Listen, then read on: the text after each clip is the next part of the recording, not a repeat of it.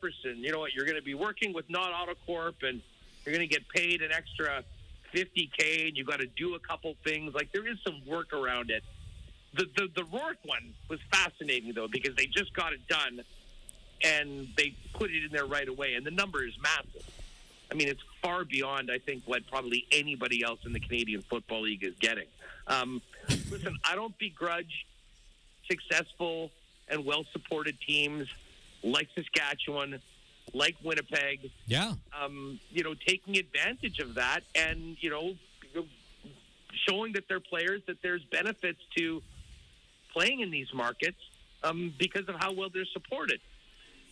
At a certain point, when you're talking about giving $250,000, which outside of quarterbacks would be close to the highest paid player in the league, just as a marketing bonus, maybe that's something that the league needs to kind of take a look at. But listen, if you're one of the have teams like the teams on the prairies are, I'm sure they'd like this to continue. I will look forward to, though, a full breakdown of exactly what Nathan Rourke is doing for this marketing money and where it's coming from when it's all said and done. Okay, we're up against it. We got a couple of seconds before we turn things over to Justin Dunk and Wes Cates with the countdown to kickoff as we kick off our Rider Game Day. Alouettes and Riders tonight. Do you think Davis Alexander gets lucky for the second time against the Riders, and can the Riders beat this Noel Thorpe defense tonight? I can't believe we're even talking about Davis Alexander. Why the hell is Cody Fajardo not starting? If he's good enough to play and be the backup, can he not play? What a disappointment. And I'm like, I have no skin in the game on Montreal or Saskatchewan. I'm a CFL fan. I want to see Cody go out there at Mosaic and lead his team against his old squad. Totally disappointing. As far as Alexander goes, listen, he's been awesome so far. He's playing for a really good team. They've got an awesome defense, but he's got the job done so far. But my whole takeaway when you mentioned Davis Alexander is just disappointment that we're not getting Fajardo and Harris behind center to start this game tonight. He's the hustler, Andrew Patterson. Thanks for making time. We'll have you back on the all-new Sports Cage. We got to turn it over and start Rider Radio. This has been the Sports Cage from Studio 620 at Mosaic Stadium. Now, time for Rider Football. Rider Nation, it's game day. Time for Countdown to Kickoff with Justin Dunk.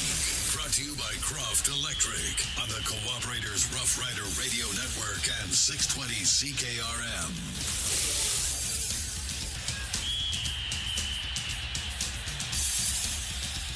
Your Saskatchewan Roughriders are in a first-place showdown with the Montreal Alouettes at Mosaic Stadium this evening. Wes Cates alongside for Countdown to Kickoff inside Harvard Studio 620 Lounge.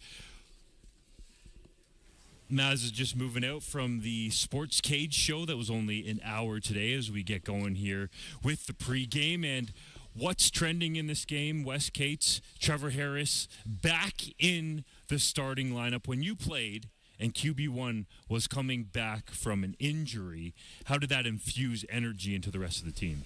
Oh, definitely excited.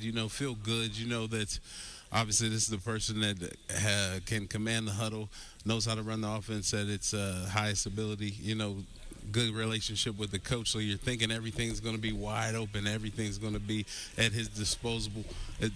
You're going to be able to call all the plays in the playbook, and he's going to get the ball to guys on time when they're supposed to get it. So you're expecting bigger plays out of the offense, and you're definitely expecting just a better flow to the offensive game. What's trending brought to you by Karst Holdings, Integra Tire, Assiniboia, proudly serving southern Saskatchewan for over 30 years. Darren, Tracy, Dylan, and staff welcome you for all your automotive and ag tire needs. Karst Holdings, Integra Tire, Assiniboia, truly local. Harris talked about what he'll have to do in his first game back from the 6-game injured list. But good enough is I can do what I need to do. I can escape the pocket if I need to. I can move through progressions. I can do what I need to do. But I guarantee if you ask of the 24 starters, do you feel 100%? You're not going to get very many yeses, but you get the adrenaline rolling. But can I do everything I need to do, and then some, of course. Yeah, I wouldn't be putting myself in a situation, or the team in a situation where I couldn't go out there and play effectively and protect myself. No doubt, at least from TH7's perspective, that he's 100%. But Wes, can you actually get back to 100% as a pro coming off a big-time injury? I mean, off a big-time injury, it takes a little time, but I think as far as what he's dealing with right now, he could be basically at 100% or feeling as good as he did walking into the season, right? So I think for sure he feels good and is excited to get out there, and I doubt we'll see him be hesitant about anything if he needs to move around in the pocket or escape and get some more time. Or I don't know how much we're going to really see him trying to, run it up the gut or anything like that, but definitely, take it around outside, maybe tiptoe for a few before he steps out of bounds. He better step out of bounds anyway. So I think he's definitely ready. Trevor Harris was very appreciative just to have the opportunity to continue playing football at what he joked around at least about was an advanced age of 38.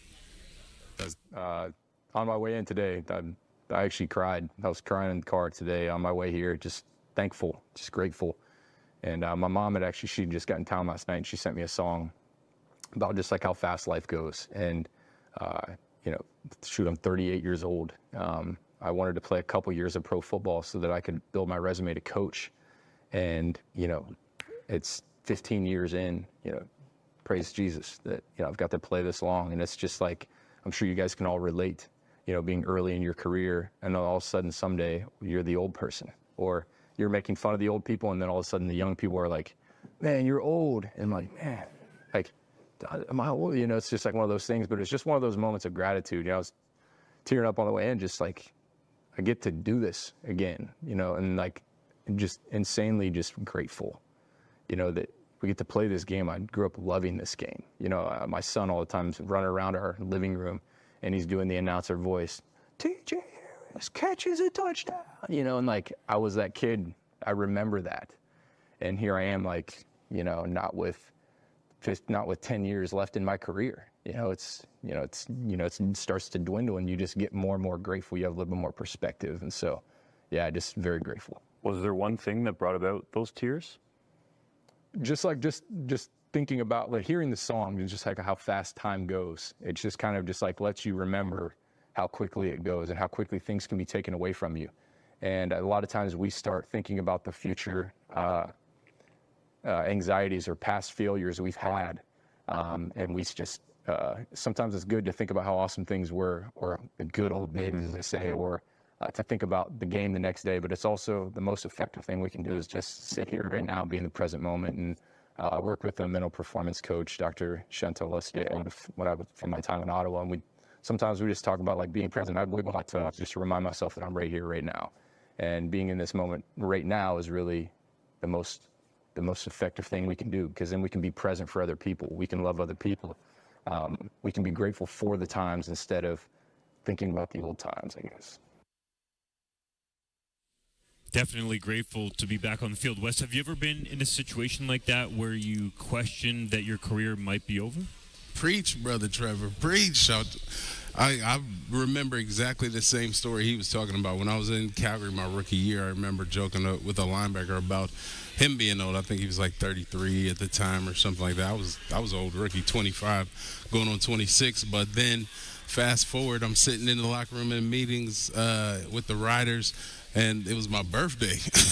and then La Police is like, oh, how old are you?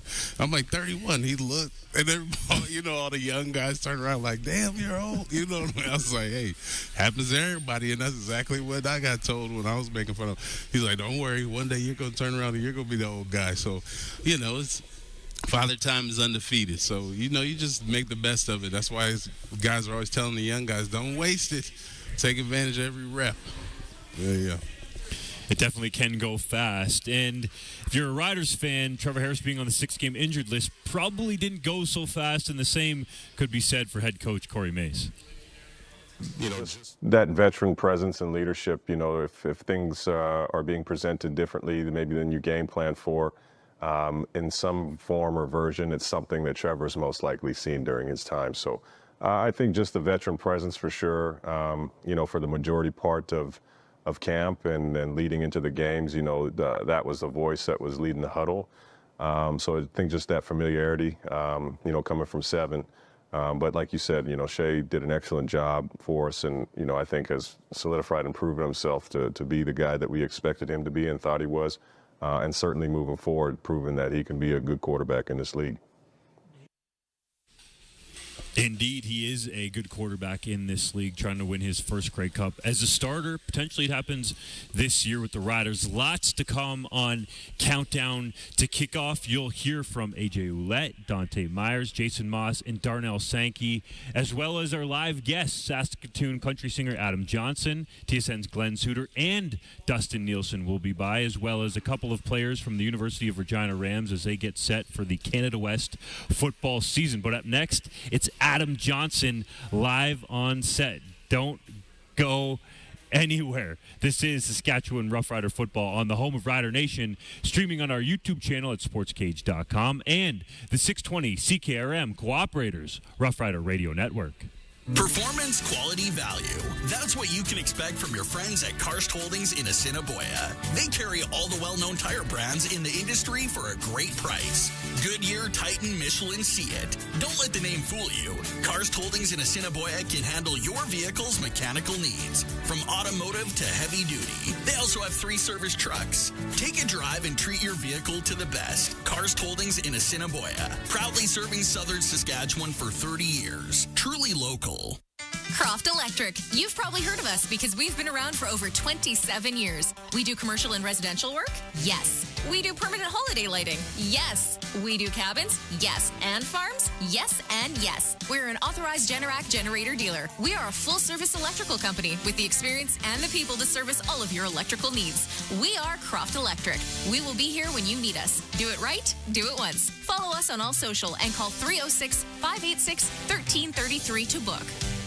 At Flamin, you have room to grow and take space, just like Jerry, who's thriving in a new role. My name is Jerry Valkamp. I was originally hired on as a parts and rentals associate, and I'm currently a part of the aftermarket support team here at Flamin. One thing I really like about this company is that there's always a wealth of opportunities to grow. There's always opportunity to move around once you're within the business, too. You fit at Flamin. To learn more about Flamin and our current job openings, visit flamin.com/careers.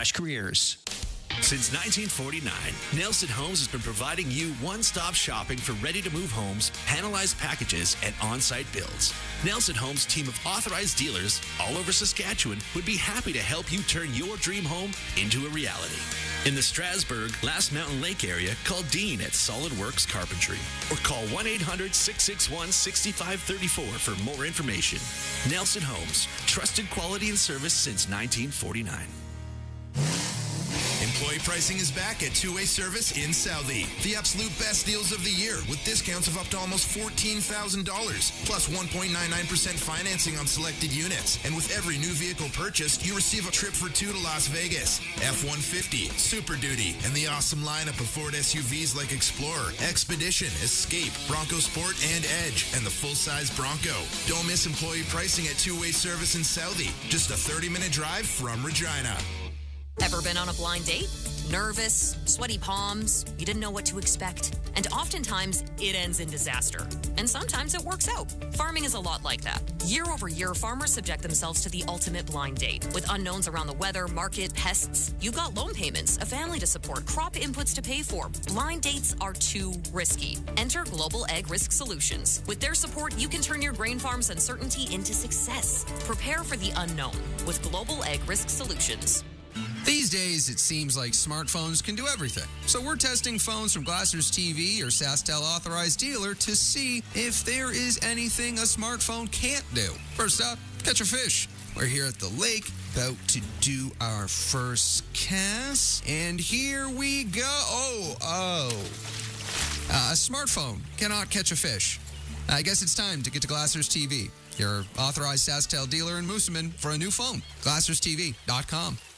Service Employees International Union joined the labor landscape of Saskatchewan in 1946. Since that time, our members continue to unite in a common goal to improve the lives of working people in our province. From group home workers to addictions counselors, continuing care assistants, and licensed practical nurses, to paramedics and other healthcare staff, our members live and work in your communities. Our members make Saskatchewan stronger. Since 1973, RJ Sales and Service in Wadena has been Saskatchewan's short line experts.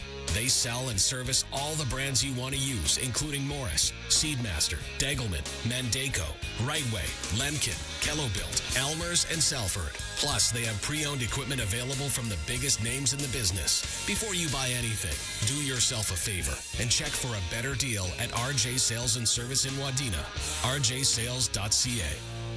The Red Zone is a good place to be if you're playing on a Saskatchewan field. If your water's in the Red Zone, you need a good defense. At farmfreshwater.ca, we specialize in rural water. Our company lives and breathes in the Saskatchewan fields, and rural water is all we do. Our playbook is to design water treatment systems for wells or dugouts that require the least amount of maintenance possible. We live and breathe in the fields. Remember, we're not city people trying to solve a rural problem. Back to Countdown to Kickoff with Justin Dunk. Brought to you by Croft Electric on the Cooperators Rough Rider Radio Network and 620 CKRM.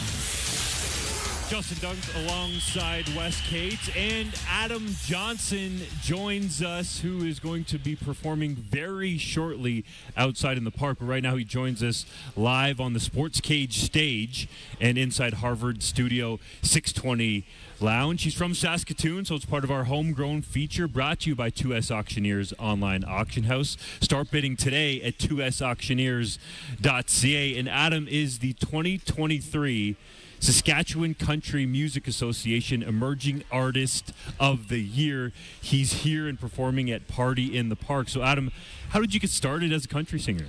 So, I was surprised when I became a country singer, but I started off, I was writing and performing rock music, and the pandemic kind of hit, and I was kind of in a spot where I just finished university. I was kind of trying to figure out what to do, and I started recording these country songs. And basically what happened is, after putting out I recorded a couple songs, got in touch with the producer, started putting them out, and all of a sudden things just started rolling. I've been doing it ever since. So just like that, man, that fast? Oh yeah, it was quick. I think I have 12 songs out now. So were you producing your own music, or what? What do you mean? You're just recording songs, or were you overlaying it over tracks you loved, or what? What I would do is I'd write the song, record it myself, and then I'd get in touch with the producer, someone who's actually good at recording the songs, and then we'd re-record them and then put it out. So I have my first albums coming out in the fall here in September. So nice. What's it called? For the Record. For the Record. And are there any songs or singles that are out there yet? Yeah, so we just released the title track For the Record today. So it's out there on all streaming services. Yeah. What's it called? It's also called For the Record, title track. So yeah. I see. So how do you get to the point where you become Emerging Artist of the Year from starting from scratch? Dude, I don't know. I started putting out songs, and all of a sudden I was getting a little bit of attention through them, getting a little bit of radio play, and I just started performing as much as I could, and then next thing I knew, I was accepting an award on stage. So I'm still kind of surprised about it. So COVID was your inspiration to get started. What's your inspiration behind your songs? Like, what do you go to for your your lyrics? A little bit of everything. I think they're all very much about me. I have a few party songs. I have a few songs about love and heartbreak. For the Record, I wrote that song just thumbing through my dad's old record collection and just kind of thinking about how meaningful a song can actually be. So that was kind of the inspiration for it. And the reason that you're here today, of course, is because it's the Prairie Proud game that the Rough Riders are putting on against the Montreal Alouettes. Everybody in Saskatchewan's a Rider fan, and they got a story about how they started. How did you start? I think I was born one. I don't remember any moment that I wasn't a Riders fan. Ever since I was a kid, going to games with my parents and stuff, so I'm really excited to watch the game tonight. Do you have any favorites, past or present? Darian Durant is definitely up there for me. We were at a game last year, was it the alumni game for the Grey Cup year, and I finally got a Darian Durant signature on the jersey. So you got to meet him? Not really. He was kind of walking around the stadium, and I was hanging my jersey out there, begging for it a little bit. But hey, man, you don't ask, you don't get. Yeah, that was a cool day. Durant basically spent like 2 hours or something. Like, he just stayed out on the field, just signing stuff up.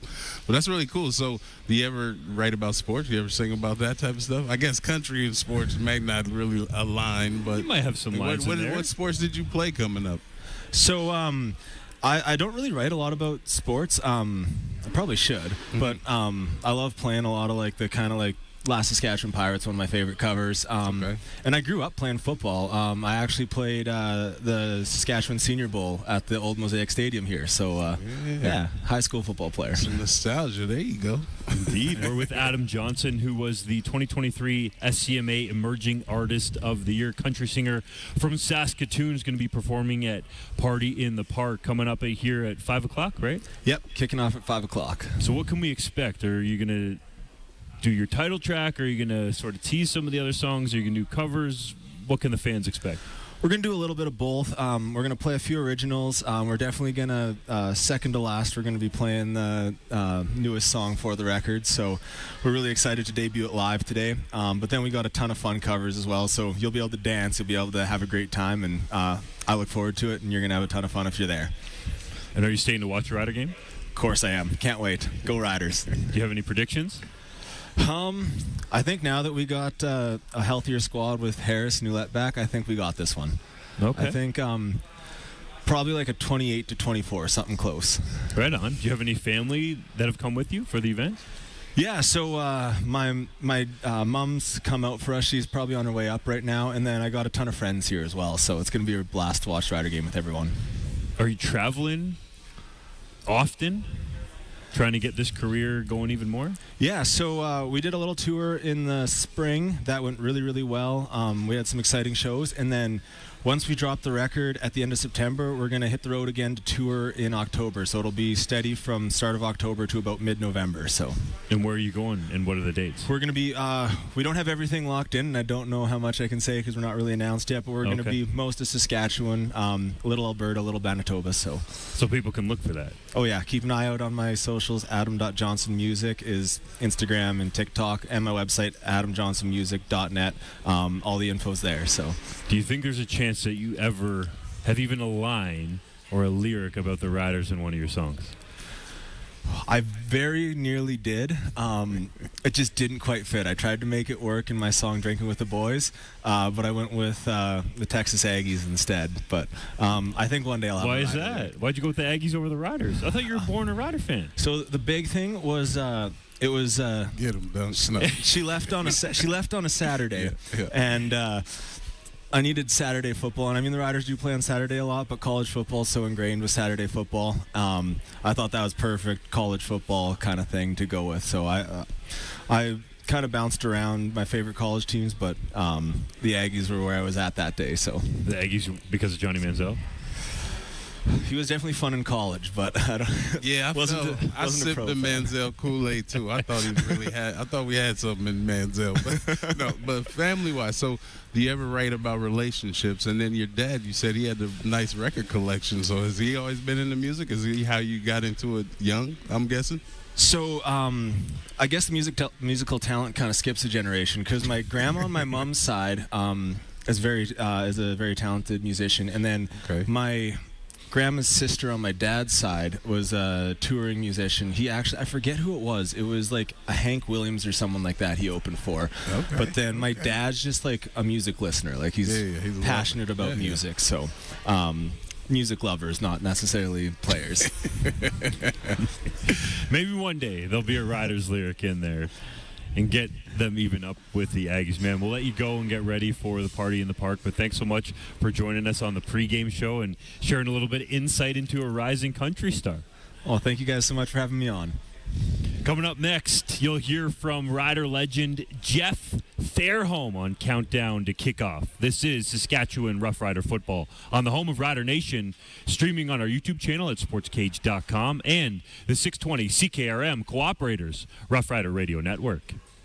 August is a busy month at 2SAuctioneers.ca, online auction house in Indian Head. We got the continuation of the Wally Nelson collection out of Avonlea. Lots of signs, lots of cans, lots of real neat stuff coming up in that one. We got a whole bunch of furniture. We got tools next week as well. And on Friday this week, we have the Clyde Hall open house where you can come and take a look at those rumbly tractors. See them running, see them working. Easy to register, easy to bid. Come on out. 2SAuctioneers.ca in Indian Head. Homes in Regina are selling fast, which makes it tough for buyers. Many buyers are putting in offers on multiple homes and still coming away empty. When you're looking for your next home, why not get what you want and build instead?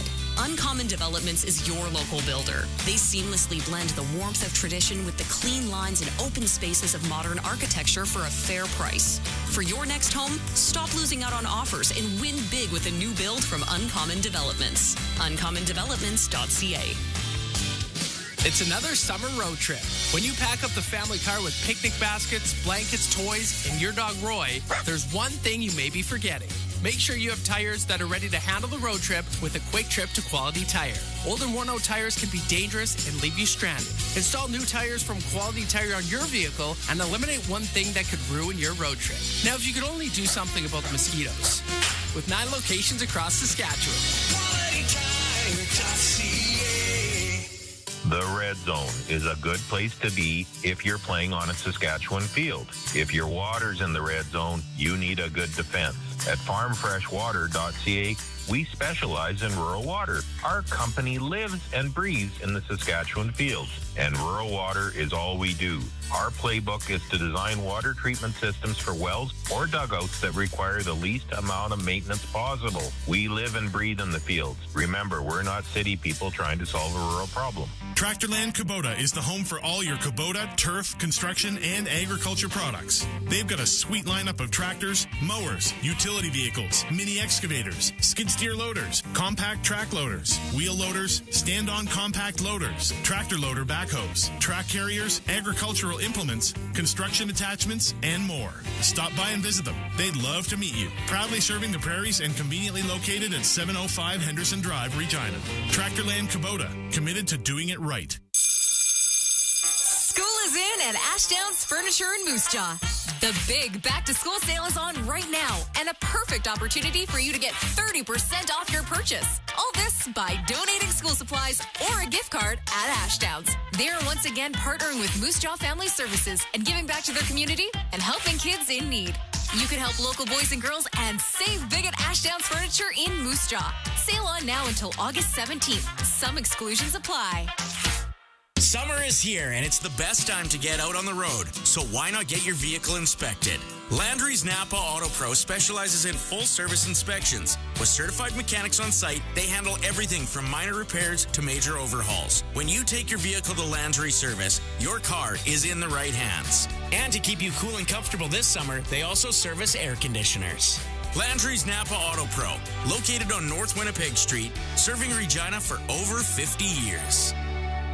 Arcola Co-op has you ready for your deck renovations. Whether it be a new build or yearly maintenance, Arcola Co-op has you covered. Everything from decking boards, framing projects, hardware, cement pads, anything for your deck. Get ready for summer at home or at the cottage with a new or refreshed deck from Arcola Co-op. With delivery to Kenosee and White Bear. Open Monday to Friday, 7:30 a.m. to 5 p.m. Arcola Co-op on Highway 13 since 1916. Arcola Co-op Home Center. You're at home here. Massey Ferguson GC 1723E and 1725M compact tractors are available at Nick's Service. These are the perfect tractors for your acreage, doing chores around the farm, or just plain old yard work. Ranging from 23 to 25 horsepower, these tractors can be outfitted with a rototiller, mid-mount mower, front-end loader, and more. With unbeatable power, smart fuel economy, and the ability to multitask almost any job, these compact tractors provide outstanding value for years to come. Learn more at nickservice.com or see the Massey Ferguson compact tractors at Nick's Service in Emerald Park. Since 1949, Nelson Homes has been providing you one-stop shopping for ready-to-move homes, panelized packages, and on-site builds. Nelson Homes' team of authorized dealers all over Saskatchewan would be happy to help you turn your dream home into a reality. In the Whitewood, Moosomin area, call Richard and Patsy at R. Thompson Construction or call 1-800-661-6534 for more information. Nelson Homes, trusted quality and service since 1949. Back to Countdown to Kickoff with Justin Dunk. Brought to you by Croft Electric on the Cooperators Rough Rider Radio Network and 620 CKRM. It's time for our Jeff Fairholm segment, brought to you by Zipperlock Building Company and Powerlift Doors. See them in Raymore or call 888-692-5515. Jeff, first, let's go back to last week. The Command Center restarted a game that we all thought was finished. What happened? Oh, man, I don't know. I'm so sick of this Command Center stuff. I mean, I hate to be so critical of something, but this has gone on and on and on over game over game over game. They just seem to stick their nose in when they want to. And I think I saw something come down today that they're changing things up, but it's kind of crazy how they just jump in whenever they want to. And, the ticky-tacky things that they're able to pull up. I mean, I understand they're going by the letter of the law with respect to, hitting a quarterback low as an example. But that player, our player, was clearly blocked and was flying to the quarterback and hit him in the legs, and they call that a penalty. It's just, I have a hard time understanding this, and I think this video review has gone too far. There's got to be some element of human interaction, but this is getting crazy in my opinion. That player was Jacoby McLean, who was with the Rough Riders last week but has since been released. It does seem like, as you said, Jeff, that the Command Center is going to shift back to the original thought process laid out by Randy Ambrosie going back to 2019 to just fix the clear and egregious mistakes. And I do think, and I'm wondering if you agree with this, that there needs to be some context when they're making some of these calls. Like, McLean didn't have any control of his body after he gets cut blocked. You know what that is like, to get chopped down when you're in the air? Yeah, they're making it sound like, an athlete should be able to control what they can do when they're flying through the air. And you just can't. I mean, you can't change directions when you're flying through the air. So, it's just odd to me. And, to me, it gives the CFL a black eye, and it gives something like me to come on the air for, 10 minutes a week and complain about it. But you see it all over Twitter, and, it just gives the CFL a black eye. And they've got to put an end to it. And just, instead of going with the letter of the law, go with, a football play and see what happens and make a human decision, for goodness sake. Trevor Harris is back this week for the Saskatchewan Roughriders at quarterback after sitting out 6 games with that MCL injury to his knee. What does having Harris back mean for the Riders offense? Well, I think it's both good and bad, and I'll tell you why. Our offensive line is hurt. We're playing our 5th offensive tackle, although Furlan's been really good when he goes there. But, it's our 5th right offensive tackle. We've got a makeshift offensive line. So I'm a little concerned with him going in there, especially against such a good defense. On the other side, we need him in there in order to win this game. So hopefully we can protect him. He's got obviously a quick release, but man, we just can't afford to get him hurt again. I think our quarterback has done a good job. Patterson's done a good job against other teams, but he really had trouble against the blitz against Montreal in the last time we played them. So, I'm kind of on both sides of the fence here, because it's like I don't want to get Harris hurt, but he's got to play football too. But we've also got to protect him. So it's going to be interesting to see what happens. Indeed. Another star player returns to the offensive lineup, AJ Oullette, back at running back, which means your boy, Jeff, Frankie Hickson, comes off the roster. How do you feel about all of this? Well, he's not my boy. I like the way he runs. I've liked him for a couple of years. But ideally, I'd like to see them find a way to get both of them on the roster at the same time. And I get that, we need some special teams players and things like that. But I'm more offensive. I'm more offensive related, and I think it's important to have both of them on there. So that's what I would do. But, it's nice to see AJ back. I mean, we paid him a lot of money to be that player, and he certainly brings a lot of leadership and a lot of energy to the team. So, when Hardrick went down, we lost a lot of that energy, and when Oullette went down, we kind of lost a lot of it, or more of it. So it's nice to have him back for that energy. But, at the same time, I wish there was a way to get them both on the roster. But, our running game wasn't very good last week either. So, hopefully Oullette can do something for us. You mentioned Logan Ferland there when you were talking about Trevor Harris. He does become the fifth right tackle to start this season for the Riders. How important has his versatility been for this offensive line so far? Oh, it's invaluable. I mean, what he's been able to do has been great. I mean, he plays guard, tackle, and I think he might even played center last year. I can't recall, but I think he's just terrific in that he's Canadian. He's so versatile, and when he's played tackle in the past, he's done really well. So I have no problem doing that. It's really hard for an offensive line to be consistent and gel together. The term I've used in the past, when you're mixing people in and out and in position to position. But he's so valuable to this offense, and he needs a raise. There's no doubt about it. Dante Meyers, the young receiver, made his CFL debut against the Ottawa Redblacks, catches 8 balls for 101 yards, including that great diving 33-yard grab that was fearless. I really felt like that boosted the energy around the entire Riders team in that game. What did you like about Dante Meyers and his performance? I like the way he caught the ball. I mean, in that pouring rain for 3 quarters, and I like the way he caught the ball. He was going after it. He looked like he wanted to make this football team by that game. And I know why you're bringing it up. I said he wasn't. He didn't do anything in preseason. It was just preseason. But he played in a real game, and he did really well. So I'm really happy to see that. It's nice to see our depth at receiver. He runs great routes. He's going to get more. He's going to get better and better. So if a guy can come out and catch 8 balls in a game like that in his first game, he's got some props from me. So I'm really happy to see that. And with him and Johnson and Picton, and when Schaefer Baker gets better, hopefully he can come in, and that's how we'll get maybe we'll get Hickson and Ouellette on the roster together. But no, I think he did great, and I think he's going to be a good target for Harris. And they better get their head around that ball is going to be coming out pretty quick out of his hand.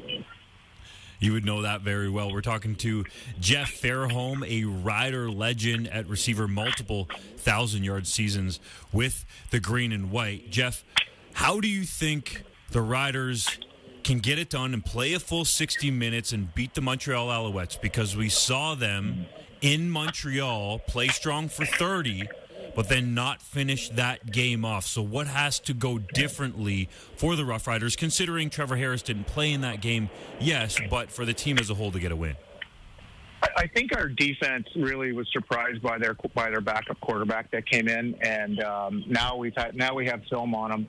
We have a chance to practice for a full week against that quarterback, and I think our defense is going to be much more stout against this guy. He's a good quarterback. I really like him. I think I heard Dad Dunnigan say that this guy's a keeper, and he'd know better than me, but I think he's really good. And he's so good I can't even remember his name, Justin. Davis Alexander. I got you. Thank you. But he's so good, yeah. But I really like the way he plays. He's got a great arm. He seemed to read the coverages super well. So I think we're going to mix it up in this game and come with some blitzes. And I think that's how we stop him. And we've really got to protect our Harris today, and get Ouellette going. We got to get our running game going. We're up and down like a yo-yo with that, so we really need to get our running game going. But ultimately, it's going to be stopping that Montreal blitz that we saw a lot of in the second half of that last game. Thanks for the time, Jeff, and enjoy the game.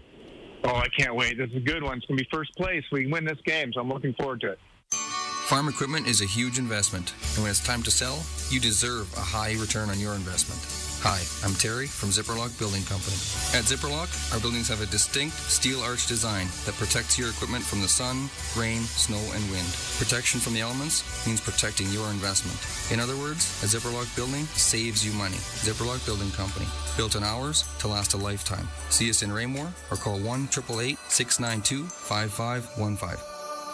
At Flamin, you have room to grow and take space, just like Jerry, who's thriving in a new role. My name is Jerry Valkamp. I was originally hired on as a parts and rentals associate, and I'm currently a part of the aftermarket support team here at Flamin. One thing I really like about this company is that there's always a wealth of opportunities to grow. There's always opportunity to move around once you're within the business, too. You fit at Flamin. To learn more about Flamin and our current job openings, visit flamin.com/careers.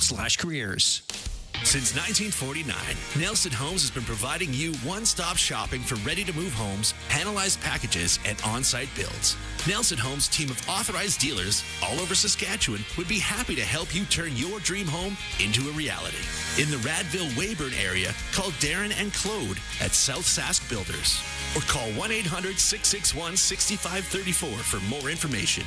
Nelson Homes, trusted quality and service since 1949.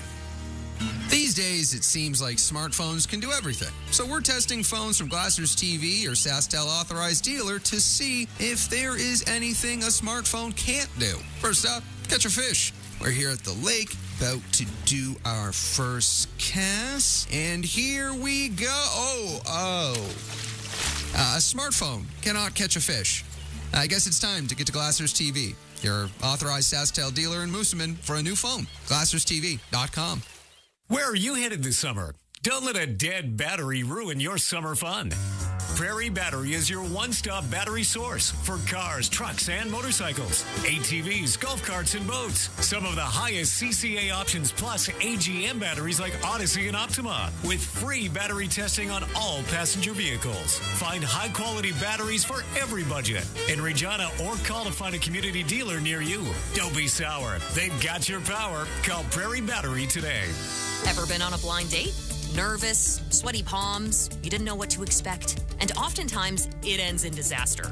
And sometimes it works out. Farming is a lot like that. Year over year, farmers subject themselves to the ultimate blind date. With unknowns around the weather, market, pests, you've got loan payments, a family to support, crop inputs to pay for. Blind dates are too risky. Enter Global Ag Risk Solutions. With their support, you can turn your grain farm's uncertainty into success. Prepare for the unknown with Global Ag Risk Solutions. Service Employees International Union joined the labor landscape of Saskatchewan in 1946. Since that time, our members continue to unite in a common goal to improve the lives of working people in our province. From group home workers to addictions counselors, continuing care assistants, and licensed practical nurses to paramedics and other healthcare staff, our members live and work in your communities. Our members make Saskatchewan stronger. Souris Valley Industries, your CPC QA certified manufacturer of bridge components and structural precast. They also manufacture CSA approved septic, holding, and cistern tanks, city manholes, concrete pipes, box culverts, barriers, and more. SVI is a family-owned and operated precast concrete manufacturing plant. They've supplied Saskatchewan with quality precast concrete products for over 40 years. Souris Valley Industries, your solid choice. 306-842-5854. SVIPrecast.com. Looking for agricultural equipment from the most trusted brands? Redverse Ag Supply has got you covered. They proudly carry a wide range of products from Kubota, Versatile, Degelman, Seedmaster, and MacDon. From seeding to harvest and everywhere in between, Redverse Ag has the right equipment to tackle any job. Discover the quality and performance of these brands by visiting redverseagsupply.ca. Browse their extensive selection and find the perfect fit for your farm, season after season. Redverse Ag Supply, your destination for top-notch agricultural brands. Howdy, Wood Country Woody again. I gotta tell you, when I first learned TimberTech composite decking material is super low maintenance, well, that pretty much sealed the deal right there. I'd rather sit on my deck than sand it, tell you what. But TimberTech composite decking material also comes with tons of pretty colors and features a sweet little hidden fastener system. When you need pretty and pretty easy to build with, it's TimberTech from Wood Country. Your home is your castle. In McLean, Estevan, and Tisdale. Back to Countdown to Kickoff with Justin Dunk. Brought to you by Croft Electric on the Cooperators Rough Rider Radio Network and 620 CKRM. Your Saskatchewan Roughriders host the best team in the CFL this season tonight at Mosaic Stadium. That'd be the Montreal Alouettes, who are, oh, by the way, the defending Grey Cup champions as the Riders enter this game. First place in the West Division after that tie last week in Ottawa against the Red Blacks. It's time for the other side, and we talked to former Riders offensive coordinator, now head coach of the Alouettes, Jason Maas, about his memories from his time in Saskatchewan. Well, we won a playoff game here, and that's right. You play every game to get to a championship, and so winning a playoff game here against Calgary the first year was a big deal. To get to another West final, and those are the things. You remember. I remember the first game coaching here because it was pretty electric that game. So, but other than that, it's just game after game. I have always appreciated the Saskatchewan atmosphere that the fans create here, and obviously this building is second to none in our league. So, my time here was spent on nothing but football. I met some great people in the community. People I lived with out on the farm, and some outstanding people. And that's my fondest memory of it, is the people I met. Jason Maas was let go of the offensive coordinator position here, or should I say not renewed in terms of his contract, and then goes to Montreal, leads him to a Grey Cup with Cody Fajardo, who used to be the quarterback here. Just to note, Cody Fajardo was listed as the backup quarterback today, and if things go to plan for the Alouettes and Davis Alexander doesn't get hurt, the Alouettes are not planning to play him in a package or anything like that. But when you think of Moss's time here, what comes to mind?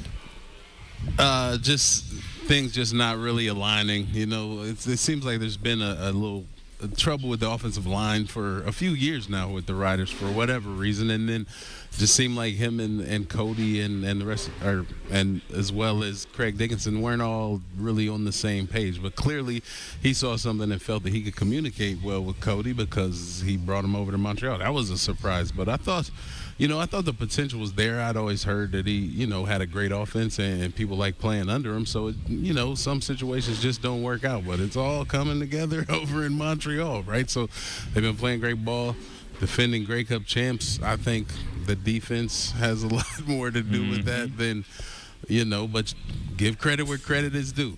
So they've figured out a way to play to Cody's strengths, and that defense is kind of leading the team. And can't hate on them.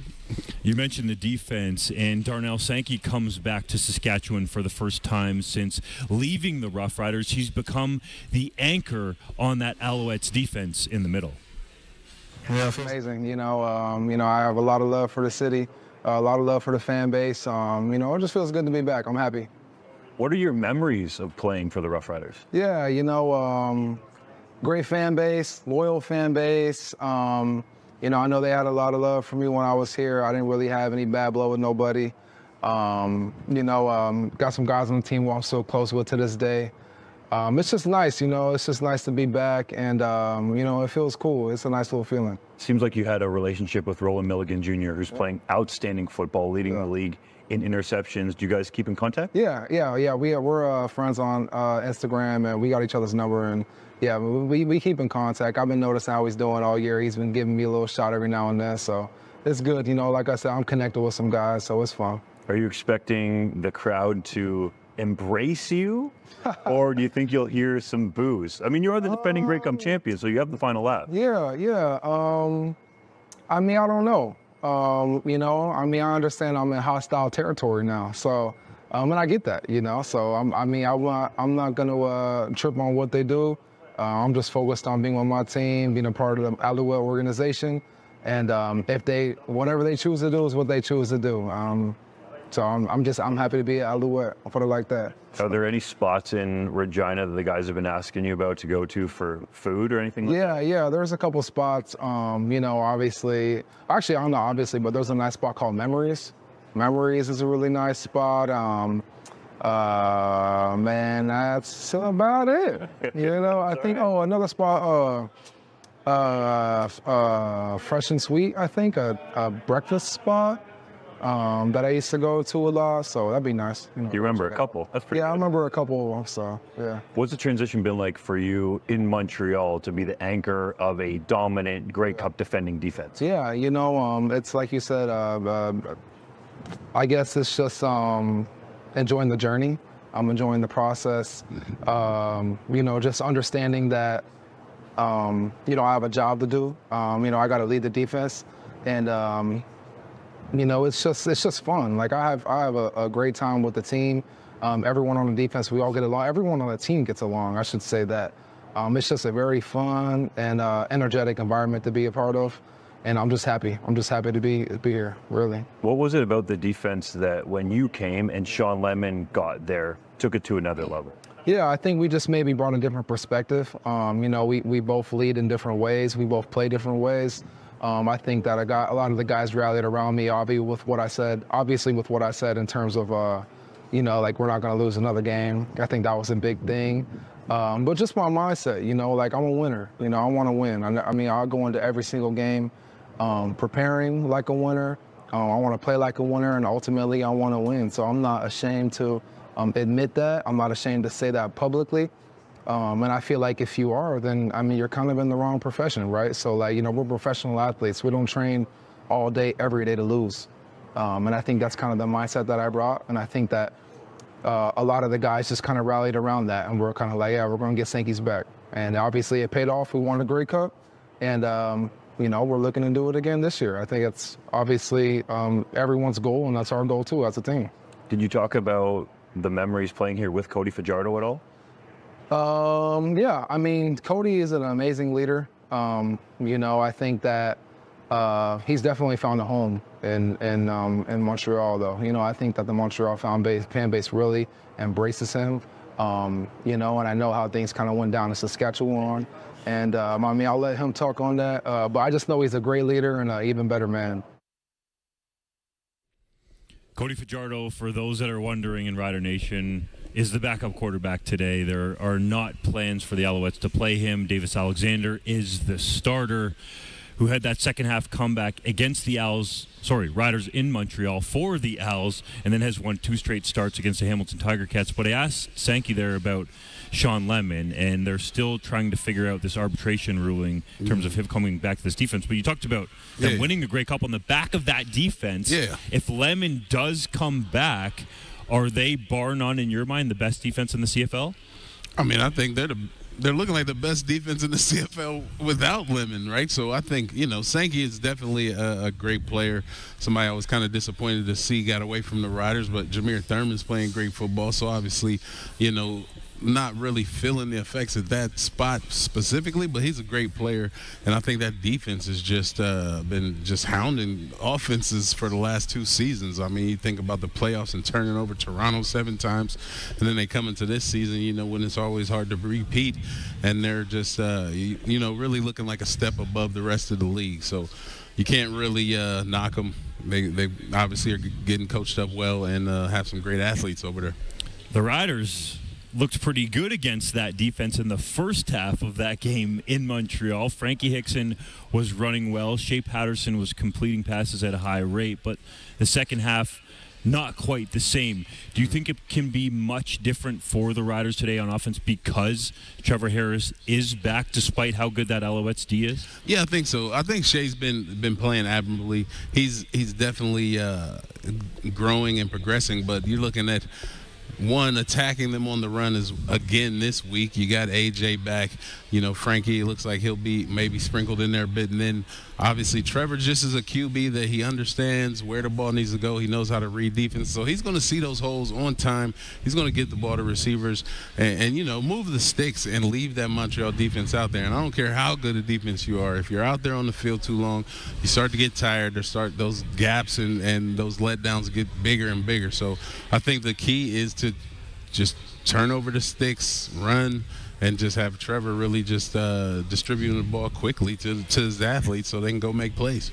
In that game in Montreal, it was 16-3 for the Riders at halftime, looked to be in control, but then they get shut out, and the Alouettes score 17 unanswered points to win 20-16. And that was because Davis Alexander came into the game. Now, a lot of people around the league have respect for Corey Mace's defense, and they would at least argue that it is one of the best units in the CFL, if not the best. I think they're definitely the best at taking away the football.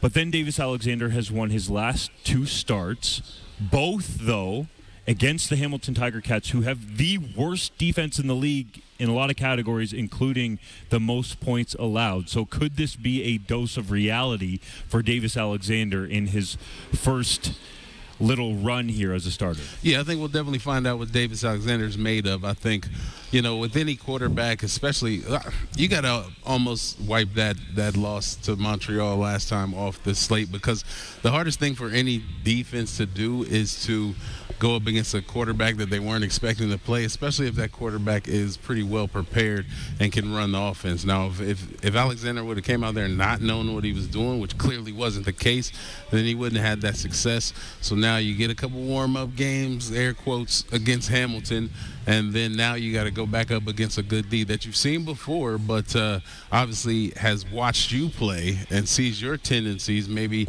can see that little hitch in your throw, or know that you don't like to, pass running to your left, or whatever the case may be. So we'll see. Today's going to be a good test for Alexander, and we'll see if he's a quarterback that's going to be around this league for a while or not, I think, today. Davis Alexander in that game against Saskatchewan in Montreal, 15 of 18 for 178 yards and 2 touchdowns. And the play I think of from that game was C.J. Rivas coming free on a pressure look, and Alexander shakes him. And I feel like that changed the entire complexion of that game.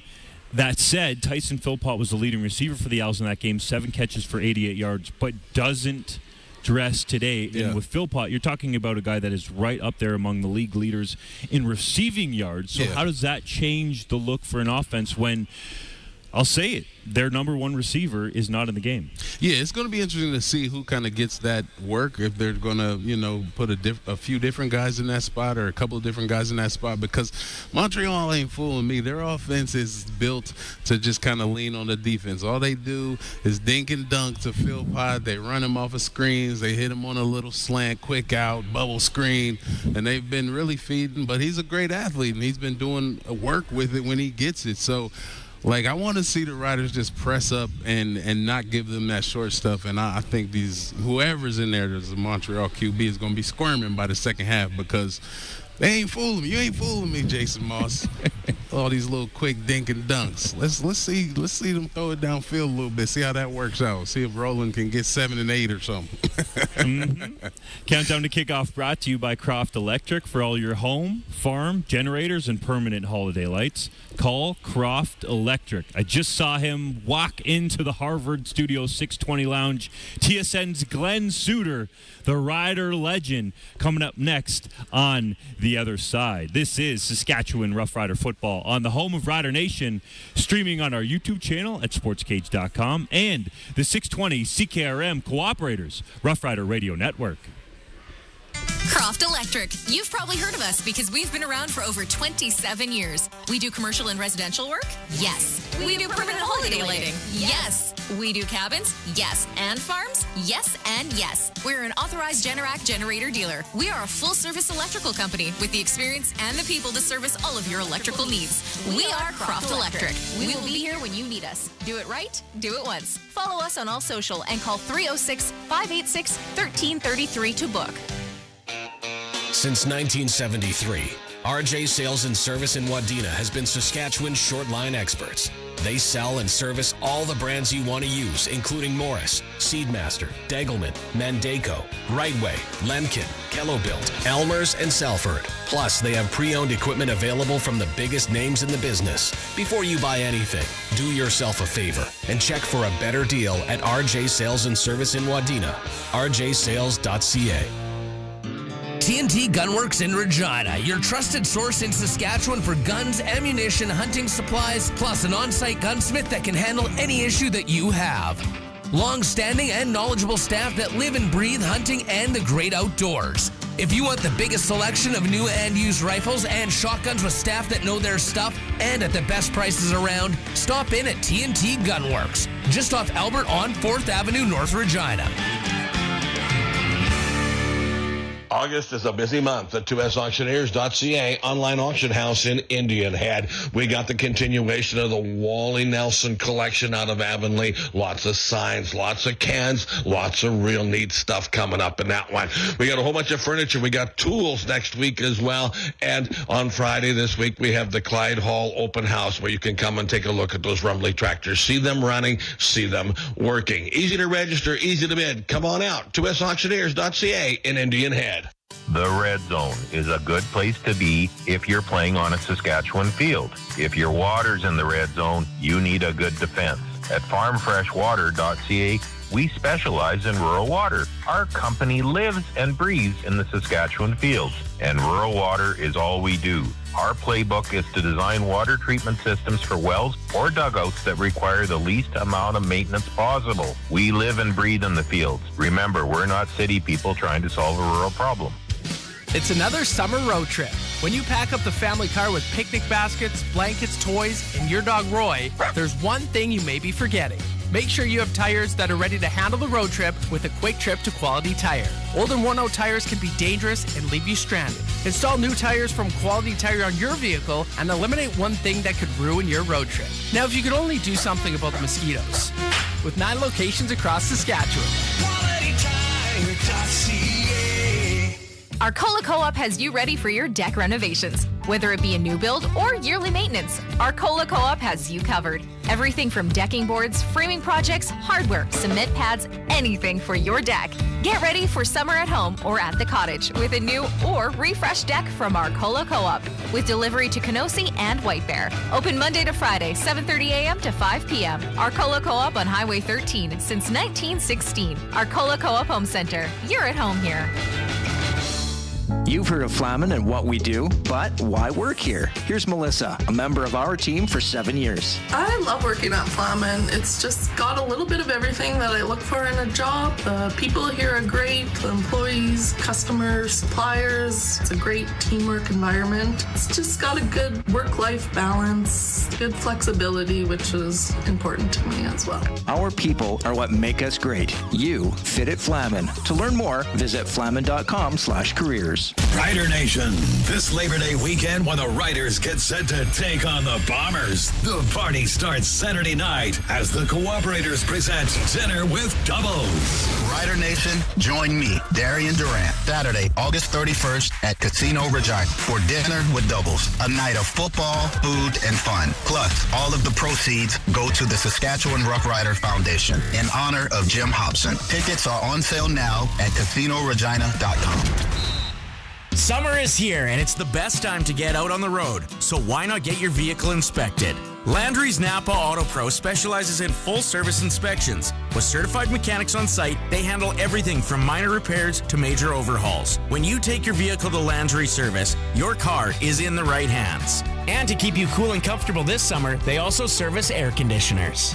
Landry's Napa Auto Pro, located on North Winnipeg Street, serving Regina for over 50 years. Back to Countdown to Kickoff with Justin Dunk. Brought to you by Croft Electric on the Cooperators Rough Rider Radio Network and 620 CKRM. Back inside the Harvard Studio 620 Lounge, getting you set for the Montreal Alouettes at your Saskatchewan Roughriders at Mosaic Stadium right now. At the stage with us, Glenn Suitor from TSN, Justin Dunk alongside Wes Cates, and Glenn's segment brought to you by North Home Windows, designing, building, and installing window systems in Saskatchewan for Saskatchewan conditions. Google North Home Windows today. The big news in Riderville, Glenn. Trevor Harris, TH7 as the people call him, is back as QB1. How impactful is that for this team? Well, it's more than when we just say he's a veteran and a veteran gives you a better chance to win. It's much more than that because, the recognition of what you see in front of you for a quarterback, the defense, the hot routes, if the defense sends blitz, do you know where to go immediately? If you don't have enough guys to block everyone that's rushing, which is basically the premise of a blitz, send one more than they can block with. The veteran quarterback recognizes it and makes you pay for it.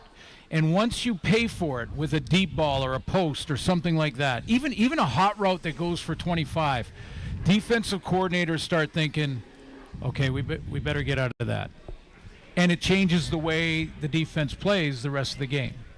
That's what Trevor Harris does, because he will recognize it. There's no blitz he has not seen. This is a challenging defense, even for veterans, but he's seen it all, been there, done that, so he will recognize the blitz. You'll notice that the ball will come out of his hands quicker than it has with Shea, and I think Shea did a good job. I really do. I think he built and he evolved and progressed very well. Yeah, my sentiments exactly, but as far as the last matchup, we saw the Riders really eat them up on the ground the first half and then, I guess, went away from it. Things just didn't go their way in the second half. Do you think the ground game is going to be an important piece of this match, today's game? I know, Wes, you always think it is. Hey, it is. And I agree with you. And I agree with you 100% that it always is. I remember defensively playing against a team with balance is very difficult.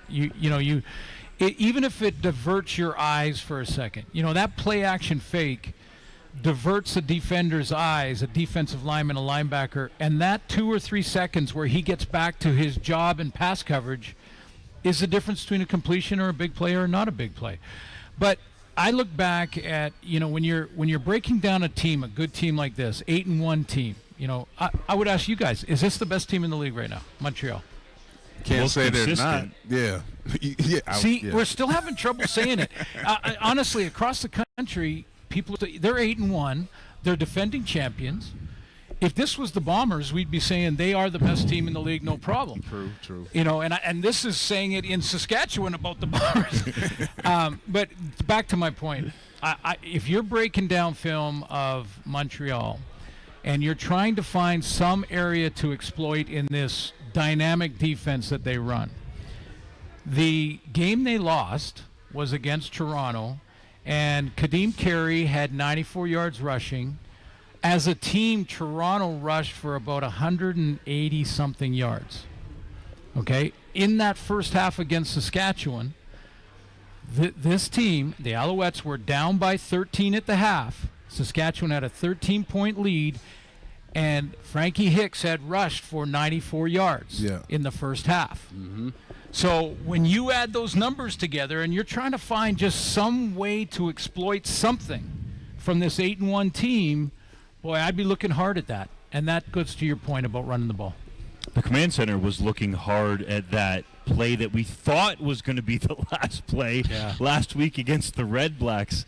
Glenn, I feel like they just need to go back to correcting the egregious mistakes. Mm-hmm. What say you? Well, that's exactly what they said this week, that they have sent a memo to all coaches, teams, presidents, general managers. The coaches are well aware now that they have, I'm calling it a reboot, because when the command center was first created, that was the mandate. The mandate at that time was the only reason for the command center is to correct an obvious error.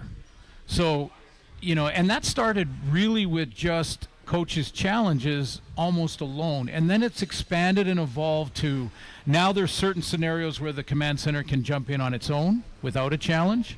That creates more issues. And then they can also add on. So in the case of Ottawa, Saskatchewan, that fumble on that last play created the opportunity for the command center to look at it. Once they look at it, they are now in a player safety umbrella looking at roughing the passer. So by the letter of the law, they felt in the command center that constituted roughing the passer. Now they've since said they made a mistake. I thought so at the time. I'm sure everyone here did. I know everyone in this province did.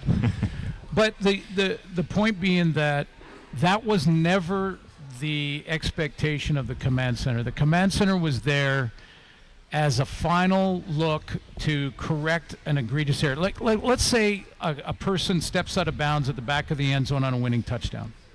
You don't want a game decided on a mistake that's made by the official who just couldn't see it because it happened so fast on a yes or no answer. Was he in? Yes or no? On a yes or no answer, you can go to the command center. They can look at all the angles and give you a good idea, like a 90% idea. Well, I shouldn't throw percentages in. But they can look at it and they can say, yes, his foot was in. But now you take it and you add roughing the passer and you add pass interference, subjective calls. Now, the three of us could sit and watch a pass interference, potential pass interference, and watch 7 different angles, and we'll watch the same play together, and we'll watch all 7 angles together. And then we'll vote on whether you think it was pass interference or not. You might say yes.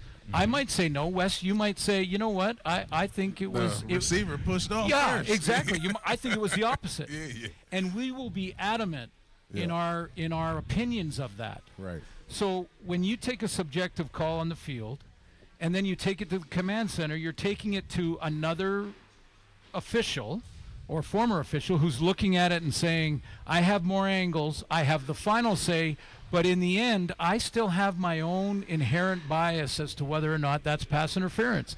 So I think that's where the gray area comes in and the inconsistencies. Their mandate now and moving forward for the rest of this year is very simple. Go back to only using the command center to fix an egregious error. If it's clear and obvious. So when we show you a replay today on a challenge call, everybody in the audience should look at it and go, oh yeah, that was a mistake. That will be overturned. If you don't think that way, then they won't mess with it from the command center. The CFL is probably happy that Canadian quarterback Nathan Rourke came back up because it took some of the heat off of the command center. Good point. I never thought of that way. Yeah, it's a good point. Rourke coming back to the CFL, shake everything up. Yeah, it's just a great player. A player that I believe if he'd been given the correct opportunity, a real opportunity. Preach. He would have been a Pro Bowler within a couple of years. Pro Bowler, yeah, my man. You're more hype on him than I am. I mean, everything I saw of watching him down the States, because I was like, yeah, let me check out Nathan when he gets his chances. And I'm like, how is he, struggling to stay on a roster? Every time he was out there, he was making plays and impressive ones. He stepped out of a sack and threw a touchdown for the Jags. And it's like, nah, we're going to put him on practice roster. You're like, Patrick Mahomes was tweeting about him. He went viral. That play that he made last year, I know it was a year ago, almost to the day, by the way, against the Dallas Cowboys.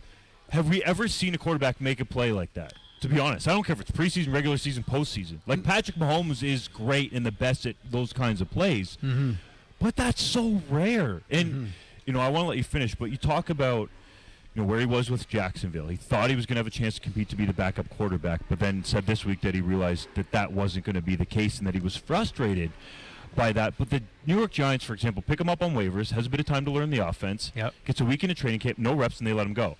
Then he goes to Atlanta. He's there for 10 days or less, probably doesn't even know half the guys in the offensive huddle's names. He's just getting introduced to them, gets thrown in the fourth quarter.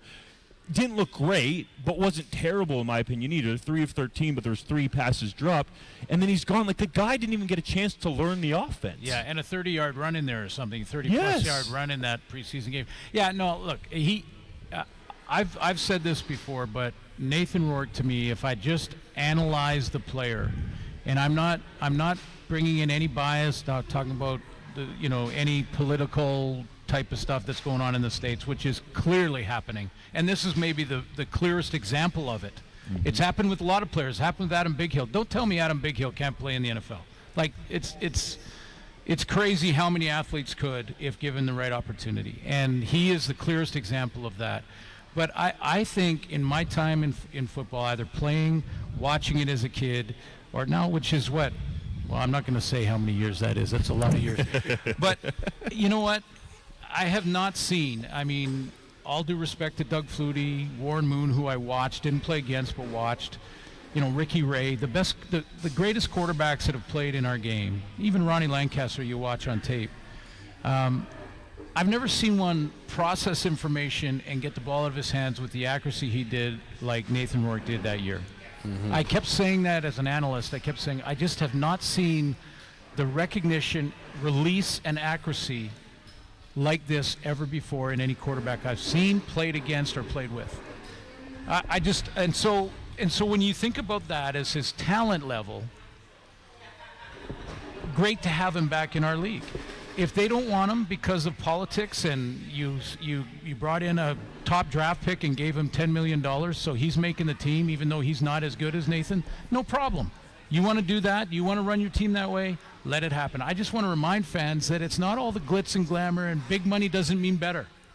Big money is down there, no question, but it doesn't mean better and it doesn't mean smarter.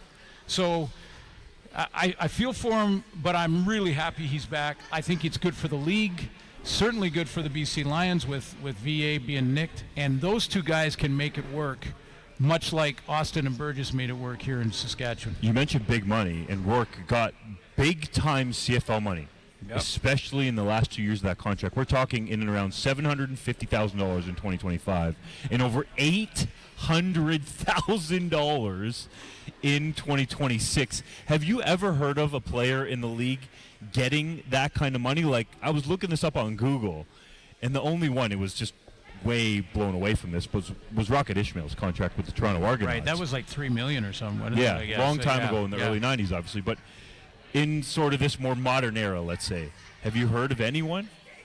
Well, Anthony Calvillo, Doug Flutie, those are the couple names that came to mind. I will say that, first of all, Rocket Ishmael, great lower body strength. I played against Rocket, and great lower body strength, and not worth that much more money than everybody else in the league. Like, he's a good player, but he wasn't better than most of our receivers that year. Anyway, I digress. You know what? The only guy I can think of, remember when Matt Dunnigan was being traded and was with the Barracudas, I believe? I think the Birmingham Barracudas may have paid or said they were going to pay him well over $1 million for a year, I believe. Woo! And I'm not sure he got all that money. We're going to ask Matt Dunnigan about that story. I remember Casey Prenters got $500 for half a season in BC. Yeah. Like they brought him back like 8 games in. He got $500 for the rest of the season, I think. But it was $1 million contract for 2 years. Right. But that first season was half over, and he still got $500 for coming back. Yeah, you know what, I think that there is some growth in the revenue streams that are coming in, I think, from the league. So that's positive. And if we can pay all the players a little bit more, great, and get the talent, that we can get. I'm all for it, as long as I'm all for anyone making as much money as you can. Indeed. But don't put the money as the reason why you think it's better. That's all I'm saying. Mm-hmm. And that's what I mean with the NFL comparison. Just because there's so much more money doesn't mean their decisions, their scouts, and all that are perfect and no better than anyone else. It's not true. Just look what's going on, with all due respect. Look what's all going on down in the States right now. It's crazy to watch what's happening down there. It's a wild world. Yeah, I guess that's why I got my Canadian citizenship. There you go, Wes. There you go. Good call, buddy. Good call. We'll leave it there, Glenn. Yes. Have a great call on the broadcast on TSN. Oh, the other guy who's over $1 million, gotta be, is the next guy up, my partner, Dustin. I'm sure he's. Are you his agent? Well, I'm sure he's well over $1 million a year. Like, come on. There we Big go. money over there. Thanks, Glenn. You got it. Dustin Nielsen coming up next. Talk about the Edmonton Elks ownership. This is Saskatchewan Roughrider football on the home of Rider Nation, streaming on our YouTube channel at sportscage.com and the 620 CKRM Cooperators Roughrider Radio Network. Looking for agricultural equipment from the most trusted brands? Redverse Ag Supply has got you covered. They proudly carry a wide range of products from Kubota, Versatile, Degelman, Seedmaster, and MacDon. From seeding to harvest and everywhere in between, Redverse Ag has the right equipment to tackle any job. Discover the quality and performance of these brands by visiting redverseagsupply.ca. Browse their extensive selection and find the perfect fit for your farm, season after season. Redverse Ag Supply, your destination for top-notch agricultural brands. Homes in Regina are selling fast, which makes it tough for buyers. Many buyers are putting in offers on multiple homes and still coming away empty. When you're looking for your next home, why not get what you want and build instead? Uncommon Developments is your local builder. They seamlessly blend the warmth of tradition with the clean lines and open spaces of modern architecture for a fair price. For your next home, stop losing out on offers and win big with a new build from Uncommon Developments. uncommondevelopments.ca. These days, it seems like smartphones can do everything. So we're testing phones from Glassers TV or SaskTel authorized dealer to see if there is anything a smartphone can't do. First up, catch a fish. We're here at the lake, about to do our first cast, and here we go. A smartphone cannot catch a fish. I guess it's time to get to Glassers TV, your authorized SaskTel dealer in Moosomin, for a new phone. GlassersTV.com. To get the job done right, you need the right machine for the job. For better hay, the right machine is the 1316 Heston Disc Mower Conditioner by Massey Ferguson. The 1316 Heston by Massey Ferguson is a rugged, high-capacity mower designed for reliable performance. The Massey Ferguson Quick Change Tool makes changing blades easier, getting you back to cutting hay quickly.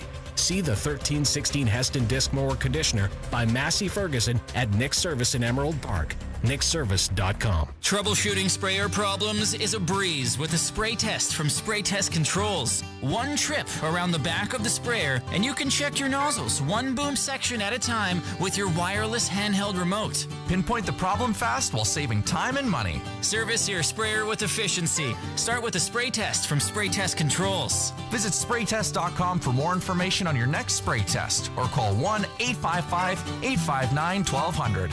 Don't wait. Call today. Ever been on a blind date?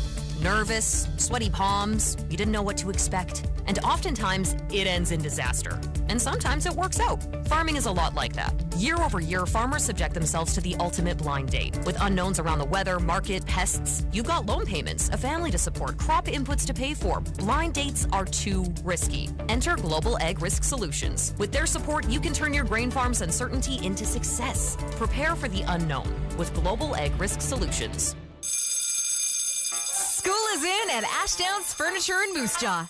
The big back-to-school sale is on right now, and a perfect opportunity for you to get 30% off your purchase. All this by donating school supplies or a gift card at Ashdown's. They are once again partnering with Moose Jaw Family Services and giving back to their community and helping kids in need. You can help local boys and girls and save big at Ashdown's Furniture in Moose Jaw. Sale on now until August 17th. Some exclusions apply. Service Employees International Union joined the labor landscape of Saskatchewan in 1946. Since that time, our members continue to unite in a common goal to improve the lives of working people in our province.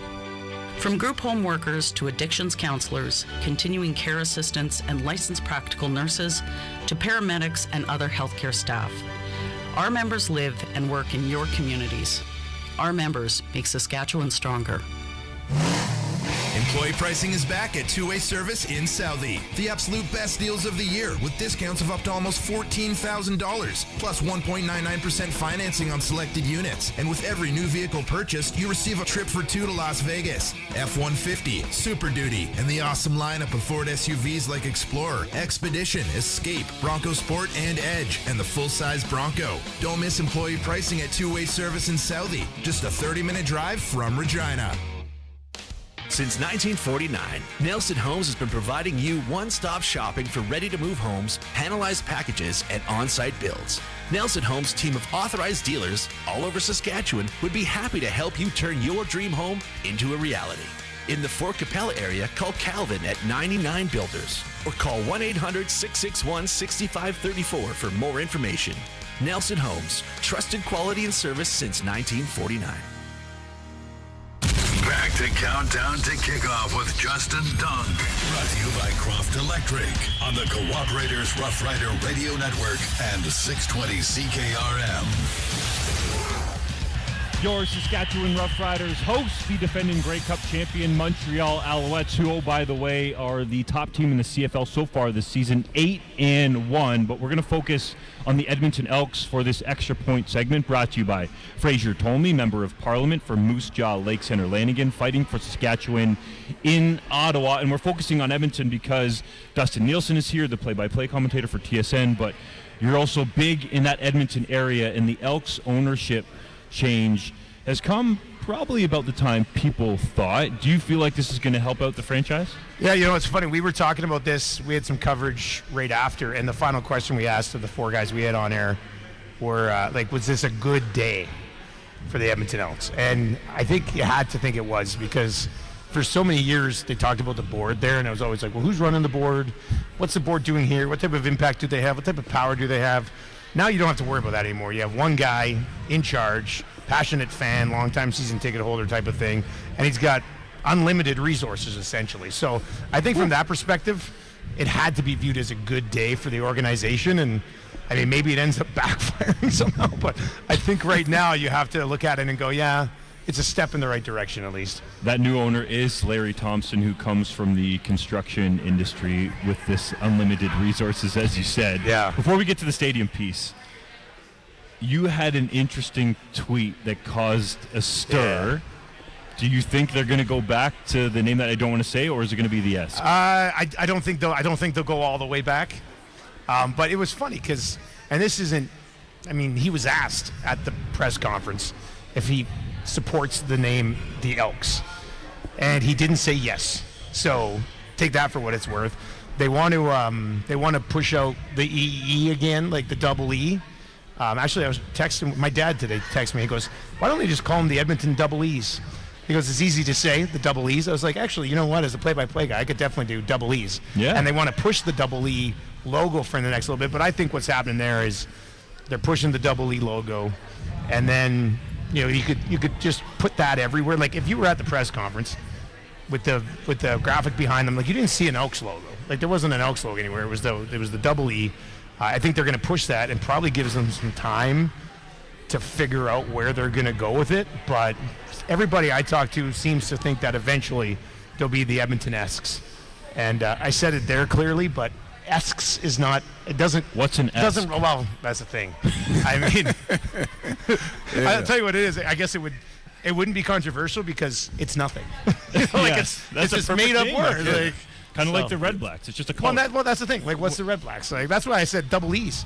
Just go double E's. What's the double E's? Well, they have two E's in their logo. Like, so we'll see. So what does the fan base, the city, how are they? Are they tweeting about it? Are they talking? Yeah. I mean, they're talking about all of it. The whole name discussion thing is just, I mean, it hasn't gone away. People, like, there's people in Edmonton who think they suck because of the name. I'm like, man, you guys got to figure it out. Like, it is oddly linked, though. I mean, part of it could be the jerseys. They haven't been good since they've been the Elks. Part of it's the uniforms. In maybe that's because when they first went to the Elks, that look was atrocious. Yeah, and man. it's come around a bit. Like the whole sort of Elks thing is kind of growing on me a bit.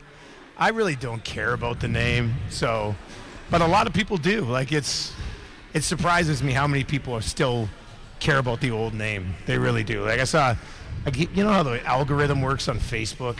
All I've been getting lately, there's one Facebook group in Edmonton that has like 3,000 members, and it's just people talking about wanting the old name back. And I'm like, man, just move on. Like if they were 8-1, like the Alouettes right now, why would anybody care about the name? It doesn't make any sense to me.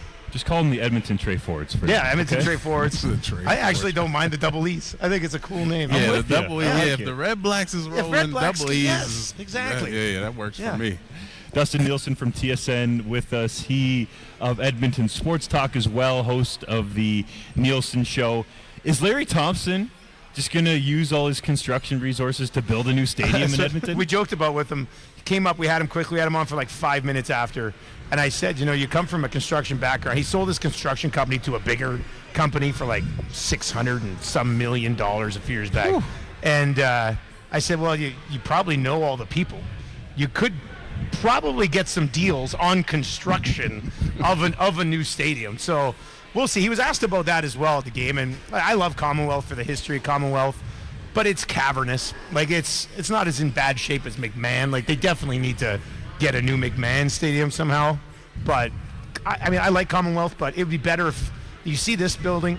You see now Princess Auto Stadium in Winnipeg, and I just think they should take those and pop them in every single market, man. I think it's absolutely terrific. So I could see him going there. So much tradition in that stadium, man. 70,000. Like I guess CFL teams don't necessarily need that much. Back in the day, though, it used to be filled. They used to pack like 55 in there regularly. Yeah. Even when I moved to town, like in 2010, they were still getting 35, 40,000. So, it's tough. I actually don't mind it because they got the upper bowl shut off this year, like closed down. So if they could get 25, 30,000, like 25, 27,000 in the lower bowl, it would be a good atmosphere, man. It would be good, yeah. If they built a new stadium, what do you think should be the seating capacity? Man, I'd probably go, well, what is it here? What's this? 33 and change? 33? Yeah. I'd probably try to go like 37, 38, just for concert capacity. Even if you went like 35 and then had like an area to put on an extra 5,000 seats for a Grey Cup, or for like Metallica's coming like this week or something. Like, it'd be nice to expand it a little bit, but I think somewhere between 30 and 37 is the wheelhouse for this league. So that would be ideal. So are you expecting celebrities coming in doing concerts? I mean, what do they got? So they're gone for Ludacris was in Regina. Yeah. Those big acts in Edmonton. True. Ludacris was in Edmonton 2 weeks before he was in Regina. Oh, yeah, at the fair. He was at like K-Days or whatever it's called. Yeah. But like right now, coming like, because they're on the road for 3 weeks. They're here and then, they're in Edmonton's in Hamilton. Then they get Montreal and then Calgary for Labor Day. But Pink and Metallica are playing Commonwealth in like the next 3 weeks. So pretty darn good. Yeah, they do not bad. I've seen who did I see there? Kid Rock like open for Bon Jovi at Commonwealth one time. Kid Rock and Bon Jovi. Yeah, that was pretty cool. Yeah, so and you know what? They had Luke Combs there. Luke Combs came, I don't know if it was last summer or the summer before, and there was over 60,000 people there for Luke Combs. So it's nice as a concert facility, but it only gets used like twice a year, 3 times a year, right? Yeah. We'll see what happens, man. You got a broadcast to get to. Yeah. Appreciate you coming on. on. Both you guys, I have to say, your shoe game is on point here. I'm wearing like these partial dress shoes from Skechers, and you guys are sitting here wearing the Jordans and stuff. I'm very jealous. We can help you out. Pick up some J's. Yeah, I'm going to have to. Thanks for having me, boys. Have a great call, man. Appreciate you. Coming up next, you don't want to miss it. We've got a special guest, in the house. This is Saskatchewan Roughrider football on the home of Rider Nation, streaming on our YouTube channel at sportscage.com and the 620 CKRM Cooperators Roughrider Radio Network. Hi, I'm Fraser Tolmie, your Member of Parliament from Moose Jaw Lake Centre, Lanigan. Saskatchewan is my home, and representing our province in Ottawa is my top priority.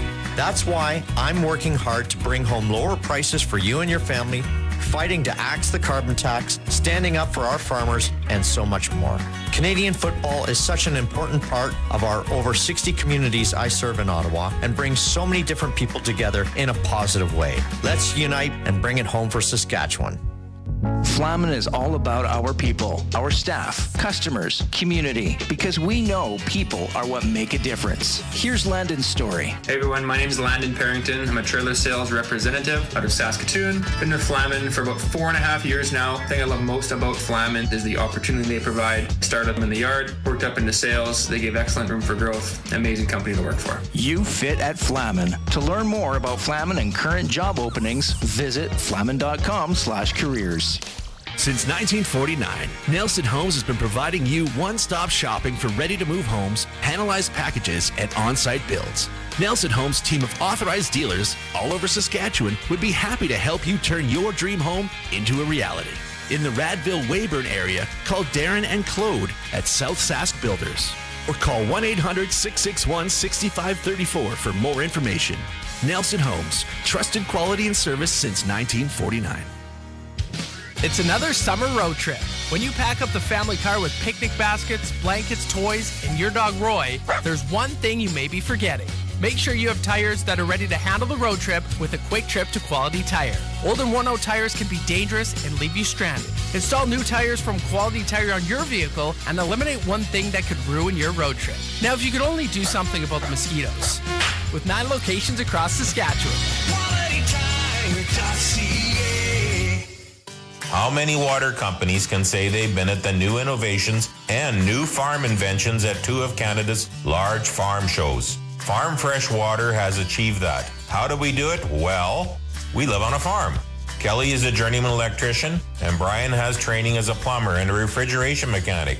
Our goal was to create perfect water from your dugouts or well with the least amount of maintenance and ongoing costs. That's the way we want it on our farm. See us at farmfreshwater.ca.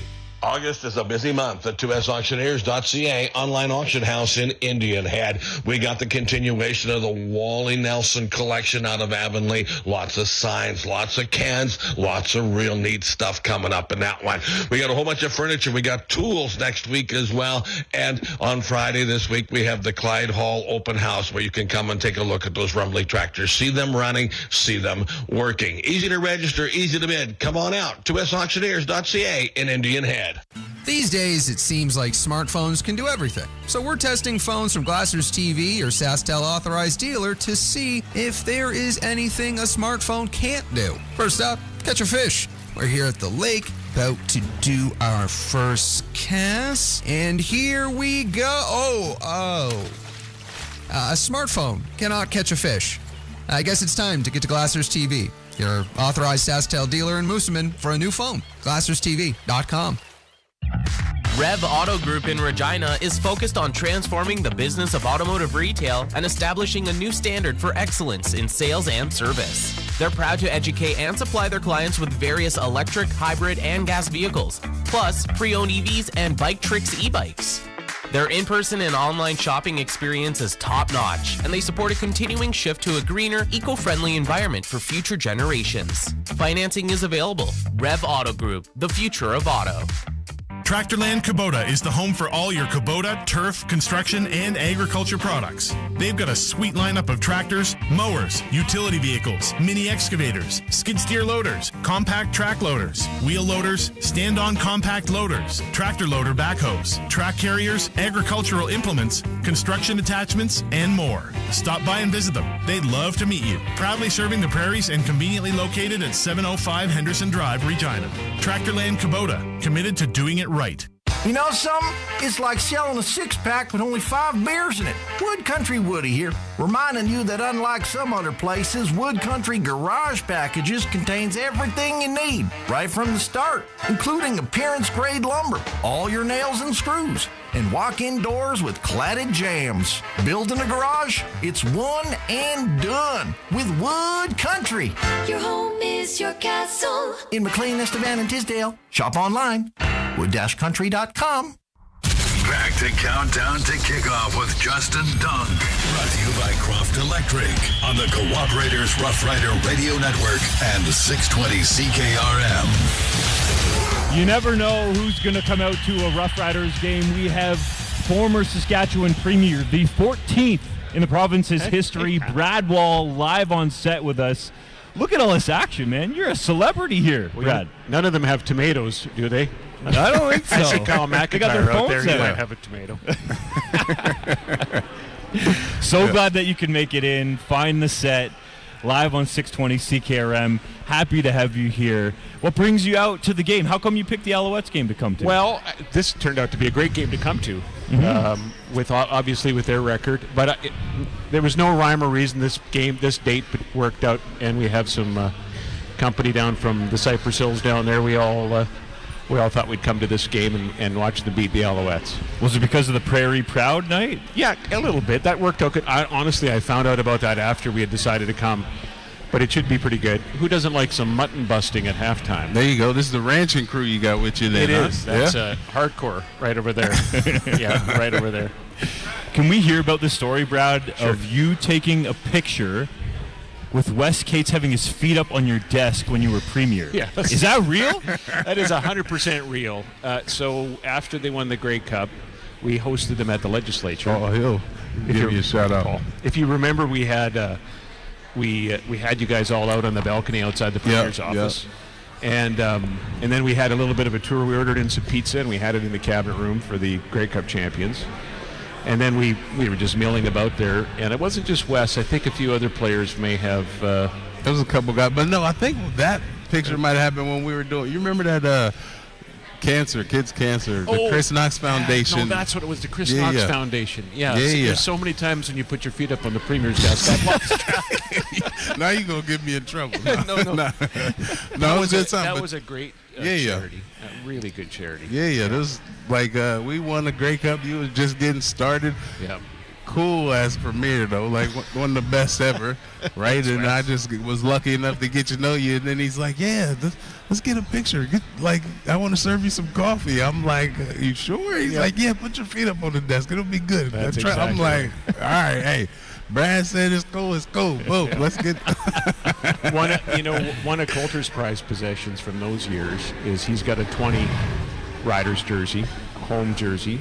Remember, like that one there at 17 with that black around the sleeve? Yeah. You know it because you wore it. And Wes was kind enough to sign it for him. So it's kind of a treasure. That's awesome, man. That story when he told me earlier, I'm like, if Brad makes it here, we got to talk about that. It's a true story. But there was a lot of, at the Grey Cup reception thing that we did there, that was also quite a bit of fun. Yeah. I remember, I don't know who it was, one of the other O-linemen, maybe it was even O'Day, I don't know, said, I was telling them about how I was going to try to recruit Gene Mikowski to politics. Politics. And I think it was O'Day or one of the O-linemen said, he doesn't say anything. Don't you need to talk when you're in politics? He's very selective with his words, but Gene is a funny dude, and he's hilarious. Like, and when he talks, it's meaningful. Yeah, when he talks, everyone listens. Yep. Yeah. Brad, what are you guys thinking about tonight? Well, what are your thoughts on the Riders this year so far with Corey Mace? Very impressive. Very, very impressive. And it's nice to see, Rider fans have been responding by coming out to the game. Hopefully we have a big turnout tonight, but I just like the attitude. Wes knows this. In the NFL, I cheer for the Las Vegas Raiders. So it's been a long 120 years or however it seems. But our new coach, that Anthony Pierce, he came in halfway through last year. He was a former player, linebacker, defensive side of the ball, and took over when they fired Josh McDaniels. You definitely feel a different vibe with him. And he kind of, I don't know, that seems to be a similar vibe that he's brought to the Raiders. That makes sense. As Coach Mace has brought to the Riders, so it's kind of cool to see. It's going to be a great game. You guys, I wanted to ask you a question. You're the experts. So I've really gotten to enjoy watching a Joe play. Mm-hmm. And I know I'm sure he's going to play tonight, but he's not a starter. Right? I think he's dressed. He's on the injured list. Oh, he is on the injured list. Oh, that I didn't know. There I learned something. There you go. Yeah, we got Keyshawn Johnson back, though. He's been playing well. Oh, good. In that same. JoJo has a finger injury. Okay. 1 game injured list for right now. But he's a fan favorite. I think he's a league favorite, really. Have you seen him dance, Brad? Yes. You got moves like that or what? No. In your cowboy boots, maybe? No, I do not have any line moves dancing? like that. And many people could attest to that. Especially no line dancing. So you're campaigning in a different way now for Joe to be a starter. That's right. I guess he's good. I guess I missed the finger injury, so that's good. Well, it's not. It's bad news, but not necessarily. He's not out for any other reason than an injury. Yeah. Right. Yeah.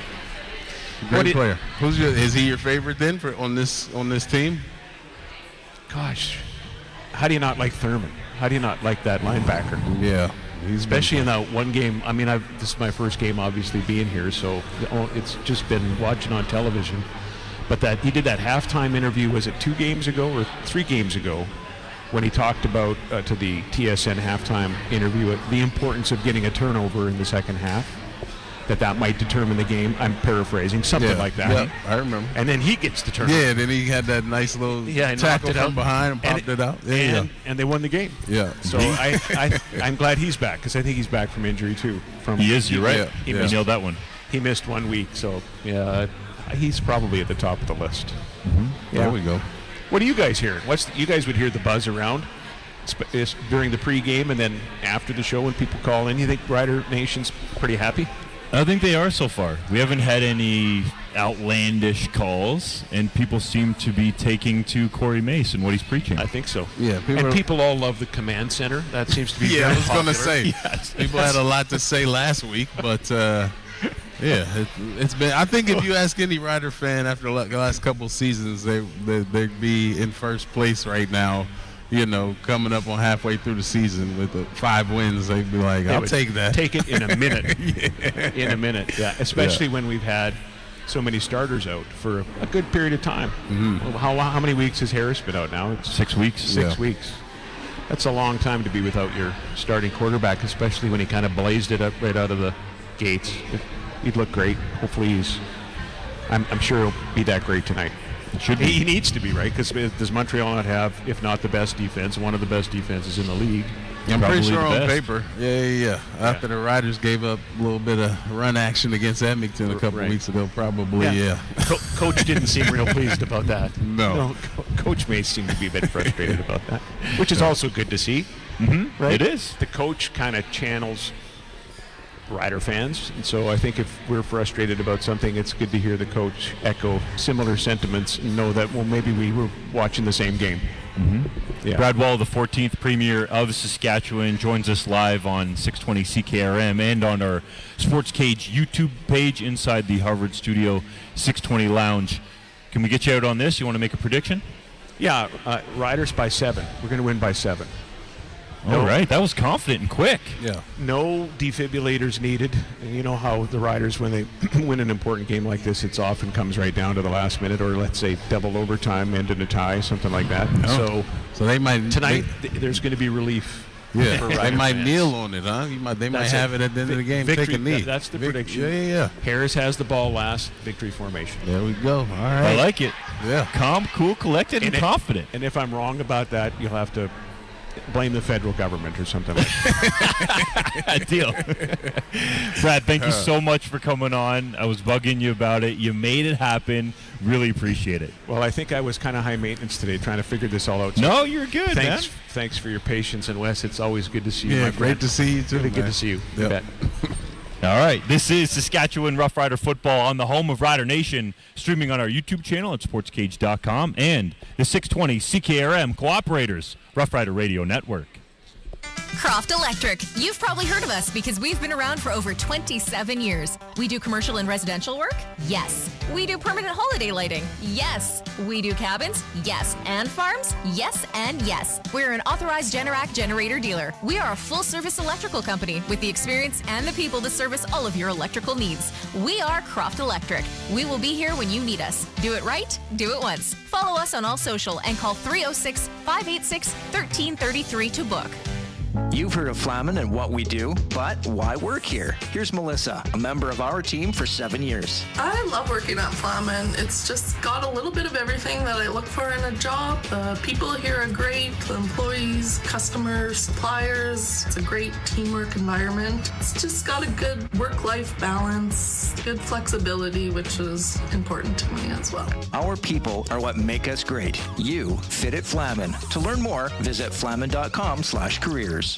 For all the work you do on your farm and all the hours you put into your equipment, you need the best ag tires around. Get them at your local Integra tire dealer in Assiniboia and Grenfell. They have tires for everything that moves around your farm. Tractors, augers, sprayers, combines, swathers, balers, grain carts, semis, grain trucks. You name it, they have it. If it moves, they have tires for it. For all your rubber requirements on the farm, see the boys at your locally owned Integra tire stores in Assiniboia and Grenfell. Truly local. Arcola Co-op has you ready for your deck renovations. Whether it be a new build or yearly maintenance, Arcola Co-op has you covered. Everything from decking boards, framing projects, hardware, cement pads, anything for your deck. Get ready for summer at home or at the cottage with a new or refreshed deck from Arcola Co-op. With delivery to Kenosee and White Bear. Open Monday to Friday, 7:30 a.m. to 5 p.m. Arcola Co-op on Highway 13 since 1916. Arcola Co-op Home Center. You're at home here. Back to Countdown to Kickoff with Justin Dunk. Brought to you by Croft Electric on the Cooperators Rough Rider Radio Network and 620 CKRM. North Saskatchewan Roughriders host the defending Grey Cup champion Montreal Alouettes at Mosaic Stadium tonight. Back inside Harvard Studio 620 Lounge, Justin Dunk with you alongside a couple of University of Regina Rams, Chopper Hippie and Owen Sieben, the quarterback, as the Rams get ready to start the Canada West season. Owen, I'll start with you, just because you're the quarterback. How's the team looking going into this year? Yeah, I'm really excited with the way training camp's going. We've been working hard for a couple months now through the summer, through the winter, now at training camp. It's really exciting to be on the team and see what the guys are going to be able to do. And Chopper, for you, you've been with this program for a long time. How's the defense shaping up?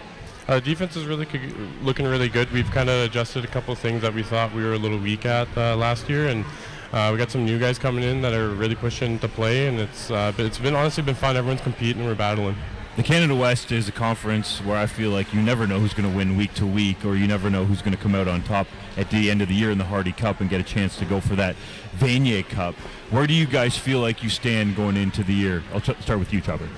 I think we just got a chance, like everyone else, like you said, like it's very competitive, and so I think if we put our head down and do follow our values and what we think could lead us to success, we can do really well and be on the top of that division and top of the everyone going for the Vanier.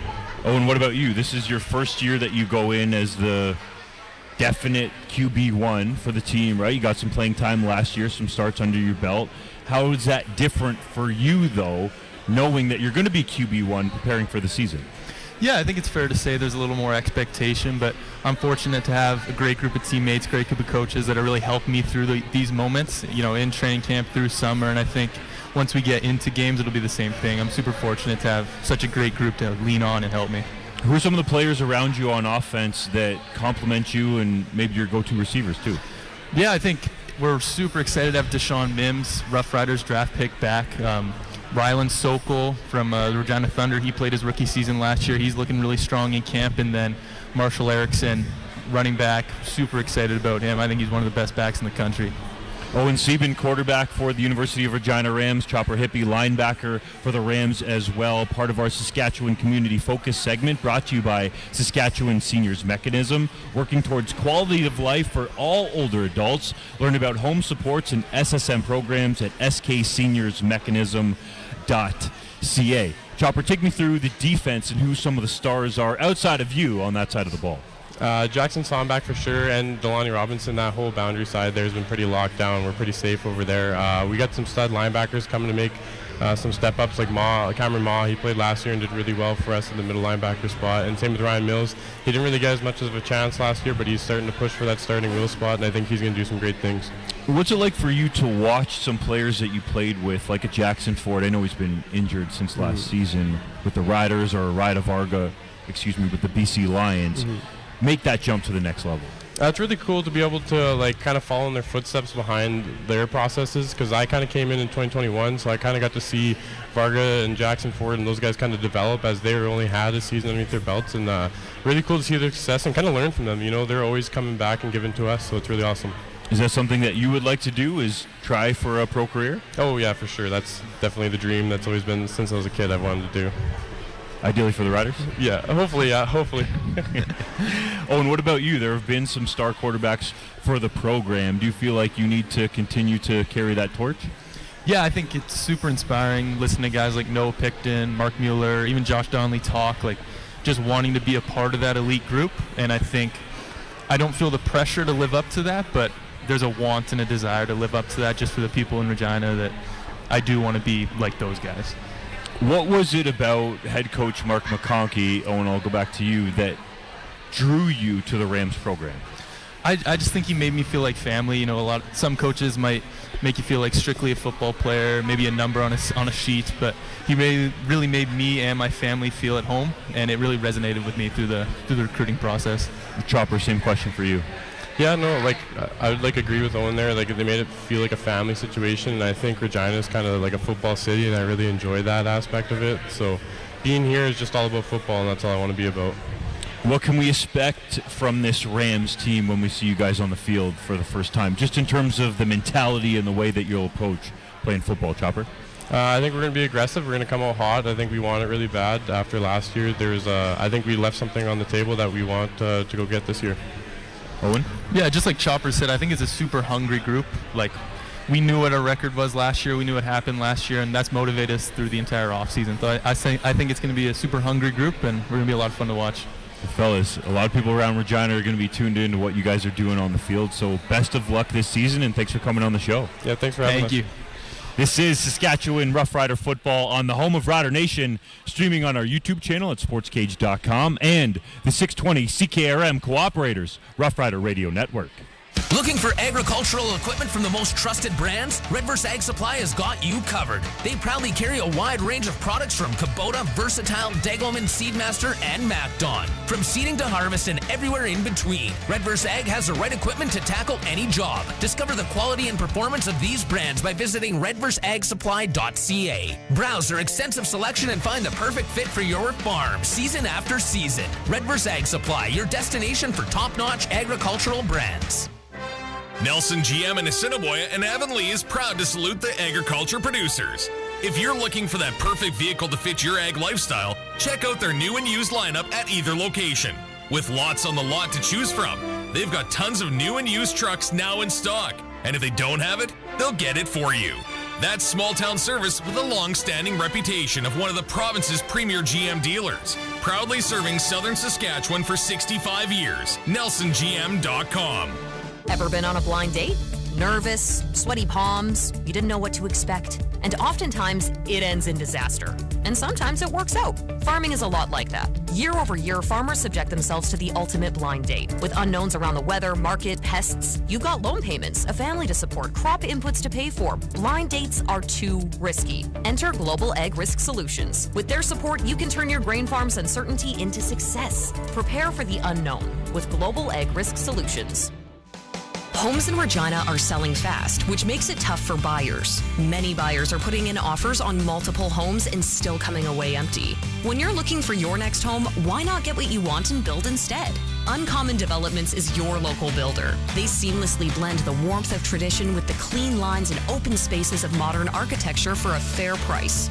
For your next home, stop losing out on offers and win big with a new build from Uncommon Developments. UncommonDevelopments.ca. Since 1973, RJ Sales and Service in Wadena has been Saskatchewan's short line experts. They sell and service all the brands you want to use, including Morris, Seedmaster, Degelman, Mandaco, Rightway, Lemkin, Kellobuilt, Elmer's, and Salford. Plus, they have pre-owned equipment available from the biggest names in the business. Before you buy anything, do yourself a favor and check for a better deal at RJ Sales and Service in Wadena, rjsales.ca. These days, it seems like smartphones can do everything. So we're testing phones from Glasser's TV or SaskTel authorized dealer to see if there is anything a smartphone can't do. First up, catch a fish. We're here at the lake, about to do our first cast, and here we go. A smartphone cannot catch a fish. I guess it's time to get to Glasser's TV, your authorized SaskTel dealer in Moosomin, for a new phone. GlassersTV.com. Back to Countdown to Kickoff with Justin Dunk. Brought to you by Croft Electric on the Cooperators Rough Rider Radio Network and 620 CKRM. It's time for Thoughts with JD, brought to you by Redverse Agricultural Supply, your Kubota, Versatile, and Degelman dealer in Redverse. Visit redverseag.ca. And my thought this week for Corey Mace was, did you get a chance to meet Ludacris when he was at Mosaic Stadium? I'm curious if you got a chance to meet Ludacris when he was in town. Don't even bring it up, man. I was 0 for 2. He was in the building twice and I missed him. 2 times, missed him. Everybody else got pictures. Nobody wanted to tell me. Everybody else, all the players? Oh, no, none of the, some of the staff. But yeah, I heard he was in the cold tubs getting ready for the performance, all this stuff. He was on the field with his kids. He had a good time. You know, he got an Obsidian jersey, so that's cool. No pictures with Luda, man. That's tough. How did he get the Obsidian jersey? You know? I don't know. The Rider store works quick, man. Yeah. So yeah, if they can get him one quick, you know, if you got to wait a couple days, go get yours.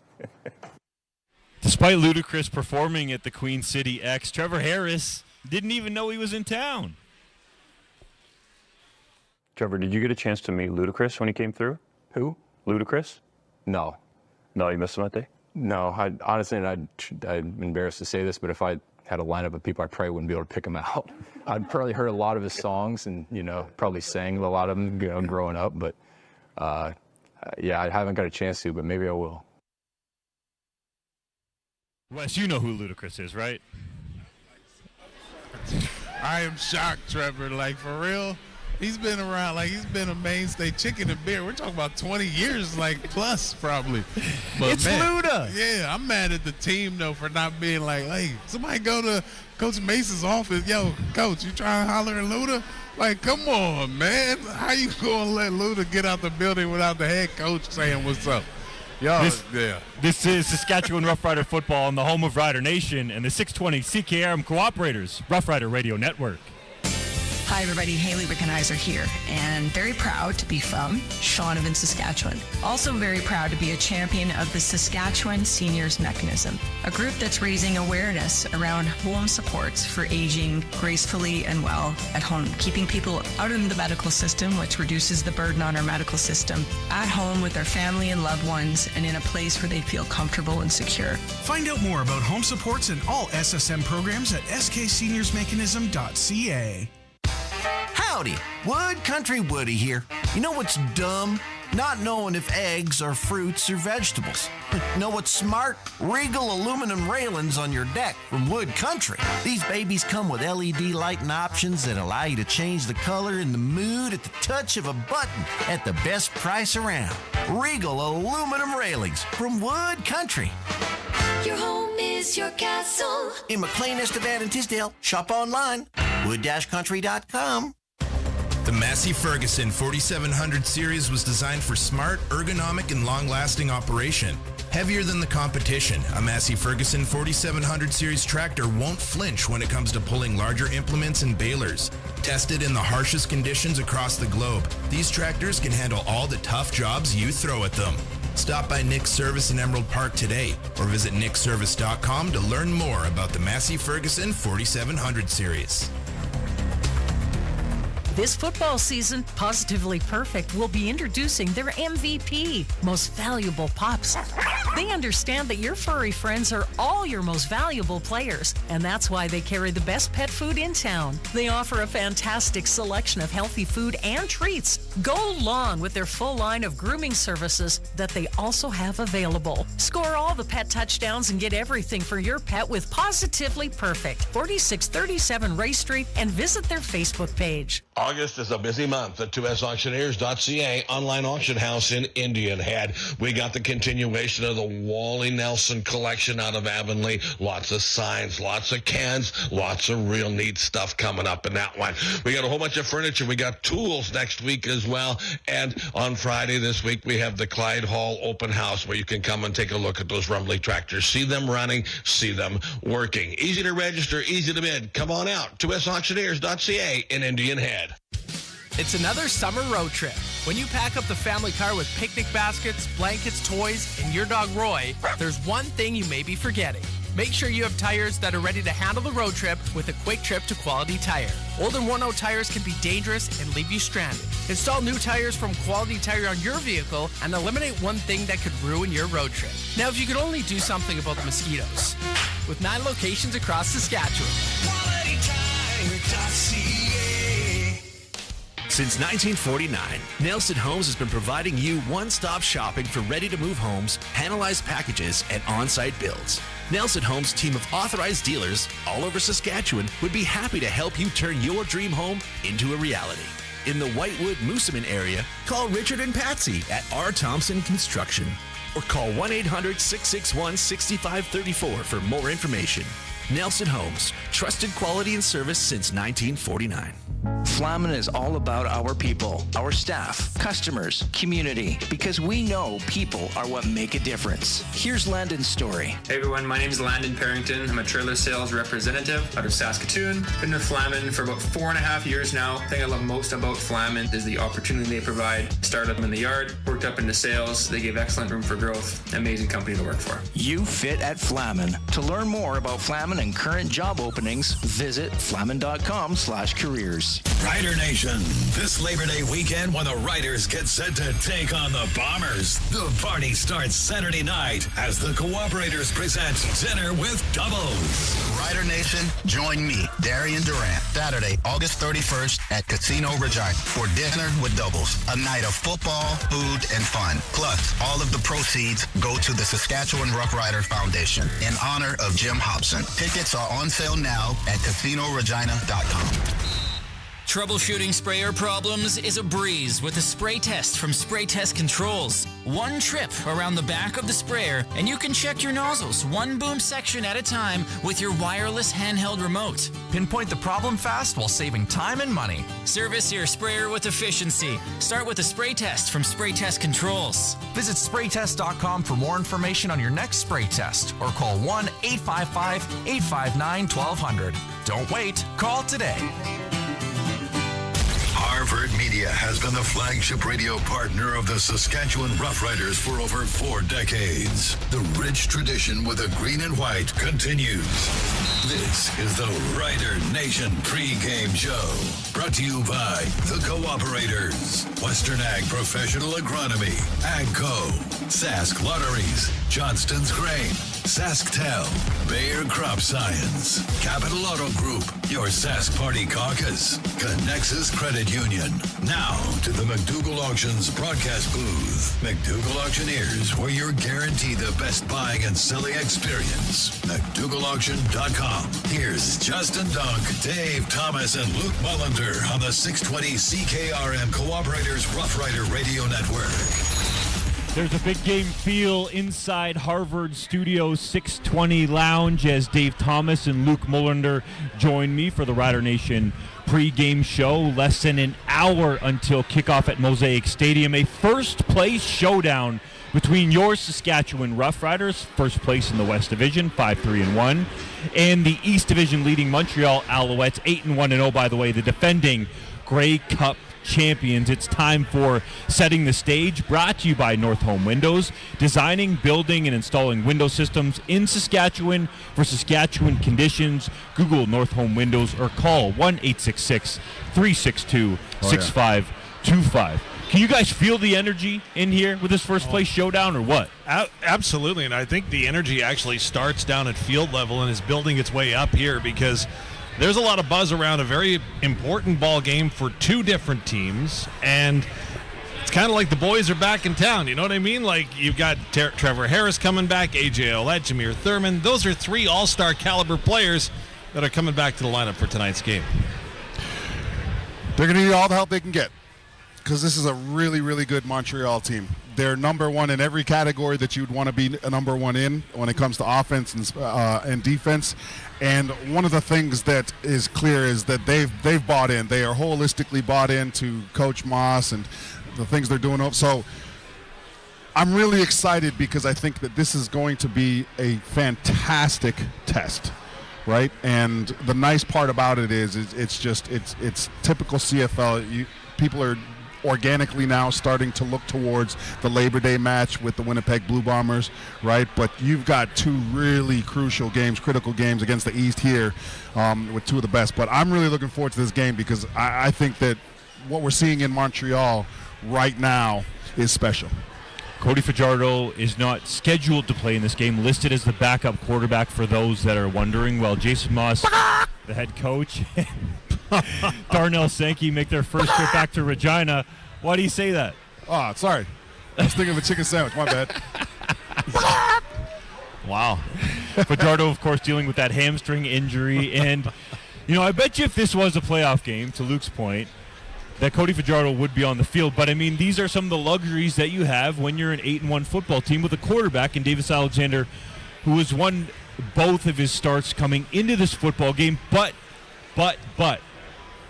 both of those games were against the league's worst defense, the Hamilton Tiger Cats. And Corey Mace's unit is anything but. Yeah, the Tiger Cats are terrible. But you're right. Any given game day, right, fellas? And here's the thing I like about Davis Alexander. On film, he's a playmaker. Flat out, 1 interception in 69 attempts, right? They're responsible when it comes to the play calling they utilize with him, right? And he makes really good decisions. So I think that if I'm Cody Fajardo, if I can get back, I am getting back. Let's be honest with ourselves. This is a business at the end of the day, right? And right now, Davis Alexander looks like a guy who might be the future in Montreal, right? So the more you sit on the sidelines with your hamstring, the tougher it's going to be if Alexander or Davis Alexander continues to win with this team. It's not his year and not his team this year, but again, it's one of those deals where you look to the future, and every GM, especially Danny Machocha, he's made some really good decisions. Yeah. So if I'm Cody Fajardo, I get back right away. I'm not sitting on the sideline. And you add to that the fact that Davis Alexander is a free agent at the end of the season. This is the third year of his rookie deal. Cody Fajardo is signed through the 2025 season, but pro football comes at you fast. In terms of Davis Alexander being a young quarterback, we've seen Corey Mace confuse quarterbacks young and old in this league. How much of a tougher test is this going to be for him against Mace's unit? It's funny you say that. I think that if you look at Davis Alexander's play when he got inserted into the lineup in that second half against the Riders in Montreal, I look at that more as the Saskatchewan Roughriders making mistakes than him succeeding. I think that they allowed him as a young quarterback to get really hot quickly. And when I say allowed him, what I mean by that is for instance, Corey Mace dialed a couple blitzes up very early on in that second half, and we missed easy tackles on the quarterback, and it allowed him to scramble and sort of utilize his young athletic legs like every young quarterback wants to do, right? He got a ton of momentum right off the bat. And then when you look at the layout of that game, again, the Saskatchewan Roughriders, they were out of position on defense, and when they were in position, they were missing tackles. I think if I'm Saskatchewan, I've spent all this week, watching the film from the Montreal game in La Belle Province, and I'm saying, guys, this is not about Davis Alexander. This is about us. If we come out here and we execute the game plan and we continue to get in good positions that Coach Mace is putting us in, we have to execute. We have to wrap up. We have to run our feet and take the ball carried to the ground. I think if they do that today, I think this is a very winnable game. You just cannot repeat the same mistakes they made last time out against the Alouettes. Don't forget, though, that he also has a depleted receiving core. Tyson Philpott not in this game, 770 yards receiving, 38 receptions. Oh, thank God. That's a huge target, right?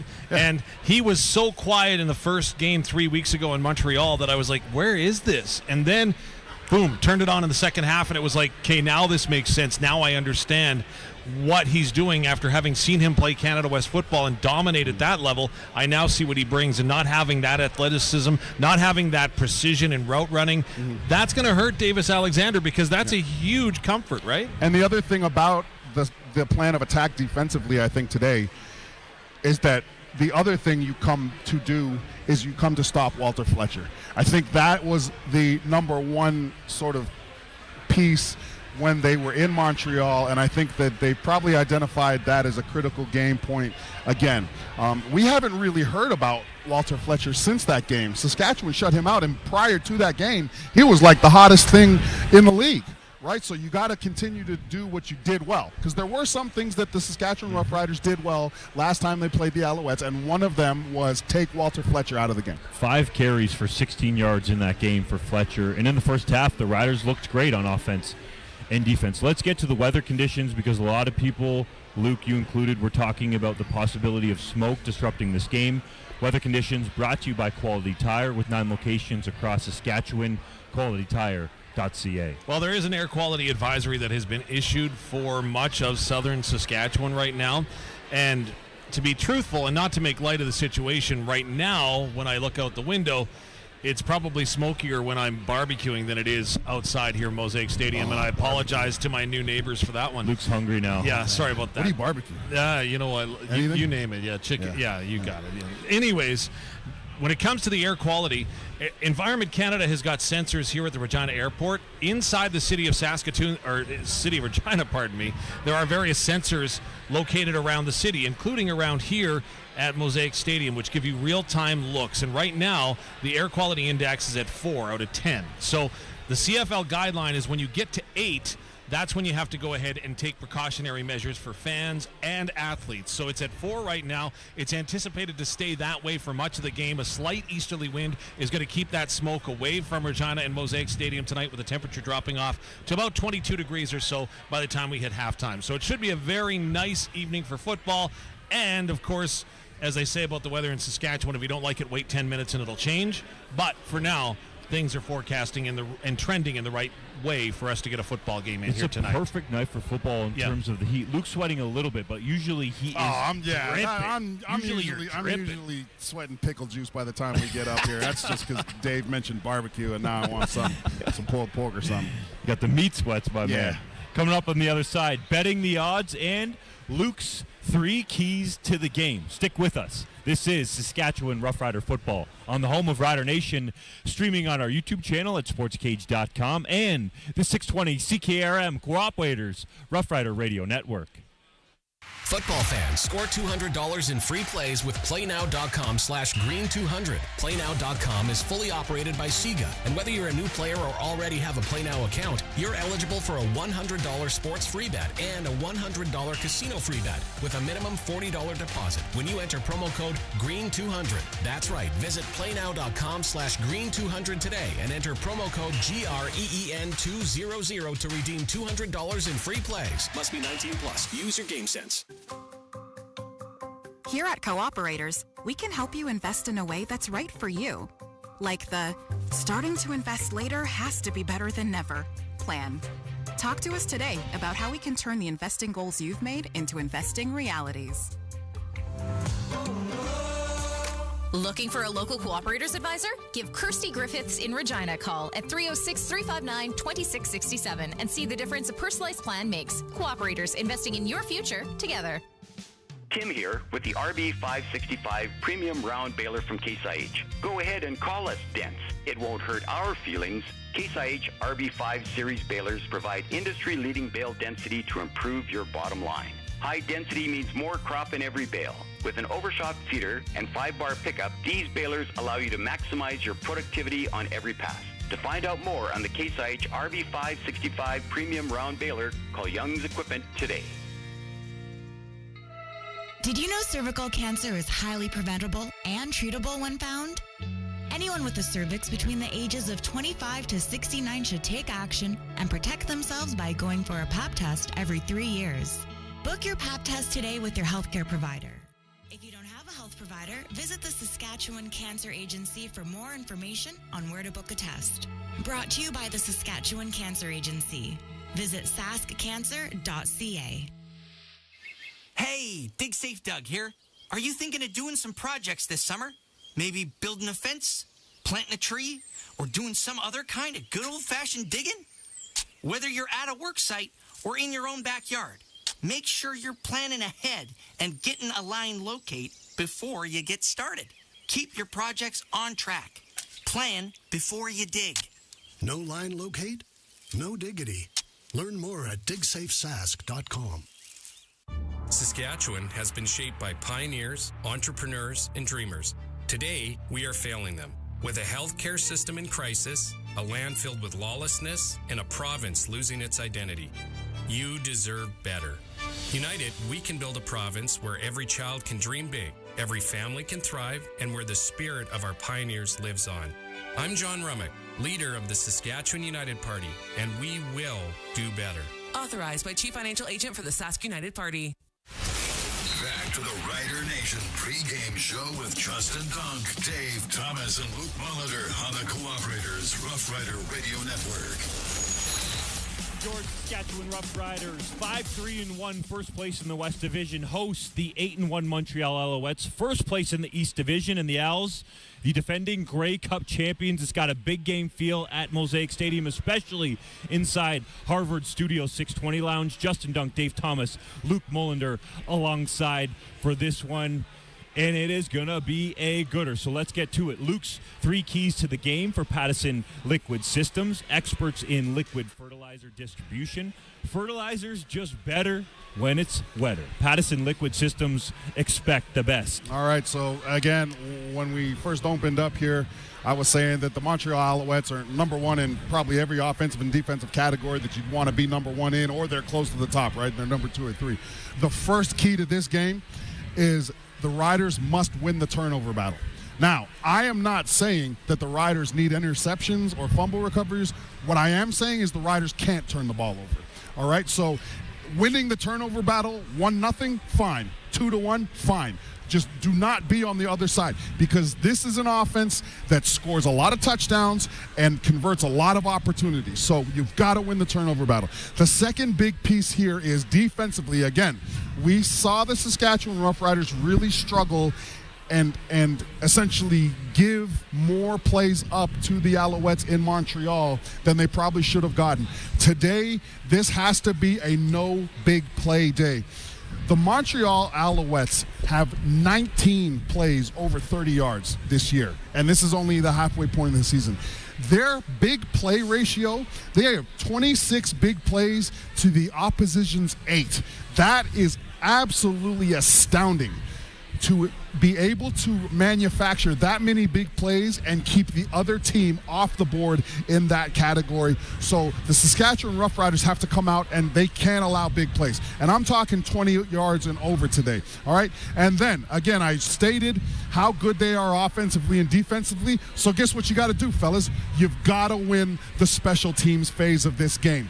You cannot leave points on the board today if you're the kicking aspect of this team. So Lowther's got to be perfect when he gets his opportunities, and you can't give big returns up.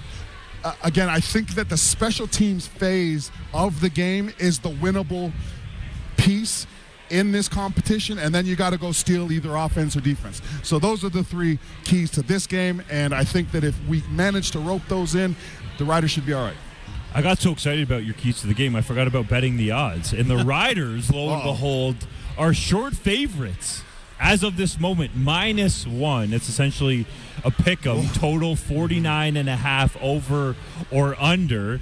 Do you feel like the Riders are getting some respect with this line, Luke? You've been on this, especially at home for the most part. Well, it's a home game. These are always great games at home versus the Montreal Alouettes. I think that what Dave alluded to today is probably going into that. There's no Tyson Philpott, and when you look down at the rest of their receiving core, it's not a receiving core that's going to jump off your page, but what the subtraction of Tyson Philpott means is Corey Mace does not have to go out there and account for every single piece of grass that Philpott touches pre-snap, right? You can play some defense relative to how you approach things in practice, where you're not running around like a chicken with your head cut off, adjusting your zones or adjusting your man style to where one guy is. So I think that sets them up for success today.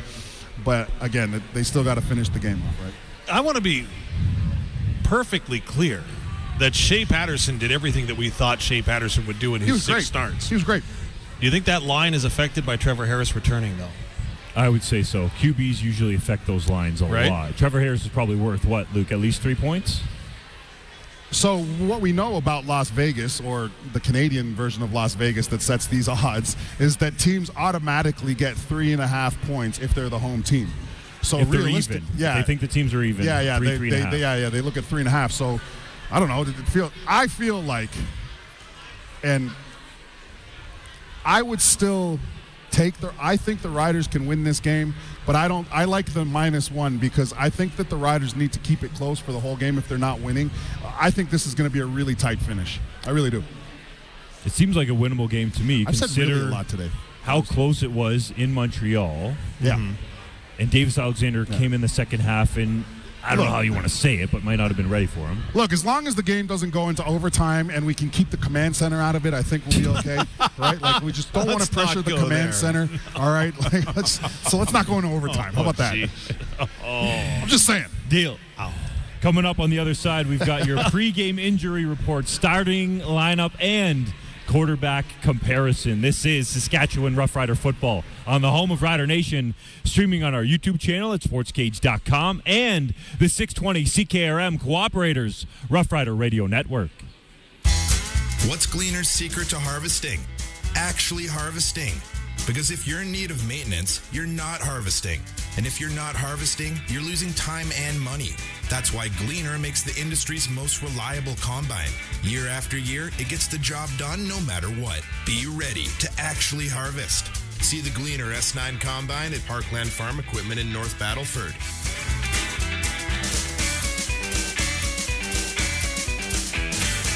Forget brain freeze. It's time to put the chill on your internet bill.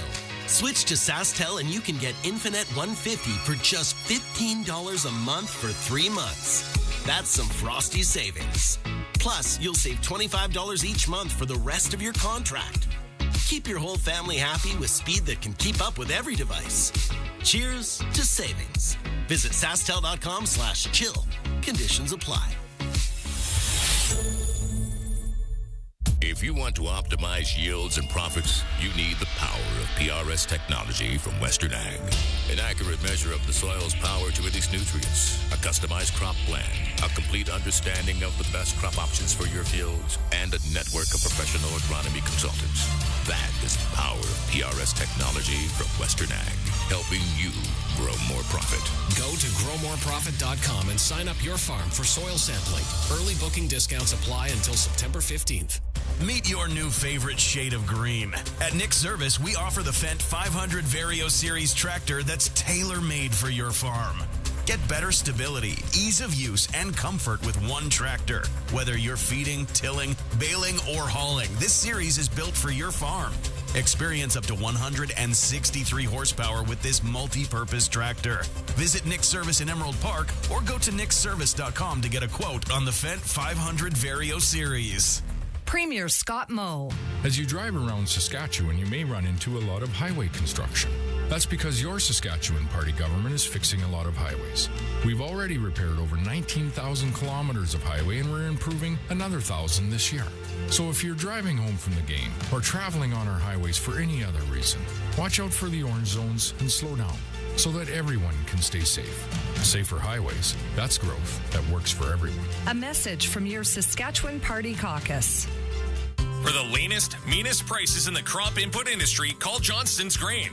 Johnston's offer the best prices in Western Canada on a huge range of products, including seed treatments, inoculants, glyphosate, pre-burn tank mixes, in-crop herbicides and insecticides, fungicides, plant growth stimulants, water conditioners, desiccants, and more. Johnston's has low overhead and top-notch logistics so they can deliver products at ultra-competitive prices. Call 844-324-7778 and ask to speak to an agronomist.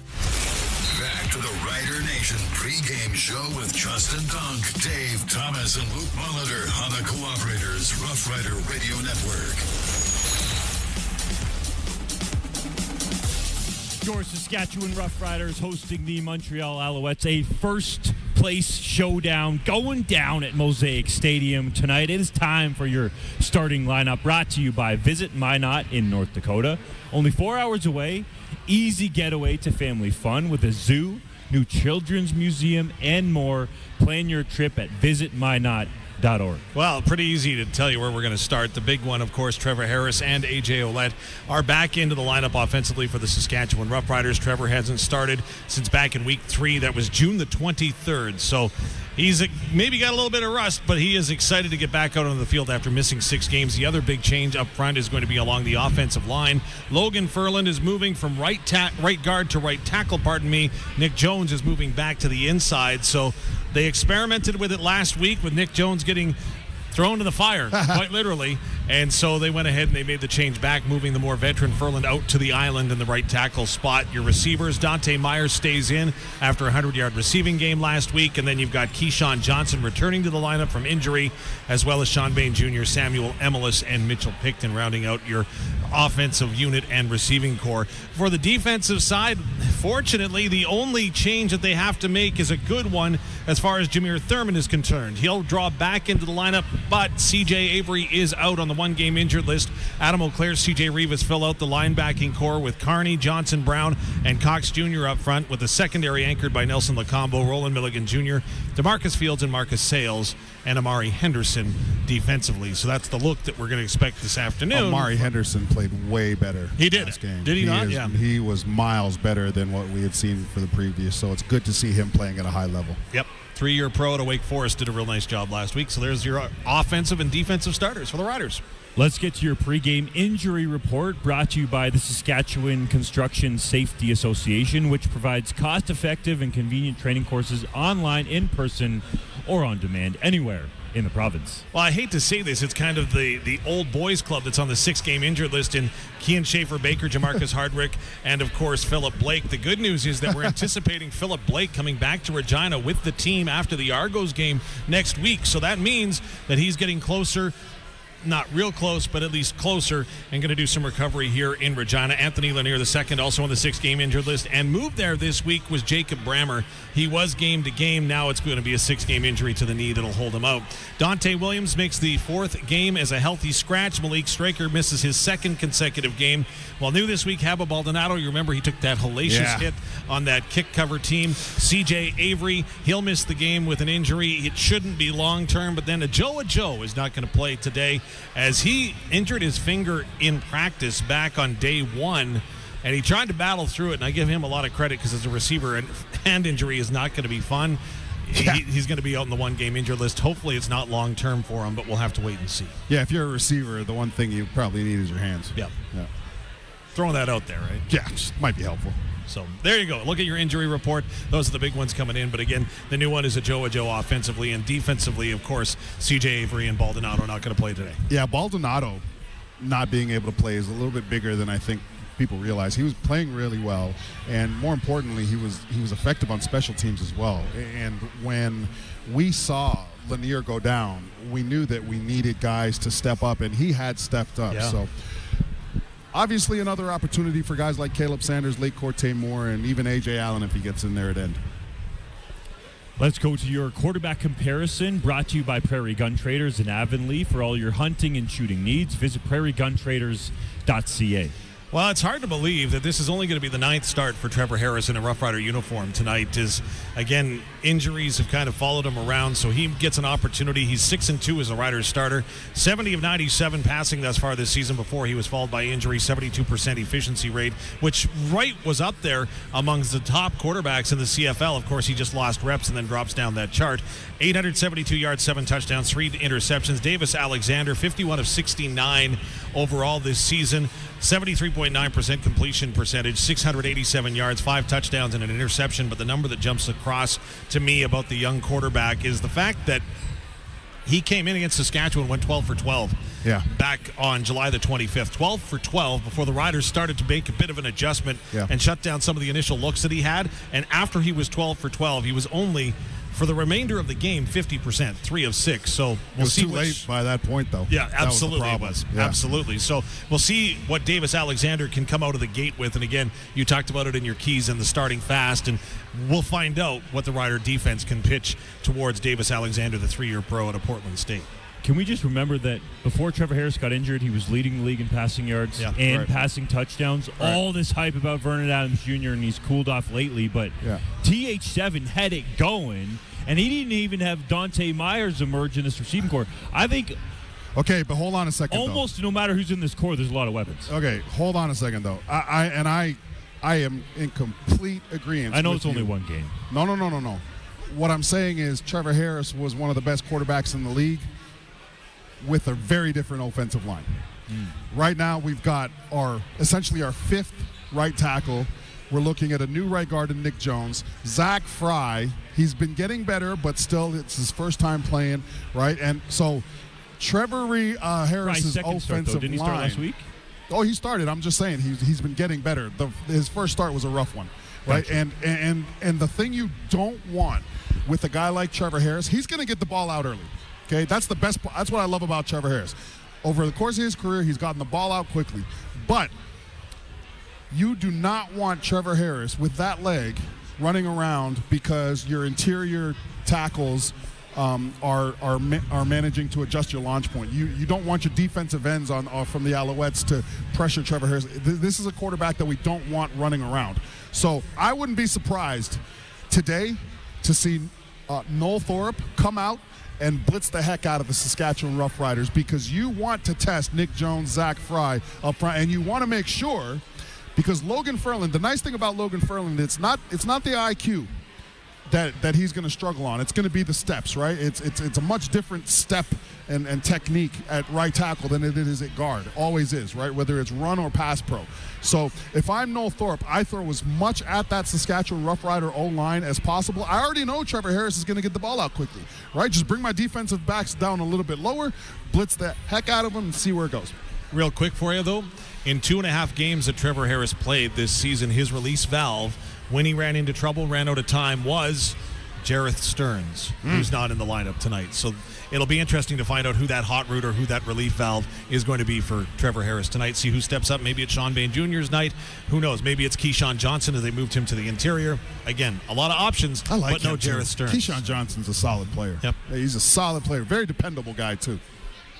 Great points, fellas. We'll let you get up to the broadcast booth to call this football game. It's going to be a gooder, and one of those returning stars for the Rough Riders, A.J. Oullette, comes back, after missing 3 games with a hip injury. I caught up with him one-on-one. That's coming up next. This is Saskatchewan Rough Rider football on the home of Rider Nation, streaming on our YouTube channel at sportscage.com and the 620 CKRM Cooperators Rough Rider Radio Network.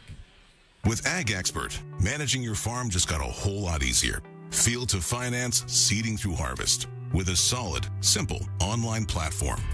With Ag Expert, the whole farm is in your hands. Get started at agexpert.ca. When the growing season is limited, you need the right equipment at the right price. Redhead Equipment is your go-to for premium used equipment, including certified pre-owned Case IH Ag units. With 10 locations in Saskatchewan, we can find you the right unit to get the job done. Plus, you'll get peace of mind with a 12-month powertrain protection plan. You can also count on our Case IH factory-trained technicians to keep you up and running. Visit redheadequipment.ca, making tracks since 1948. This is what Opa sounds like delivered to your apartment. Opa. This is what Opa sounds like arriving at your house. Opa. This is what Opa sounds like delivered to your work. Hey, can I get some of those fries? Sweet. And some of the tzatziki? Get Opa delivered fast, fresh, and easy right to you with the Opa app. Download it today to place your order. At McDougall Auctioneers, we're not just selling heavy equipment, we're powering progress. Hi, this is Riley McChesney. Our online auctions bring together the best machinery and the biggest network of buyers. Whether it's construction marvels or industrial giants, we sell with expertise and a commitment to value.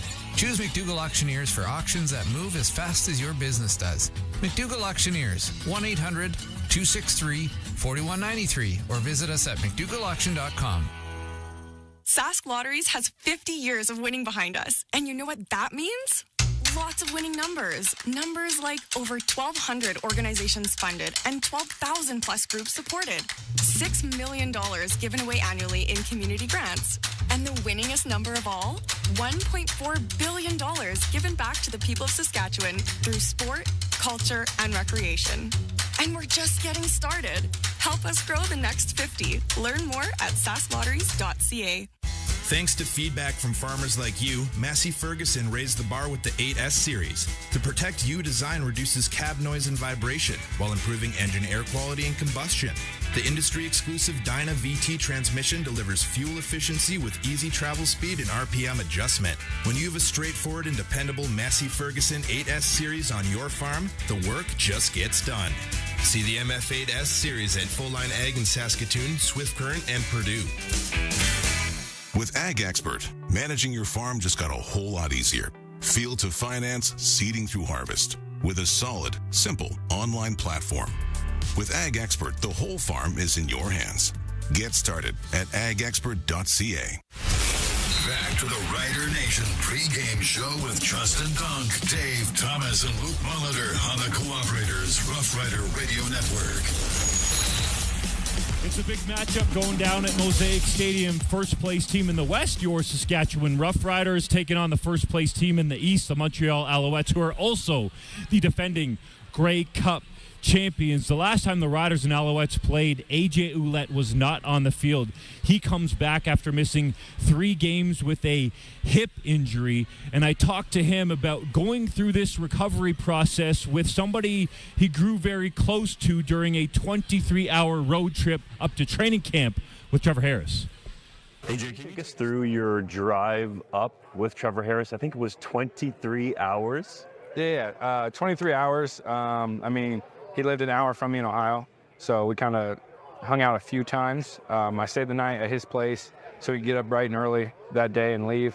So kind of hang out with the family, had dinner with him and all that, played video games with his boy TJ. But it started off, you know, just talking football like football guys do. Like as soon as we get in the car, it's football. One of the issues we kind of ran into was my Thor hammer. It has a button on it that kind of makes thunder sounds. So he hit a bump, the hammer moved in the back seat, and it hit the button. So for like an hour of the drive, it was just thunder noise in the back. I'm like trying to reach back and get it. I can't reach it. And finally we hit a bump and it moved to a different like spot. So I apologized for him having to just deal with the hammer for about an hour or 2 hours.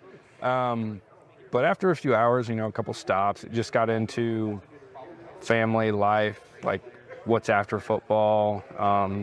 And it was a good way to just kind of bond with someone, figure out what they are passionate about besides just football. And when that happens, you kind of get a closer bond and a brotherhood that helps correlate to the field. So like I told some guys today, like I've been out for a while, and knowing the guys on the team, like when I get out there, it's like no holding back, like no trying to see how my body feels. It is full throttle. If I die, like something like that. And it's just do what you can for your brothers. And I think that's the bonding that kind of happens with this team is like a tribute to that drive. There's 23 hours of just family, faith, football, and it's kind of what this team's been about. How did the idea for the training camp drive come to fruition? I mean, we talked right before I signed here. I was kind of trying to figure out, you know, what team I wanted to be on, and I called Trevor, and we were kind of talking, and just before my even decision here, he's like, "Hey man, you're an hour from me. Like, from training camp, I'll drive you. Like, we'll go to Sask together." And like that's kind of how the snowball started, and we were just like, "Yep, let's go."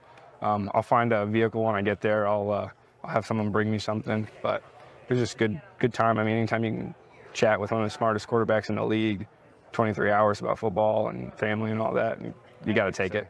What's it been like for you and Trevor to work together to get back into the lineup? Yeah, I mean, since we've been down, it sucks. I played a couple games when he was down. I could just see how, like, you know, each week it was like deflating him. But then he got a new spark, like just like he's like, oh, I'm closer. Maybe 3 weeks into it, he was like, I'm closer. So that like that urge to come back was there, and that's when I was kind of sitting out. And it was us talking about what's good for your body at this point in your career. I've been in the league 4 or 5 years. I don't know if you count COVID year or not, but been in the league a while. He's been in longer. So just kind of talking to him, learning different methods on how he takes care of his body. So I started doing that with him, talking to him in the weight room in the morning before meetings, and just trying to get a whole rehab plan. The dude's too smart. COVID year, he gets a nutrition degree so he can figure out what to eat better for his body. So just picking his brain on anything that helps sports performance. And how much can this help boost the team from an energy standpoint, for as well as Shea Patterson and Frankie Hickson did, but the fact that you being a star, Trevor Harris being a veteran, come back into the lineup for the stretch run? Yeah, it's a leadership thing. So like Trevor coming back, like everybody's energized. Me coming back just with my style of play, my kind of leadership since I've gotten in here. Like it just brings a little bit more spark. And it doesn't matter who's in there. Everybody has their, you know, what they're good at, what they're not so good at. Like me and Frankie are different running backs, and the stuff that he could do on the field, I wish I could do. So like tribute to him, he balled out when he got an opportunity. And I told him 2022, that was up, down, and ended up being a starter for Grey Cup. So told him to keep his head up. We're going to need him in the long run. So it's just a new spark, a little different mentality coming at him. Final one for you. How can you run the ball consistently against Montreal's defense? The guys up front. Last time we played them, they kind of bullied them around. So I'm hoping I can add into that. By the fourth quarter, I'm hoping the D-line's tired of facing our guys, and I'm hoping the linebackers are tired of stepping in front of me. And, that's going to have them drop in the pass and just kind of keep pushing. So hopefully we make it a dogfight, and at the end, we're going to see who wins. How much does A.J. Ouellette mean to this offense? But, definitely there's guys that just have a certain mentality or a different swag about them that just energizes the rest of the team, or at least makes everybody feel a little more comfortable. And I think A.J. is one of those guys, right? Big persona, Thor, a bigger back, runs with a lot of aggression. And I think that type of mentality is something that kind of bleeds into the rest of the team, get your offensive line excited. When you're pancaking a guy and then you see the running back stumble over you and a backer, and you know what I mean, you guys are just enforcing your will on the team, that feels good, and it builds confidence. And AJ is that type of back, so I think that it'll definitely spark his O-line, and I think the team in general, especially if he can pop off a big run or run a couple guys over early. If you couldn't tell, watching on our YouTube channel there, AJ Ouellette looks absolutely dieseled and like he's back and ready to roll. So let's see what he has in store. On the other side, we talked to Dante Meyers, who had an outstanding CFL debut last week against the Ottawa Redblacks. This is Saskatchewan Roughrider football on the home of Rider Nation, streaming on our YouTube channel at sportscage.com and the 620 CKRM Cooperators Roughrider Radio Network.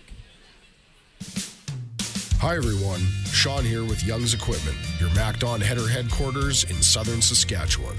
New or used, red, green, or yellow, whatever drives your farm, Young's Equipment has the MacDon header to lead the way.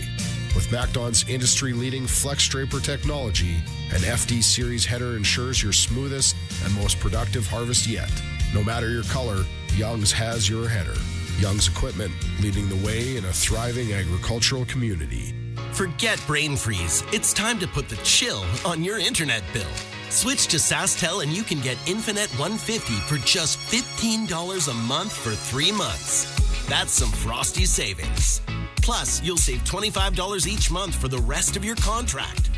Keep your whole family happy with speed that can keep up with every device. Cheers to savings. Visit SaskTel.com/chill. Conditions apply. This summer, you can look hotter than the sun with a new wardrobe from Colin O'Brien. For everywhere you go this summer, from the golf course to that backyard barbecue to drinks on the patio or a day at the beach.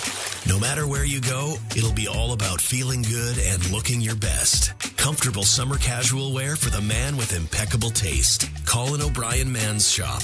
Contemporary, urban, defined. 1825 Hamilton. ColinO'Brien.com.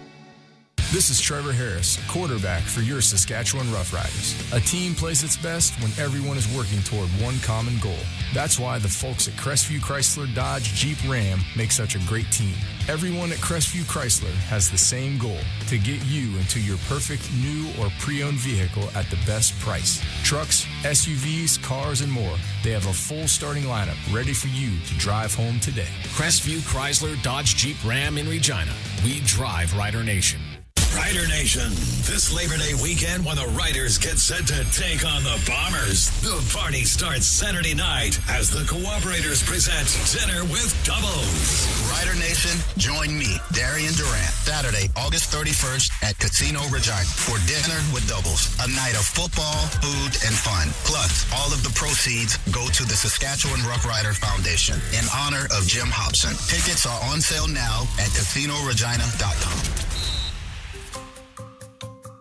Here at Cooperators, we can help you invest in a way that's right for you. Like the starting to invest later has to be better than never plan. Talk to us today about how we can turn the investing goals you've made into investing realities.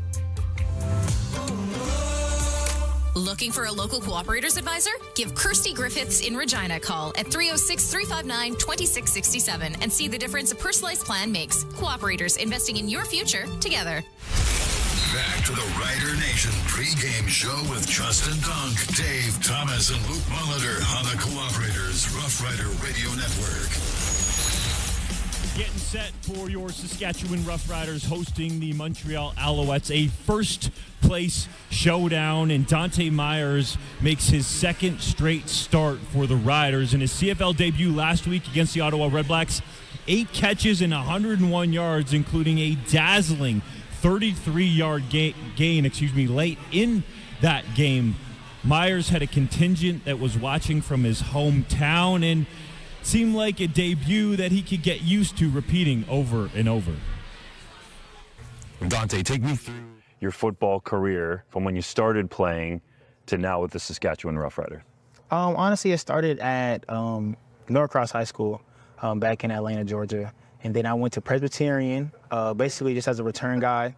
And then I transferred to Delta State. One of my Little League coaches, he got a DB job. And once I was in the portal, he kind of told me to come over to there, and after that, I did pro day at Jackson State, and then I got a mini camp invite into the Falcons, did some time there, and then after that, it was kind of quiet all last year, and then I connected with Paul Jones, and I signed with the Riders. What was that like for you during that quiet period? Were you hoping to get on with an NFL team? Did you talk to some other CFL teams, or were the Riders the first one to reach out to you? That process really is mentally straining, but you just kind of got to keep the dream intact. I did a workout for the Riders, and then after that, I just knew this was the best opportunity for me. I did a couple workouts in the off season, but this was the best decision, I felt like for my career, the opportunity to play. So you get up here and look so comfortable within the Canadian version of the game that has different nuances. Yeah. Why has that happened so quickly for you? I feel like it kind of blends with my play style. Growing up, I didn't play receiver until my senior year of high school, and I didn't really get many reps at it. So just the nuance of the return ability, the waggle and things like that just allows me to be, I feel like this is more comfortable. Always moving around and just let my athleticism show. Did you ever in your wildest dreams think during your debut you would go for over 100 yards? No, that's most definitely not what I imagined. 100-yard game is what every receiver wants. But especially me being a rookie, my first game started, I just wanted to make sure I did my job, I helped my team win, try to get a win, and just make sure, I didn't mess up. Can you take me through the 33-yard catch? Because it was obviously a highlight reel play, but you showed no fear there with 2 defenders closing down on you. I feel like plays like that, when your quarterback trusts you and there's situations where we got to have them, when the ball in the air, you got to make the play. It's not really time to be thinking about all the other things that can happen, a safety rolling over, a potential big hit. You just got to make the play. I've seen all the other guys in our room make plays like that just to help our team win, so I know it was just my turn, so I had to commit to it. Did you have family back home in Georgia watching the game? Yeah, my mother, my mom, my dad, my uncle was in town that week. My grandparents, my whole family was watching, so they was really happy to see me out there and just have fun and make some plays. What were some of their responses after the game, considering your performance? They were just happy for me. They was first and foremost, they were just happy that God allowed me to do that, to finish the game healthy, and just give glory to his name. They just wanted me to stay focused, stay humble as always, and just try to do it again. You had that 100-yard performance with Shea Patterson throwing you the football, Trevor Harris back into the lineup. Does that change anything for you? No, I feel like the goal is always the same, to go out there and perform and put up numbers, as in points, And we've had work with Shea in the off-season, in the camp, and Trevor in the camp and off-season. So the mentality is the same going forward, Wherever the ball's in there, I just got to go get it. Does it alter anything for you in terms of rapport with the quarterback, considering Trevor Harris is back in now? No, I don't think so. Especially just as a rookie, you just kind of got to get reps when you can. So whoever's back there, you just kind of find a way for your game to adjust to them, and just go forward. Did you find it difficult to stay patient while you were on the practice roster to get that call up? No, I don't think I had trouble finding patience. Our practices are very, very competitive, and if I'm on a scout team trying to get the best look, I take it as serious as I possibly can. In the film room, in the meeting room, weight rooms, conditioning, all those things, I just try to take a game-like approach. So when the opportunity came, I wasn't nervous. What did you think about Meyers in his CFL debut? I was impressed. I knew there was a lot of potential there. Everybody saw him make a few plays in the preseason. And when he got out there, man, he was ready. He showed up, he lined up in some different spots, made some clutch catches, made some big plays, and did not disappoint. So I was proud of the kid. For what it's worth, I was like, okay, way to be ready for your moment. He definitely was. The coaches are ready for their moment today in this first place showdown. You'll hear from Jason Maas and Corey Mace next on the Rider Nation pregame show. This is Saskatchewan Roughrider football on the home of Rider Nation, streaming on our YouTube channel at sportscage.com and the 620 CKRM Cooperators Roughrider Radio Network. From minor repairs to complete rebuilds, Golden West Trailer and Equipment has been your #1 repair shop since 1979. Saskatchewan owned and operated, they have dealerships in Moose Jaw, Saskatoon, and Winkler. They're Canada's only full-line Wilson trailer dealer and the biggest move-all trailer dealer in the country. Be sure to also check out their parts and service section. For your heavy truck and trailer service and parts, all SGI accredited. Visit Golden West Trailer and Equipment today. Did you know cervical cancer is highly preventable and treatable when found? Anyone with a cervix between the ages of 25 to 69 should take action and protect themselves by going for a Pap test every 3 years. Book your Pap test today with your healthcare provider. If you don't have a health provider, visit the Saskatchewan Cancer Agency for more information on where to book a test. Brought to you by the Saskatchewan Cancer Agency. Visit saskcancer.ca. The Rough Rider and Children's Hospital Foundation's lottery is back and better than ever. Imagine sliding behind the wheel of your new Porsche or basking in tropical Bora Bora. With 10 incredible grand prizes, including your best chance to win $1 million, it could be you. Plus, there are over 1,000 more prizes, including luxury vehicles, travel, and fantastic rider prizes. Help Saskatchewan kids. Get tickets at riderschildren'slottery.ca. Lottery license LR240034. Please play responsibly. Saskatchewan has been shaped by pioneers, entrepreneurs, and dreamers. Today, we are failing them. With a healthcare system in crisis, a land filled with lawlessness, and a province losing its identity. You deserve better. United, we can build a province where every child can dream big, every family can thrive, and where the spirit of our pioneers lives on. I'm John Rummock, leader of the Saskatchewan United Party, and we will do better. Authorized by Chief Financial Agent for the Sask United Party. The Fendt 500 Vario is the right fit for your farm. Whether you have a large cattle or dairy operation, mid-sized grain farm, or hay production that defines your operation, the Fendt 500 has the ability to adapt to meet the needs of your farm to increase the bottom line. And that means more money in your pocket. See the Fendt 500 Vario at Ag World Equipment in Canistino.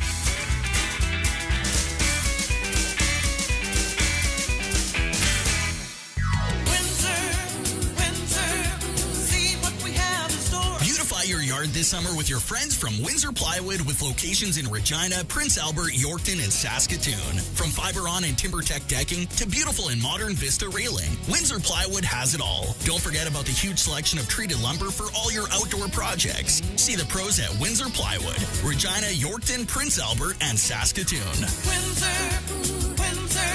the experts you need to know. Back to the Rider Nation pregame show with Justin Dunk, Dave Thomas, and Luc Mullinder on the Cooperators Rough Rider Radio Network. Your Saskatchewan Roughriders take on the Montreal Alouettes today with QB1 Trevor Harris back in the lineup for Saskatchewan. On the other side, Jason Maas, the head coach for the Owls, knows Trevor Harris very well, and he told me what he expects from Harris. He's played at a high level his whole career, so you'd expect him to get right back on the horse, as they say, and play the game like he's played it. So he's very accurate. He makes good decisions. We got to make his life miserable, and make him second guess some things and pull some things down and make him unsure. But it's hard to do with a veteran quarterback. So at the end of the day, we're just going to play a competitive game against them. It's good to see him back in the mix, because you want quarterbacks in this league to be healthy and stay healthy, and so it's going to be good to see him back there playing. But at the end of the day, we got a job to do, and that's, again, to get a victory here, and making him second guess and do some different things is what we're planning on doing. Do you think with Maas's knowledge about Trevor Harris that can help the Alouettes defense? I think for sure if there's a couple of little quirks that he has, but he's still got to be able to relay that to the defense, get them to understand it, look out for it, and actually react to it properly. So maybe he can give guys a couple of little hints, but they still got to go out there and execute. And I think Trevor is the type of quarterback that can adjust, right? So I don't think it really will have a big effect. But, yeah, it's always nice to have a couple little, like, cheat, like a cheat sheet or something, a couple little tips. There you go. Trevor Harris explained what him and the offense need to do to have success against that stingy Montreal defense. Northrop defenses are always going to be fast, physical, know what they love to do. When they play their coverages, they can play differently just because they play a certain coverage last week and they play the exact same coverage. Their defenders can play things differently. They do a good job of route reading, understanding what you're trying to do, but that's why we watch film too, and we plan on being a problem for them as well. A problem. That's some confidence coming back off the 6-game injured list. Hey, I like the way Trevor's approached it. I mean, even last year when he got hurt, I was like, the way Trevor talked before he got hurt, I'm like, this dude's going to come back from this injury. I don't know why these people are talking about, is this it for Trevor Harris? And then the way he came into the season, I thought he was playing at MOP level. Gets dinged up again. But, hey, I think he's going to come out here chomping at the bit. We might see 500 yards from Trevor today, just on some Montreal, like taking him for granted or something. I'm gonna say for sure 400 passing. 400. Yep. Okay. Stamp it. Wes is feeling it today. I love it. All right, it's time to hear from the coach, Corey Mace, brought to you by Saloon Tires, cars, trucks, or SUVs. Saloon Tire has you covered like a championship-winning defense. League-leading value and performance you can count on. Halfway through the season, Corey Mace was honest about the grade he would give to his Roughriders. I'd probably give us a B, C+, B. We just harp so hard on being the best versions of ourselves. That we're not really satisfied with what we put forth this year, right? So, and I love that because we all see that the same way. So we're just working weekend, or really day in and day out, to improve where we feel we're weak in areas. So I'm excited to see how the season progresses from here. Lots of improvement, it seems, Mace believes his team can undergo as the season goes along. Wes, right. If you had to grade the Riders through 9 games, halfway through the season, what would you give them?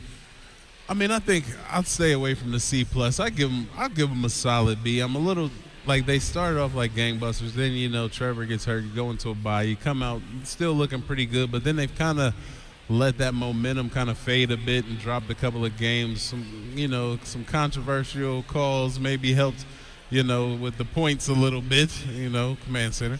But other than that, I think that they've played good football, but they're struggling a bit right now. So definitely would have gave them a better grade if it wasn't for the last couple of weeks. Yeah. I think I would agree with you. Solid B? Yeah. I mean, we're taking into consideration last season, right? Mm-hmm. So to turn it around, you got a different group, new coaches, all that, and to pull it together, I mean, a lot of that is hats off to Corey Mace, but still, everybody's buying in. They're coming out, they're working hard. We heard Dante Meyers talk about how competitive practice was in his interview, and shout out to him for making that diving catch with the safety coming over top in tough coverage. So when you see guys that are young that aren't getting a lot of reps stepping up, making plays like that, they're getting coached up right. The potential's there. But like I said, just a couple of lapses and mental errors. And then I really expected a little more out of their special teams up to this point.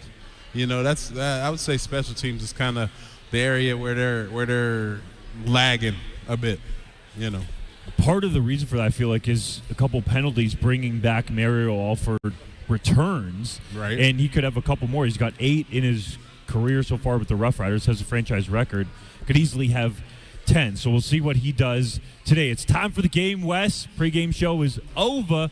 On the other side, Dave Thomas, Luc Mullinder, Saskatchewan Roughriders, Montreal Alouettes, first place showdown. Let's get to it. Let's go. This is Saskatchewan Roughrider football on the home of Rider Nation. Streaming on our YouTube channel at SportsCage.com and the 620 CKRM Cooperators Rough Rider Radio Network. It's time to field your best. Here comes Salford Spinner Spreaders, gridiron gladiators charging onto the field with a lineup of various sizes and models. Salford Spreaders are constructed with stainless steel and complete the pass with pinpoint accuracy. Select models go long with application widths up to 120 feet. Field your best with Salford. See them at Eberassa in Assiniboia, Carlisle, Radville, and Weyburn, and Mazer Group. At the heart of Saskatchewan, SaskTel employees are more than just workers. They're our neighbors, friends, and family.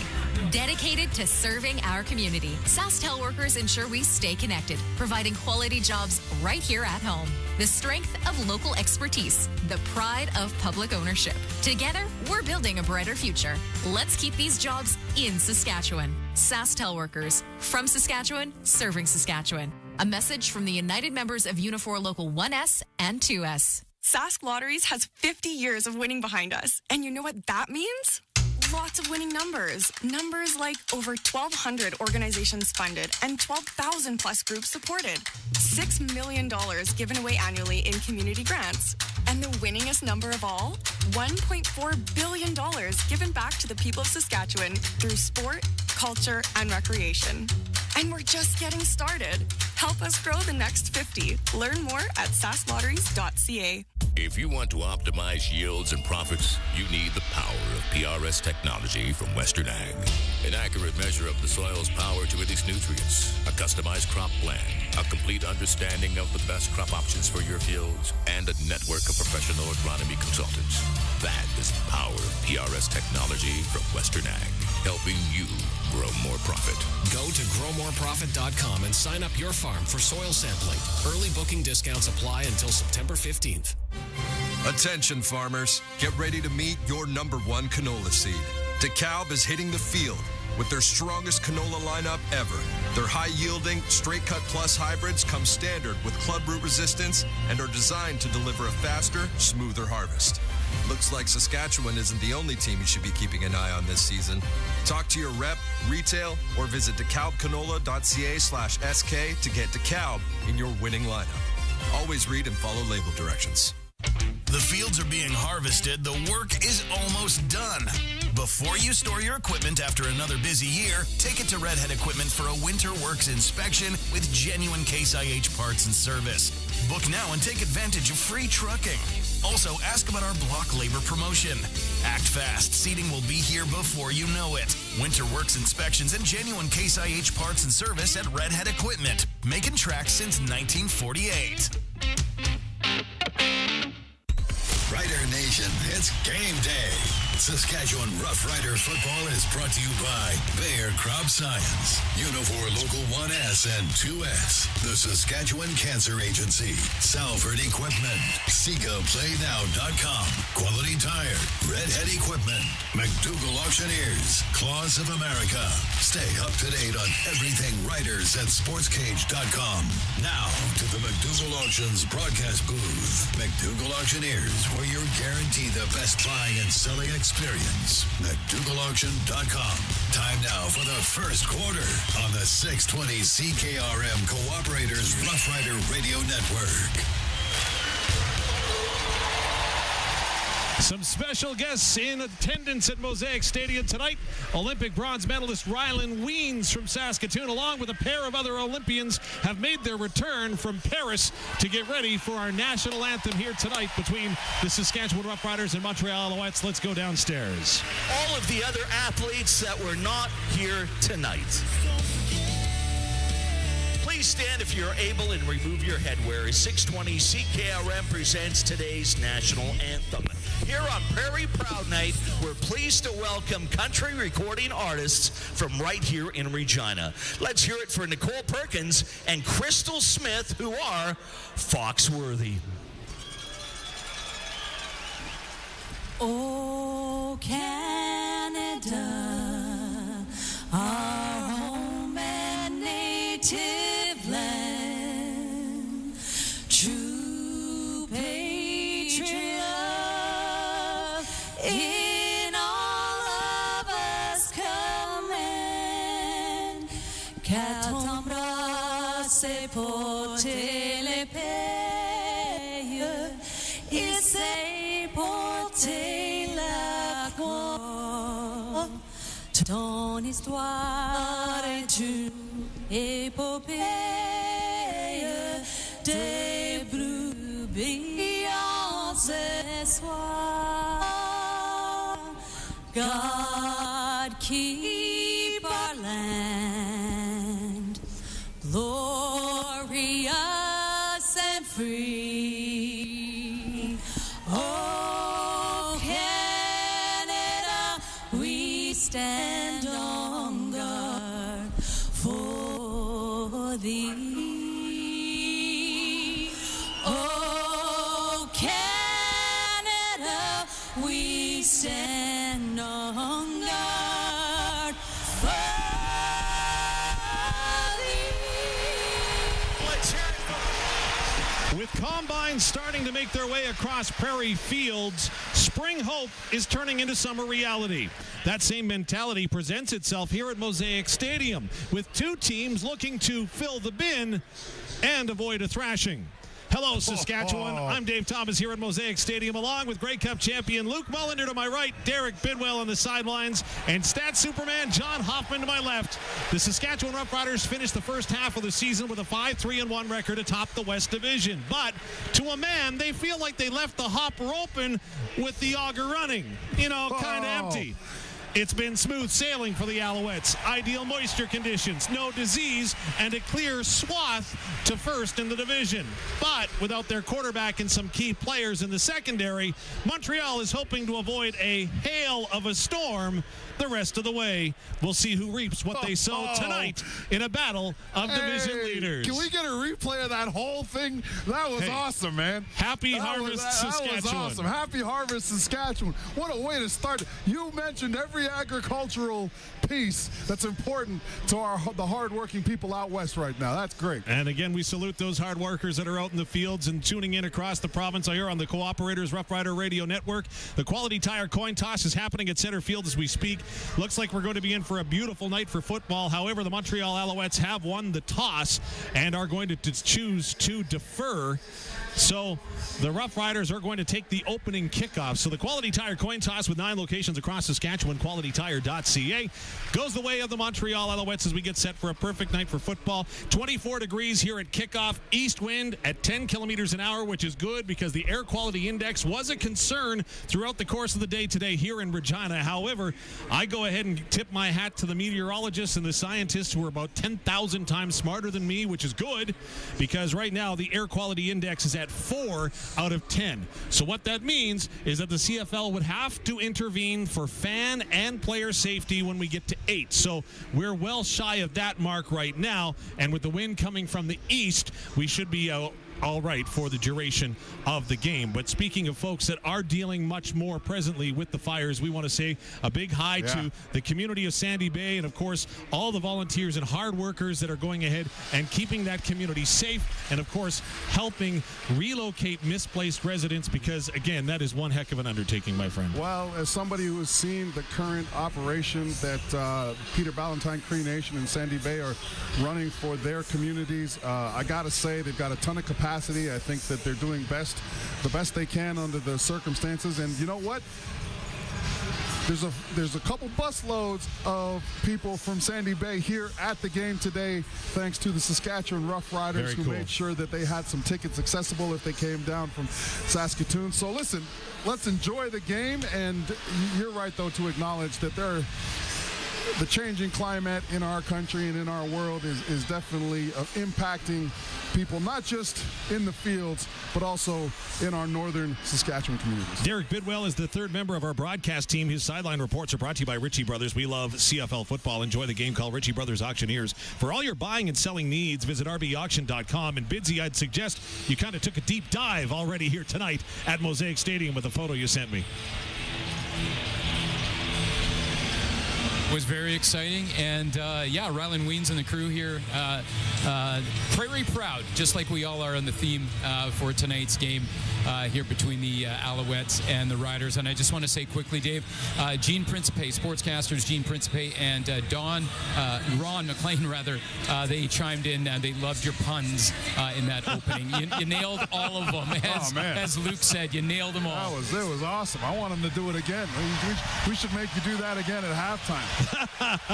Hey, we got a football game to play first, folks, and let's get down to it. The real action coming on the field. Alouettes will defend the end zone to our broadcast right, which is the south end zone here at Mosaic Stadium. Jose Malto's going to count off his kick as we get set to go here tonight at Mosaic Stadium. It's Riders and Alouettes, and Friday night football's alive as the kickoff goes to Mario Alford at his 14-yard line on the far sideline. He'll make a man miss up to the 40, steps out of bounds near the 45-yard line of Montreal, and here comes Trevor Harris for the first time since June the 23rd to lead the Saskatchewan Roughrider offense onto the field. And he has missed it. He's been with the team the entire way. He's been on all the road trips.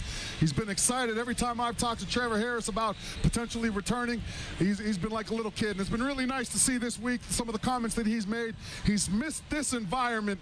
Not to say that Shea Patterson didn't do a good job. I thought Shea Patterson was spectacular with his opportunities. Let's see how Trevor Harris runs this out. 105th start of his CFL career starts with the backfield empty. A.J. Oullette, who is in the game, now motions to his left in the backfield. They'll fake the handoff, pitch it out far side to Mitchell Picton, who gets across the 50 near the 52-yard line. Gain of nearly 8 on first down for the Riders, and Mitchell Picton gets a first down reception for the first time in over 2 seasons. Yeah, pro's pro. And one of the best parts I like about this play specifically is the Alouettes are going to come in here and try to stop the run. So anytime they want to convolute the box, they want to put a couple extra defenders in there, plays like that, the flat to Mitch Picton right off the bat, are going to talk them out of wanting to do that consistently. I like it. Riders leave the heavy set in on second down. Second and short. Alouettes going to crowd the line. Handoff goes to Oullette. To the left, to the right, has a hole. Up to the 50-45 of Montreal. Tackled at the 44. And a first down for the Riders for Bazandowski Agencies. Well, it's a fantastic job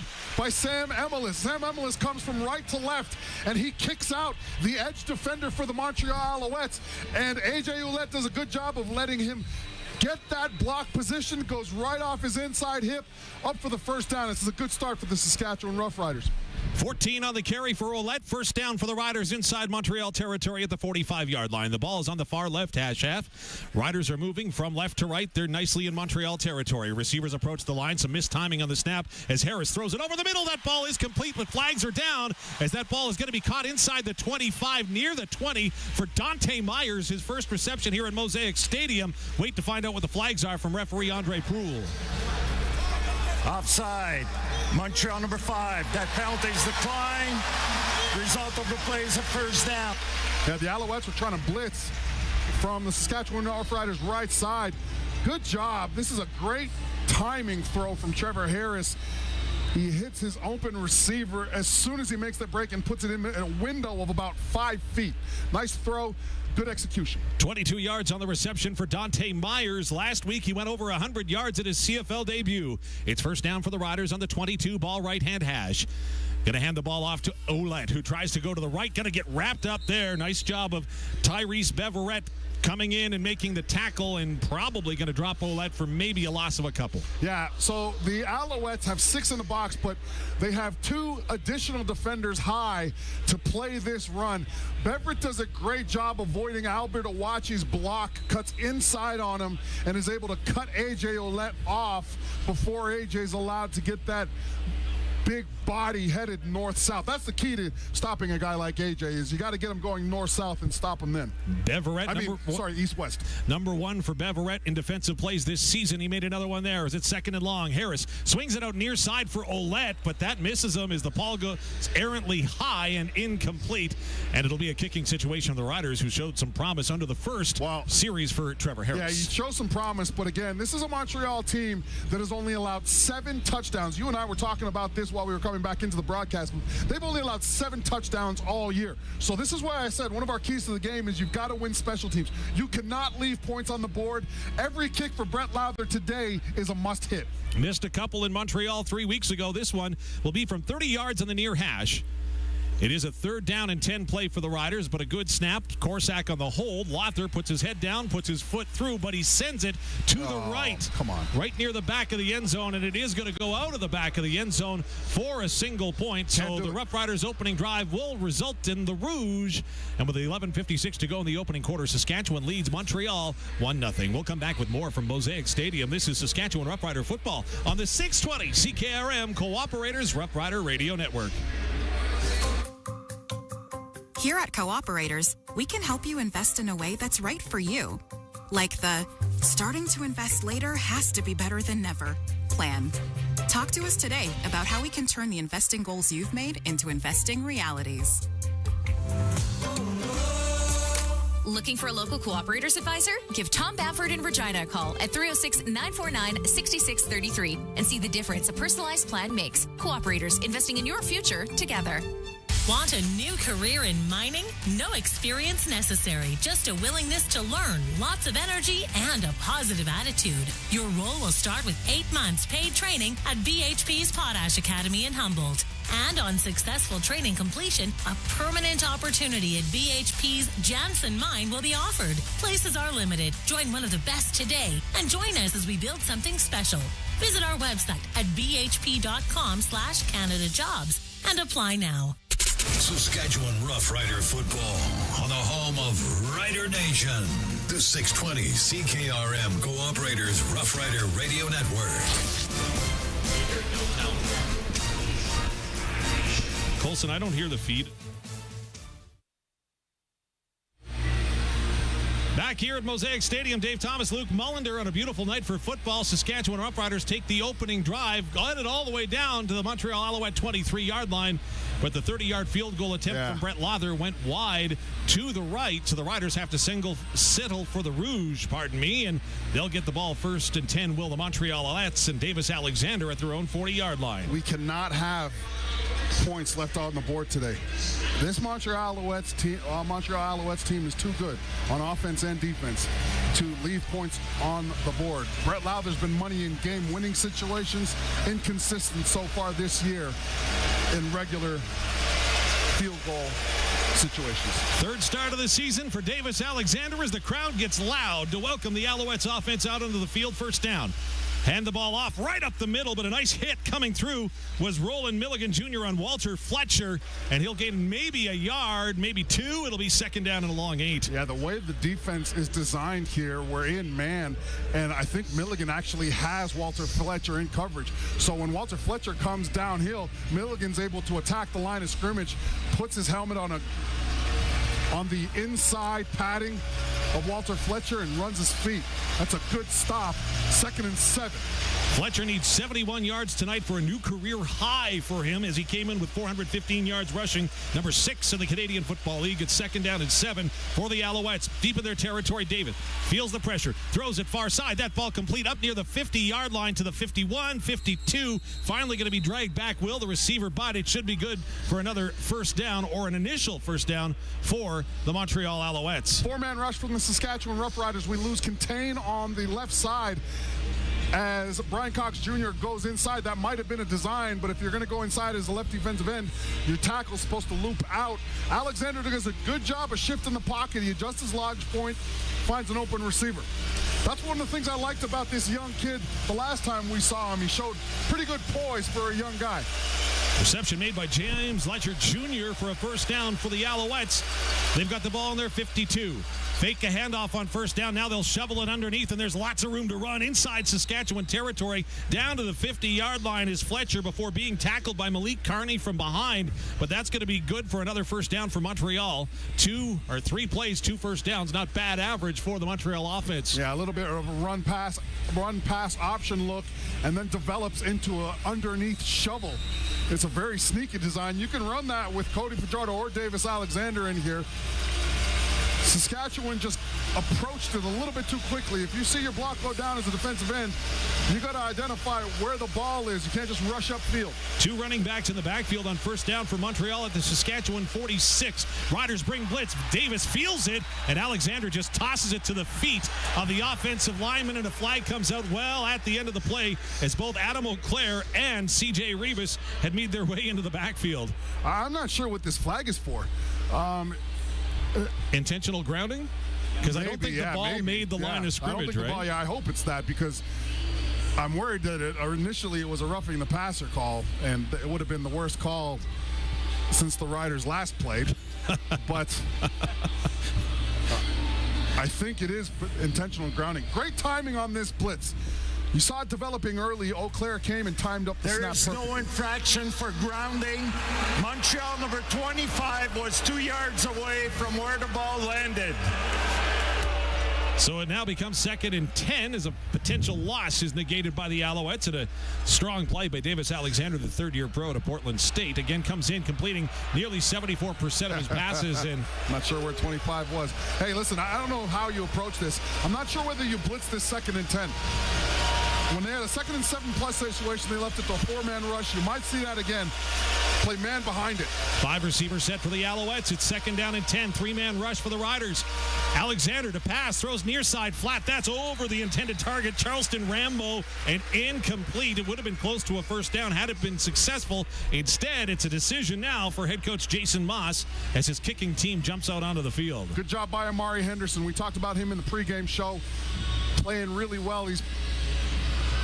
He's got a tough job here. He's got a receiver that he's got to look for, but he's also responsible for the deep third of the field. So he's trying to play a little bit of a cat and mouse game. He's got a receiver running long, and he's got his receiver running short. The way he played it, I think Davis got a little bit rattled, and that may be why the throw was inaccurate. Zima to punt for the Alouettes, almost has it blocked, and then has the punt go off the side of his foot. And now we got to wait to see where it went out of bounds, as this looks like well in advance of the 15-yard line, which would be a penalty for the Alouettes, and they're still marking it up to the 23, as a flag will come out as well. The Riders will have terrific field position for their second possession. Kick out of bounds.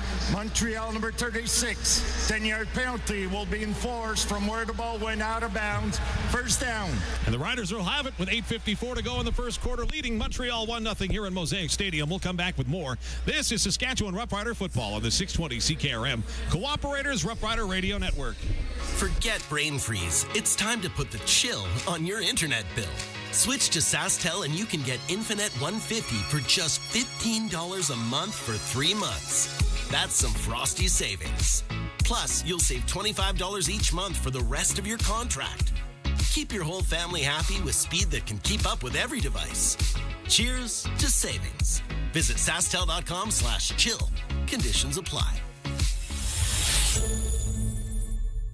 Football fans, score $200 in free plays with PlayNow.com/Green200. PlayNow.com is fully operated by Sega, and whether you're a new player or already have a PlayNow account, you're eligible for a $100 sports free bet and a $100 casino free bet with a minimum $40 deposit when you enter promo code GREEN200. That's right. Visit PlayNow.com/Green200 today and enter promo code GREEN200 to redeem $200 in free plays. Must be 19 plus. Use your game sense. Saskatchewan Roughrider football on the home of Rider Nation. The 620 CKRM Cooperators Roughrider Radio Network.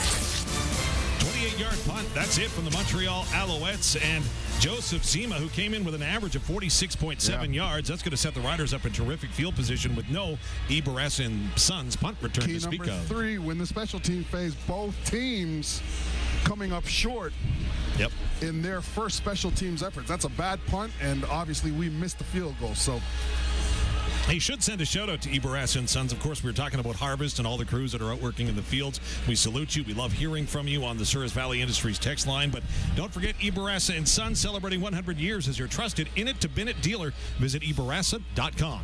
So the Riders going to take over. 8:54 to go in the opening quarter. They lead 1-0. Trevor Harris and the offense go to work from their own 33-yard line.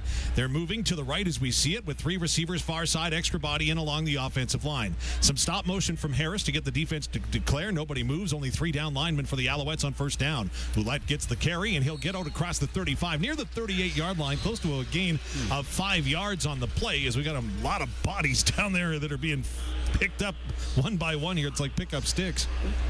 I thought Noel Thorpe did a great job making adjustments in the second half, the first time these two teams played. It's a very interesting proposition here so far defensively. Noel Thorpe hasn't thrown a ton of guys in the tackle box. Even when the Riders have come out in double tight end formations, they've gone 3-4, they've gone 3-3, like you said, adding, but they haven't just loaded the box up anticipating run. Here they come now, 2nd and 5. Alouettes bring the house. Harris's pass is tipped as he gets it away, looking for Sean Bain Jr. on the far sideline. That drops incomplete, and it'll be a 2-and-out for the Rough Rider offense and the punting unit of Adam Korsak coming onto the field. Wesley Sutton was a game-time decision, and he gets up in the air as he blitzes from the short side of the field. Good anticipation by him because A.J. Oullette was picking him up. He understood the assignment, just Sutton jumped before A.J. Oullette got a helmet on him. So Korsak stands at his 23-yard line to kick this one away to James Letcher Jr., who's back at his 27. Both are on the far hash. Again, no real measurable wind here tonight on a beautiful night for football at Mosaic Stadium. So Hughes with the snap. Good one to Korsak. His high spiraling kick going to chase Letcher back inside his 20, now down to the 18-yard line. That's where he starts out. Comes to the near side looking for a lane. Has a little bit of one as he jumps across the 25 and takes a big hit as he gets to the 27-yard line. James Letcher Jr., number 2 in combined yardage in the CFL. He took a number 1 blow at the end of that, and the Alouettes will have the ball when we come back. 7:32 to go in the opening quarter. Saskatchewan 1, Montreal no score. This is Saskatchewan Rough Rider football on the 620 CKRM Cooperators Rough Rider Radio Network. The professionals at Thrive Wealth Management are dedicated experts in financial and wealth planning. But we're also proud members of Rider Nation. We offer our members exceptional service, specialized attention, and access to advanced investment products. And on game day, we bleed green and white, baby. So for expert advice, for big fans like you, visit thrivewealth.ca today. And go Riders! Premier Scott Moe. The new provincial budget makes record new investments in our growing province. There's a 9% lift in school funding, so our kids get the best possible education. A 10% increase in health funding, so Saskatchewan people get the care they need when they need it. And a 14% increase for cities, towns, and RMs, so our communities continue to be great places to live, to work, and to raise a family. The new provincial budget. Classrooms, care, communities. A message from your Saskatchewan Party Caucus. Saskatchewan Rough Rider football on the home of Rider Nation. The 620 CKRM Cooperators Rough Rider Radio Network.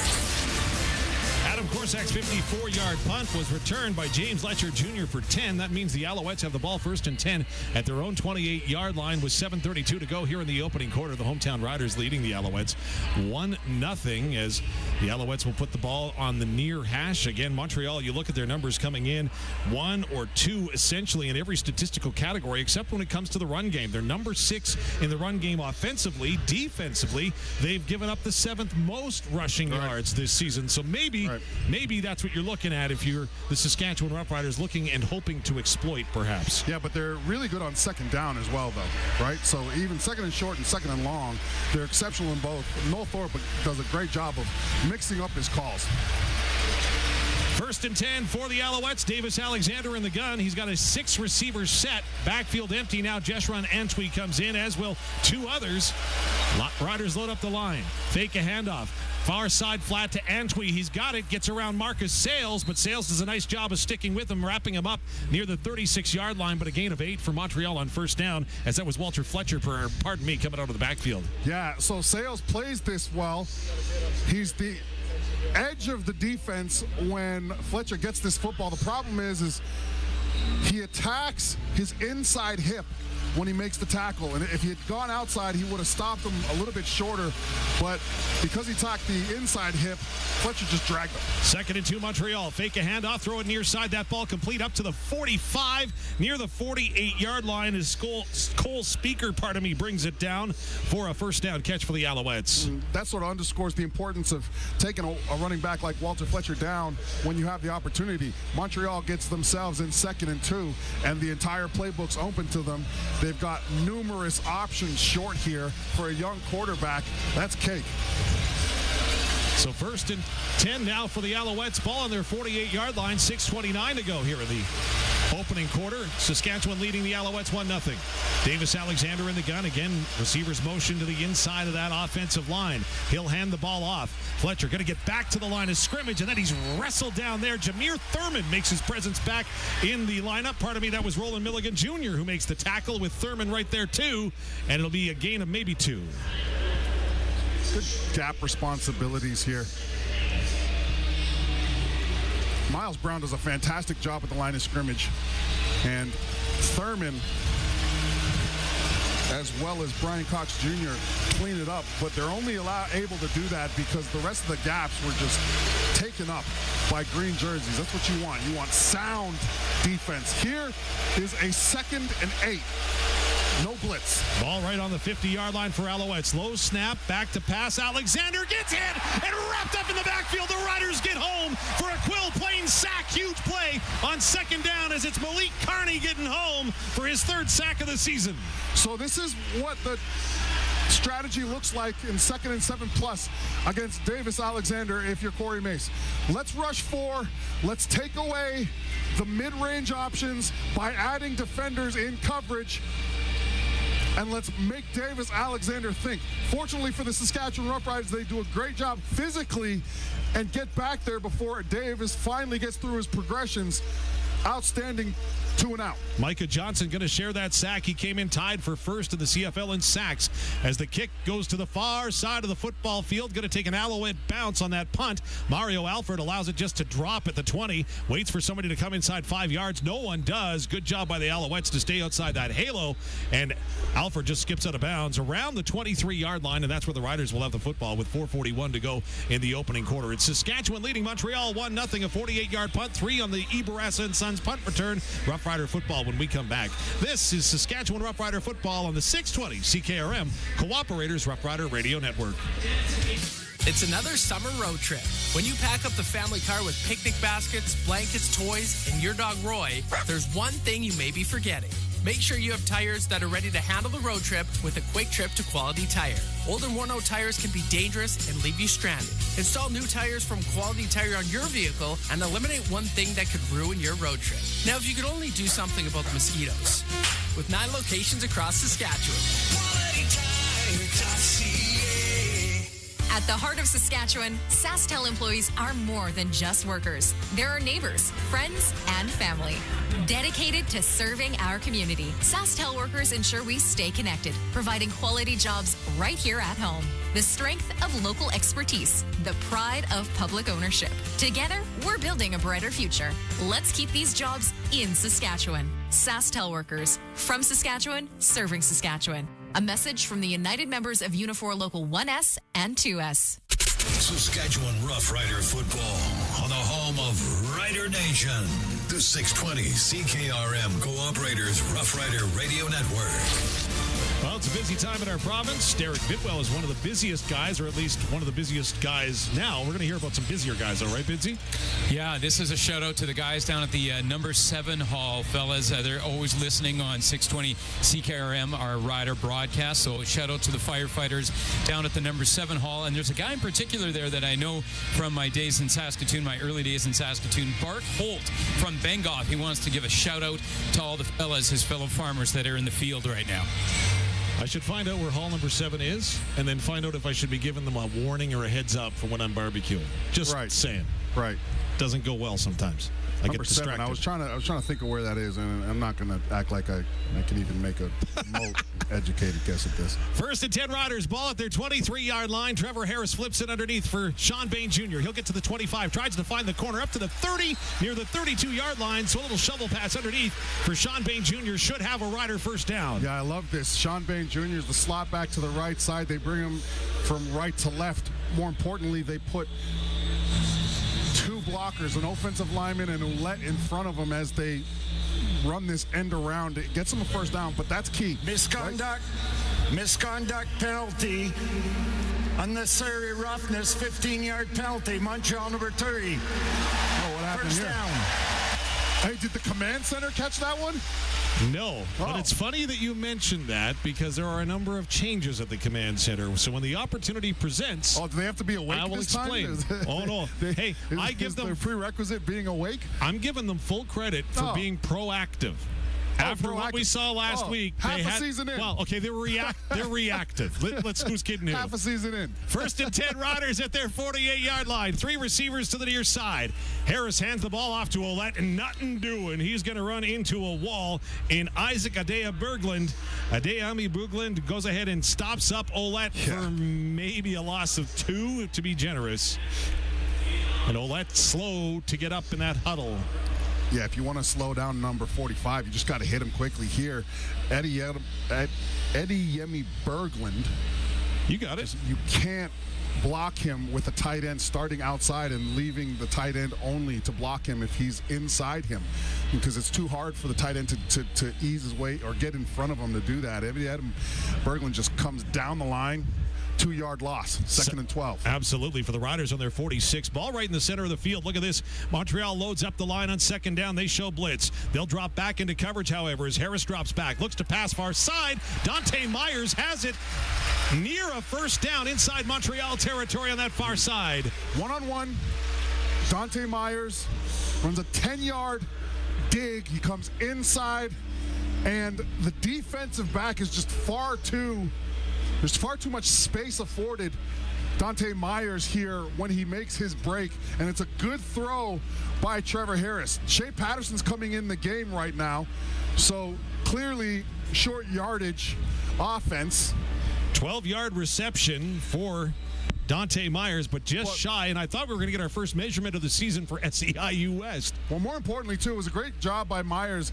Trevor Harris threw it low, so he was the only one able to get it, but he torqued himself to make sure the ball didn't touch the ground after. Patterson drives ahead on the right side, follows behind Big Nick Jones and Logan Ferlin, and he'll have a Bazandowski Agency's 1st down with 2:02 to go in the opening quarter. And we were talking about Dante Meyers at the beginning of the game. It was a sneaky 100 yards last game. Very effective. I think his biggest play was a 30-yard gain.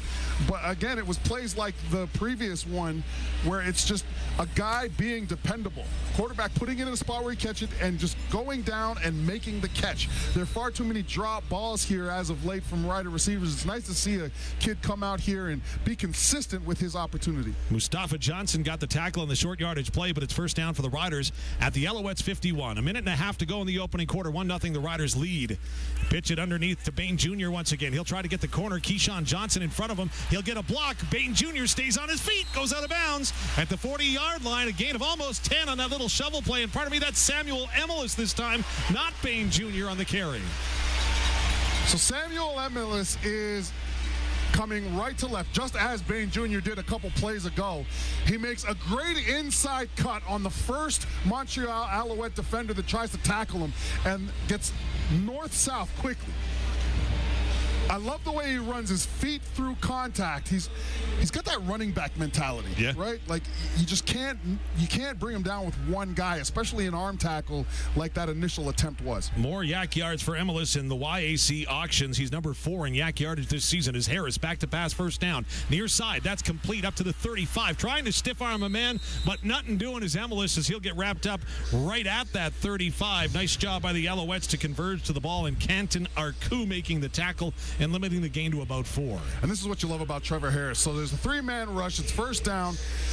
Montreal tries to take away the deep part of the field, and Harris says, that's fine. I don't want to go there anyways. I'm going to go low to Emelis here, who's sitting down at about 5 yards. And Emelis, speaking of running back mentality, you would have loved for him to just drop his head and push forward there. Instead, he tried to make a move. He could have gotten a few more yards. 1st down, or 2nd and 6, pardon me, for the Riders on the Alouettes 36. Harris, 3-step drop, gets it to Picton, takes a hit, and won't get beyond the 30-yard line. He had to get down near the 29 as Picton stays down on a knee after taking a solid shot, and this is going to be close. Another 3rd and short situation probably for Moose Creek Red Angus. Well, with an inconsistent kicker in a 3rd and long one, you've got to go for it here, I think. Nafis Lyon plays this quick slant from Picton perfectly. He's watching Picton the whole time. He knows Picton, if anybody on this receiving core, is probably going to be a guy running a slant versus a deep ball, right? Trevor Harris stays in at quarterback. 3rd and short, backfield empties. Harris trying to call the Alouettes offside. Is he going to snap it? Nobody's moving. 1 on the play clock.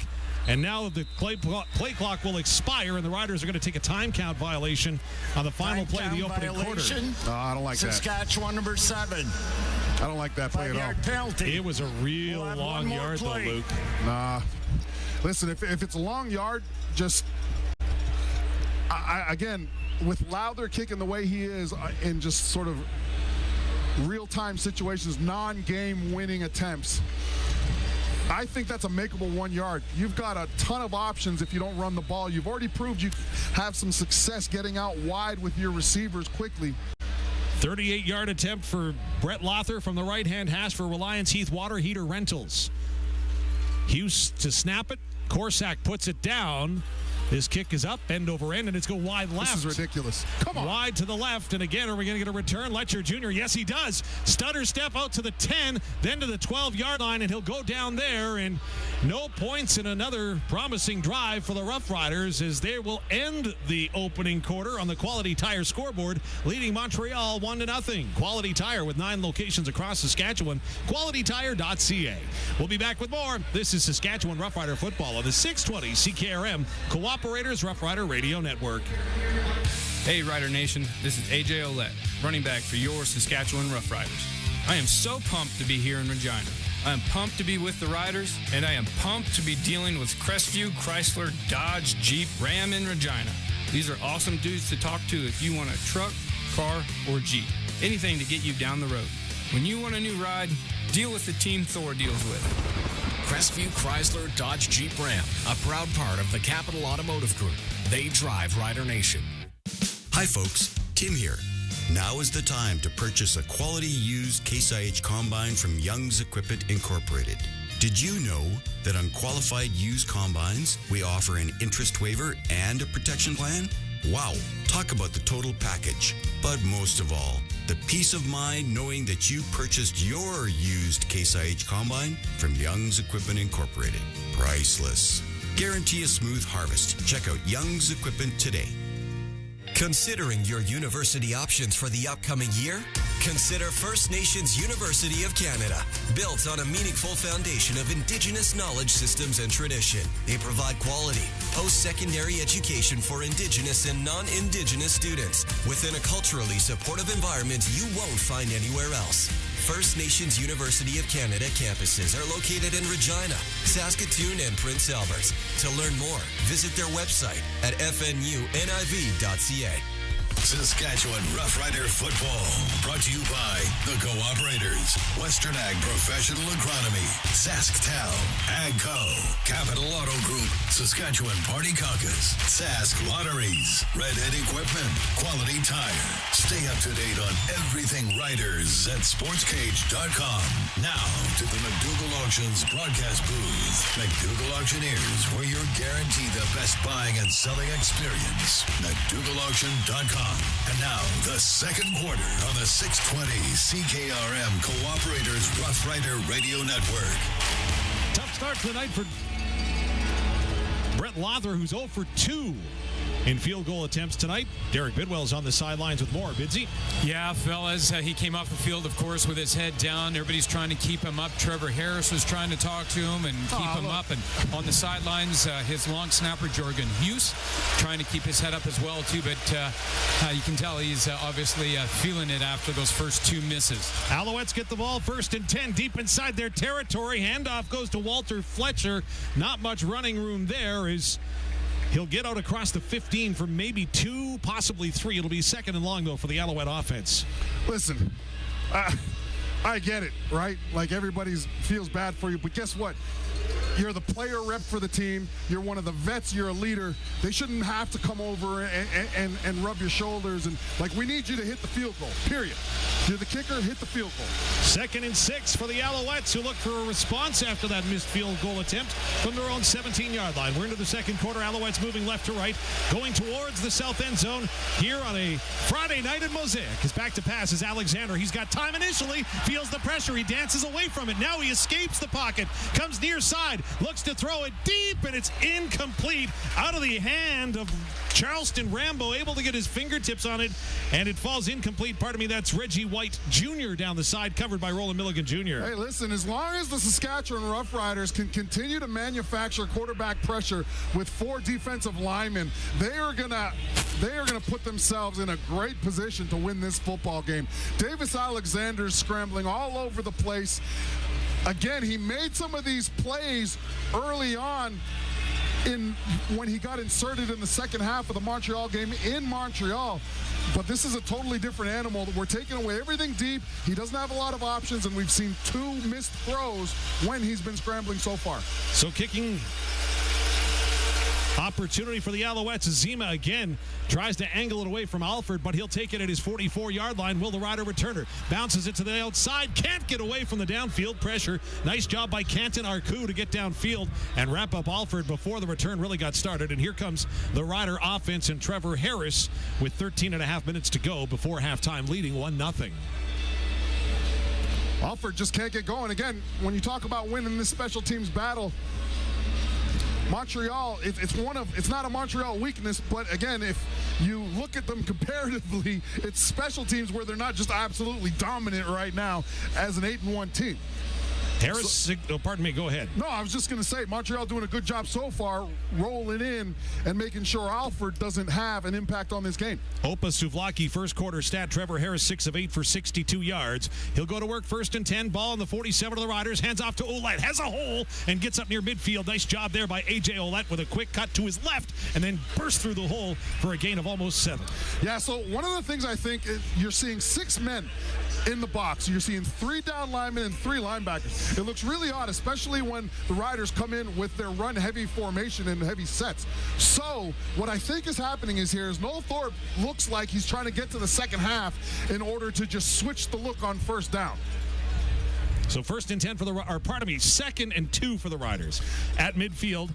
It's what he did last time out against the Riders. 5 receivers set. Oullette, the lone back in the backfield. He'll get the carry. Comes to his left. Across the 50 to the Montreal 45. Gain of 10 and a first down for Bazandowski Agencies and A.J. Oullette.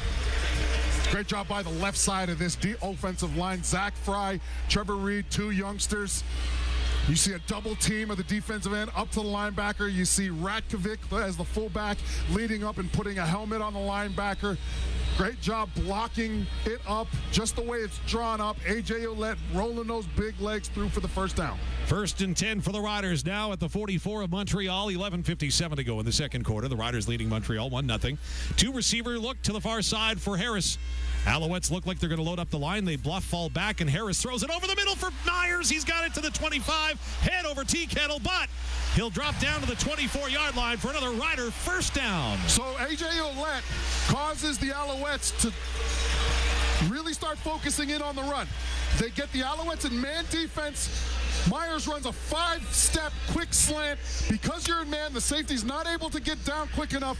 First down because Trevor Harris gets the ball out quickly. Dante Meyers, 20-yard reception on the play, sets up the Riders inside the 25 at the 24 of Montreal. Left-hand hash ball is on the near side of the football field as the Green Riders move to the north end zone. Harris in the gun, calls out the cadence. Back to pass, has time. Looks up, near side, has a man to the 5 and out of bounds. A first down for Keyshawn Johnson. Good job by Keyshawn Johnson. Montreal Alouettes drop back into a little bit of a zone. Great job blocking it up. There's no pressure on Trevor Harris. He gets an opportunity to wait for Keyshawn Johnson to just run himself into an open space. Keyshawn gets it, goes up the sideline. Now you're talking because you're 1st and goal on the 3. You've got your entire playbook open and essentially 23 yards of space to get that 3 yards. From the Windsor Plywood red zone, a 21-yard reception by Keyshawn Johnson as the Riders 1st and goal at the 4.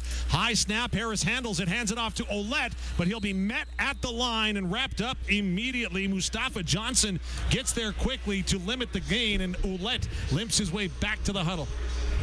Mustafa Johnson and this defensive front,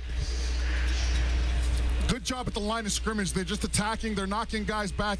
We're not able to get them off the line of scrimmage. And he simply scrapes off the offensive lineman trying to block him and finds A.J. Oullette before he can get rolling. Riders are 52% in red zone proficiency. The Alouette defense, 57% of the time they're going to stop their opposition. It's 2nd and goal from the 5. Left-hand hash. 3 receivers far side for Harris, who's back in the gun. Has time. Looks to throw it near side. It's up, and it's incomplete. Good coverage as Keyshawn Johnson, the intended receiver, was covered nicely by Dante Ruffin, who come in to make the play and break it up, and the Riders will be forced to settle for a field goal attempt. Yeah, this is Dante Ruffin on Keyshawn Johnson, and Ruffin does a good job of identifying Keyshawn's intentions. Keyshawn's running an out route. Ruffin breaks in on it, gets a hand on the football. Montreal is so good when it comes to just not allowing opponents to score. Opponents are kicking crazy. Like, literally, there's only been 7 times an opponent in Montreal has been able to cross the end zone with the football. That's crazy. 7 touchdowns all year. 13-yard attempt for Brett Lother. This time he puts it up, and no doubt about it, Lother cracks it through, and the Riders extend their lead to 4-0 with 9:48 to go here in the second quarter. You're listening to Saskatchewan Roughrider football on the 620 CKRM Cooperators Roughrider Radio Network. Forget brain freeze. It's time to put the chill on your internet bill. Switch to SaskTel and you can get Infinite 150 for just $15 a month for 3 months. That's some frosty savings. Plus, you'll save $25 each month for the rest of your contract. Keep your whole family happy with speed that can keep up with every device. Cheers to savings. Visit SaskTel.com/chill. Conditions apply. Elevate your baling experience with the Heston by Massey Ferguson 1 Series Round Baler. With a dependable, long-lasting design for challenging conditions and high-speed baling, this machine features swing-away net loading and an optional hydraulic drop floor for easy obstruction clearing. Quality hay production starts today with Heston by Massey Ferguson. See the Massey Ferguson 1 Series Round Baler at KMK Sales in Humboldt.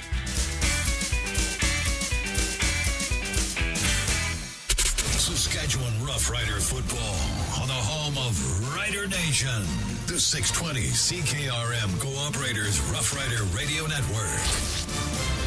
9:48 to go before halftime. Saskatchewan Roughriders lead 4-0 after 3 field goal attempts for Brett Lother. Of course, field goal attempts this season are brought to you by Reliance Heath Water Heater Rentals, serving southern Saskatchewan for over 50 years with short-term flexible contracts. Call 522-5866. The Alouettes are going to elect to take the football on their own 40-yard line. It hasn't been a banner offensive effort thus far for the Montreal Alouettes and quarterback Davis Alexander. I've been watching on the far sidelines to see whether or not I can pick up Cody Fajardo. He is dressed. He does have his helmet on. But he's got such a bad hamstring injury, though. It's just you know, it's debilitating, that thing. It's so bad that he can't play, but he can dress. That's how bad this hamstring is, Dave. Well, I wondered if it also had something to do. You have to dress 3 quarterbacks in the CFL, and let's not forget that Caleb Evans lost for the season due to a knee injury against Hamilton. Just saying. As it's first down on the 40, here comes the pressure. Alexander, though, gets it away. Far side, complete. Ball's loose. Out. It's out on the carpet. Trying to scoop it away are the Riders. They put a hand on it. Do they get it? Waiting for the officials to concur as they debate it down right in front of the Montreal Alouette bench. Rider football, Olympic RTM's fumble recovery for the Riders. The Montreal Alouettes really missed Tyson Philpott. Defensively, the ruling on the field was Saskatchewan last touching the football. That will be their ball. Saskatchewan first down. Defensively, Maas has been able to play a base look. Rush 4 without Philpott, because you're not running around trying to figure out where their big play receiver is. They're able to play base defense. When Davis Alexander gets to his out route, his last pass option, which is Fletcher, there's 4 defenders already coming down on Fletcher. Because of the way we're able to play this look straight up, Fletcher fumbles. Riders now lead the turnover about a 1-0. C.J. Revis, excellent job to dive, get his hand on the football, and swat it out of bounds. He should be last touch. However, the command center took a look at it. The command center agrees with the on-field call. Oh, thank goodness. And it'll be Rider ball 1st and 10 with 9:24 to go in the second quarter from the Montreal 52. Oh, thank God. The command center, they approved of the play. Phew. I'll get to that. Thanks, I'll get guys. there. First and 10 for the Riders and Trevor Harris. Montreal loads up the line. Here comes the pressure. Harris hit as he throws. Far side, complete. No, incomplete. Just skipped off the turf towards Dante Meyers, but Harris is back up after he took his first hit of the night. This was a heck of an effort by Trevor Harris here to throw this. Montreal, like you said, they're blitzing everybody. They bring 8 guys, and Harris knows his only hot route is the far side of the field to his right. For an older guy, I mean, he almost gets it there. That's a challenging throw for any quarterback. Second and 10 now for the Alouettes. It's going to be interesting to see how they approach this, though. They've had success getting the ball out of Harris's hands quickly, but he's been killing them when he does get the intermediate routes. Keyshawn Johnson stays in the field. Early movement along the line. No flags. Harris, 3-play far side. Complete inside the 40 to the 35 of Montreal. Sean Bain Jr. on the reception for the Riders. Bain Jr. runs a 10-yard out route, but here's the problem with Montreal. They're not lined up at the snap of the ball, and a couple of them don't even know where they're supposed to be going. This was a called blitz. They should have had one more rusher than the Riders were able to block, but because they were late, they don't get anything. Harris, just too good in those circumstances, finds the open Sean Bain running to his right sideline. First down, Riders. 19-yard reception for Sean Bain Jr. for a Bazandowski Agency's first down. Riders set up first and 10 to the Montreal 33 on the right-hand hash. Extra bodies in along the offensive line on first down. Handoff goes to Oullette. He'll cut to his left. Gotta chug the ball ahead inside the 30. Near the 27-yard line is where he's brought down for a gain of close to 6. It's hilarious that you get 6 yards out of this play from A.J. Oullette. So there's like 9 defenders, essentially. There's only 7. I'm just exaggerating. There's 9 defenders, 7 defenders in this box. They all know that A.J. Oullette is getting the football, and he still manages to grind out 6 yards, putting them in a manageable 2nd and 4. This is Trevor Harris territory all day. 2nd and 4 to 6. From the 27 of Montreal, right in the middle of the field. Alouettes put 5 down on the defensive line. They'll rush 4. Harris pumps once, throws far side, and that falls incomplete. Looking for that deep out to Keyshawn Johnson. Can't connect, and the Riders are going to have to settle for another field goal attempt. Well, stupid me, I say it's Trevor Harris territory all day, 2nd and 4 to 6, and then he proceeds to throw an incomplete pass to his right. If he had looked left, he had 2 open receivers. Bain was running a slant right through the middle, and then Picton was sitting at the first down yard marker, but I think that Trevor Harris, just in his mind, in the quarterback timing, he wanted to get that ball out, couldn't connect. We need to connect on this field goal here. 35-yard attempt for Brett Lother, through 1 of 3 here tonight for Reliance Heath Water Heater Rentals. Ball right in the middle of the field, a good snap, clean hold. Lother's up, and he's good. Riders extend their lead to 7-0 over Montreal with 6:56 to go here in the second quarter. You're listening to Saskatchewan Roughrider football on the 620 CKRM Cooperators Roughrider Radio Network. It's another summer road trip. When you pack up the family car with picnic baskets, blankets, toys, and your dog Roy, there's one thing you may be forgetting. Make sure you have tires that are ready to handle the road trip with a quick trip to Quality Tire. Old and worn-out tires can be dangerous and leave you stranded. Install new tires from Quality Tire on your vehicle and eliminate one thing that could ruin your road trip. Now, if you could only do something about the mosquitoes. With 9 locations across Saskatchewan.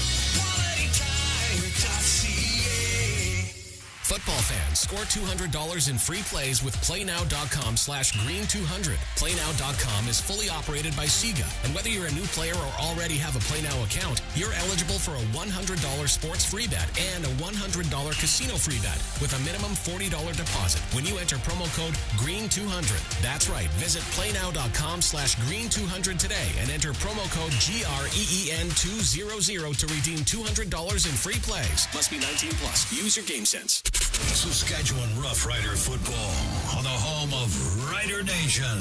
The 620 CKRM Cooperators Roughrider Radio Network. Well, the Montreal Alouettes need to find an offensive answer to the Saskatchewan Roughriders. Right now, time of possession in the Riders' favor, 21 minutes and 56 seconds to 8:04 to the Alouettes. Again, Bazandowski Agencies bring you first downs this season. Bazandowski Insurance and Financial Services, your first choice for insurance, and the Alouettes only have 3 of those first downs here tonight. They'll be looking to kickstart a drive from their own 40-yard line, and I don't know, maybe it's premature of me to wonder whether or not Jason Maas would consider looking down the bench to Cody Fajardo, who's number one in quarterback efficiency thus far this season in the CFL. But so far, it's Davis Alexander at the helm for the Montreal Alouettes, 5 of 8 in the opening quarter for 53 yards. Walter Fletcher, 3 carries for 9. So only 3 rushing attempts for the Alouettes, but they didn't have the ball much thus far tonight. 6:50 and counting to go here in the first quarter. Handoff, Nick, right away. Micah Johnson gets all over Walter Fletcher in the backfield for a loss of a couple. For Micah Johnson, continuing his stellar season. That's his 3rd tackle for loss this year. Philippe Gagnon tries to jump set Micah Johnson, so he basically tries to maul him, and Micah just slips him with a quick swim. Great move. 2nd and 11. From the 39-yard line of Montreal, generous spot, I would dare venture. Ball will be placed on the left-hand hash for the Owls, who are moving to our right. 2 receivers come near side. Rider fans come to their feet, making noise as there's some confusion with Reggie White Jr. not sure where to line up. Now they're going to send him near the line of scrimmage. He'll get there with 3 on the play clock. Davis Alexander, he'll hand it off. A little flea flicker, and now he'll get wrapped up in the backfield as Brian Cox Jr. for a Quill Plain sack. But is this going to be ruled a horse collar? The Alouettes think so, as Jason Maas is 15 yards onto the field with that challenge flag in his right hand. Well, he's definitely got an argument for this, but this is a terrible call. This is a brutal call from Jason Maas or Anthony Calvillo. You only do a flea flicker if the run game's working. The run game's not working. They're not worried about the run game, so you can't threaten run and then do that. They're gonna. The command center has intervened. Yeah, oh, there they go. Well, there they go. Here comes the command center to save the day. Roughing the passer or scholar tackle on Saskatchewan. 15-yard penalty and a first down. Well, everybody's booing Dave, but this is the right call. Yeah. This is the right call. You just can't. Brian Cox Jr. manages to rope the quarterback in. Problem is he gets him right up near the back of the jersey. It's the right call. Good job, command center. 1st and 10. Well, and again, I'll leave it at that. 1st and 10 for the Alouettes from their side of center, as the official once again are conferring and maybe getting some help from the command center as to where this should be placed. Wait a second, folks. But stop me if you've heard this before. The play might change after it's already been made. There we go. So 1st down. They've spotted the ball correctly. The command center agrees. And again, getting some help from the eyes above. It'll be 1st down, Montreal. 5:30 to go before halftime. Saskatchewan leading the Owls 7-0. Ball just on this side of the center field for the Alouettes. 3 receivers to the near side. Pair of backs in the backfield for Alexander. Back to pass. Big drop. Looks near side. Has it up. Has it complete out of the backfield inside Saskatchewan territory to the 52-yard line. But no more was David Dallaire. And it'll be a 2nd and medium situation coming up for the Owls. Again, 4-man rush zone defense. Riders doing a job keeping everything in front of him. Davis Alexander thinks he has an open receiver, but it's only because Sales is just waiting for them to throw it short. Strategically, right now, Mace is allowing his guys to attack everything in front of them. Don't get beat deep. Attack everything in front of you. Let's hold. 5 receivers set for the Owls on 2nd and 5 from the Saskatchewan 51. Alexander in the gun. Back to pass. Looks to the far side. He's got a man wide open down to the 25 of the Riders. 20, 15. Cut back inside to the 10. Finally going to get dragged down around the 5-yard line. Huge play for Cole Speaker and the Montreal Alouettes all the way down to the Saskatchewan 5. Unfortunately, this is the first bust in the Saskatchewan Roughriders plan. Amari Henderson's playing zone. He lets his eyes go with the receiver to his inside, and he starts following that receiver. He does not see number 17, Cole Speaker, going from slot right up the sideline, and it's a big play for the Alouettes. Again, we talked about keys to the game. You can't allow this team to manufacture anything 30-plus. They're just too good. First and 10 for the Owls inside the Windsor Plywood red zone at the Saskatchewan 5. Ball's on the left-hand hash. Pair of receivers in motion, almost run into the ball. Alexander sprints out, drops it underneath. Fletcher has it. He's got a touchdown into the end zone. Nice-looking play with lots of motion side to side by the Montreal Alouettes, and they find the end zone at a 5-yard touchdown pass. You said it, Dave. That's a really good call. There's a ton of motion here in front of the Saskatchewan Roughriders, and they go with another shovel look here. They had success with the first time they ran a shovel look, and then they run it again down near the end zone. We get guys up to the quarterback level when Davis Alexander breaks to his left, but it's all for naught as they sneak Fletcher underneath again. And here's where you see the repercussions of not hitting 2 field goals at the beginning. In one drive, Montreal potentially ties this game. We should still be up 5 after this field goal. Jose Maltos coming in for the convert attempt. A low snap, but they get it down on the tee, and he gets it through, and we're tied at 7 now with 3:23 to go here in the second quarter. This is Saskatchewan Roughrider football on the 620 CKRM Cooperators Rough Rider Radio Network. This is AJ Oullette, running back for your Saskatchewan Roughriders. In this province, people love their trucks, and so do I. Whether you need one for hauling your camper, going to the lake, or just driving around town, you'll get a great deal at Capital Ford Lincoln in Regina. They'll hook you up with the best-selling line of trucks in Canada for over 50 years, the Ford F-Series. All the best trucks are available now at Capital Ford Lincoln, a proud part of the Capital Automotive Group. They drive Rider Nation. At the heart of Saskatchewan, SaskTel employees are more than just workers. They're our neighbors, friends, and family. Dedicated to serving our community, SaskTel workers ensure we stay connected, providing quality jobs right here at home. The strength of local expertise, the pride of public ownership. Together, we're building a brighter future. Let's keep these jobs in Saskatchewan. SaskTel workers, from Saskatchewan, serving Saskatchewan. A message from the United members of Unifor Local 1S and 2S. Saskatchewan Roughrider football on the home of Rider Nation. The 620 CKRM Cooperators Roughrider Radio Network. Quality Tire kickoff coming for the Alouettes, or from the Alouettes after their major score. And the Riders not wearing obsidian green tonight, but there is a new look on the sidelines, Derek Bidwell. Yeah, this one's interesting, Dave. Not a lot of people know about them, but the Guardian caps that football players wear now in practice, the big padded extra layer that they wear to prevent concussions and head trauma. Well, there's a guy in the Riders that's wearing one tonight. Obviously, you can't tell because he's got a green covering over with the Riders logo, but Thomas Bertrand Houdon is wearing one of those Guardian caps in this game, Dave.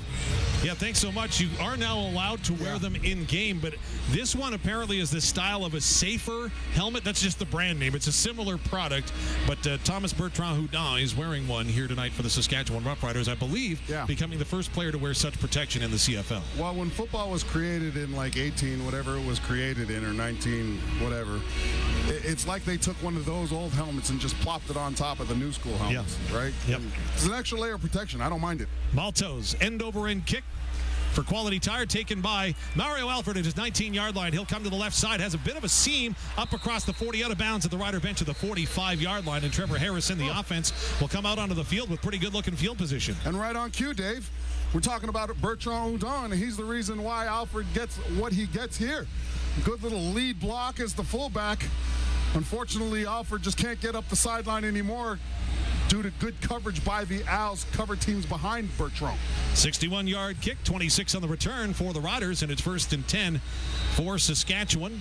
With 3:17 to go, the game tied at 7 here in the second quarter at Mosaic Stadium tonight. Wonderful night for football. And again, no matter where you are in the province, whether you be at the lake, whether you be headed to work at the mine, whether you be out in the field working, or maybe just sitting back at the patio enjoying a nice night, we welcome you to Rough Rider football. 5 receivers set for Harris here on first down. Swings it near side for Meyers, who'll get up near the 50-yard line, which will be good for a gain of almost 5. It'll be second and medium. Quick little dig route here. Harris wants to get the ball out flat. Harris is only going to Meyers in this situation. The reason why he can commit to him like this is because he knows that the Alouettes are in man defense. So if he gets Meyers quickly, it's a tall ask to have your DB break and intercept that from where number 8, Nafis Lyon, was lined up. So the Riders and the Alouettes are issued the 3-minute warning.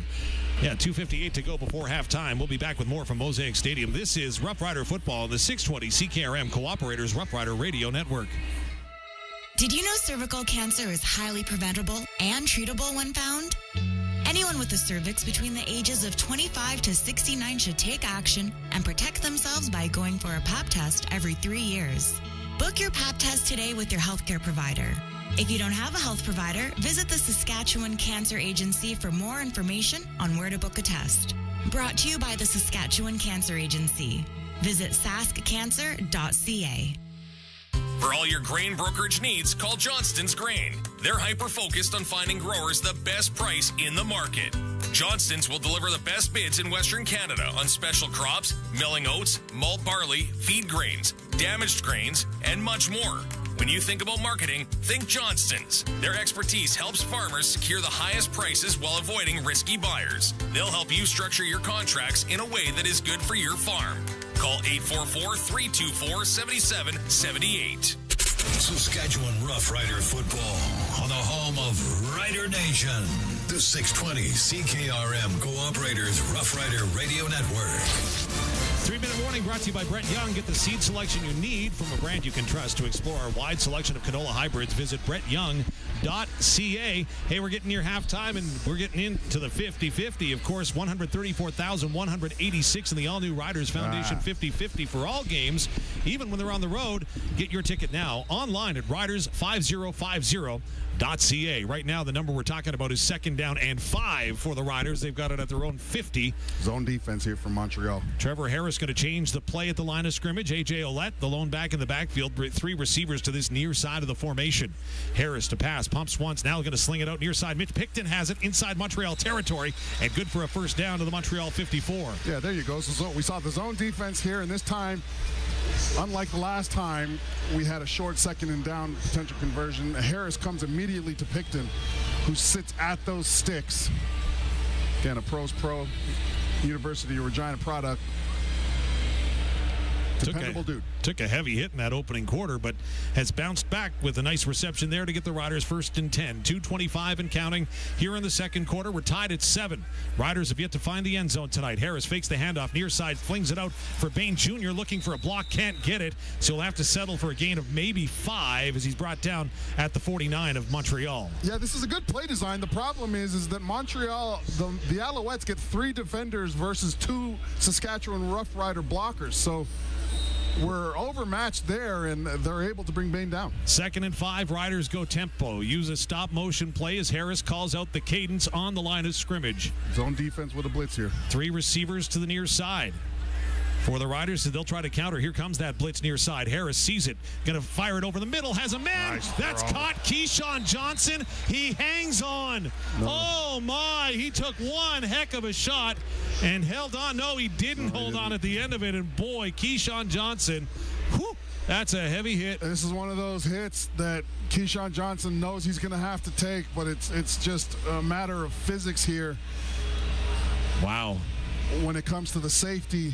Bryce Cosby came up. Safety, yeah. Well, this is a strong side linebacker. He gets a 5-yard running head start at Johnson. When the ball gets there, again, physics can't fight it sometimes. Corsack to kick now on 3rd down for the Riders from the 49 of Montreal. James Letcher Jr. back to receive, stands at about his 10. Kind of a sidewinding kick from Corsack that'll chase Letcher down to the 9, and then he's going to be met by Roland Milligan Jr. Great downfield coverage to the 14 of Montreal and no more. And the Alouettes have a long field ahead as we're tied at 7 late here in the second quarter. That was a sneaky move by Adam Corsack to set this up. As soon as he gets his snaps, he takes 2 steps to his right. Now, if you're the returner, you can see the punter. 2 steps to his right and then comes back, kicks it left. And because the punt returner had seen that Tuesday, he had started inching his way to his left. He had to come all the way back. It didn't leave him much to run with when he finally did get the ball. And then, of course, Roland Milligan, Agent Zero, making a play. 40-yard kick, 5-yard return. 1st and 10, Montreal at their 14. $1:47 to go before halftime. 5 receivers set for the Alouettes, and Davis Alexander in the gun. Crowd comes to their life and feet, making noise to make his cadence hard to hear. Alexander to pass near side. That ball complete in the near flat to Fletcher out of the backfield. He'll get up across the 20 near the 22. Amari Henderson among the tacklers for the Riders. That'll stop him up after a gain of 8. The Montreal Alouettes came into this game the number 1 offense in big plays, 30+. And it's been clear, aside from that one bust-in coverage, it's been clear the Riders defensively refuse to give up the big play. They're fine with Walter Fletcher catching these little bubbles out into the flat. They know that they don't think they're going to get a lot out of that consistently. Second and short, Fletcher with the handoff, going to get up near the 25-yard line. Should be good for a first down for the Alouettes. Not much, but yeah, like you said, it was second and short, so Fletcher didn't have far to go. And it's been outstanding the way the Riders have taken away their opponent's running game here. And like we said in the pregame, Dave, we haven't really heard anything from Fletcher since the last time the Riders played the Alouettes. Yeah, last time he played the Riders, Walter Fletcher, 5 carries for 16 yards, 5 receptions for 53. He's been much more active here tonight with 1:18 and counting to go here in the second quarter. The Alouettes first and 10 at their own 24. Alexander pumps once, pumps twice, going to settle underneath, finds Rambo to the 29. He'll put his shoulder pads down, dive ahead across the 30 near the 33, which will be good for a gain of 9. You know, I really feel like the offensive line for the Alouettes has gotten away with 2 holding calls here. Here, LeCourte Moore almost has a sack, and at the end when he's trying to separate from Nick Callender continues to grab his inside shoulder pads, and the ref should have seen that. That should have been a holding call. They don't get it. 2nd and 1. Ball on the 33 of Montreal, trying to expire the clock at very least with a minute to go before halftime. 3 receivers far side of the formation for Alexander. He'll throw it near side for Rambo in the flat. He makes a man miss on his feet to the 50 midfield. 50 of Saskatchewan, pushed out of bounds by Nelson Lacombo, but it looked like the Alouettes were going to go short yards, but then swung it out to Rambo, who made the first man miss and gets into Saskatchewan territory. Yeah, this one is on Amari Henderson. He gets down on this short pass properly.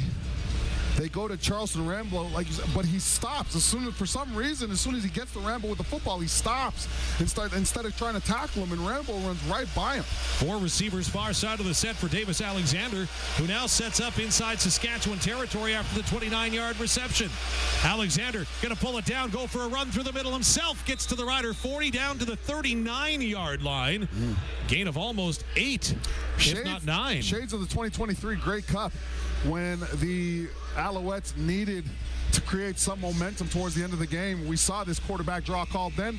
They know they're running out of time on the clock. They need some yardage. They recall the play here and get themselves in 2nd and 1. Short yardage, and Alexander's in under center. Riders load up the line. Alexander trying to push the pile. Doesn't get it. Roland Milligan Jr. going to spin him back. Also going to get some help as a good job of pressure from DeMarcus Fields to come off the edge and wrap up the quarterback, but they're going to give forward progress and a first down for Alexander. The defensive front does a good job here, just sort of not getting knocked off the line of scrimmage. The problem was Davis Alexander just sort of falls to his right, and the momentum he gets by falling to his right gets him just over that yard. They didn't give it to him, though, Dave. I didn't think that he made it initially, but now they're going to make it official. They're going to keep it at 3rd and 1. Shedler Furvius comes in as the tight end for this 3rd and 1 play, and yeah, you're right. Short yardage situation. Dominic Davis in the quarterback for the Owls. Their short yardage QB. He's under center. Goes straight ahead, meets a wall of green, but should have enough for the first down with 20 seconds to go here in the second quarter, tied at 7. Unfortunately here, the Saskatchewan Roughriders they're not playing low enough with their pads. Malik Carney gets stood up, and that's where Tom Davis, who is one of the better guys in the league in these 3rd yardage situations, gets it easily. And 21 seconds left here. Alouette's probably going to take a couple shots at the end zone, and if not, just come away with a field goal. Davis in shotgun formation, 5 receiver package, 3 to the far side of the field on 1st and 10. He's back to pass. Makes a man miss, pulls it down. Still with the football. Alexander going to throw it near the sidelines, and it's incomplete. Nice job by the Riders to cover the quarterback and the receiver, knock it away, and bring up second down as it was intended for Nate Behar. Malik Carney got a sack using an inside spin move last week. Here he tries it again, but the problem is he doesn't win on it, and now the Riders don't have anybody to contain Alexander as he breaks out to his right. If not for a great hustle play from Miles Brown, number 90, to rush Alexander, he might have been able to run for this first down. He had to throw instead, and it's 2nd and 10. Amari Henderson in on the pass breakup for the Riders. It's 2nd and 10 Alouettes. Ball at the Saskatchewan 36-yard line. They're probably just going to throw this short. Alexander going to hand it off. Not even, yep. Fletcher makes the first man miss, then he'll be caught from behind by Roland Milligan Jr. as he just dances to the middle of the field. He'll be brought down with 5 seconds left on the clock of the field goal unit coming on to the first time for Montreal. Yeah, they were either going to throw it short or just do what they did there, which is just sort of readjust the ball, get it in the middle of the field for Maltos as he comes in. And here it looms large. I don't want to keep bringing it up, but I'm going to keep bringing it up. You missed 2 field goals in the first quarter. It's 7-7 now, and now the Alouettes have all the momentum heading into halftime, potentially up 10-7. 11 zeros on the clock. It's going to be a 40-yard attempt for Maltos, who's 11 of 13 with a long of 50 for the season. Good snap, good hold, kick is up, and it goes through the uprights, and Montreal will take a 10-7 lead on the Quality Tire scoreboard going into halftime. Quality Tire with 9 locations across Saskatchewan, qualitytire.ca. Justin Duncan, your halftime programming are coming up. This is Saskatchewan Roughrider football on the 620 CKRM Cooperators Rough Rider Radio Network. When you think about it, Connexus is exactly like the Rough Riders. We both have a fearsome lineup, a solid game plan, and deep pride in Saskatchewan. Okay, maybe we're not exactly alike, but with Connexus, you've got a team behind you committed to your success and the success of everyone in Rider Nation. So whether you're saving for season tickets on the 50-yard line or saving for your retirement, visit Connexus.ca to get a real home field advantage today. Now, can somebody help me up? I think I sprained my ACL. It's another summer road trip. When you pack up the family car with picnic baskets, blankets, toys, and your dog Roy, there's one thing you may be forgetting. Make sure you have tires that are ready to handle the road trip with a quick trip to Quality Tire. Old and worn-out tires can be dangerous and leave you stranded. Install new tires from Quality Tire on your vehicle and eliminate one thing that could ruin your road trip. Now, if you could only do something about the mosquitoes. With 9 locations across Saskatchewan. Saskatchewan has been shaped by pioneers, entrepreneurs, and dreamers. Today, we are failing them. With a healthcare system in crisis, a land filled with lawlessness, and a province losing its identity. You deserve better. United, we can build a province where every child can dream big, every family can thrive, and where the spirit of our pioneers lives on. I'm John Rummick, leader of the Saskatchewan United Party, and we will do better. Authorized by Chief Financial Agent for the Sask United Party. This is the Rider Nation Halftime Show, brought to you by Flamin Sales, McDougall Auctioneers, Saskatchewan Cancer Agency, Johnston's Grain, Bayer Crop Science, Unifor Local 1S and 2S, Connexus Credit Union. Back to the McDougall Auctions broadcast booth. McDougall Auctioneers, where you're guaranteed the best buying and selling experience. McDougallAuction.com. Here's Justin Donk on the 620 CKRM Cooperators Rough Rider Radio Network.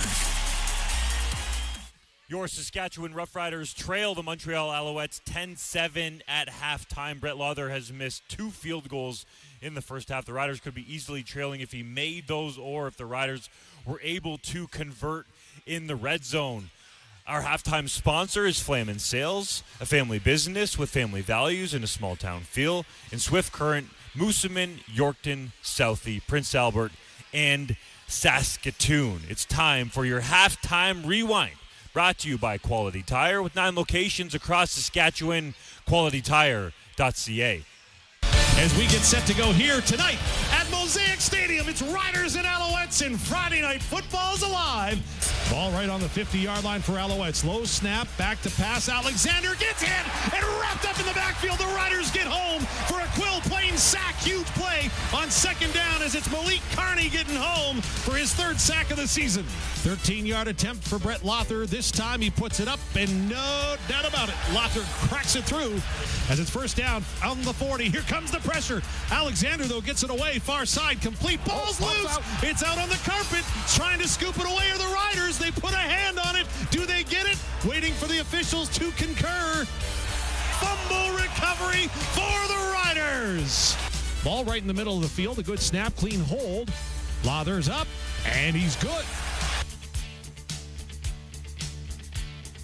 And that's where we stand at halftime, 10-7. The Riders trail the defending Grey Cup champion Montreal Alouettes at home. This is Saskatchewan Roughrider football on the home of Rider Nation, streaming on our YouTube channel at sportscage.com and the 620 CKRM Cooperators Roughrider Radio Network.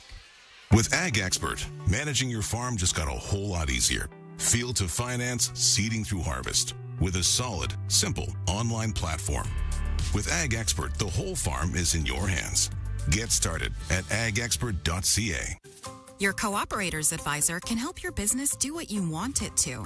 Like we have 2, actually 3, make that 4 locations plan. Talk to a local advisor today about small business insurance that sees your needs as anything but small. Looking for a local Cooperators Advisor? Give Kirsty Griffiths in Regina a call at 306-359-2667 and see the difference a personalized plan makes. Cooperators, investing in your future together. This is Trevor Harris, quarterback for your Saskatchewan Roughriders. A team plays its best when everyone is working toward one common goal. That's why the folks at Crestview Chrysler Dodge Jeep Ram make such a great team. Everyone at Crestview Chrysler has the same goal, to get you into your perfect new or pre-owned vehicle at the best price. Trucks, SUVs, cars, and more. They have a full starting lineup ready for you to drive home today. Crestview Chrysler Dodge Jeep Ram in Regina. We drive Rider Nation. At the cabin or on the farm, Access Communications has long been trusted to bring technology to rural Saskatchewan. Access offers you a complete rural home solution with internet upload and download speeds up to 350 megs. Plus, you can watch TV at home or on the go with Access Next TV Stream. And keep an eye on things in real time with Access Rural Security. It's a complete rural home solution at a completely affordable price. Visit myaccess.ca today. Premier Scott Moe. As you drive around Saskatchewan, you may run into a lot of highway construction. That's because your Saskatchewan party government is fixing a lot of highways. We've already repaired over 19,000 kilometers of highway, and we're improving another 1,000 this year. So if you're driving home from the game or traveling on our highways for any other reason, watch out for the orange zones and slow down so that everyone can stay safe. Safer highways, that's growth that works for everyone. A message from your Saskatchewan Party Caucus. When you need precision agricultural equipment, you need Claws. Discover how a Claws combine can give you the superior harvesting efficiency you are looking for. Claws Lexion pre-owned combines are an engineered mix of efficiency and convenience. With low-rate finance options, there's never been a better time to buy. See your local dealer for details. Be the best in your field with Claws. Made for more. Wondering what your equipment is really worth? Hi, I'm Riley McChesney from McDougall Auctioneers, your go-to appraisal experts. With our finger on the pulse in today's market, we offer the most accurate, up-to-date valuations for your machinery. Planning to expand or thinking of selling? Get the real value of your equipment with McDougall Auctioneers. Over 42 years of expertise at your service. Call us at 1-800-263-4193 or visit us at McDougallAuction.com. The Rough Rider and Children's Hospital Foundation's lottery is back and better than ever. Imagine sliding behind the wheel of your new Porsche or basking in tropical Bora Bora. With 10 incredible grand prizes, including your best chance to win $1 million, it could be you. Plus, there are over 1,000 more prizes, including luxury vehicles, travel, and fantastic rider prizes. Help Saskatchewan kids. Get tickets at riderschildren'slottery.ca. Lottery license LO240034. Please play responsibly.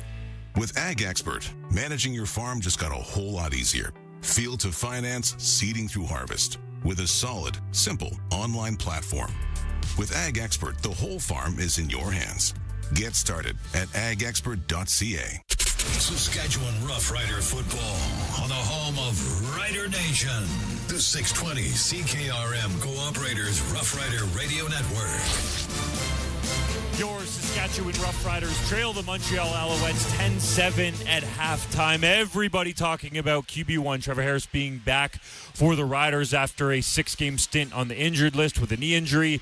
In that first half, Harris 13 of 19 for 147 yards. Derek Bidwell, our sideline reporter, with me. You have heard Harris being very vocal on the sideline, correct? As you like to call him, TH7, I think I heard you refer to him in the pregame show. Yeah, TH7. Trevor Harris has been very vocal on the sidelines, going up and down, even that, after his second miss, Brett Lawther's second miss, he was going over there trying to, make sure he's staying up. Pick up your chin. There's a lot of football left, right? Also, near the end of the first half, he threw one over the middle, and he knew right away, and being an ex-quarterback like yourself, probably wasn't the best choice. He kind of set up Keyshawn Johnson, and he got drilled right there. So he went up to him, tapped himself on the chest, so that was my bad.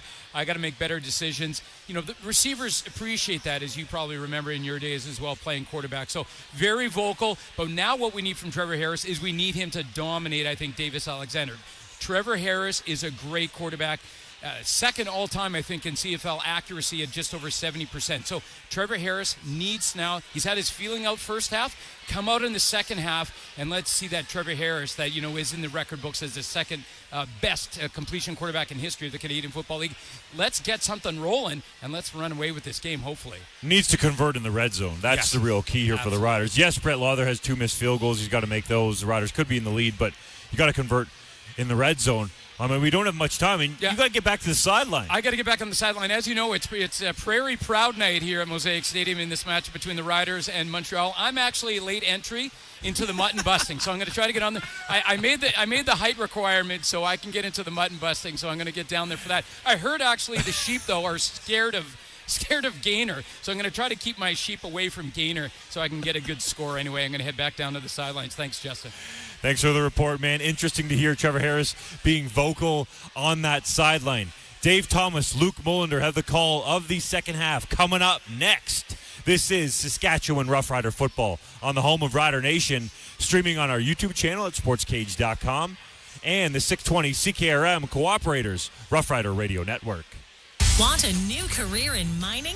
No experience necessary, just a willingness to learn, lots of energy, and a positive attitude. Your role will start with 8 months paid training at BHP's Potash Academy in Humboldt. And on successful training completion, a permanent opportunity at BHP's Jansen Mine will be offered. Places are limited. Join one of the best today and join us as we build something special. Visit our website at bhp.com/CanadaJobs and apply now. Morris knows the pressure farmers face when up against a narrow planting window. We built the 10 Series air cart to relieve this pressure with the seeding experience you need. Maximize your acres per fill and seed with confidence with scales under each tank. The high-quality 10 Series air carts looks the part with powder coat paint and stainless steel in all the right places with overbuilt, maintenance-free, electric-driven metering. The 10 Series air cart is designed to run for years. For more information, see morrisequipment.ca. It's another summer road trip. When you pack up the family car with picnic baskets, blankets, toys, and your dog Roy, there's one thing you may be forgetting. Make sure you have tires that are ready to handle the road trip with a quick trip to Quality Tire. Old and worn-out tires can be dangerous and leave you stranded. Install new tires from Quality Tire on your vehicle and eliminate one thing that could ruin your road trip. Now, if you could only do something about the mosquitoes. With 9 locations across Saskatchewan. Premier Scott Moe. The new provincial budget makes record new investments in our growing province. There's a 9% lift in school funding, so our kids get the best possible education. A 10% increase in health funding, so Saskatchewan people get the care they need when they need it. And a 14% increase for cities, towns, and RMs, so our communities continue to be great places to live, to work, and to raise a family. The new provincial budget. Classrooms, care, communities. A message from your Saskatchewan Party Caucus. Attention farmers, DeKalb is hitting the field with high-performing canola hybrids, like the new 400 series, which delivers high yield potential, improved pod shatter genetics, club root resistance, and powerful herbicide flexibility, all in one bag. Looks like Saskatchewan isn't the only team you should be keeping an eye on this season. Talk to your rep, retail, or visit DeKalbCanola.ca/SK. Always read and follow label directions. Your Cooperator's Advisor can help find life insurance that suits your lifestyle. Like the Let's Keep Granny's Cottage in the Family plan. Talk to a local advisor today about life insurance designed to fit your life and give you greater peace of mind. Looking for a local Cooperators Advisor? Give Dylan Holmson in Regina a call at 306-359-2660 and see the difference a personalized plan makes. Cooperators, investing in your future together.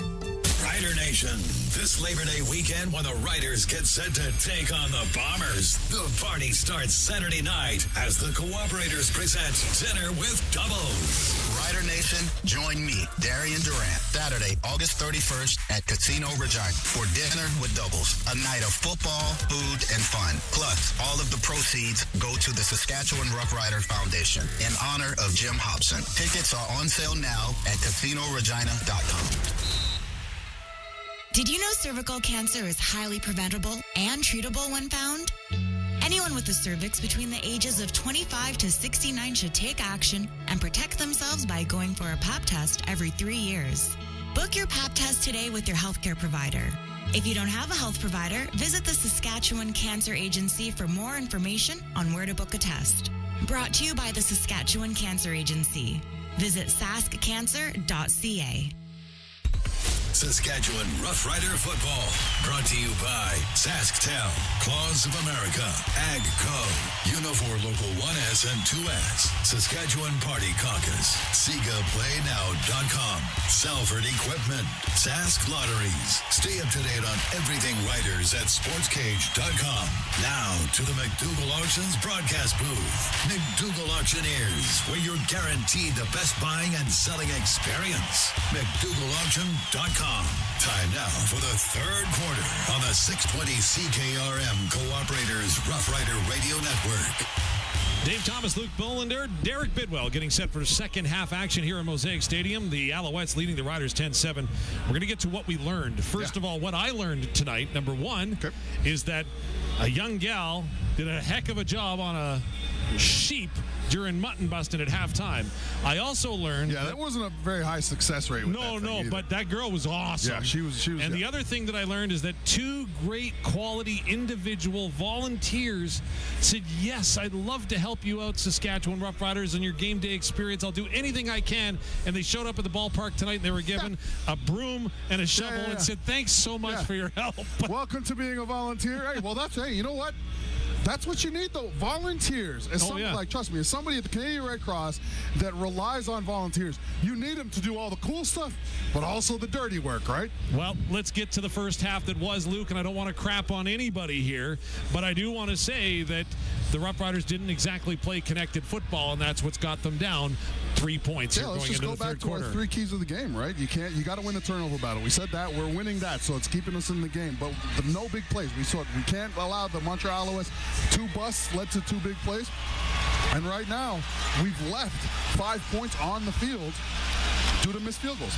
Well, we'll see what happens here as we get set for second half action. The Riders, of course, did lose the quality tire coin toss. That meant that Montreal had the opportunity and they deferred. So they are going to receive the football, defending the end zone to our broadcast right, which is the south end zone here in the third quarter as we get set for another quality tire kickoff with 9 locations across Saskatchewan. QualityTire.ca as Brett Lothar gets us going here in the third quarter. Letchard will take the kick inside his 15. Has room to run out across the 30. Finally going to be wrestled down near the 39-yard line, but James Letchard Jr. is going to give the Montreal Alouettes a pretty good starting field position here in their first possession of this second half. Well, it's a good job here by Aubrey Miller Jr., who they just put on the roster, closing the gap. There's a lot of space initially here on this return, and it shows itself at the wrong time for the Riders if the returner had just cut up in front. But it was a good job by Aubrey Miller Jr., just taking away all that space, diving in there and making a shoestring tackle while the rest of his teammates got in on the last part of it. Yeah, played 5 games with Edmonton, was signed by the Riders this week, now in the lineup this weekend. By the way, last year, played a couple of preseason games with the Miami Dolphins did Aubrey Miller Jr. 1st and 10 for the Owls at the 39. Back to pass is Davis Alexander. He'll roll near side, throws it up. That's going to be incomplete, intended for Speaker right near the midfield stripe, but again, well defended by C.J. Rivas coming all the way across the field. Well, more importantly, the Alouettes are used to seeing zone defense in these throwing situations. The Riders are in man defense here, and more importantly, they are constricting the space in which the wide receivers have to run. Great job, great coverage, nothing available, and Davis Alexander makes another bad throw on the run. 11 of 16, though, tonight is Alexander for 154 yards and a touchdown. It's 2nd and 10 for the Alouettes at their 39. We've seen zone defense here primarily. 5 receiver look. Here comes the blitz for the Riders. Low snap. Davis picks it up off the carpet, trying to get away. Now he'll just fling it out to the far side. Incomplete. Tried to just find a body with a white jersey, and Furvius was the guy, the tight end on the far side. It's incomplete as he threw it away. And I'll tell you what, they'll get no credit for this, but a great job by the defensive front just keeping Alexander in the pocket. He's about to break out to his left, but Brian Cox Jr. ensures that he has contained on Alexander. That's what restricts him, keeps him in the pocket, nothing to throw to. Great job forcing a 2-and-out by the Riders. Second 2-and-out of the night for the Rider defense is in coverage on that play. Malik Carney, by the way. Back to punt the play is Zima. High kick, going to be spiraling towards Mario Alford, who takes it at his 21, and he's going to try to get to the outside. He's in full sprint, coming near side to the 30-31, but a good job of contain. Coming down that near sideline for the Alouettes was David Dallaire, and he'll stop Alford's return at the 33 of Saskatchewan. Wow, David Dallaire just saved a touchdown. Alford was trying to get to the edge, and he gets a sneaky last-minute block here on number 31, which is Titus Wall. And he's about to get to the sideline, but again, Dallaire coming last minute, just like Aubrey on the kickoff cover, saving a big touchdown play. 13-yard return for Ibarasa and Sons, and Mario Alford has the Riders set up on their own 33, 1st and 10. High snap for Harris. He'll hand it off to Oullette on 1st down. He'll go right up the middle. Darnell Sankey, though, is the wall that he'll run into just across the 35 for a gain of 2, maybe 3. Yeah. 2nd and long upcoming for the Riders. So the last time we played the Alouettes, the second half is where Noel Thorpe really sort of changed things up. Here, not much of a switch. We saw a lot of 3-man fronts on 1st down in the first half. Here, it's a 4-2 look, so you've still got 6 in the box, but you've got 4 defensive linemen with a strong side linebacker roaming around, ready to insert himself if he needs to. 2nd here and 8. Ball on the Rider 35. Right-hand hash for Trevor Harris, who spins his finger in the air, signaling his receivers to the line. He'll drop back to pass. Alouettes show pressure. They'll drop off, and then a big catch up near the 54-yard line for the Riders. Keyshawn Johnson will bring it in from Trevor Harris for a Bazendowski Agency's 1st down. Last time we saw Keyshawn Johnson, he was taking a massive hit over the middle. And here, again, one of the things I like about Johnson is he's new to the CFL, but he's a smart football player. Very slow in space. So Montreal's playing a zone, and I don't mean slow in a bad way. He slows himself down to keep himself open. Trevor Harris puts it on him, 1st down. 20-yard reception for Keyshawn Johnson. They spot the ball right at the center stripe. 1st and 10 for the Riders. They're going to flip the play at the line of scrimmage. 3 receivers come near side, as does Sean Bain Jr. in motion. They'll hand it off to Oullette. He'll follow the lead block of the tight end, get down inside Montreal territory near the 51 for a gain of almost 4. Montreal playing pass. They got 3 defensive linemen down with their hands in the dirt. They've got 3 linebackers, but one of them's clearly in coverage, so they only got 5 guys there. Oullette manages to pick up 4. I thought they would have given him 5. 2nd and 6. 11:45 to go in the 3rd quarter. Montreal leads Saskatchewan 10-7. We're just underway nicely in the 3rd quarter. Glad to have you along, no matter where you may be listening, whether it's on the World Wide Web or, of course, our great apps at 620 CKRM, GX94, and, of course, 96.3 Cruise FM in Saskatoon. Back to pass. Harris pumps one, throws it underneath. That's complete to Oullette. He'll get the 1st down inside the 35, near the 33 of Montreal. Another zone look for Montreal. And remember, for those people who are not familiar with football terms, zone is simply defenders guarding space versus offensive players. Harris wants to go to Emlis. He's covered up a little bit because the linebacker's sort of trying to bait Harris into throwing to Emlis. Gets through his progressions rather quickly, finds A.J. Oullette hanging out to his left, just in front of the linebackers, gets it to him, they convert. First and 10, ball on the Montreal 43 now for the Riders, whose offense is moving with 10:50 to go in the third quarter. 3 receivers with a man in motion, being Bain Jr. to the far side of the formation. That's where Harris looks. He'll swing it out that way, but Bain Jr. going to be hit immediately as he made the catch. But coming up on the tackle, like I say, right away was Bryce Cosby, the linebacker, got out there, and very minimal gain, if anything. They've clearly been practicing against these situations, because each time we've thrown this quick play with blockers or receivers as blockers, Montreal's always had one more guy than the Riders were able to block. And here it's the linebacker, as you said, Bryce Cosby, holds us to 2nd and 10. Ball on the 43. Harris is in the gun, 3 receivers to the far side. Bain Jr. moves in motion, going to stop up in the backfield. Harris looks to the near side, has Oullette wide open to the 40, 35, goes over a man, and he'll get down inside the 35, near the 33, which would be close to a first down, but A.J. Oullette is slow to get up right on the Riders' sideline and bench area. You know, and again, A.J., he's such a tough runner. And he's getting up slowly. He's gotten up slowly a couple times. I'm curious to see. I hope the Riders go for this and don't bring Lowther out there. I think it's a manageable 3rd and 1. The way the defense has been playing, too. No, they're going to go for a long field goal. Anyways, Ouellette's down, and it was a curious thing the Riders did. I thought they were going to try to keep Frankie Hickson on the roster this week, and they didn't. They went with 2 fullbacks, Ratkovic and Awachi. And I don't think you can say, well, that must be a special teams move, because Hickson adds a lot of value and ability on special teams, too. It was a surprise to not see him on the roster. But Joe had to come off. So Keyshawn Johnson comes back in, right? Right. So Brett Lowther going to attempt a 42-yard attempt, while A.J. Ouellette gets some attention on the sidelines for work safe Saskatchewan.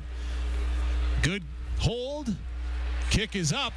And Lowther is money to start the second half from 42 yards to draw the Riders even at 10 with a Reliance Heath water heater rented field goal. There's 9:40 to go in the third quarter. Back with more from Mosaic Stadium in a moment. This is Saskatchewan Roughrider football on the 620 CKRM Cooperators Roughrider Radio Network. Hey, it's Trevor Harris from your Saskatchewan Roughriders. You know what I love as much as throwing touchdowns? Driving a great truck from Capital GMC. They have a huge inventory of trucks, SUVs, luxury cars, and more. You'll find something that suits your style and budget. They're also big supporters of the Riders and our communities. So, whether you're a diehard Riders fan or just looking for a great deal, check out Capital GMC today. They'll make you feel like an MVP. Capital GMC Buick Cadillac in Regina. We drive Rider Nation. You need a versatile utility tractor that won't let you down. The Massey Ferguson Global Series tractors are built to withstand your toughest demands on just about every operation. With up to 125 horsepower, whether you need it for hay production, dairy operations, loader work, or out in the field. See the Massey Ferguson Global Series tractors at AgriLink Equipment in Moose Jaw and Brownlee.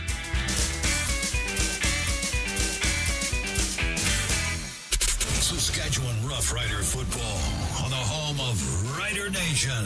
The 620 CKRM Cooperators Roughrider Radio Network. Our Ritchie Brothers Auctioneers sideline reporter is Derek Bidwell. Bidsy, what's the update? Well, A.J. Ouellette, as you saw and our listeners heard, it went flying up in the air and landed on his back here on the sideline right near the bench.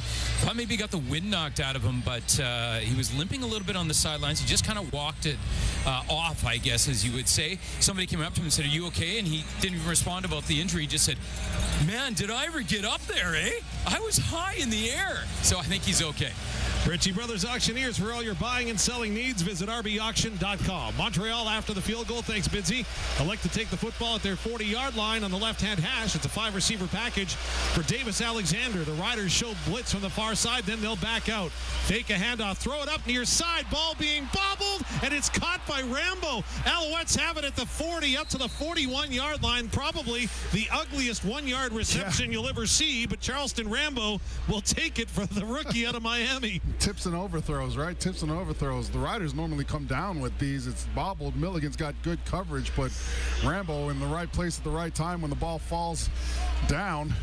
Yeah, you're right. That was a really ugly one-yard play. 2nd and 9. So, right now, I don't see, if you're the Riders, why you would do anything other than what you've been successful with. You might blitz one here, but I would just rush 4 play zone behind it. 4 down linemen for the Riders on 2nd down and 9 for the Alouettes at their 41. Alexander back to pass, looks to the near side, finds Rambo. Amari Henderson wraps him up. CJ Rivas in to finish him off, but it looks like he'll extend Will Rambo for a first down. Yeah, so Riders break their tendency. They rush blitz 2 linebackers, but again, when you don't spend a lot of time blitzing, right, you get off rhythm, and here the linebackers blitz the B and A gaps inside, but they're late, right? And because they're late, Alexander's able to identify where he needs to get this ball out hot, and they get the first down. 1st and 10 for the Alouettes now at their 50-yard line. We've got 8 minutes and 10 seconds to go in the third quarter, tied at 10 at Mosaic Stadium in Regina. Alexander back to pass, has time, going to load it up, looking to the far side, battle right on that sideline, and it falls incomplete. Nice coverage there by the Riders. It was a man-to-man look, and Marcus Sales wags the finger as he comes up from that coverage. Good job, 2nd down and long coming up for the Owls. Yeah, this is a heck of a play here by Marcus Sales, and it's just one-on-one man coverage. He's squeezing with a speaker to the sideline. Yep. Charleston Rambo, yep. So he's basically got the sideline as another defender. Played that one-on-one coverage perfectly. Great job by Sales. 2nd and 10, by the way, Davis Alexander 3 weeks ago against the Riders, 3 of 4, 20-plus yards. That one incomplete. 2nd and long for the Owls. 7:47 and counting in the third. It's a 5-receiver look. Near side hash. Alexander pumps once, pulls it down, looks to run. Going to go across the line. Now he's got to get near the first down marker. He stretches out. No way. And he'll be close. Malik Carney says, no, he didn't get it. And no way. I think it's going to be short by a couple of yards as the yard indicator on the near side is not the chains, which are on the far side. Yeah, because the guy near the chains, he gave him a way too healthy of a spot. Good job. Hey, there, we went back to it. No blitz, went back to zone defense, only rushed 3 that time. Davis forced out of the pocket. Riders adjust the zone as the quarterback moves, so they essentially move the zone to where he is and the launch point. 3rd and 1. Moose Creek Red Angus bringing this 3rd down gamble. 1 full yard and then some as Dominic Davis is into quarterback for the Alouettes. 2 receivers to this near side. 1 back in the backfield. They'll come to the line. Under center, Davis tries to go to the right. He's strung out. Riders get there. They make the stop. Another Olympic RTM's turnover, this time on downs by the Rider defense. Great job. You saw the Riders playing with high pad level the last time they were in this situation in the first half. Here, everybody's got low pads. Everybody, and for some reason, Dominic Davis, instead of just charging forward, goes to his right. There's no space to run. Riders all over. That's fantastic execution. Rider football when we come back. This is Saskatchewan Roughrider football on the 620 CKRM Cooperators Rough Rider Radio Network. Saskatchewan, we're built for seeing the sunrise and for days lasting past sunset. We're built for trials, tasks, and tough times. Redhead Power Sports in North Battleford offers you your next ultimate off-road experience. From Can-Am off-road vehicles, Sea-Doo personal watercrafts, or Ski-Doo snowmobiles, let us take you on your next ultimate off-road experience. Choose your next adventure with Redhead Power Sports. RedheadPowersports.ca. Football fans, score $200 in free plays with PlayNow.com/Green200. PlayNow.com is fully operated by Sega, and whether you're a new player or already have a PlayNow account, you're eligible for a $100 sports free bet and a $100 casino free bet with a minimum $40 deposit when you enter promo code GREEN200. That's right. Visit PlayNow.com/Green200 today and enter promo code GREEN200 to redeem $200 in free plays. Must be 18 plus. Use your game sense. Saskatchewan Roughrider football on the home of Rider Nation. The 620 CKRM Cooperators Roughrider Radio Network. The Owls put their money down on 3rd down, and it came up craps, so the Riders are going to get the ball. And speaking of putting your money down, $186,000 now in the Saskatchewan Roughrider Foundation's 50-50 jackpot. You can buy anywhere in Saskatchewan, just not here in the ballpark. Of course, all proceeds help support the Saskatchewan Roughrider Foundation's endeavors throughout the province, whether it's minor football or helping those in need by helping with their reading program throughout the province. The Roughrider Foundation 50-50 can make it happen. Get your tickets at riders5050.ca. today. I'm switching my strategy. I've been buying him in the second half. Instead, I'm buying him in the first half this time. So now I'm just losing my money earlier. All right, fair enough.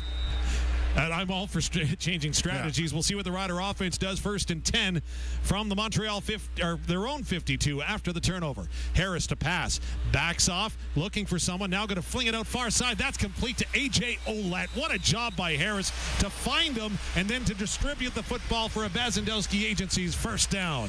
Yeah, he does a good job navigating a little bit of pressure here in the pocket. And the nice thing about this is he fakes the first play to Oullette, and Tyrese Beverett, who's covering Oullette, but he's kind of in his zone because Trevor Harris acts like he's going to throw. Beverett starts moving down. A.J. Oullette takes 4 steps up the field, and that's where Harris finds him. Nice little pump fake. 11-yard reception for Oullette, who then blew a kiss to the Alouettes bench following the first down. Ball now at the Montreal 41. Going to fake a handoff. Throw it far side. That's complete.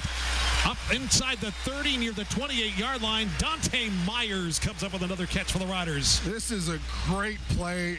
You've got a route inside of Dante Meyers here that is going to occupy the linebacker. And as soon as the linebacker moves beyond Dante Meyers as he's running sort of this deep little slant, that's where Trevor Harris finds him. It's a perfect timing route and only happens because that linebacker has to respect the close throw to the sideline. 5 receivers set for the Rough Riders. 1st and 10 from the Alouette 27 following the first down. Harris in the gun. He'll hand it off to Oullette. Cuts to the left, back to the right, through the middle to the 15. Still on his feet, down inside the 15-yard line. Big running for A.J. Oullette. Big first down for the Riders into the Windsor Plywood red zone. Yeah, every big run requires team buy-in. And here, Sean Bain Jr., one of the smallest guys on the field, is making one of the main blocks to the outside right of the Riders O-line, and Oullette goes right off the inside of Bain. He's done that a couple times with his receivers here. We got 1st and 10 on the Montreal 14. But again, we have to remind everybody, this is a team that's only allowed 7 touchdowns all year. 13-yard run for Oullette. First down, Riders at the Montreal 14. Harris in the gun. Oullette in the backfield. Owls load up the line, hand it off to Oullette, goes to his left, and he'll gain a couple of yards before being brought down. It'll be 2nd and long for Saskatchewan. Yeah, initially it looks like he's got an entire left side that's opened up, but unfortunately I think it's Mustafa Johnson or Derek Wiggin gets off the Zach Fry block and is able to get into the backfield quickly and takes away a huge alley that Oullette initially had. 2nd and 8. Yeah, it was Mustafa Johnson came in tied for first with quarterback sacks this season, and that time he'll stop Oullette after a gain of 2. Harris has 6 receivers in formation. Oullette now going to come towards the line to get a block. Harris back to pass, has time, looks end zone. Nice. Touchdown! Riders! They only gave up 7. Call it 8 as Keyshawn Johnson gets into the end zone. You've got a quick little slant to the outside of the field, which occupies the eyes of the defensive back to Trevor Harris's right. What that does is it allows number 3, Keyshawn Johnson, to come over the top, running a 10-yard out. Harris finds him, and the Riders register the 8th touchdown of the year against the Montreal Alouettes defense. It couldn't come at a better time. Potentially up 7 with this convert. First touchdown reception of Keyshawn Johnson's CFL career. And the Riders are in front by 6 with a point after attempt to come from Brett Lother. Kick is up, and it splits the uprights and make it 17-10 for the Saskatchewan Roughriders with 3:43 to go here in the third quarter. Riders in front. This is Saskatchewan Roughrider football on the 620 CKRM Cooperators Roughrider Radio Network. Did you know cervical cancer is highly preventable and treatable when found? Anyone with a cervix between the ages of 25 to 69 should take action and protect themselves by going for a pap test every 3 years. Book your pap test today with your healthcare provider. If you don't have a health provider, visit the Saskatchewan Cancer Agency for more information on where to book a test. Brought to you by the Saskatchewan Cancer Agency. Visit saskcancer.ca.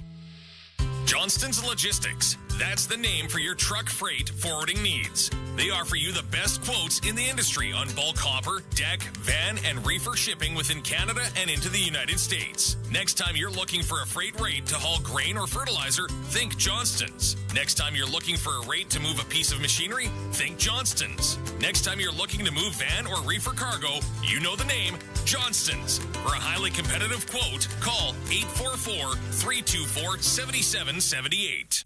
Saskatchewan Roughrider football on the home of Rider Nation. The 620 CKRM Cooperators Roughrider Radio Network. Souvenir alert as we head down to the sidelines and Derek Bitwell. Thanks, Dave. Yeah, everybody very excited naturally here in the sidelines as the Riders have now taken that 17-10 lead. Trevor Harris coming off the field, pumping his arms in the air, trying to get the crowd into it, looking like a youngster. And then, of course, the football being set aside for Keyshawn Johnson.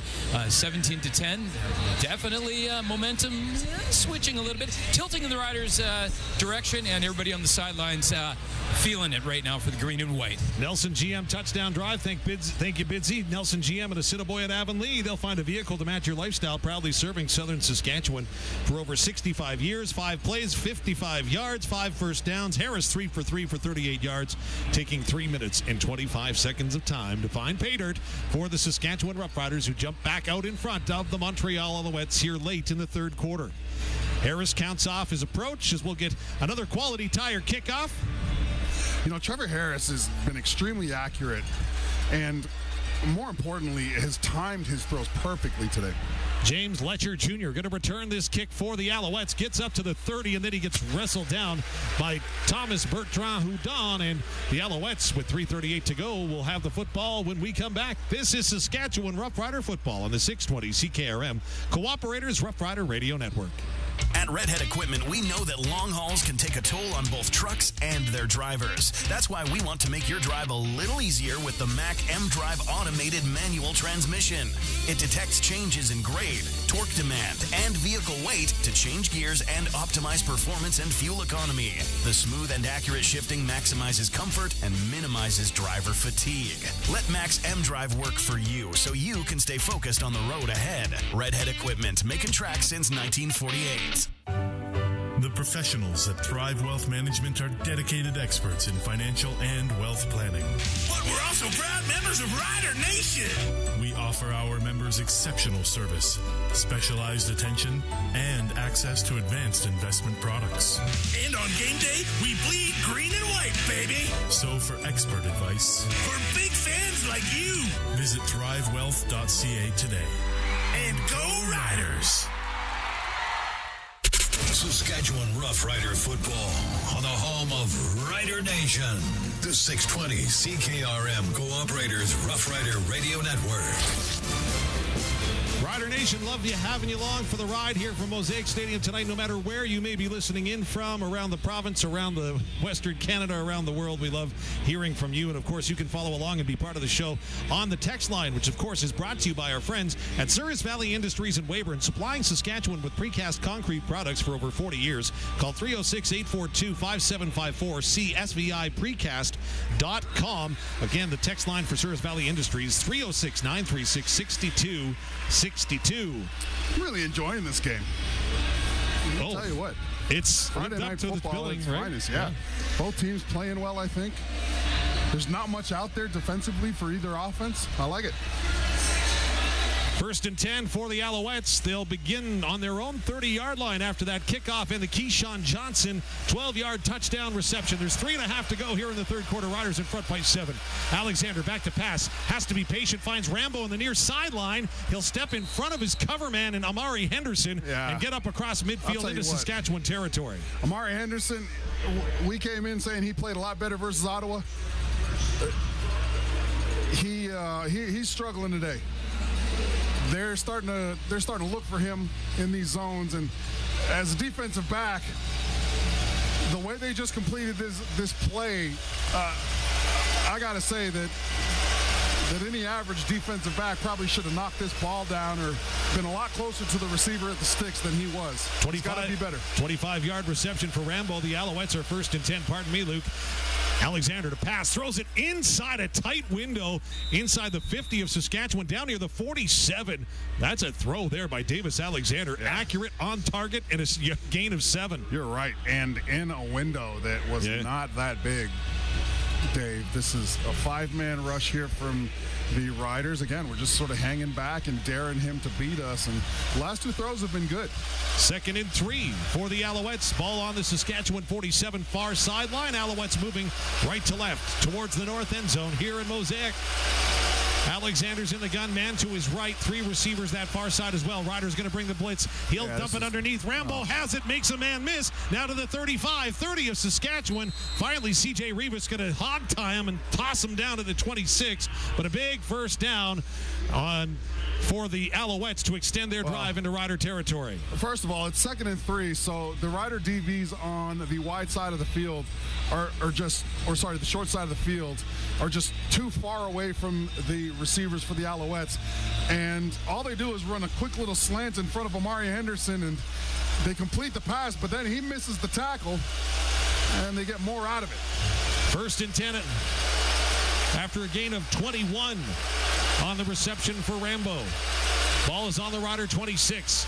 Alexander fakes the handoff, rolls far side, full roll, got a completion to Rambo right near the sideline, inside the 15 up to the 13-yard line, and that's Reggie White Jr., on that far side in front of DeMarcus Fields for another first down for the Owls. Yeah, DeMarcus Fields in man coverage here. He gets turned down a little bit, 10-yard out route, but a nice little fake from 84 to the inside to influence the youngster. He breaks back out and catches it toward the sidelines, and that's what momentum does, right? You miss a couple tackles, just like sort of the last time they were in Montreal, and next thing you know, Davis Alexander has them on the doorstep. In the Windsor Plywood red zone, balls on the Rider 13. Fake a handoff. Alexander to pass, near side. Rambo almost intercepted by Amari Henderson. He comes flying out of nowhere, bats it down as it looked like Rambo was wide open. What movie is that? And then you go and totally redeem yourself. This is a good job here by Amari Henderson playing man defense. And Davis Alexander sees him on the island. It's him versus Charleston Rambo, and Davis Alexander goes for it, but Amari Henderson does a good job tracking this the whole way, jumps up, times the jump right, tips it out of bounds. Good job. 2nd and 10 Montreal from the Rider 13. Ball far hash. That's the right-hand side for Davis Alexander. He's got one back in the backfield, covers the ear holes on his helmet. He can't hear anything. Now he gets the snap. Riders bring the blitz. Alexander gets tackled in the backfield. Riders get home. Huge sack. It's C.J. Rivas. First man on the spot. Animal clear to clean it up. And it's going to be a kick attempt coming up for the Alouettes. It's a great call by Corey Mace. Davis Alexander is used to seeing 3-man zone defense behind it. And this time, Mace brings the house. 4 linebackers come along with the 3 initial defensive linemen who are lined up. We're playing tight man coverage behind this blitz, so it's got to come out fast. It does not. Alexander goes down. Alouettes are kicking a field goal. Yeah, and we've got a shaken up player down on the field. There's a lot of attention being given to the player right at the 17-yard line. Of course, that's number 10. It's Davis Alexander himself. Okay. Of course, the quarterback sack brought to you by Quill Plains Chevrolet Buick GMC in Wadena. Taking down high vehicle prices. Drive a little, save a lot at Quill Plains. And again, a lot of concern as quarterback Trevor Harris for the Riders had gone out to check on his fellow quarterback to make sure he was all right. And how's that for a class move for Trevor Harris? Oh, guess who's warming up, folks? Well, yeah, it would have to be Cody Fajardo unless it's Dominique Davis. Oh, he looks all right. No, it's Cody Fajardo warming up. But well, that's what the way Davis Alexander's running off the field looks like he's coming back in at some point. Riders did a good job stalling that drive. But again, shades of the last time we were in Montreal, right? A couple missed opportunities defensively leads to scoring opportunities for the Alouettes. Riders got to get on the sideline and tighten that aspect up. So in order to come out the next series. Sorry, after the sack, Luke, Joseph Zima is going to come on to attempt a 25-yarder from the left-hand hash. He's 1 for 1 from 40 so far tonight. 4-year pro. Or pardon me, that's Maltos. And Maltos, he'll put it up, and he'll put it through. And Maltos is now 2 for 2 in the night and cuts into the Rider lead, which is now 4 points, 17-13. Saskatchewan in front with 16 seconds to go here in the third quarter. So the Riders are going to elect to take the football after that Reliance Heath water heater rental field goal. And they'll put it up at the 40 on the left-hand hash for Trevor Harris in the offense. Harris in his return, 20 of 26 for 227 yards and a touchdown.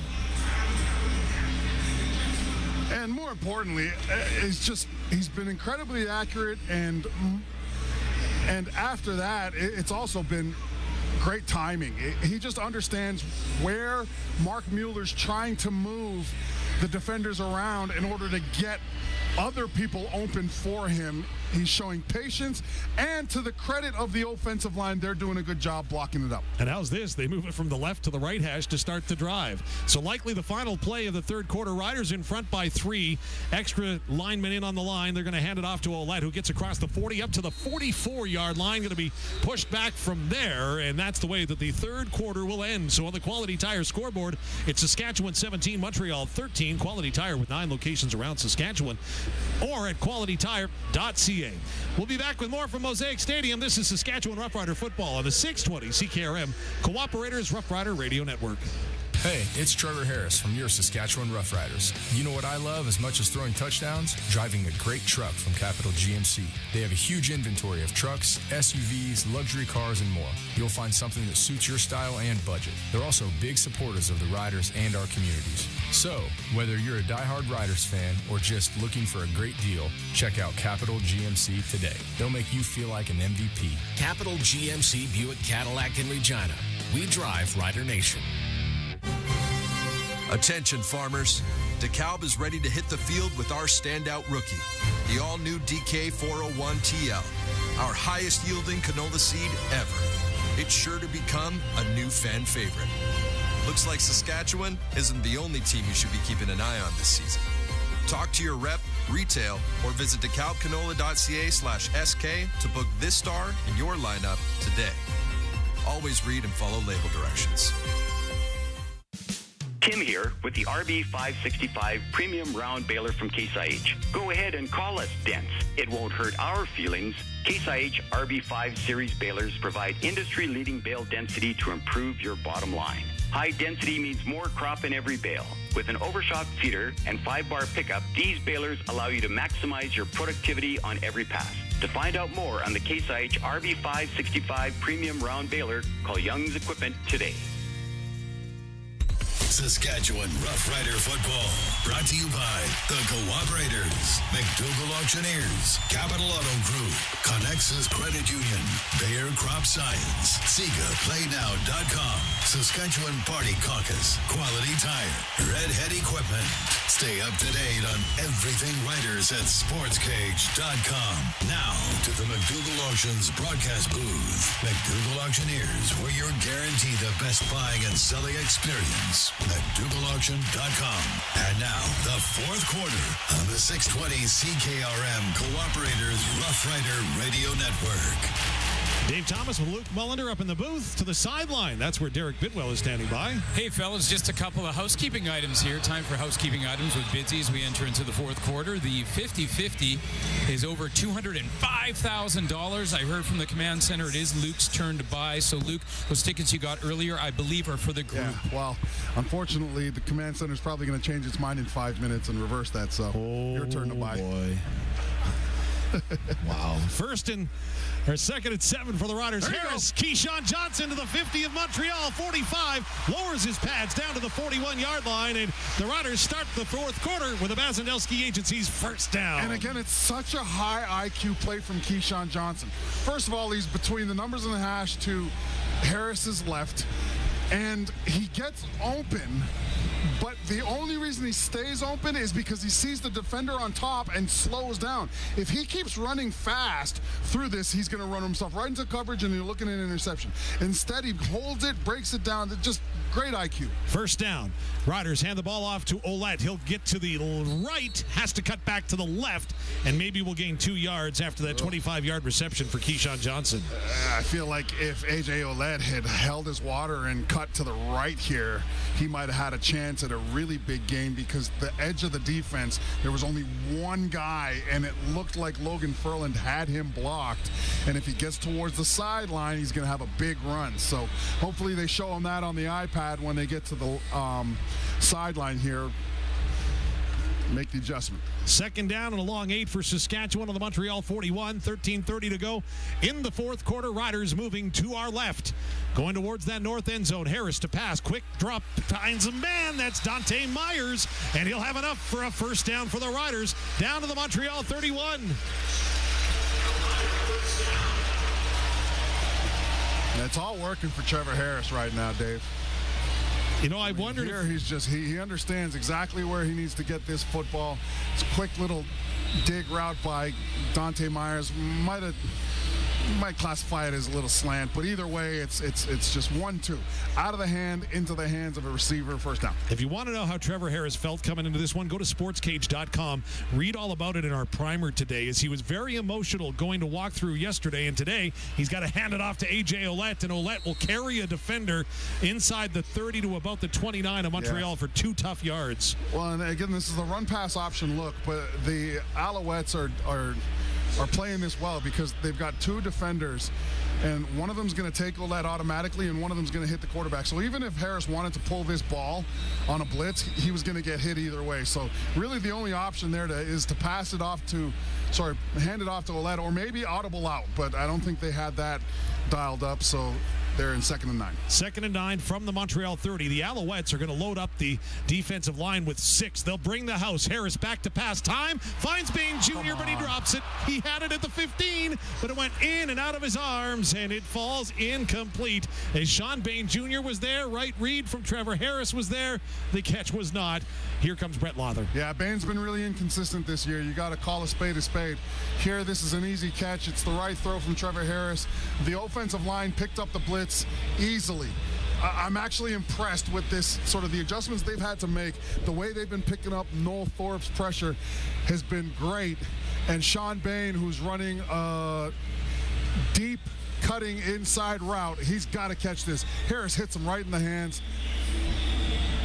Lawther's kicking a field goal. 6th opportunity for Brett Lawther to come out and attempt a field goal tonight. He's 3 of 5 so far. This one will be a 38-yarder. His longest on the evening has been from 42. It'll be on the left-hand hash with Corsack on to hold. Lawther lines it up. Hush comes over the crowd. Clean snap, good hold, kicks up, and it's wide to the right. You're kidding me. It's wide to the right, and Letcher Jr. going to bring it out of the end zone to the 5, 10, 15, 20. Still on his feet. One man to beat to the 35. Lawther can't catch him. Now it's a foot race. Letcher to the 40, 35. Still going. Down to the Rider 20, 10, 5. Count it. Touchdown, Montreal. The Alouettes and James Letcher Jr. House call, and the Owls are back in front. You've got another missed field goal from your veteran kicker. And because it was a long field goal, you've got to remember that actually it wasn't a long field goal, so there was primarily offensive line out there. And they're not used to covering down on angles and tackling.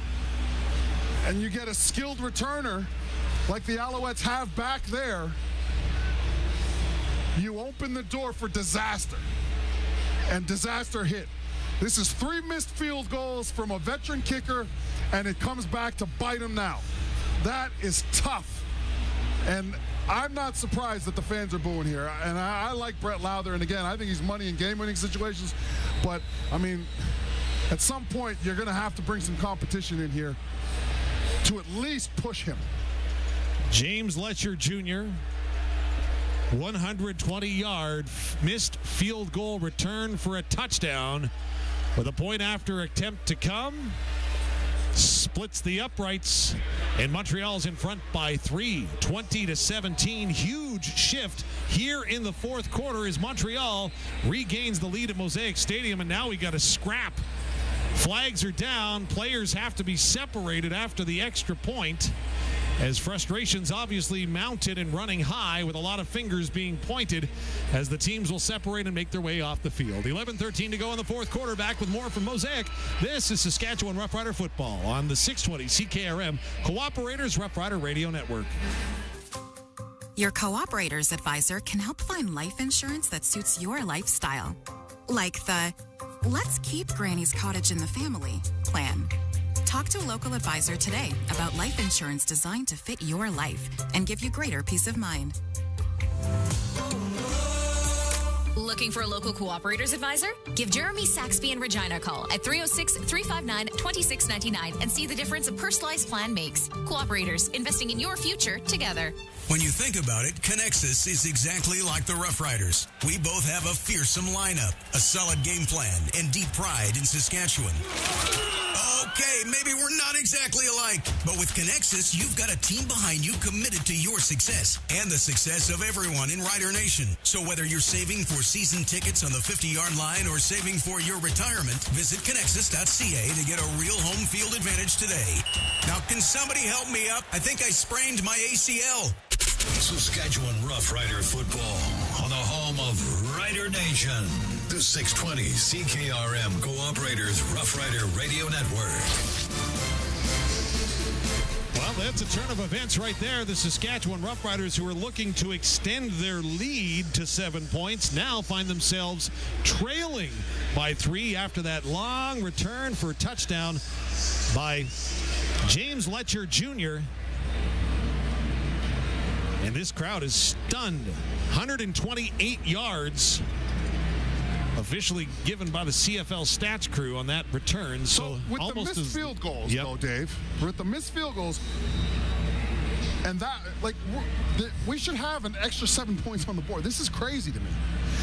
And we talked about it in the 3 keys. Win the special teams phase. It's the one part where you thought that Montreal was just sort of same as the rest of the league. Well, to make matters worse, the Riders were penalized, and the Alouettes are going to kick it into the end zone. So now it becomes a 4-point lead as Alford has to surrender the single. Well, I don't think Alford had to surrender the single there. I think that maybe we should have remembered that we were only up 3. Now we're down 4. So now you need a touchdown. So now, essentially, what you need is a touchdown to get back in front of a team that's only allowed 8 touchdowns all year. One of which was tonight. Thank goodness. So, anyways, I don't want to be too negative here. We need to pick up defensively, that's for sure. We need to stop dropping footballs, right? So there are things that the Saskatchewan Roughriders can do. This offensive drive is going to be humongous, right? You got to execute. Sean Bain's coming out of the game. Well, connected football is exactly what the Roughriders need to do, and they're going to have to wait as we've got an injured Alouette player down on the field. We'll get that sorted out. There's 11:11 to go in the fourth quarter. Saskatchewan trailing the Alouettes 21-17. This is Saskatchewan Roughrider football on the 620 CKRM Cooperators Roughrider Radio Network. Hi, I'm Trevor Harris, quarterback of your Saskatchewan Roughriders. When I'm on the field, I need a strong team to back me up. When I'm off the field, I need a reliable vehicle to get me around. That's why I trust the experts at Mercedes-Benz Regina. They have the best selection and the best service anywhere. For a luxury vehicle that any MVP would be proud to drive, make your way to Mercedes-Benz Regina and score a touchdown deal. Proud vehicle suppliers of the Saskatchewan Roughriders. Mercedes-Benz Regina. We drive Rider Nation. Football fans, score $200 in free plays with PlayNow.com/Green200. PlayNow.com is fully operated by Sega, and whether you're a new player or already have a PlayNow account, you're eligible for a $100 sports free bet and a $100 casino free bet with a minimum $40 deposit when you enter promo code GREEN200. That's right. Visit PlayNow.com/Green200 today and enter promo code GREEN200 to redeem $200 in free plays. Must be 19 plus. Use your game sense. Saskatchewan Roughrider football on the home of Rider Nation. The 620 CKRM Cooperators Roughrider Radio Network. The Souris Valley Industries text line at 306-936-6262 starting to blow up with folks wanting to get their say in. I wonder what the topic of conversation is, Dave. Here's a couple of cool ones. Walter and Betty are watching from La Crete in the very far north of Alberta. So Walter and Betty, thanks for tuning in tonight. It sounds like Mike's on the combine near Davidson. Love the intro and the shout out to Ag. So, hey, let's keep going together. Go, Mike, go in that combine near Davidson. And Tyson listening to the game from the combine in Mazenod, Saskatchewan. So, hey, thanks, folks. And again, we'll get to your comments coming up in the radio roundtable following the conclusion of this one. But first, the Rider offense is out. Trevor Harris going to throw it up near side. That's complete to Clint Rakovic, who's got 1, 2, 3 Alouettes on him before he's finally dragged down after a gain of 8 up to the 48-yard line. Yeah, very tough guy to bring down, sort of like a junior A.J. Oullette. done a great job here as their tight end / fullback, and he's only gone out for a couple passes, and they don't account for him initially in coverage because they're not used to seeing him out in the pass. They're usually running the ball when he's in the game. So it's going to be 2nd down and 2 after an 8-yard reception. 10.5 to go in the fourth quarter. Riders trail by 4. Harris is in the gun. Extra lineman in on the far side of the formation. Going to fake a handoff, throw it up near side, and Dante Meyers does a terrific job of hauling that one in near midfield as the Alouette defender went for the interception. Trying to step in front of it was Nafis Leon, but Meyers, great concentration to hang on to it. Nafis Leon's going to be killing himself because he attacks this ball. Myers just turns around at about 8 yards, and Lyons plays it well. He plants his foot and attack, but you could see as he was approaching our receiver, it was like, okay, do I go for the ball or do I go for the tackle? And that indecision cost him. Ball inside Montreal territory, 1st and 10 after a Bazandowski Agency's first down. Harris takes the snap, hands it off to Oullette, cuts back from his left to his right, gets across the 50 down to the Montreal 48 for a gain of nearly 7. Hard running by A.J. Oullette. There hasn't been a lot of candy out there for the children, but here you've got 2 blockers in front of him, his receivers. Keyshawn Johnson and Emilus do a good job clearing some space on the left edge, and you do have 6 yards. A.J. Oullette, 16 runs, 74 yards unofficially to this point with 9:10 to go in the fourth quarter. It sets up 2nd and 4 for the Riders. 5 receiver look for Saskatchewan. Look at this. Montreal going to load up the line. They've got 6 guys, drop 2 out. Harris pumps once, throws it out far side flat. That's complete. Keyshawn Johnson stiff arms a man down to the 40, spun down at the 35 as he carried on to the Montreal 35-yard line for a first down. Riders. Great job by Harris. Dave, you called it, right? They show blitz, but then they ended up dropping. And veteran quarterbacks, one of the reasons why they make it in the league is because they don't panic when they see things and they don't see ghosts. Here, it's so easy for a young quarterback to be like, oh, man, I better get rid of this because there's 5-6 guys coming that I don't think we're going to block up properly. Harris, cool cucumber, right? Waits it out, finds the open target, first down. First down at the 35 of Montreal. Harris back to pass, going to swing it out far side. Bain Jr.'s got it, but he's going to be wrestled down from behind. Good coverage there, and coming up to make the play, I believe that was Antoine Duquois, who makes the stop from the safety spot. It'll be a gain of 2 for Bain Jr. on the reception. 7 in the box, 8, 9 come into it, and Harris goes to the only thing that is going to be available in any part of the field here. It's Sean Bain into the flat, coming from essentially a wing set out. 2nd and 8. Ball at the 33 of Montreal. Right hand hash Riders moving towards the north end zone here in Mosaic Stadium, which is to our left. Again, Montreal loads up the line and they'll bring the house. Harris going to throw it up far side. Has a man. Touchdown! Riders! It's Mitchell Picton. 33-yard touchdown reception for Mr. Second Down. One-on-one coverage. Nafis Lyon versus Mitch Picton. Lyon gets his head caught in the backfield. He's watching Trevor Harris just a little bit too long and allows Mitch Picton to run right behind him up the sideline. And the pro's pro, Mr. Second Down, Mr. Dependable, Mr. Catch Everything in Sight, puts the Riders in front. Trevor Harris bringing the crowd to their feet as he comes off to the sideline. Point after attempt from Brett Lother coming from 33 right in the middle of the pitch. Corsack on to hold. Clean snap. Lother puts it through. Riders in front. Oh, we got a flag down. 24-21, but you're right. There are flags down in the play. We'll sort it out when we come back. 7:19 to go in the fourth quarter. Riders lead. This is Saskatchewan Roughrider football on the 620 CKRM Cooperators Rough Rider Radio Network. When you need precision agricultural equipment, you need Claws. Discover how a Claws combine can give you the superior harvesting efficiency you are looking for. Claws Lexion pre-owned combines are an engineered mix of efficiency and convenience. With low-rate finance options, there's never been a better time to buy. See your local dealer for details. Be the best in your field with Claws. Made for more.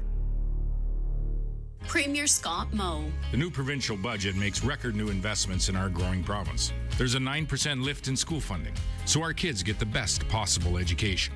A 10% increase in health funding, so Saskatchewan people get the care they need when they need it. And a 14% increase for cities, towns, and RMs, so our communities continue to be great places to live, to work, and to raise a family. The new provincial budget.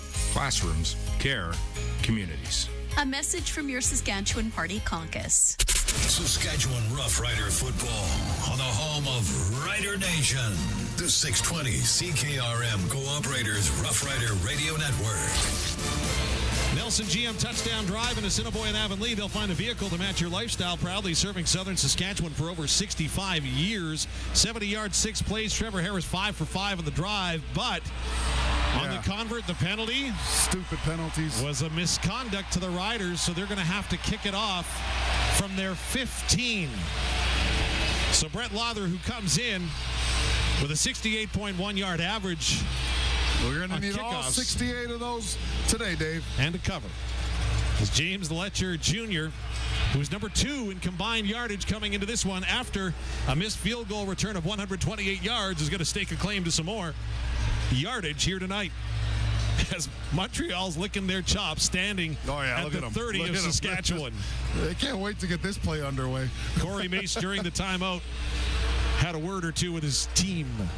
As Lawther going to hammer this one. Going to be taken by Letcher Jr. back at his 19. He'll sprint up to the 30. 35 makes the first man miss to the 40. Spins away to the 45 of Montreal. Still on his feet. Wow.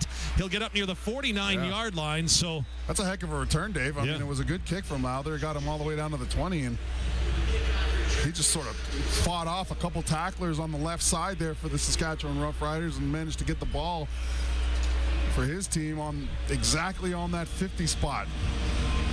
All right, so defensively, Dave, what have the Riders shown? They've started to mix it up a lot more here in the second half. Do you maybe come out and blitz early on this first down, try to put him in a conundrum as far as quarterbacking goes? Looks like they're going to play a base defensive front. 95-yard kickoff from Lawther, 31 on the return. Montreal first and 10 at their 50.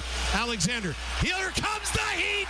Riders get home with a sack for Quill Plains in the backfield as the Riders' Malik Carney gets there. This is a great job by Saskatchewan. So Mace blitzes Revis, which he's known to do from the strong side. Revis gets there right on time, and they just stunt a little bit. And what Malik Carney does is he just sort of sifts his way through from left to right and finds a spot where Davis Alexander is about to leak out into and brings him down. 2nd and 15. So I think you probably go with a 3-man rush here, play zone. The main goal here is to not let anybody behind you if you're the safety. 2nd and 15 from their own 45 for Montreal. Defensive coordinator Luc Mullinder calls it in. 3-man rush. Lots of time for Alexander. Swings it up far side, but it's stopped immediately. Fletcher taken down in the backfield for another tackle for loss for the Rider defense. And who else? Jameer Thurman responds. Well, I'll tell you what. I mean, the last 2 weeks, we've been really tough on the defense, right? We've said that they've needed to play better. We've said that they haven't tackled well. Well, I'll tell you what. The second half of today's game, this is the defense we were used to seeing in the first half of the year, and especially in the first couple games. Now Mace is about to get a penalty, it looks like. I think so. From the sideline, and Corey Mace is incensed as he kind of pointed behind him, and I'm not sure what happened there. Well, you don't want Corey Mace to be the reason why they get this first down. Well, it's going to be, let's get Andre Prule's call. Oh, no. It's going to be a 10-yard penalty, so it shouldn't be a first down. Objectionable conduct. Saskatchewan number 42. He could have avoided contact with an official. Oh. This is a 10-yard penalty. 3rd down. So they say that the official, who's now getting it from head coach Corey Mace right in front of the bench. Wow. Well, it's going to be a kicking situation, and Joseph Zima is on to kick it away for Montreal after the Riders' defense. Sorry, Dave, I keep cutting you off, man. I've never seen that penalty called. Zima, high kick. This is a good one, his best of the night. Mario Alford's inside the numbers on the far side at his 8-yard line. He steps towards the middle, then out of bounds, just across the 15-yard line. So Trevor Harris of the offense will come back onto the field with 5:20 to go here in the fourth quarter. Seriously, do you remember ever having that been called? Yes. Really? It has been called this season, as it was a point of emphasis for the officials to make sure there was no contact. Now, maybe it's again, just me. Before we say that it's something egregious or more than it was, it was incidental, right? They're helping Mitch Picton off the field. Looks like he's having problems walking. I hope this isn't a knee or Achilles on number 81's part. Well, he's been playing special teams. He's been having a heck of a game, and this is one of those guys in the locker room that everybody gravitates towards. Maybe he's cramping. Hopefully this is not as bad as it looks. Well, he's getting attention down at the 50-yard line. Of course, WorkSafe Saskatchewan brings you injury reports all season long. Workplace health and safety is everyone's responsibility. Let's make Saskatchewan workplaces the safest in Canada, as it looks like they're working on his calf down and around the 50-yard line. A 48-yard punt, by the way, 8 on the return for Mario Alford and Ibaressa and Sons. Well, listen, if you're the Alouettes, you're probably pretty nervous in this situation, right? The Riders have done an exceptional job against everything that the Owls have thrown at him with no Thorpe. Picton's up and walking. There you go. Tough it out, big dog. So nice round of applause for Mitchell Picton. Again, he's done it all here tonight. Alouettes have given up now 9 touchdowns this year. 2 have been tonight through the air from Trevor Harris to Mitchell Picton and Keyshawn Johnson. Now that's a quick look at your stats for Opa Suvlaki, as they're going to take Picton to the tent below us as the Riders are going to break their huddle deep in their own end. 5:15 and counting to go. Riders lead by 3. Ball, though, is on their 16-yard line. 3 receivers to the near side, extra tight end along the line. Sean Bain Jr. in motion pre-snap. Hand off to Oullette. Oullette, though, going to get caught from behind. Yeah. As caught is probably an understatement, as he was just wrapped up right before he took the handoff almost, and not much running room there. So this is the whole line is slanting. They've only got 3 defensive linemen. So what they're doing, they're slanting to the gaps, and because they're slanting to their right, Logan Ferland, who's the right tackle, he's got to work extra hard to cut Eddie Berglund off, and he just can't get there. Berglund jumps the snap, gets in on A.J. Oullette before he's able to get going. 2nd and 11. Ball on the 15 for the Riders, left-hand hash. Oullette is in the backfield. Keyshawn Johnson comes in motion that way as well. 3 receivers near side. That's where Harris looks. Can't find his man initially. Now he's going to swing it out. That's Del Duncan Busby. First catch in the Canadian Football League for Del Duncan Busby.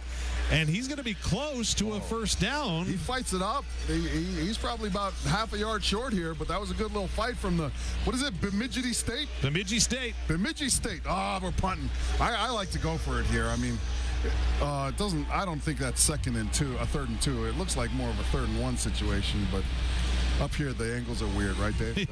That's what we go with. As an excuse. Yeah. Thanks, buddy. So Adam Korsak going to come on to punt. Montreal will put their returner, and James Letcher Jr. standing back at his 40-yard line. Good clean snap for Korsak.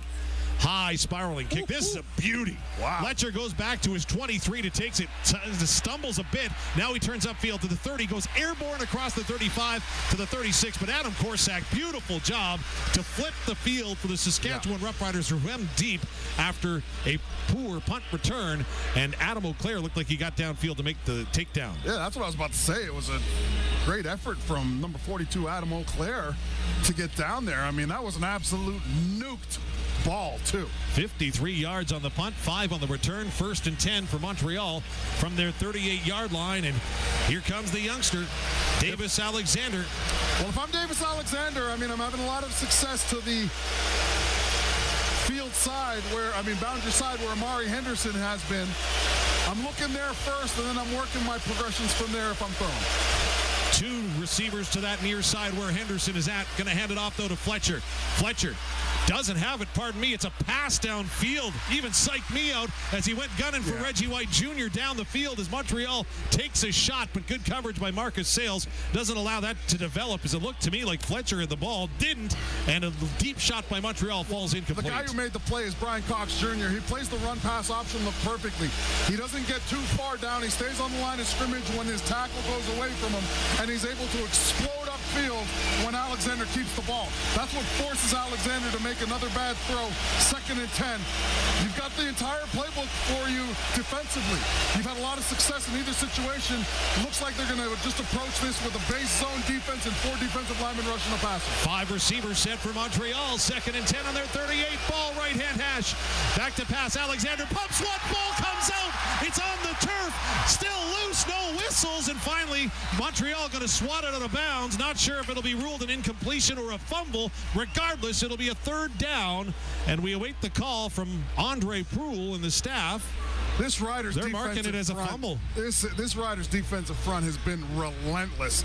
Brian Cox Jr., 2 great plays in a row. Here, he beats left tackle Nick Callender, who's 6'6", 358, with an inside move and then just rolls through Davis Alexander. Doesn't get credit for the sack because looked like the ball popped out, but fantastic job.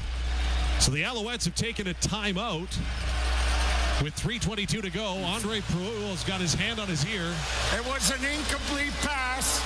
It will be 3rd down.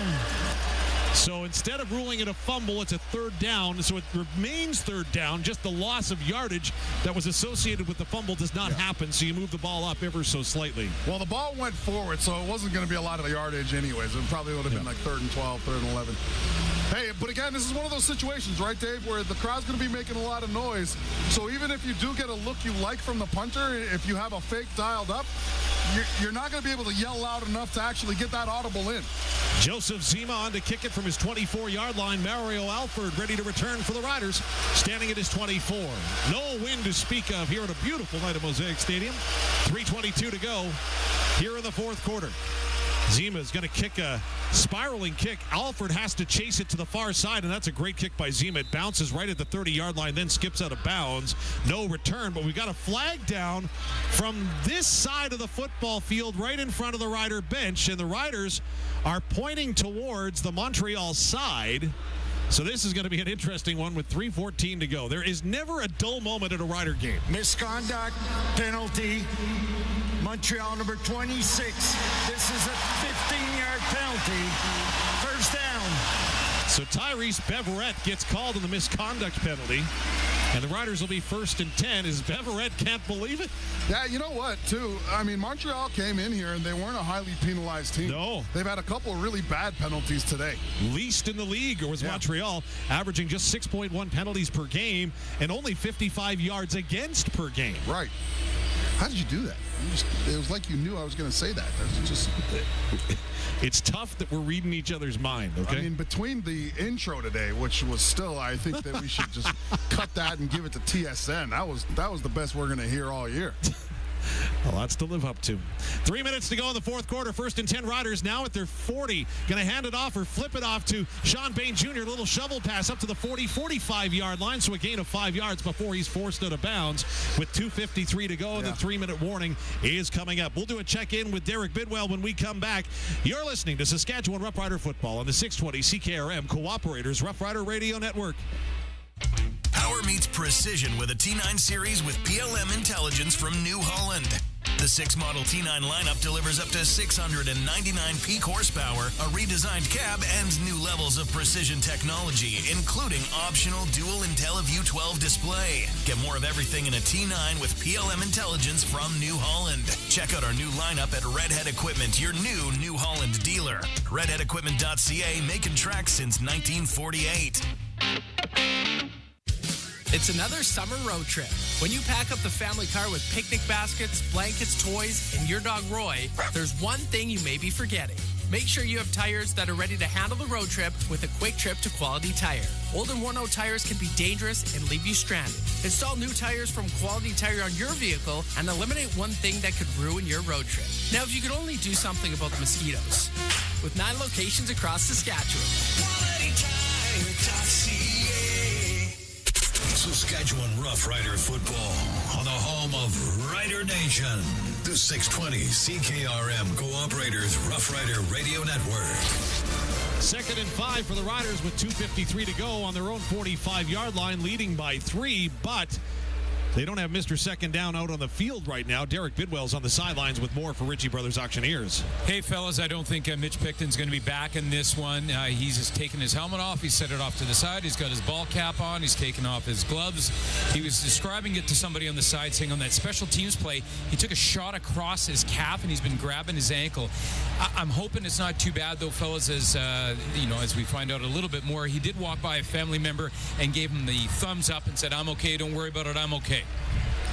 Well, let's hope. You can tell he's a vet. He had the hat all ready to go. As soon as I said that he wasn't playing anymore, he put the hat on. That's a vet move. 2nd and 5 is mentioned for the Riders at their 45. Alouettes load up the line, but now they're going to drop back with a little stop motion from the Rough Riders to get the Owls to declare. They load it up once again. Here comes a blitz far side. Lots of flags down everywhere, and this play ain't going to happen as the Alouettes are pointing at the Rough Riders. Well, they possibly have our right legal guard procedure. too, Nick Jones. Yeah. Saskatchewan number 62. Nick Jones. 5-yard penalty. It remains 2nd down. I was enthused because the guys closest to us were offside, right, Dave? Yeah. And then when you saw the replay and you looked over, it was Nick Jones that had left a little bit early. So we go from 2nd and 5 to 2nd and 10. That changes the entire approach, right? Now it doesn't matter if Trevor Harris catches them in man or zone like he did the first time.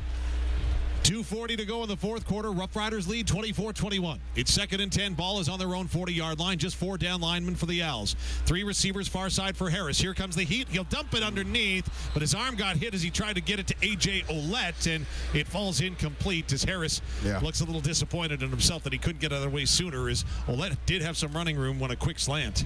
Well, the other thing here is even if Harris gets this football off, A.J. Oullette might catch it and maybe gets 2 yards. So I'd rather take the incomplete pass there versus risk a fumble, right? Yep. So Corsack on to kick it. He'll stand just outside his 25-yard line. James Letcher Jr. back to receive. He's had a great night so far, but here's another boomer by Corsack. Chases Letcher Jr. back to his 9. He's going to try to get to the outside. Great downfield coverage by the Riders. They get there in a hurry, and they wrap it up. It's Roland Milligan Jr. Guess who? Agent Zero. This dude is a ball player. Pound for pound, one of the best players in this league. 2:26 to go in the fourth quarter. Alouettes are going to get the ball back, trailing by 3. The 3-minute warning, by the way, was given by Brett Young Seeds. More bushels per acre. We can get behind that. Visit brettyoung.ca for canola hybrids that are the best fit for your farm. 60-yard punt, 9 on the return. And here comes young Davis Alexander in an opportunity to try to initiate a game-winning drive. But he's starting deep in his own territory, way back at his 19-yard line. And he's got the Rider Nation making as much noise as possible. 5 receivers set for Alexander. Silent count, gets the ball back just before time expired on the play clock. Complete to the far side. Not much room there. Great job by the Riders to wrap up Rambo. But Amari Henderson, after he made the tackle, is still down on the turf as he brought him down immediately at the 19. And I think that's Henderson. Pardon me if it's not. I think it is. Yeah, it's a much better play by Amari Henderson than we've seen from him this game. And it just looks like maybe the contact on his shoulder as he made the tackle. I mean, you've got Deontay Williams, who's waiting in the wings here. He's healthy, second-year player for the Riders that a lot of people were hoping might get on the roster at some point here. And this Amari Henderson potential injury may bring him back next week. But the problem is that this isn't next week. There is 2 minutes and 21 seconds here. So Godfrey Onyeka or maybe Kosi Onyeka might check in.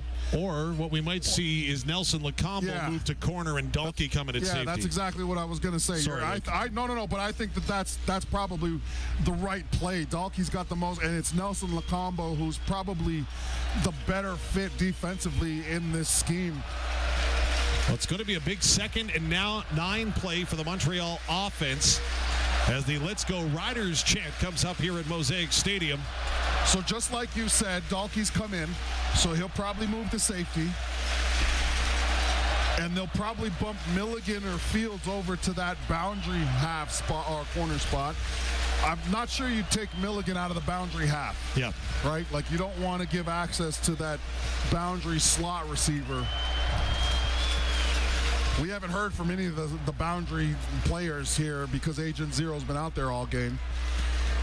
Jameer Thurman went and talked to head coach Corey Maas as Amari Henderson has slowly made his way up to a sitting position down at the 18-yard line, and now going to get some help up from Greg Mayer and the training staff here with the Riders, and he's going to make his way towards the Riders sideline. Of course, WorkSafe Saskatchewan brings you injury reports all season long. We got to get the timing on Greg Mayer's ability to get it. He's pretty quick. Yeah. Him and his whole staff, when there's some, I mean, I love Ivan Gutfreys and Trevor Lennon, and I hope they're listening, but they weren't the speediest guys when getting out when players were down. So it's 2nd down and 9 for the Alouettes. Ball on their 20-yard line, 2:21 to go in the fourth quarter. 5-receiver package for the Owls. Man in motion is Furvius. He'll stay in the block. Back to pass. Alexander, here comes the heat. He pulls it down. Still looking downfield. Gonna fire it. He's got a man up to the 50 of Saskatchewan.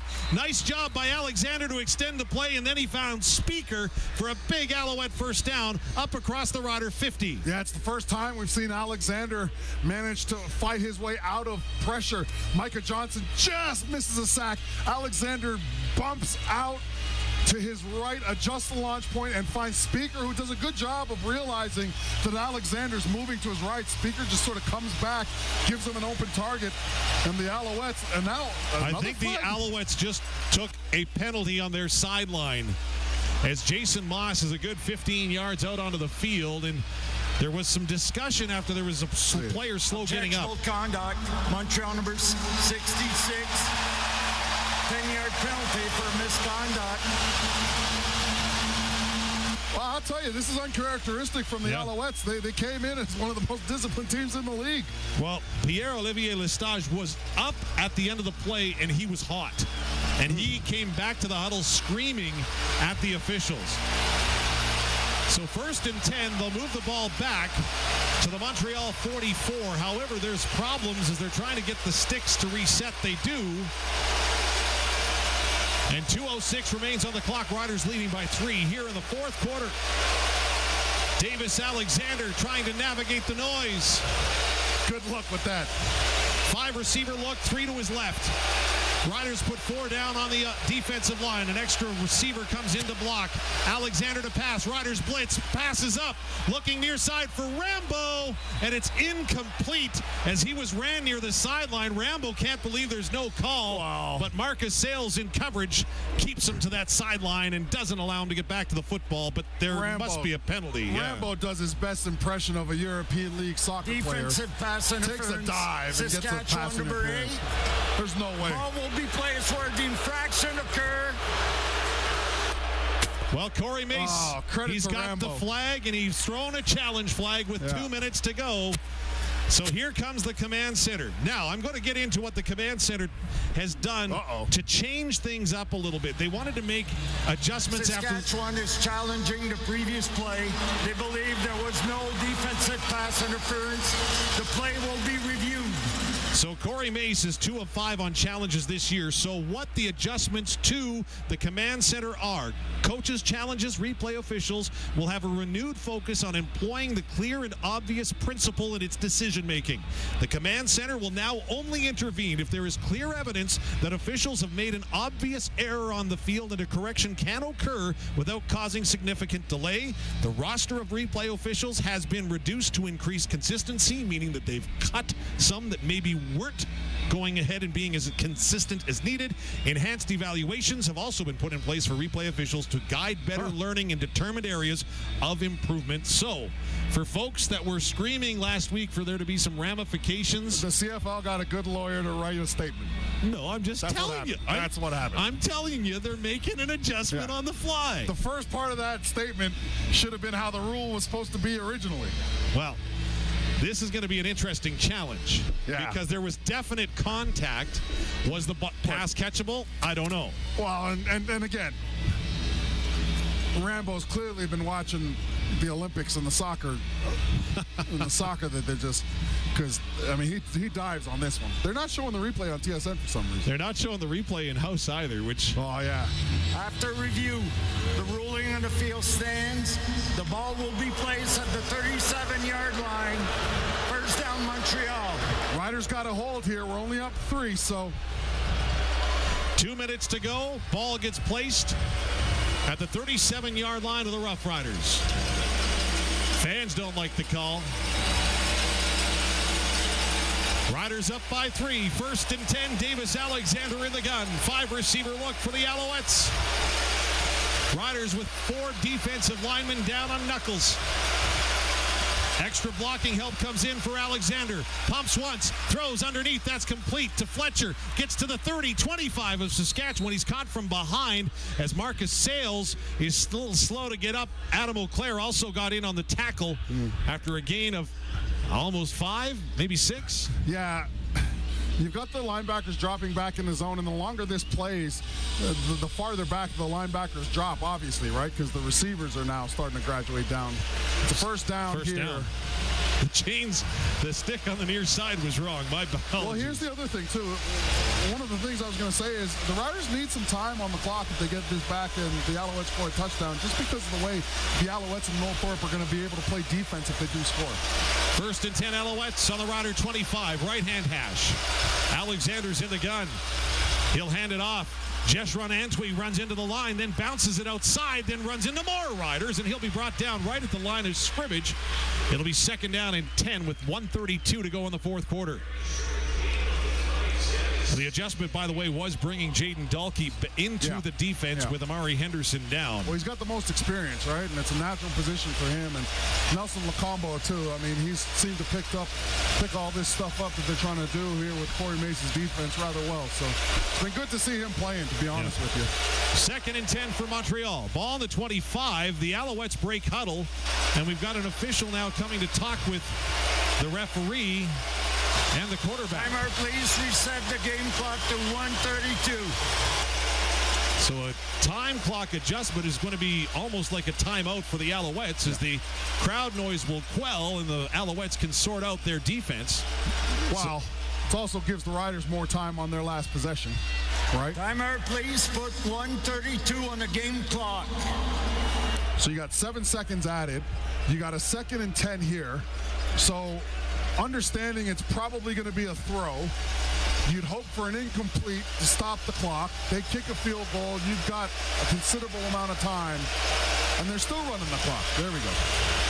Second and 10. Alouettes have the ball on the Riders' 25-yard line. Left-hand hash for Alexander, who calls his receivers to the line. Back to pass. Pressure comes. He dumps it off underneath. Complete to Fletcher. He'll get down near the 15-yard line, which will be close to a first down, maybe a yard shy. Oh, they go to the right side here. It's the wide side of the field. They get Fletcher the ball, and unfortunately we just missed one tackle, and that tackle is a huge one because it allows Fletcher to get up to that third down yard marker. Massive third down. I don't think Dominic Davis is going to go to the left or right here. I would imagine that he just goes straight down the middle. Dominic Davis in. 1:09 to go in the fourth quarter and counting. Ball on the Riders 16. Davis under center. Backfield empties. Riders load up the line. Davis straight ahead. He'll get the first down inside the 15.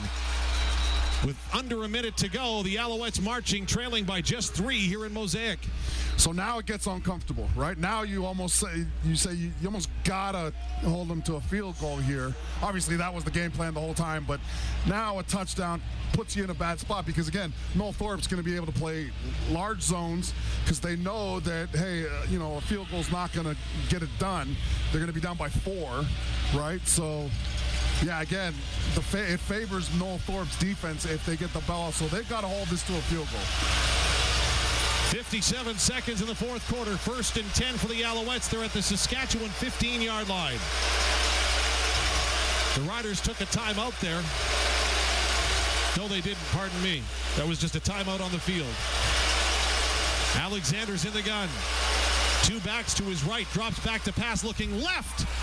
It's low throw. Ball's out. Riders say they have it. They're turning it the other way. It's CJ Rivas. No whistles. He's still going. Maybe there are whistles. One of the refs is saying, wow. But listen, I'll tell you what, he wasn't convinced, that's for sure. No. And now there's a discussion at the Rough Rider 10-yard line. CJ Rivas is being told to keep going to the end zone, and he'll step in the end zone. Rider Nation rises. What's the call on the field as Davis Alexander is talking with the official? Riders are pointing the other way. We'll see what the officials The command center wants to redeem itself here. Well, get ready. You're going to know this from Andre Proulx in about 12 seconds. Ruling on the field. The ruling on the field is the ball was intercepted by Saskatchewan. The player was down with contact. The play will be reviewed. Look at this. So, Rambo goes down. The ball looks like it ricochets and stays on his hand. Rivas makes a timely play. He is down by contact, but the debate is going to be whether the ball hit the ground when Rambo tried to catch it. That is going to be the debate. That is what the command center is going to be looking at. Did the ball hit the ground when it was underneath Rambo? And was his hand underneath the ball completely? That's going to be the question. For CJ Rivas, if the call stands, the game's over. It would be his first interception of the season with 38 seconds to go. Jason Maas standing with challenge flag in hand. Look at this guy. He wins one Grey Cup and he thinks he's Wally Buono. He's all the way down on the 20. This is ridiculous. Come on. Hey. Oh, look. So the replay now shows that the ball most likely hit the ground, but it doesn't look conclusive. I don't know if this is conclusive enough to turn it over. Get ready. Here comes Andre Proulx.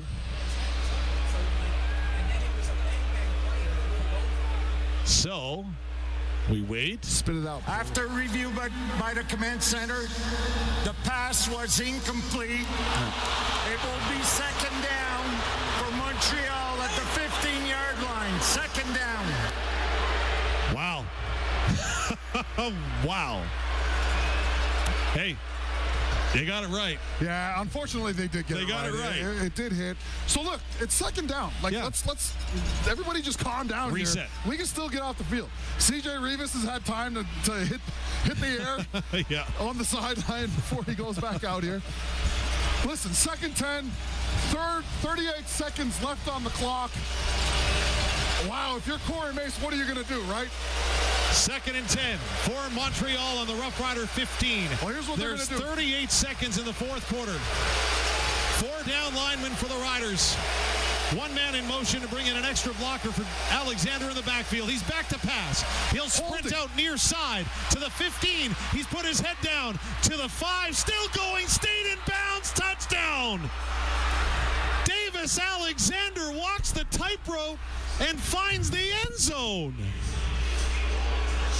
Montreal does a good job collapsing our defensive end on the left side, Malik Carney, inside, and that's what gives Davis Alexander the room to run. And all of Mosaic Stadium has come to a quiet hush here. We're checking if the quarterback, he's out of bounds. He looks like he's out of bounds.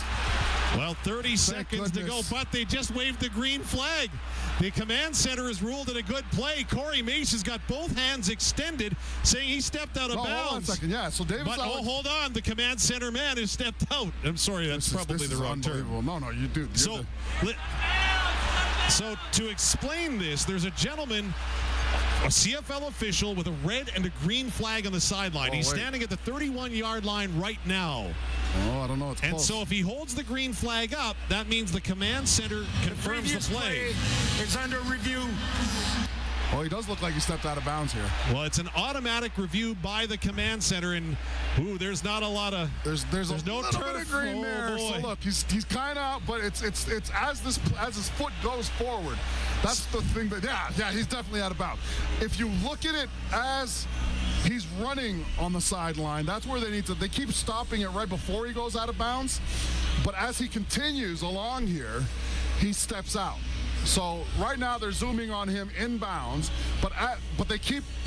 Then they take after the review. The ruling on the field of a touchdown stands. So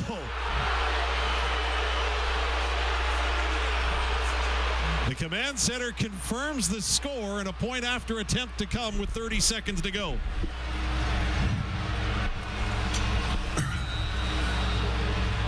Wow. So Jose Maltos to come in to try to extend the lead to 4. It's 27-24 right now, point after attempt coming. Kick is up,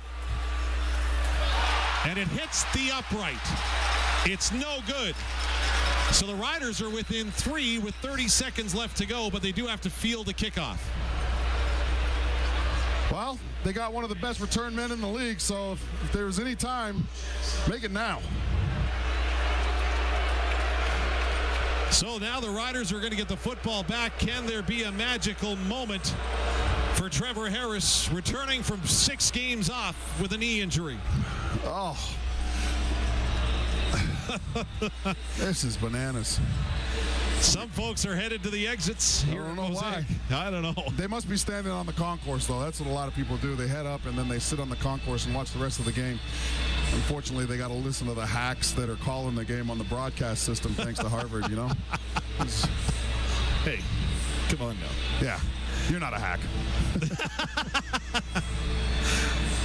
So Jose Maltos comes on to kick the ball. He'll tee it up at his 30-yard line on the right-hand hash. The Riders are going to send out a return team of Mario Alford. And it looks like Dante Meyers on the far side of the field. Yeah, you got 2 guys back there, Alford and Meyers. If you're Montreal, do you just squib it, right? Just kick it right to the fullbacks, and that's what I do. I'm not kicking this anywhere near Mario Alford if I'm Jason Maas. But you're only up by 3. Is a good kick by Maltos is going to go to Alford, who takes it back inside his 10 at the 9. Right in the middle of the field, though, so he's going to try to set up a return. 25 seconds on the clock as Alford is brought down at his own 35-yard line, and Riders have got to get some territory back quick after a 70-yard kickoff and 25-yard return. So the Riders have no timeouts. The Montreal Alouettes have 1 timeout.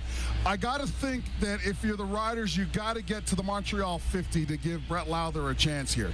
That would be around 56. So this has got to happen quick. There's 22 seconds left. You can't throw anything between the numbers right now. You got to throw everything towards the sideline, because if you throw it between the numbers, you're going to run out of time. 5-receiver look for Saskatchewan. Mitch Picton is in on the sideline. Del Duncan Busby in his spot as Harris gets the snap on first down. Alouettes bring the rush. He'll jump it off to the far side. That's to the 35, to the 40. Straight arm a man getting out of bounds. Nice job by Samuel Emelis. Hey, and a face mask. So this ball should advance near midfield. Yeah. With 15 seconds to go. Lowther, you have a chance. Major foul, face mask, Montreal number 8, 15-yard penalty enforced from the end of the run, and a first down. Okay, so now we're up to what, the 55. 50, so 55, we're in midfield. So let's go get 8 more yards, right? 8 more yards, you got 15 seconds left, and Brett Lowther can literally erase history.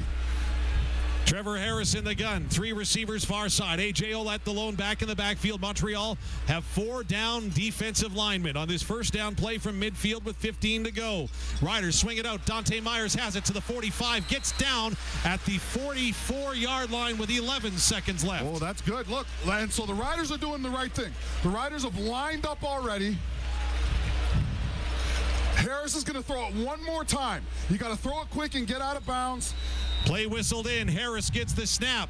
He's going to hand it off to Oullette. Goes through the middle. Gets to the 39-yard line with 6 seconds left to go on the left-hand hash. And here comes Brett Lowther. Dude, Brett Lowther can literally erase everything that happened in the first half with one swing of his leg. 3 of 6 so far tonight. He'll line up what looks to be a 47-yarder to send this one into overtime for a second consecutive week. Oh. They're going to put the spot of it down at the 48. Oh, it's a 48-yard. This is totally in his range. This is his range. Montreal's going to ice him. Absolutely, and why wouldn't Timeout, Montreal. So 6 seconds left. The Riders trail by 3. It's 27-24 Montreal. A 48-yard attempt coming up for Brett Lowther, who's got to stand and watch this. Look, the coaching staff to our left can't even watch. Like no. And it's the defensive coaches that can't watch. All right. Oh, man. Andre Proulx says, let's get set up. We're going to go. Oh, come on. This has got to go in. 48 yards. Left-hand hash. Lothar counts off his approach. Korsak to hold. Play whistled in. Alouettes load up the line. Clean snap. Clean kick. And it's wide left. It goes wide to the left.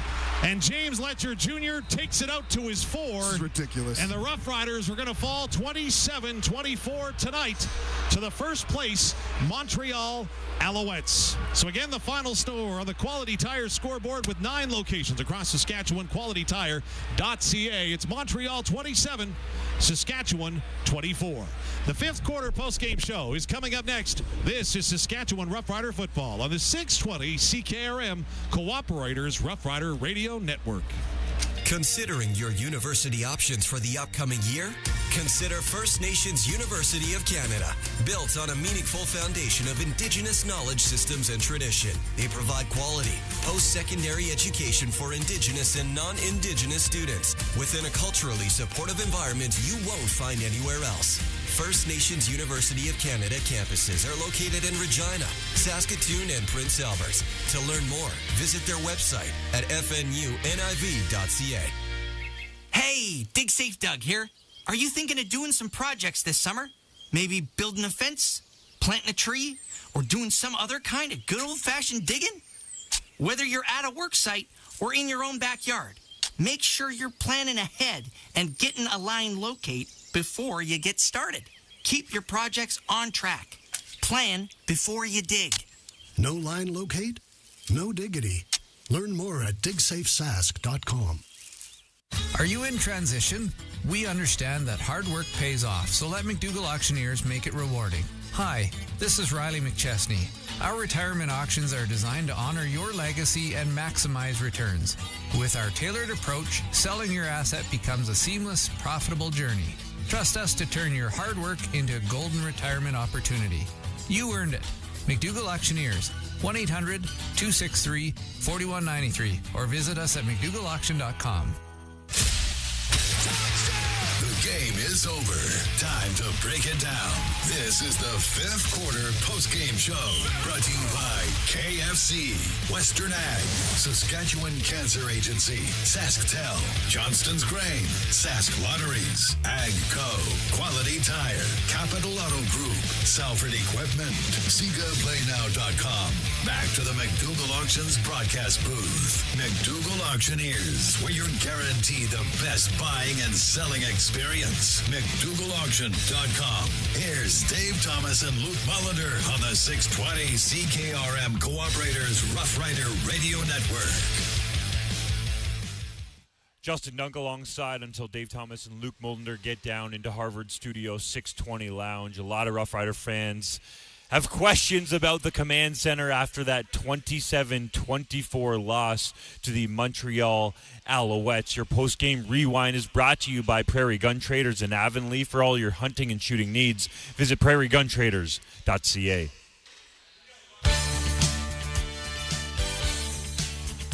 As we get set to go here tonight at Mosaic Stadium, it's Riders and Alouettes, and Friday Night Football's alive.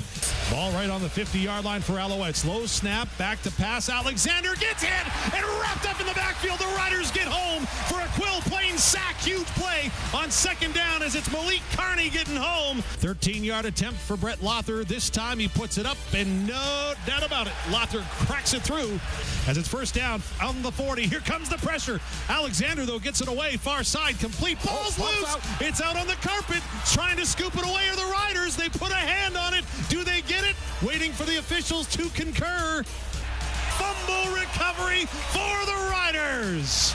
Ball right in the middle of the field. A good snap, clean hold. Lothar's up, and he's good. Ball's on the left-hand hash. Pair of receivers in motion. Almost run into the ball. Alexander sprints out, drops it underneath. Fletcher has it. He's got a touchdown into the end zone. Good snap, good hold. Kick is up, and it goes through the uprights, and Montreal will take a 10-7 lead going into halftime. So Brett Lothar going to attempt a 42-yard attempt. Good hold. Kick is up, and Lothar is money to start the second half. From one back in the backfield, they'll come to the line. Under center, Davis tries to go to the right. He's strung out. Riders get there. They make the stop. Harris back to pass, has time, looks end zone. Nice. Touchdown, Riders! As Keyshawn Johnson gets into the end zone. For Davis Alexander, he's got one back in the backfield, covers the ear holes on his helmet. He can't hear anything. Now he gets the snap. Riders bring the blitz. Alexander gets tackled in the backfield. Riders get home. Huge sack. It's C.J. Rivas. And Maltos, he'll put it up, and he'll put it through. And Maltos is now 2 for 2 on the night. Lothar lines it up. Hush comes over the crowd. Clean snap, good hold, kicks up, and it's wide to the right. You kidding me. It's wide to the right, and Letcher Jr. going to bring it out of the end zone to the 5, 10, 15, 20. Still on his feet. One man to beat to the 35. Lothar can't catch him. Now it's a foot race. Letcher to the 40, 35. Still going. Down to the Rider 20, 10, 5. Count it. Touchdown, Montreal. Montreal loads up the line, and they'll bring the house. Harris going to throw it up far side. Has a man. Touchdown, Riders. It's Mitchell Picton. 33-yard touchdown reception for Mr. Second Down. Alexander. Here comes the heat. Riders get home with a sack as the Riders' Malik Carney gets there. 4 down linemen for the Riders.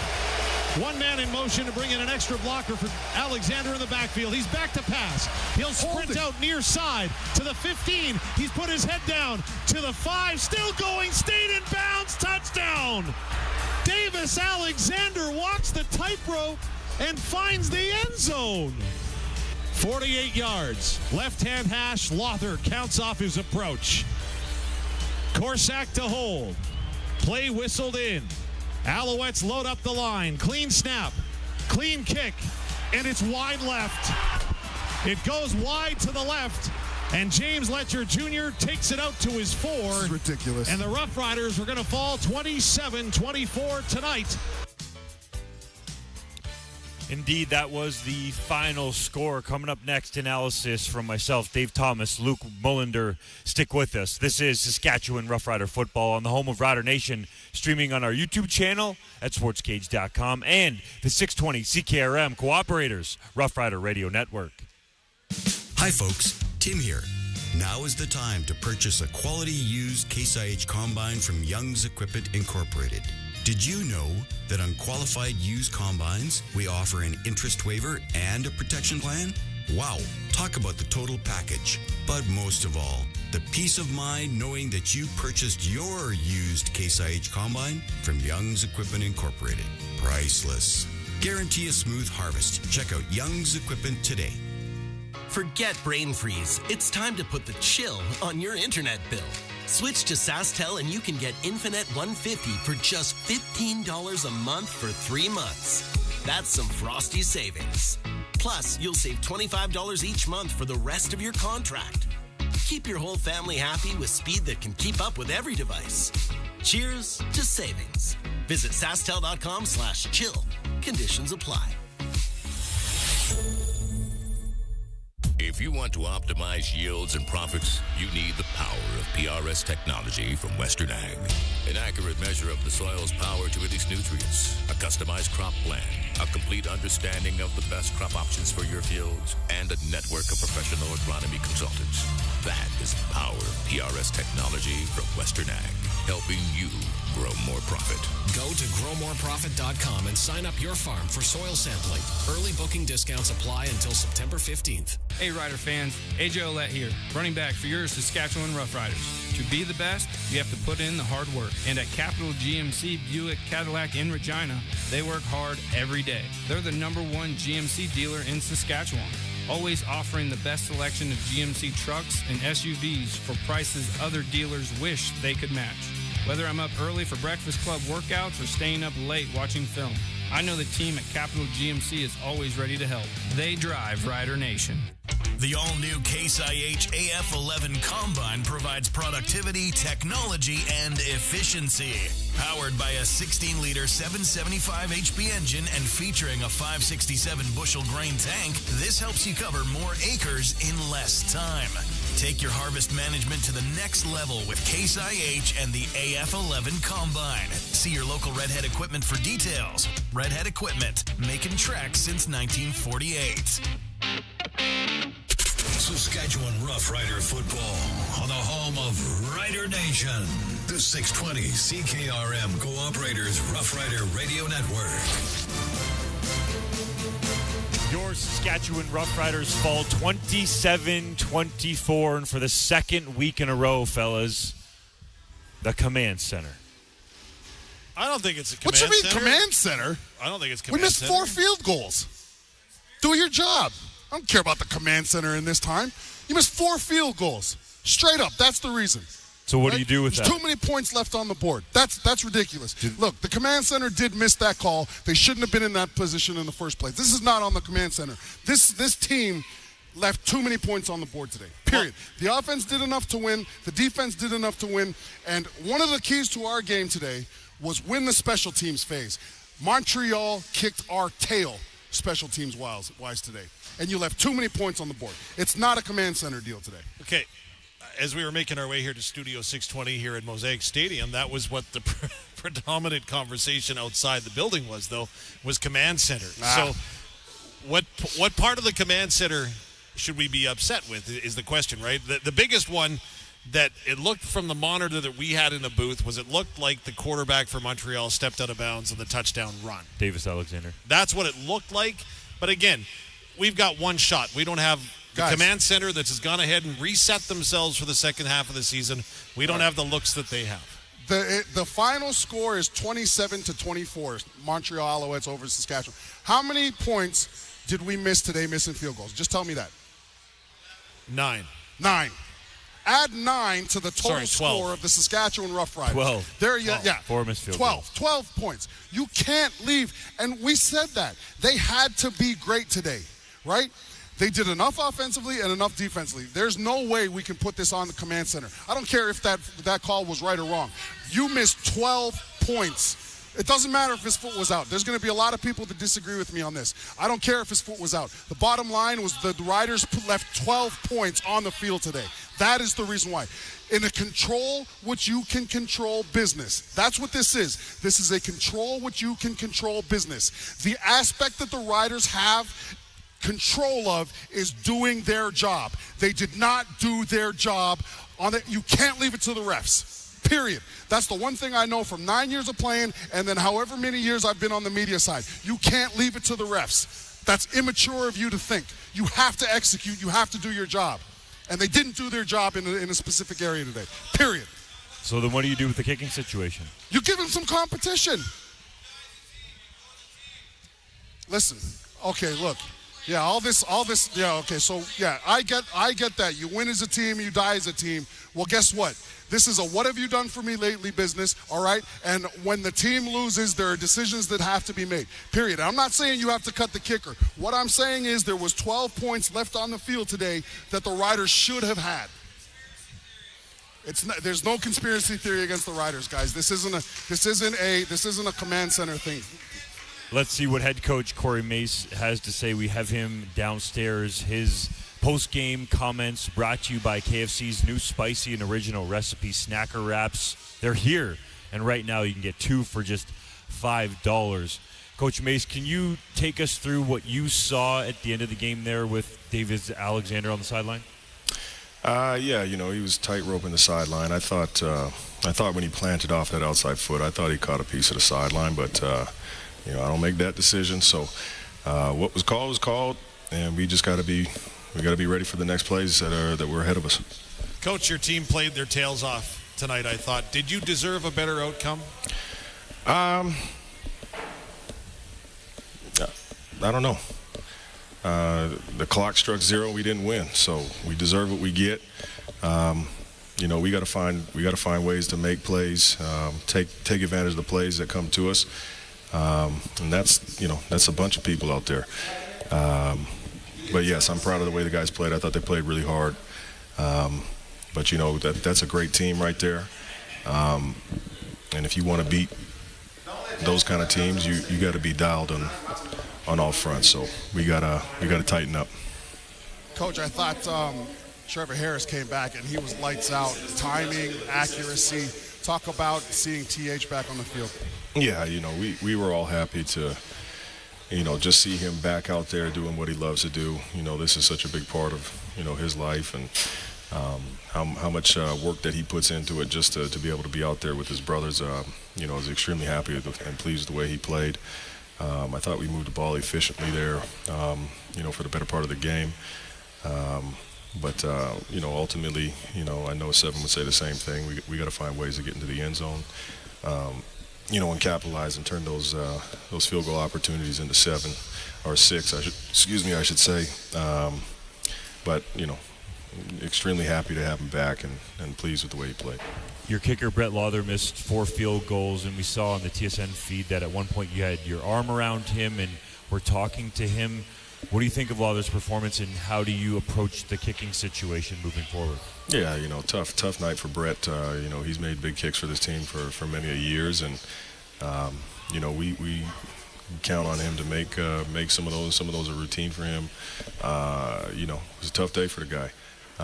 But he is one of our captains as well. He leads from the front in multiple aspects of what we do outside of kicking.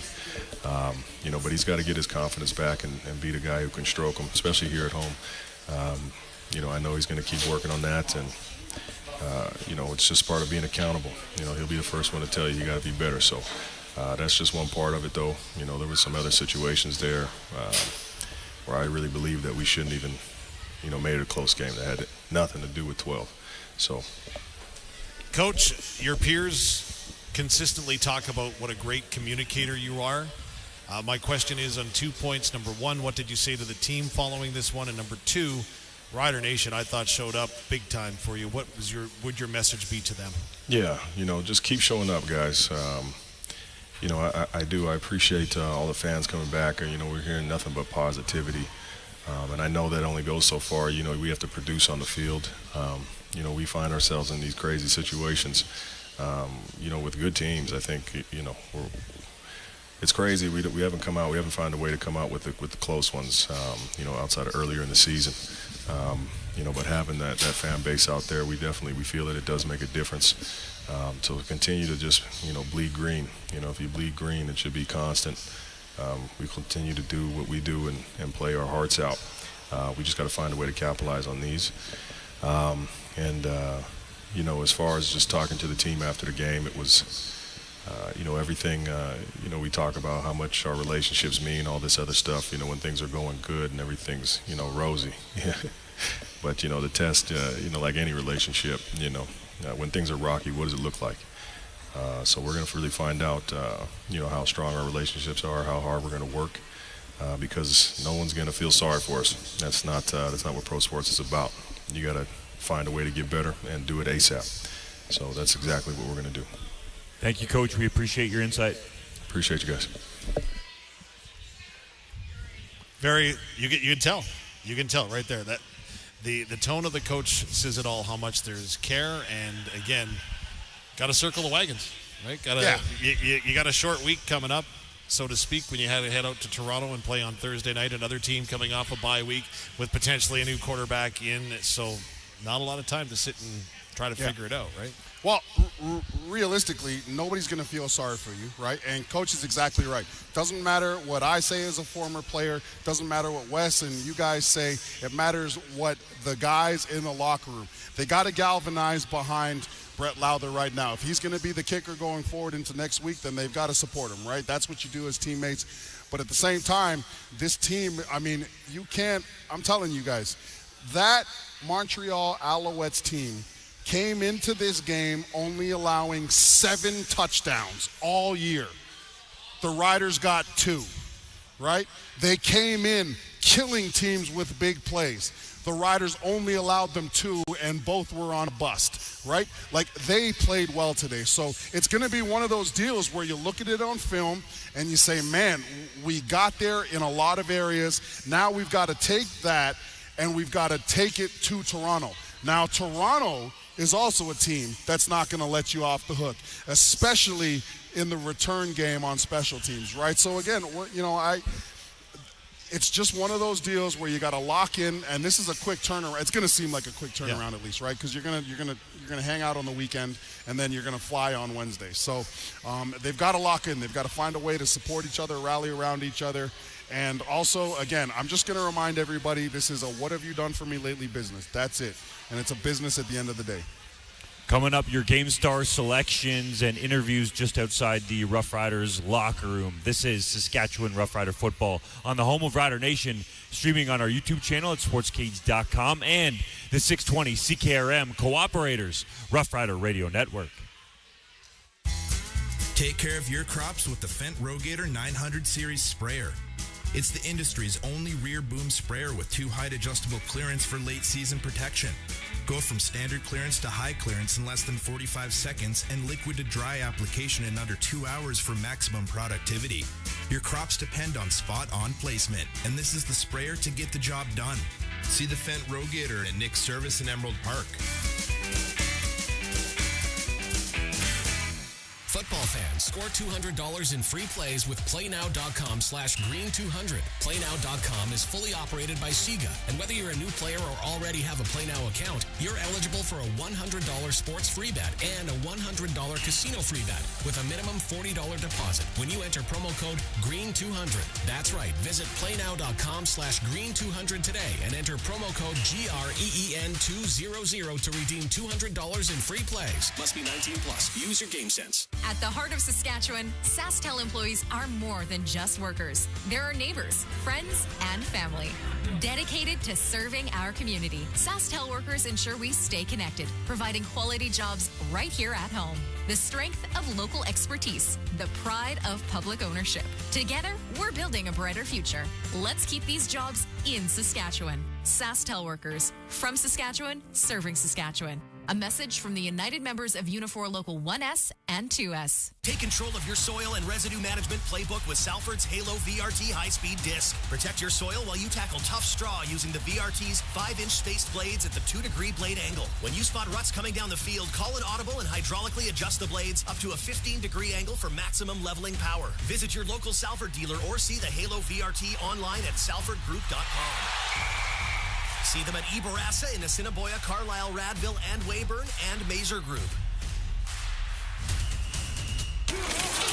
Oh, our man is down after that hard tackle. Here comes the stretcher. Looks like the medic's saying he needs to put something cool on his knee. Here they come with the York air conditioner and a generator to plug it in. Okay, folks, a York air conditioner from Regina Plumbing and Heating is the best on the market, but it's not meant for... Well, our man is back up, helmet on, and he's back in. Look at that. When the Saskatchewan Roughriders need to stay cool, they call Regina Plumbing and Heating to take care of all their air conditioning needs. ReginaPlumbing.net. Saskatchewan Roughrider football on the home of Rider Nation. The 620 CKRM Cooperators Roughrider Radio Network. Your Saskatchewan Roughriders fall 27-24 to the defending Grey Cup champion Montreal Alouettes, who are also first place in the East Division, improving to 9-1 on the season. The Riders fall to 5-4-1. Brett Lauther misses 4 field goals, but it seems like, based on Corey Mace's comments, that he's going to stick with number 12, even though Luc wants him to bring in some competition. No, I do want him to bring in some competition. I think Brett Lauther, I think that he starts hitting those if he has some competition. Again, I've said this a long time ago, and you know we got a Plaza of Honor member sitting right in front of us, one of the best to ever do it, Drew Green. And what Drew Green knows and what I know is that Canadian players need to see competition in front of them. Right? So I think you bring in the best kicker available and you sit him right in front of Brett Lauther, and I guarantee you got a different Brett Lauther. I guarantee it. Right? Canadian players, it's just something with them, man. They've got to see competition. You can't just be one of the guys that has absolutely every single person in that locker room has somebody behind them. Every single person. There's all-stars. Micah Johnson has competition behind him. Right? Why is the only person with no competition behind him our field goal kicker? So I do think they need to bring somebody in. I think it pushes Brett Lauther. I think it makes him better. But I've always said that. And I learned that from my playing experience. Our coaches, Gary Echeverry used to repeat it. Our coaches used to say it all the time. Canadian players need to see their competition sitting directly in front of them. Period. Tough to say when you've got again, I understand what you're saying. Brett Lauther, again, statistics would say he's number 2, but I would go number 1, the most accurate field goal kicker in Saskatchewan Roughrider history. had an off night tonight. I had an off night tonight too, maybe. But I'm just saying that I understand what you're saying. Bring in some competition and let them win the job. Is it win the job, or is it just keep the competition level at practice higher? Keep the competition right in front of them. Gotcha. Literally sit the competition right in front of them. And because that, as a player, that lets me know, hey, man, I'm on a short leash. How is everybody else? Look at this depth chart. This depth chart that we make up. Every single player on these depth charts, everybody see it, has a player behind them. And there's a reason why there's a player behind them, because that might get injured or that player might have an off night, in which case we can put another guy in, period.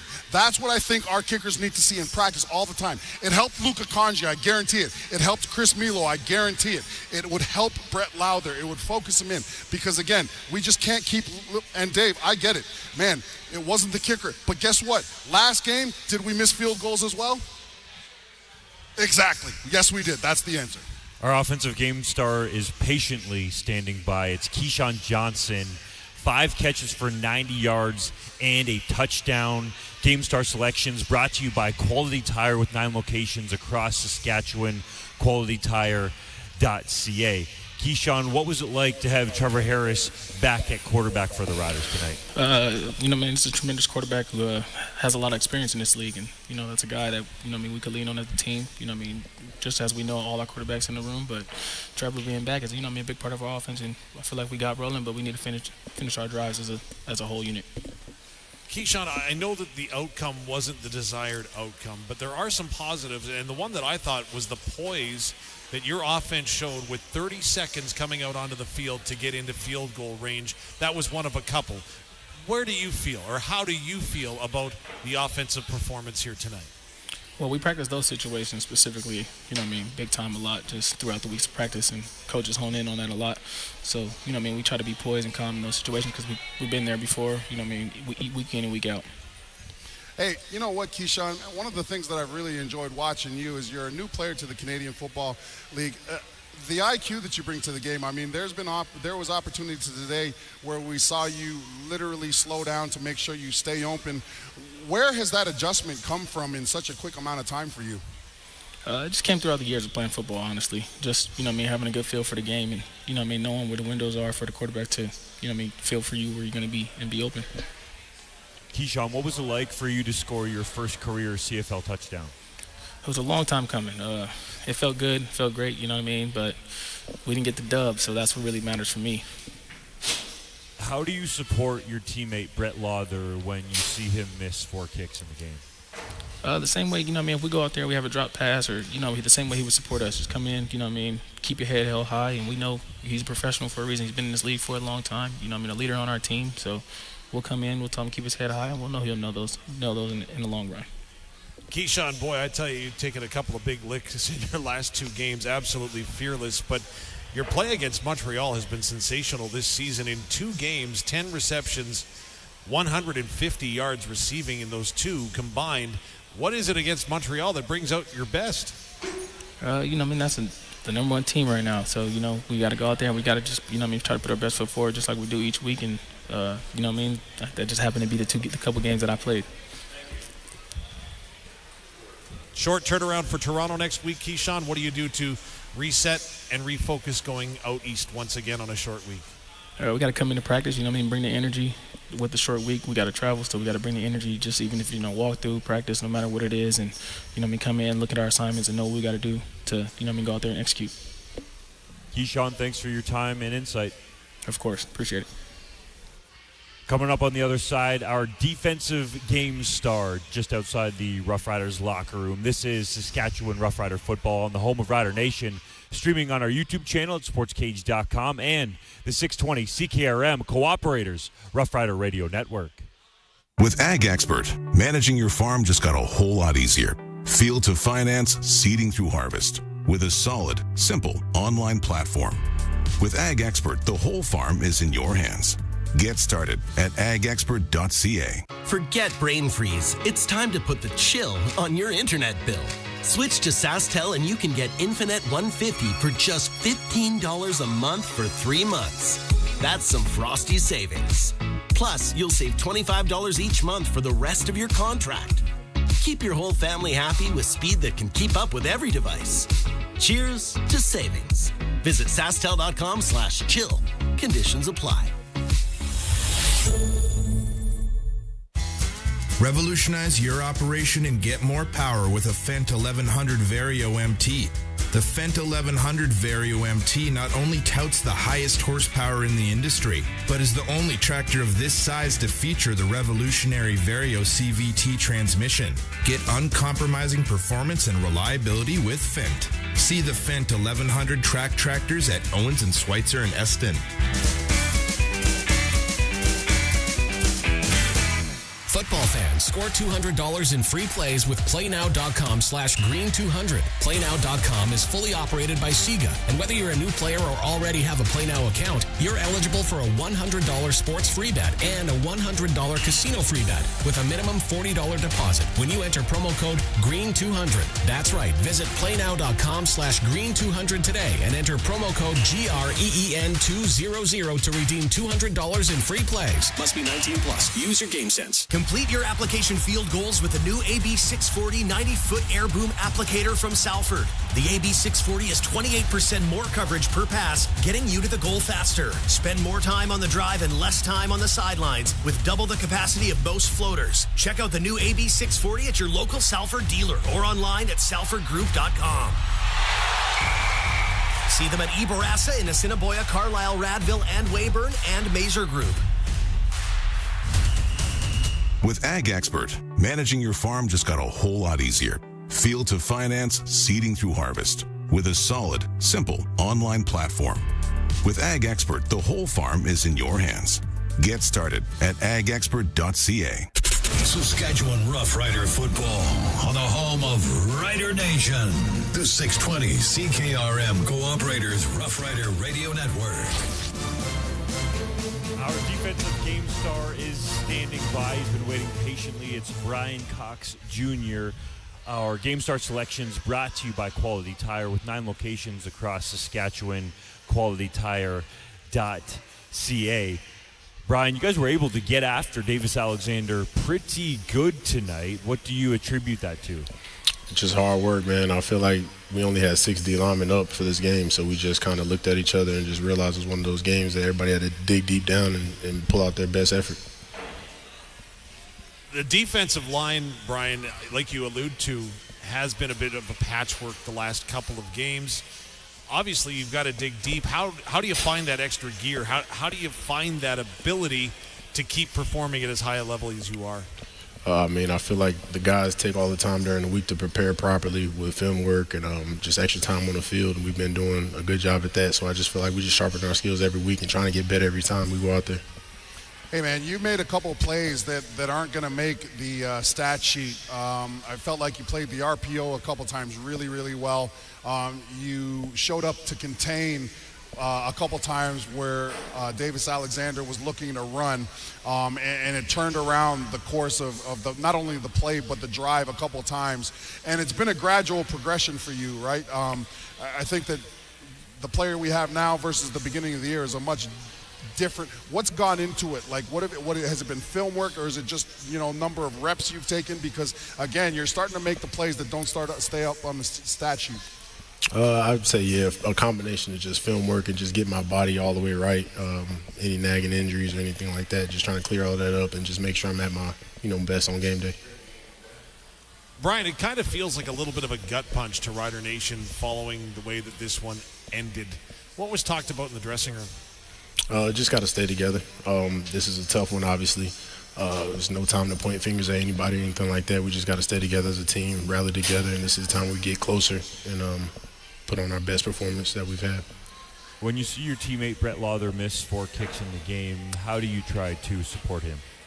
Just keep his head up, man. That's our guy. We ride with 12, all the way through. So that's just one thing that we're going to always believe in, man. We believe 12 can make the kick. So anytime we put him out there, we got to trust, full faith in that he's going to make it, and we'll continue to do that. Brian, tell me about your run defense. Only allow 51 yards again tonight. This team continues to make a statement aside from maybe one blip on the radar when you faced Edmonton a couple of weeks ago. How much pride do you take in stopping the run, and how are you so successful at it? we take a whole lot of pride in that. That's probably one of the calling cards of our defense, just being able to be stout in the run game.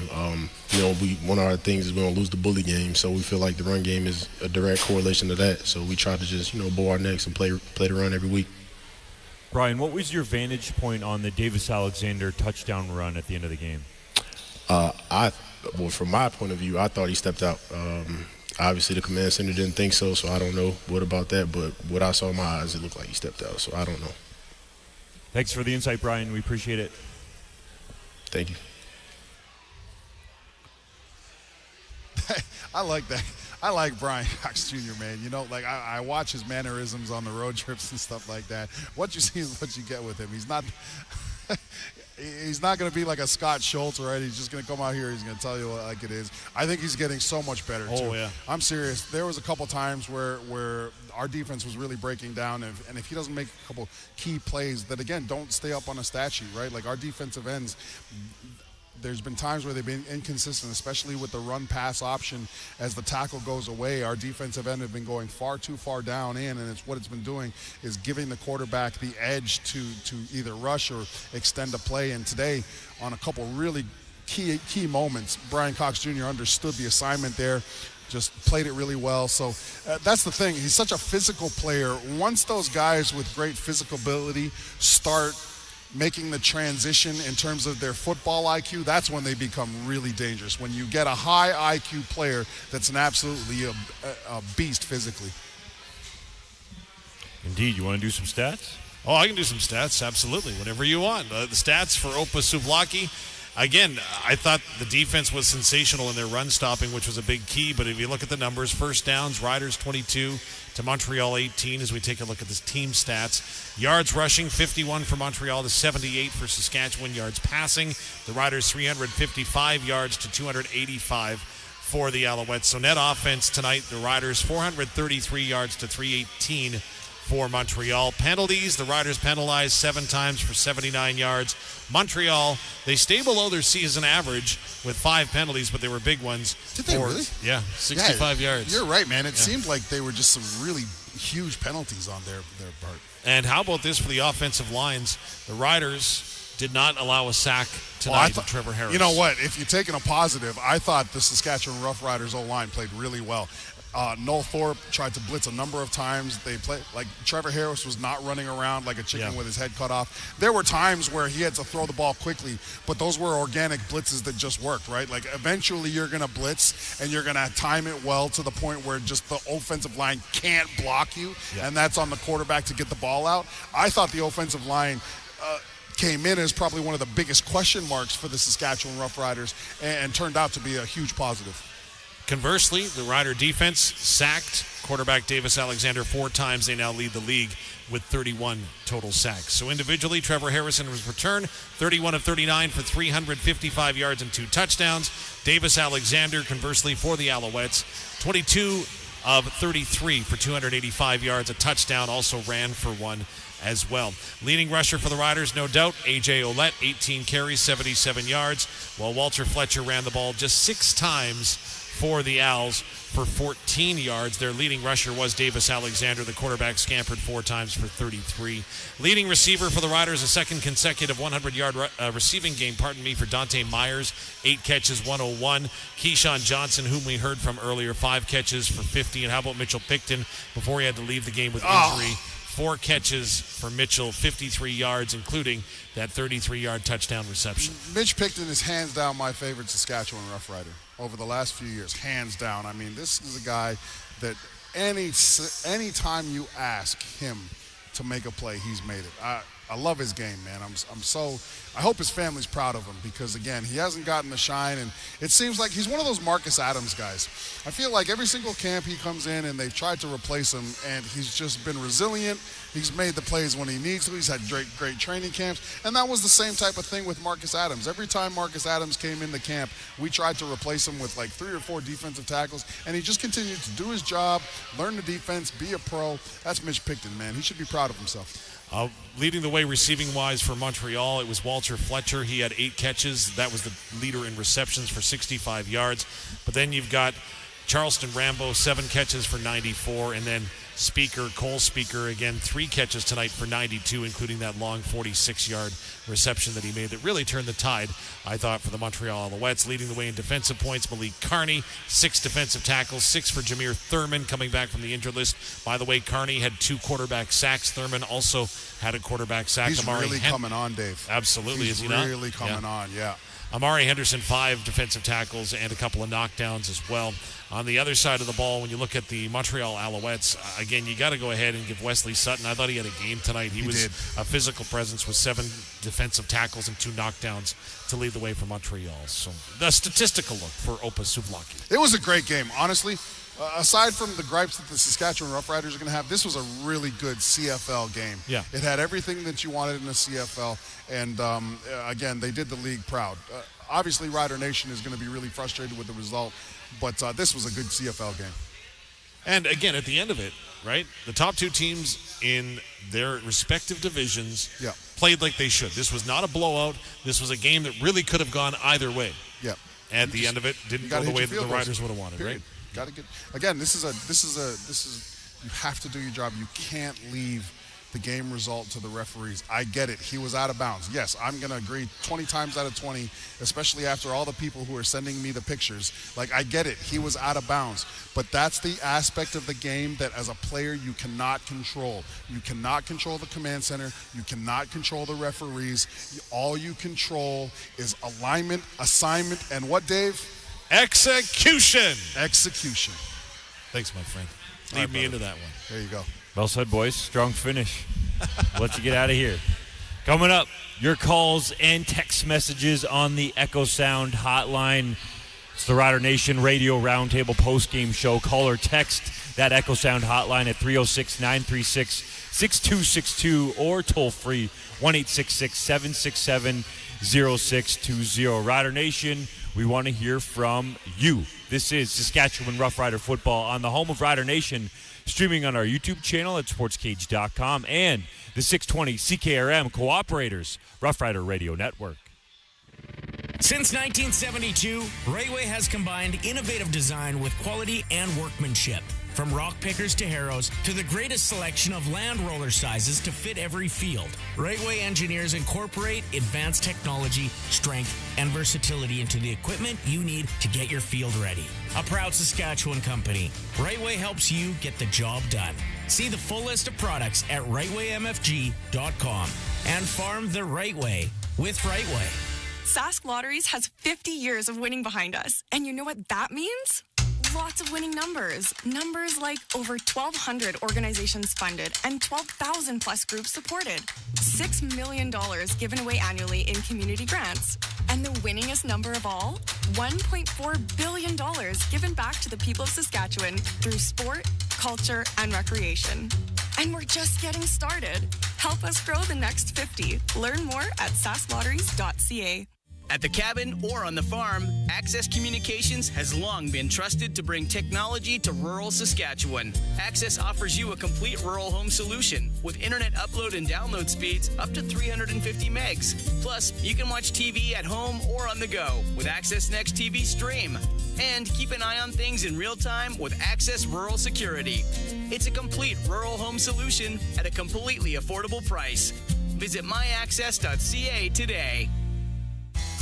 It's time to revolutionize the way you harvest. The new Fendt Ideal Combine has been precision engineered to give you better real-time monitoring. A 485-bushel grain tank that unloads at 6 bushels per second. Plus the industry's best warranty, service, and loaner program. The new Ideal Combine. It's Fendt. It's time.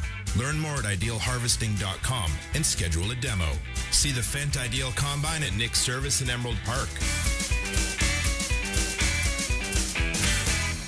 Rooted in tradition, leading in innovation, McDougall Auctioneers is your first choice for farm auctions. Hi, this is Riley McChesney. At McDougall Auctioneers, we understand that selling your farm equipment is more than just business. It's about peace of mind. That's why we offer a unique guarantee, a minimum value for your auction, ensuring you sell with confidence and comfort.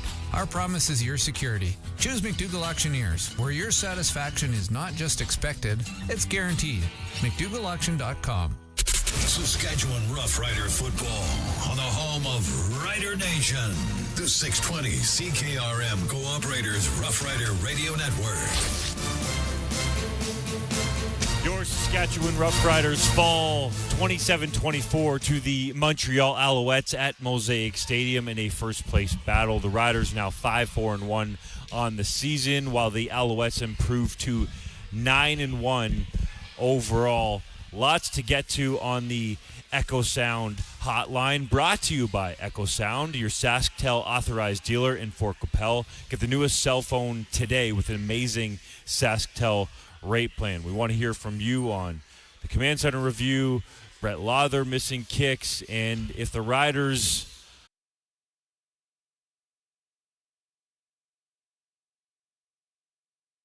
changed the complexion of everything.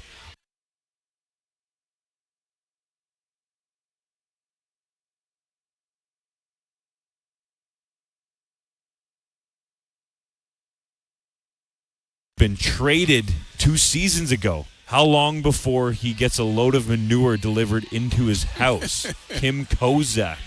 You know about the with Paul that McCallum? Mm-hmm. Yeah.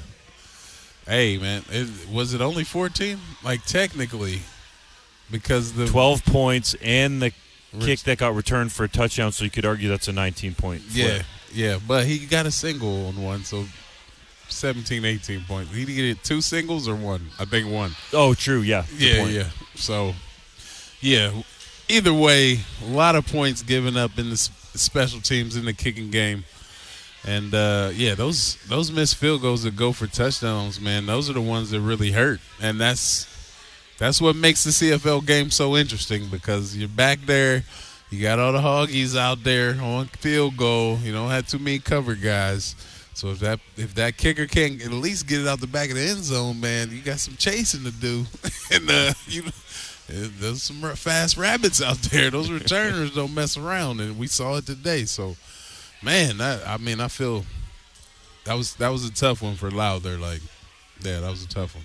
Metal Shingle guy says, unbelievable. Luc Mullinder, you got it. Bring in a kicker, 12 points, and a touchdown the other way. Yeah, no, for sure. I think players should always have somebody behind them. You know what I mean?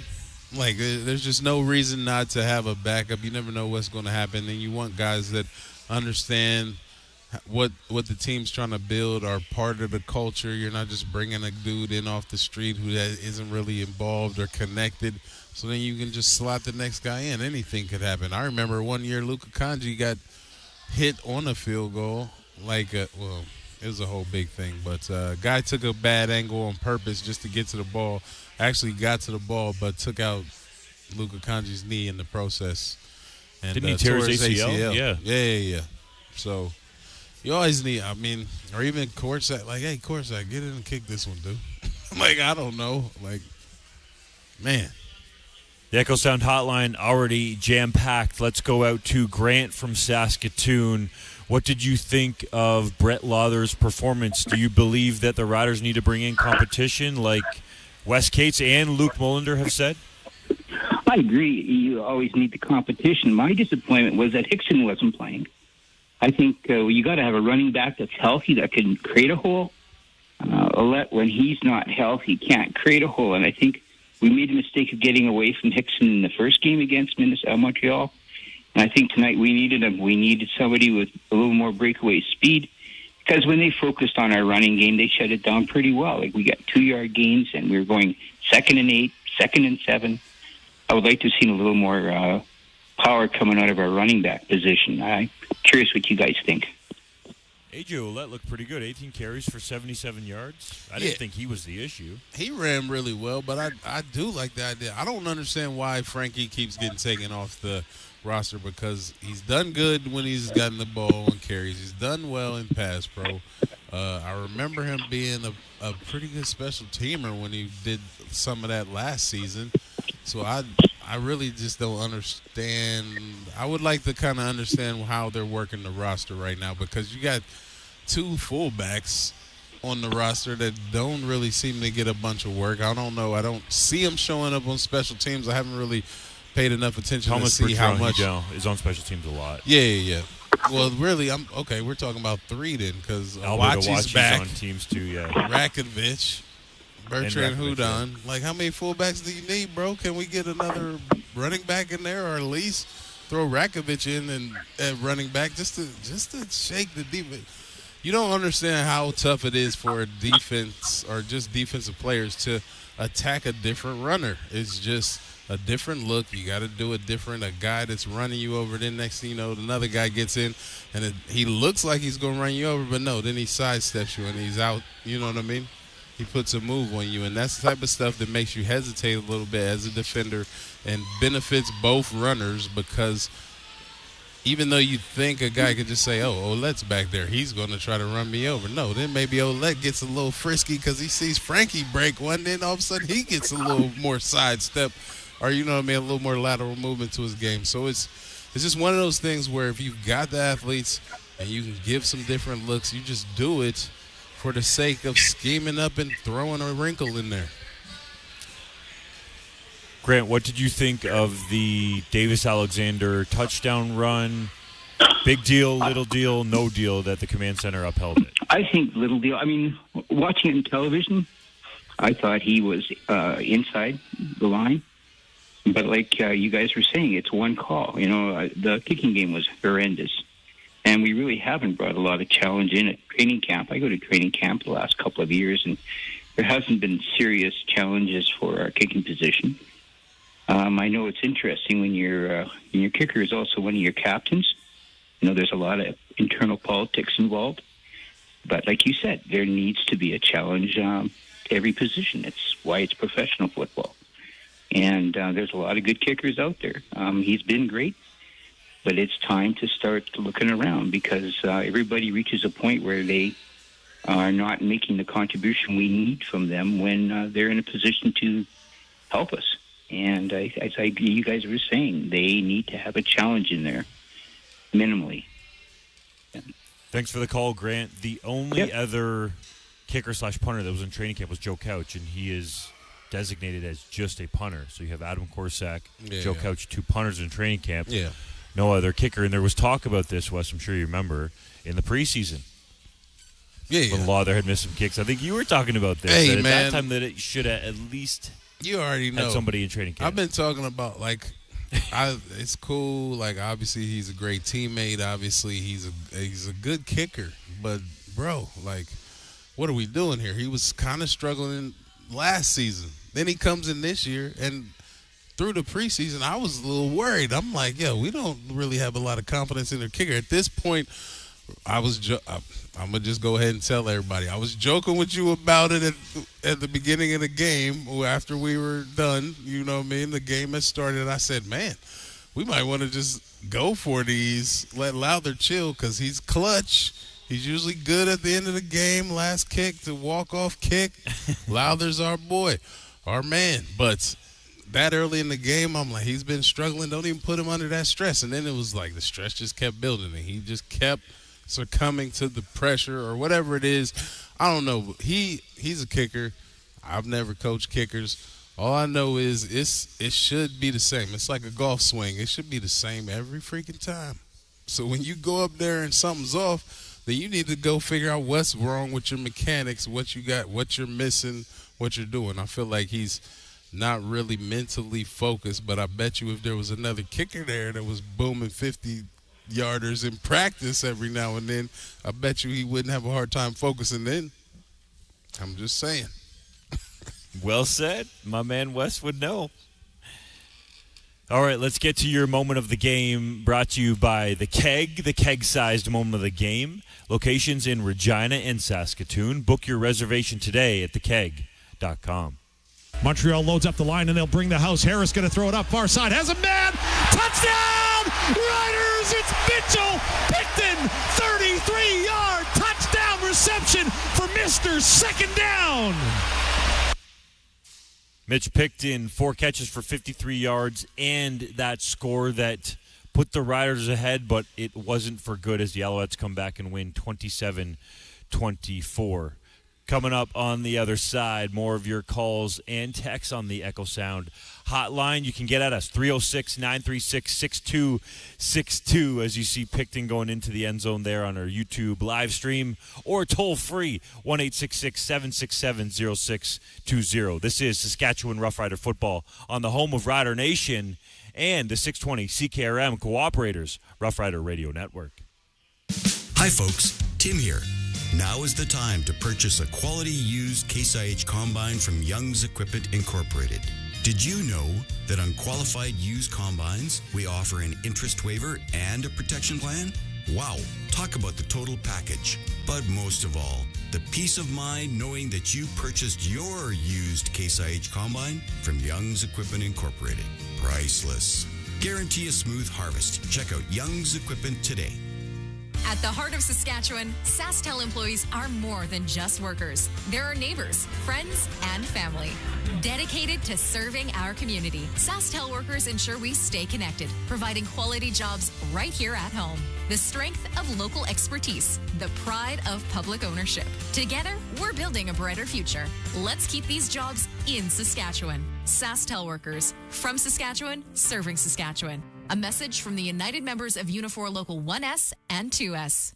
Proven by countless farmers, 900 Series fence sprayers set the standard for your crops, and it's available at Nick's Service in Emerald Park. Featuring 370 horsepower, 132-foot boom, 1,580-gallon tank, smart drive 4-wheel steering, and liquid logic recirculating boom, the 900 Series fence sprayers are backed by a 3-year, 2,000-hour Gold Star warranty. Leaders drive Fendt. To learn more about making your crops successful, visit Nick's Service today, nickservice.com. If you want to optimize yields and profits, you need the power of PRS technology from Western Ag. An accurate measure of the soil's power to release nutrients, a customized crop plan, a complete understanding of the best crop options for your fields, and a network of professional agronomy consultants.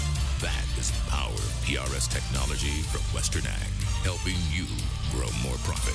Go to growmoreprofit.com and sign up your farm for soil sampling. Early booking discounts apply until September 15th. Oh, our man is down after that hard tackle. Here comes the stretcher. Looks like the medic's saying he needs to put something cool on his knee. Here they come with the York air conditioner and a generator to plug it in. Okay, folks, a York air conditioner from Regina Plumbing and Heating is the best on the market, but it's not meant for it. Well, our man is back up, helmet on, and he's back in. Look at that. When the Saskatchewan Roughriders need to stay cool, they call Regina Plumbing and Heating to take care of all their air conditioning needs. ReginaPlumbing.net. Hey, Rider Nation. Got a question or a comment on today's game? Text it to us for the Rider Nation Radio Roundtable postgame show. 306-936-6262. Don't miss any of the calls. Catch the podcast at sportscage.com. Your Saskatchewan Roughriders fall 27-24 to the Montreal Alouettes in a entertaining CFL game from start to finish. Let's go to the Echo Sound hotline. Lauren in Saskatoon. Are you agreeing with Wes Cates and Luc Mullinder that the Riders need to bring in competition at kicker for Brett Lawther? Yeah, I agree with 90% of it. And the 10% I don't agree with is just the birth certificate thing. I don't think it matters whether you're Canadian American or you came from outer space. You need somebody to push you. And by the way, we're talking about Lawler and, this game. This was not just a bad game. He started out in the preseason poorly. It continued. He's missed field goals along the way. And by the way, on what would have been the tying kick, I said he was going to miss left. And the reason why I said this is because I guess it was West that stole my thunder a little bit. It's like a golf swing. His angle of approach to the ball was too narrow, and that's why I thought he'd miss left, and he did.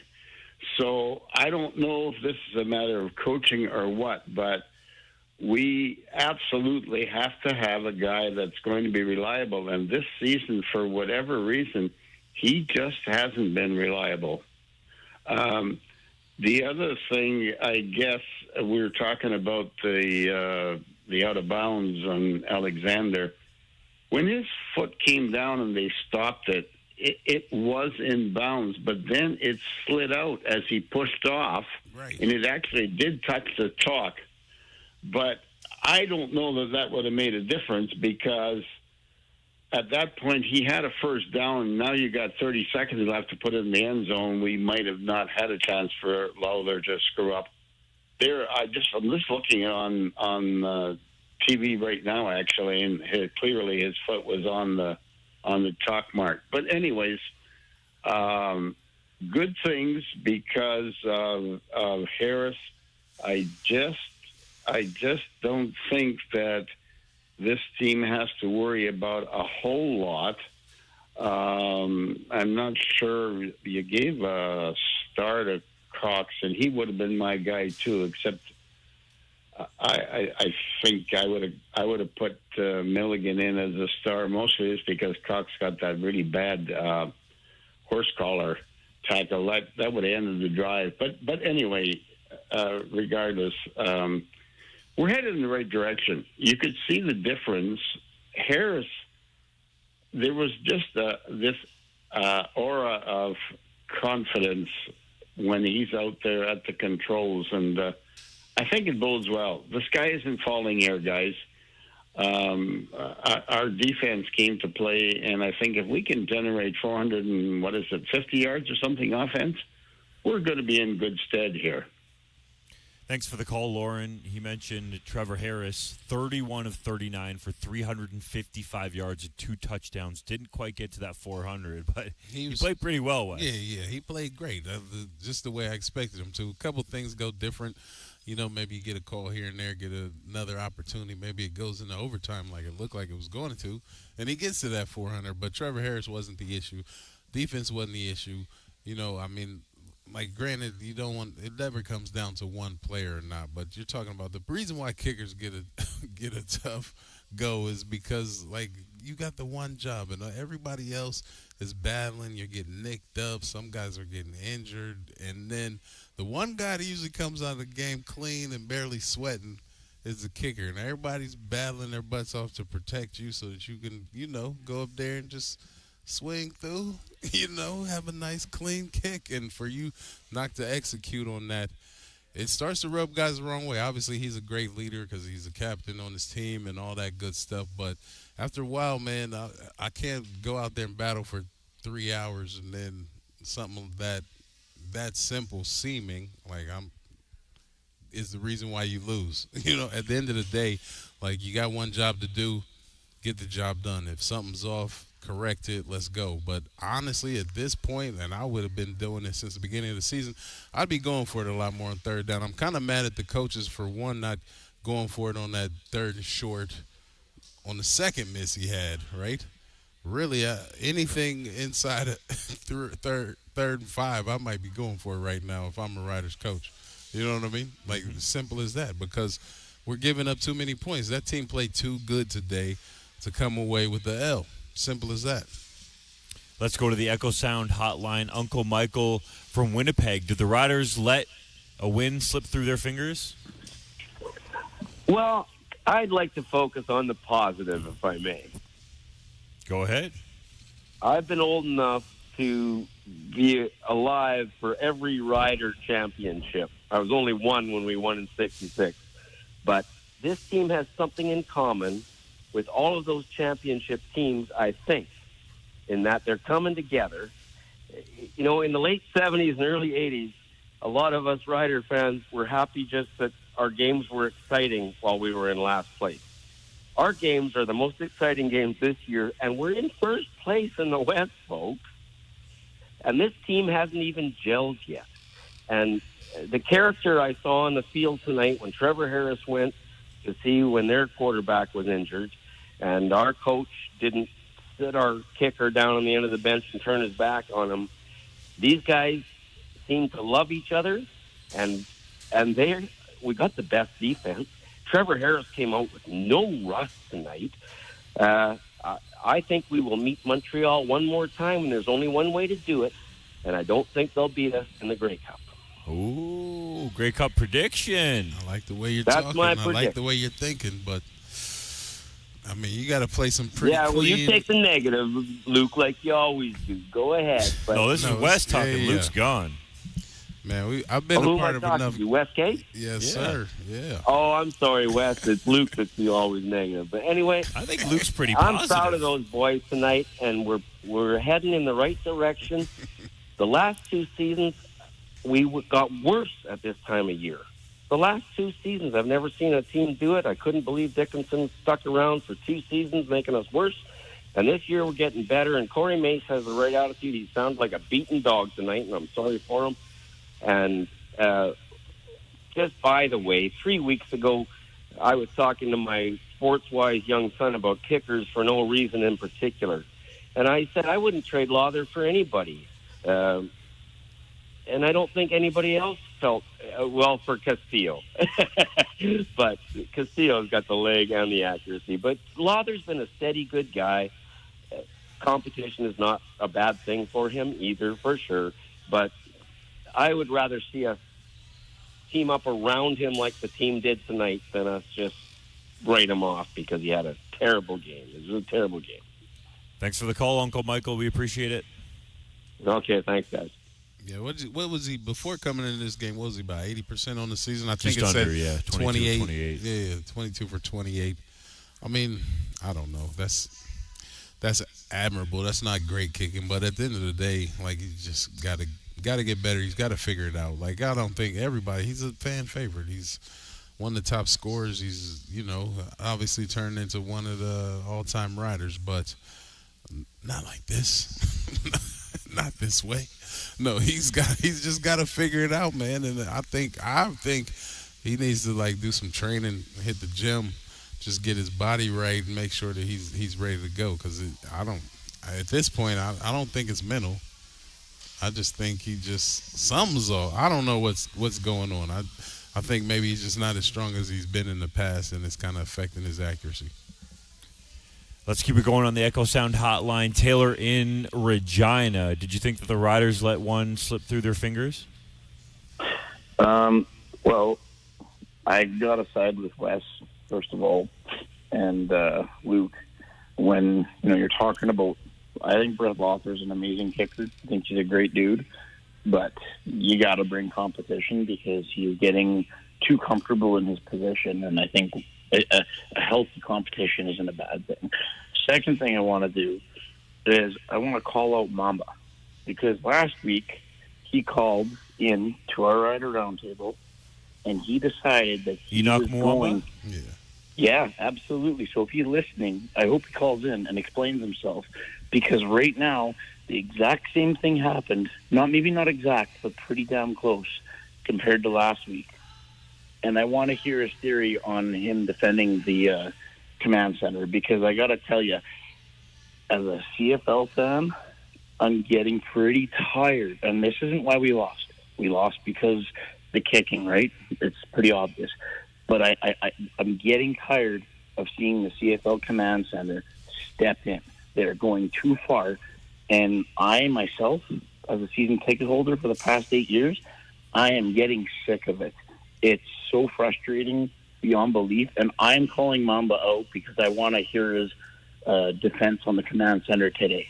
So that's kind of what I have for that. So hopefully he's listening, and hopefully he calls in, and I can hear his BS defense for the command center. Send your mail to the league office at 50 Wellington Street, East Toronto, Ontario, for the command center. All right? I'm just saying, if you're going to call on our show and you're going to defend the command center after a blatant call like that, you got to explain yourself.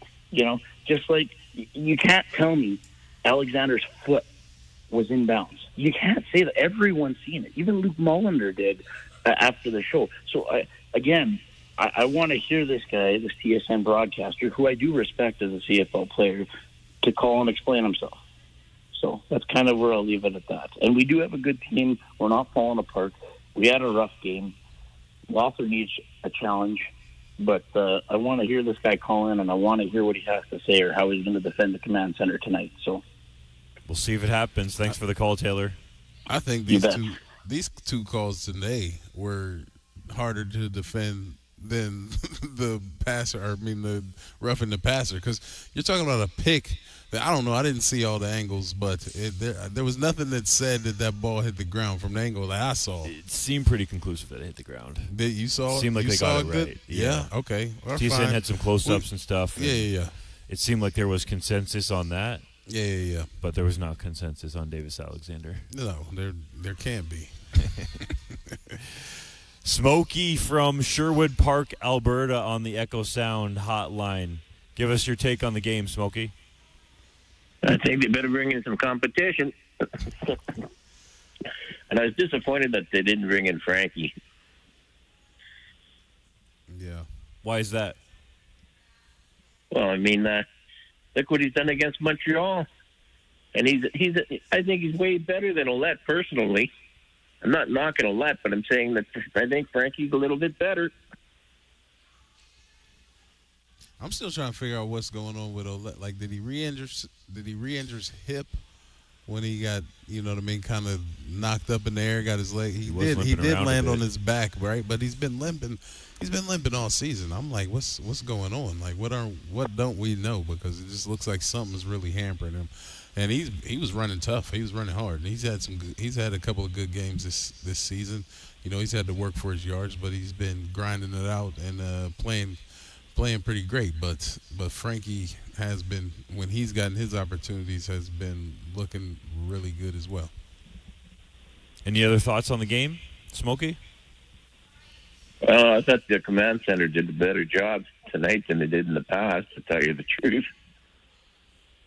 So you think the Alexander was in? Is that what you're saying? Yes, looked like it on TV. Okay. All right, Smokey, thanks for calling and giving us some quick takes. I want to comment on you guys. I think you guys are doing a tremendous job, and keep up the good work. I'm obliged to all of you guys. All right, we'll take it, man. Yeah. Thanks for the call, Smokey. Okay, take care. God bless you guys. Bye now.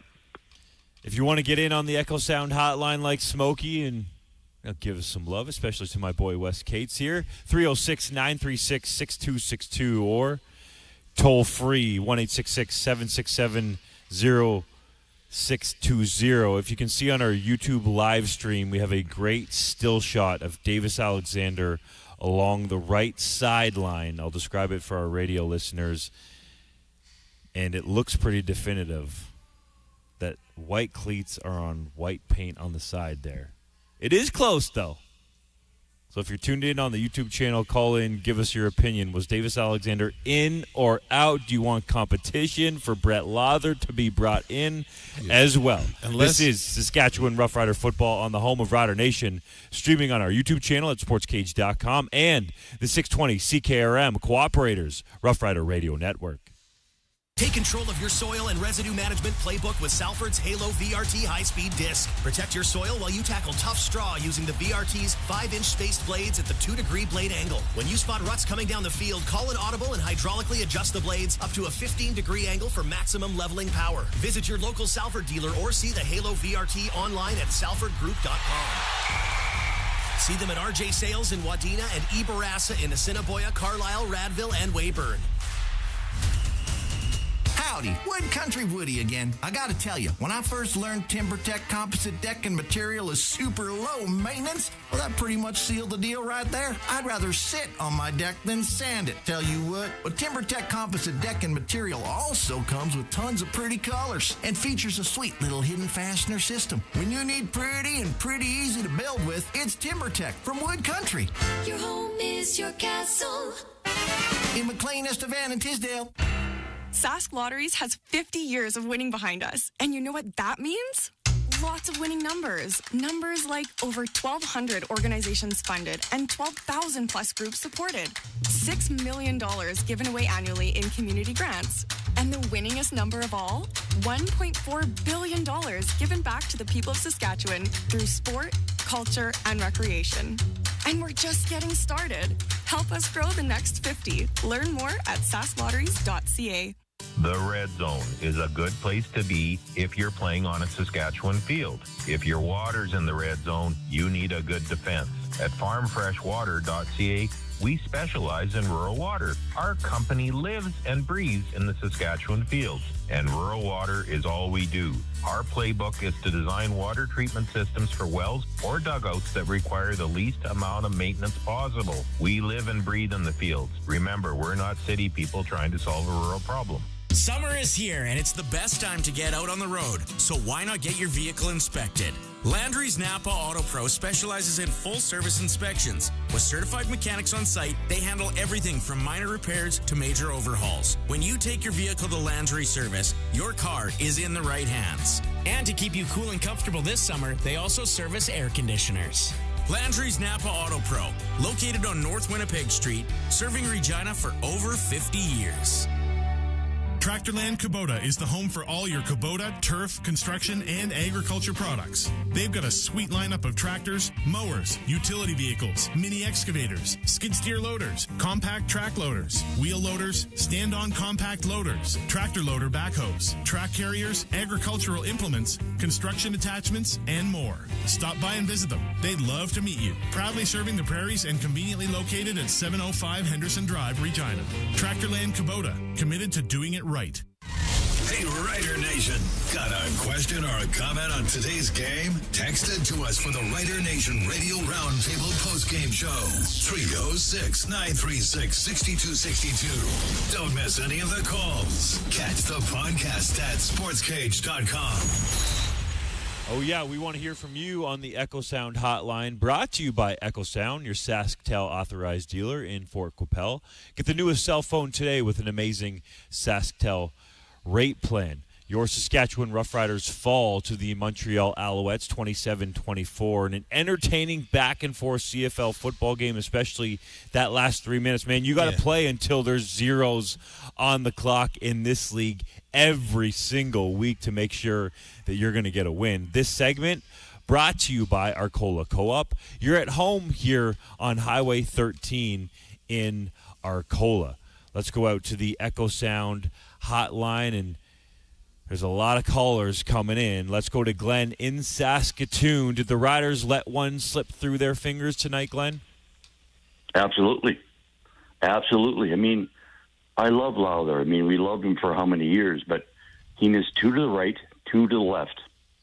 He has the same long snapper, the same holder for 2 years.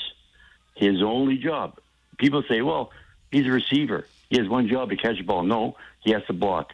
Lowther has one job, kick the ball. What do you do during the week? Does he kick from the right, kick from the left? Kick the ball. I'm sorry. We have 2 people behind Trevor Harris. We have a lineman behind the lineman. We have a fullback behind the fullback. We have receivers behind the receivers and defensive people. Why is there no kicker behind the kicker? Also, he kicks to the 20-yard line when he kicks off. Really? That's instant field position, number one. Number 2, the command center. We got screwed last week. This week, my command center is, if that's pass interference on Sales, my brother was at the game texting me, says, is that pass interference? I said, no. If that was hockey, that was embellishment. He never even touched him. They're punting the ball. People are going, well, Alexander, yes. If you continue that play on the white line, yes, he was in when they showed it. If you continue the play, his foot went on the white line. They didn't continue the play. Command center screwed the Riders. What? You guys tell me once when the command center went, we overturned the rule, and it's in Saskatchewan's favor. It never is. Why? We're the franchise of the league. We're always there. We didn't lose it because of that. The fact is, these calls are coming at the time. People go, well, one play doesn't make it. Yeah, that pass interference made it. It would have been 2nd and 10 from when? The 40 of Edmonton or Montreal? Do they make the play then? To be fair, Probably there was not. a pass interference call on Elijah McGee last week of the Red Blacks. No, I'm talking about last week. Elijah McGee was reviewed, gave the Riders another chance. So, and you know what? They got it right. Can't throw a they got it right. on it. Yeah, that's all I'm saying. They're right? not trying to screw the Riders. And so, again, and I agree with that guy about, and I love Enoch Mwamba. Why? He's Canadian. He played middle linebacker for the Riders. Love the guy. But when he called in and said, Wes, you got to know when a guy's going to cut block you. How do you know when a guy's going to cut block you? And it's too bad McLean, he got cut. How would he know he's going to get cut blocked and then go into a quarterback? Sorry, I wouldn't know that. Smart as these players are, 2 plays, people go, oh, no, the command center or the refs can't change the game. Yes, they can, because that one play, just like our buddy Suitor, who, again, I love to sit next to a plane, next to a seat on him on the plane. He will not say the truth when he knows the truth. The other guy said he pushed off. That he embellished that call. Suitor didn't say anything. That was not pass interference. I thought 100% the command center overturned that. Just why? Because that was the right call to make. They didn't. So did that change the play? Yeah, it did. And then did Alexander go follow the play? Watch his foot. There's we'll green. Check it out. Thanks for the call, Glenn. We got a lot of callers. We'll keep it moving. We appreciate your call, though. Let's go to Jerry on the drive to Saskatoon. What were your thoughts on the game, Jerry? Hey, guys. Hello. Yeah, I was just going to say, look, Lothler's got to be gone in the morning. And this isn't just about the 4 he missed tonight. You pointed out his stats already, 80% for the season. You can't tell me you can't find a kicker that can kick 95% within the 50-yard line. That's 1 miss every 20 kicks. That's not rocket science at this point. And, look, Lothler's kicked it. Rene Paredes level, who is the CFL record holder. 95% is elite. You can't just go find those guys. Yes, Brett Lawler is below 80%, and you might be able to find better, but 95% just doesn't fall off the tree. Well, it's not, but we're not talking rocket science. I'm talking within the 50-yard line. I'm not talking 55, 60 yards. I'm not even talking, like he missed 3 field goals. I'm not even talking about the 4th one. That was, a bonus if you had been able to even make that. The first 3 are gimmies, or should be, for any kicker. Would you trade? Here's a question for you. Would any team in this league trade for him right now? Anybody? Of course not. He's got to be gone. Look, you don't get an automatic buy-in to the team because you're a kicker. You got to demonstrate every year that you deserve to be there, just like everybody else that has to come in shape to the training camp, kind of thing. That was brutal. That's 3 misses, and that cost us 15 points. That game shouldn't have come down to the command center, and don't get me started on the command center. I won't even go there. That's 15 points. That game shouldn't have been close. That last touchdown would have been 16 seconds left on the clock, and we would have been up by 8 points. It would have been nothing. We would have been having maybe an exciting, short kickoff by Montreal. That's what that comes down to. He's got to be gone. He doesn't deserve to be there just because he's been the kicker for years. You don't deserve this is sports. This is the Riders. He didn't just let down his teammates. He let all of Rider Nation down. And he has been doing that all year. He came in out of shape into training camp, and he hasn't demonstrated that he deserves to be there. He should be gone and find somebody else, because you can't wait for him to get his stroke back. We don't have time. I don't think he's been letting Rider Nation down all year. We got to be careful with these blankets. He has been. He's been missing field goals that we deserve to win games. The last 3 games.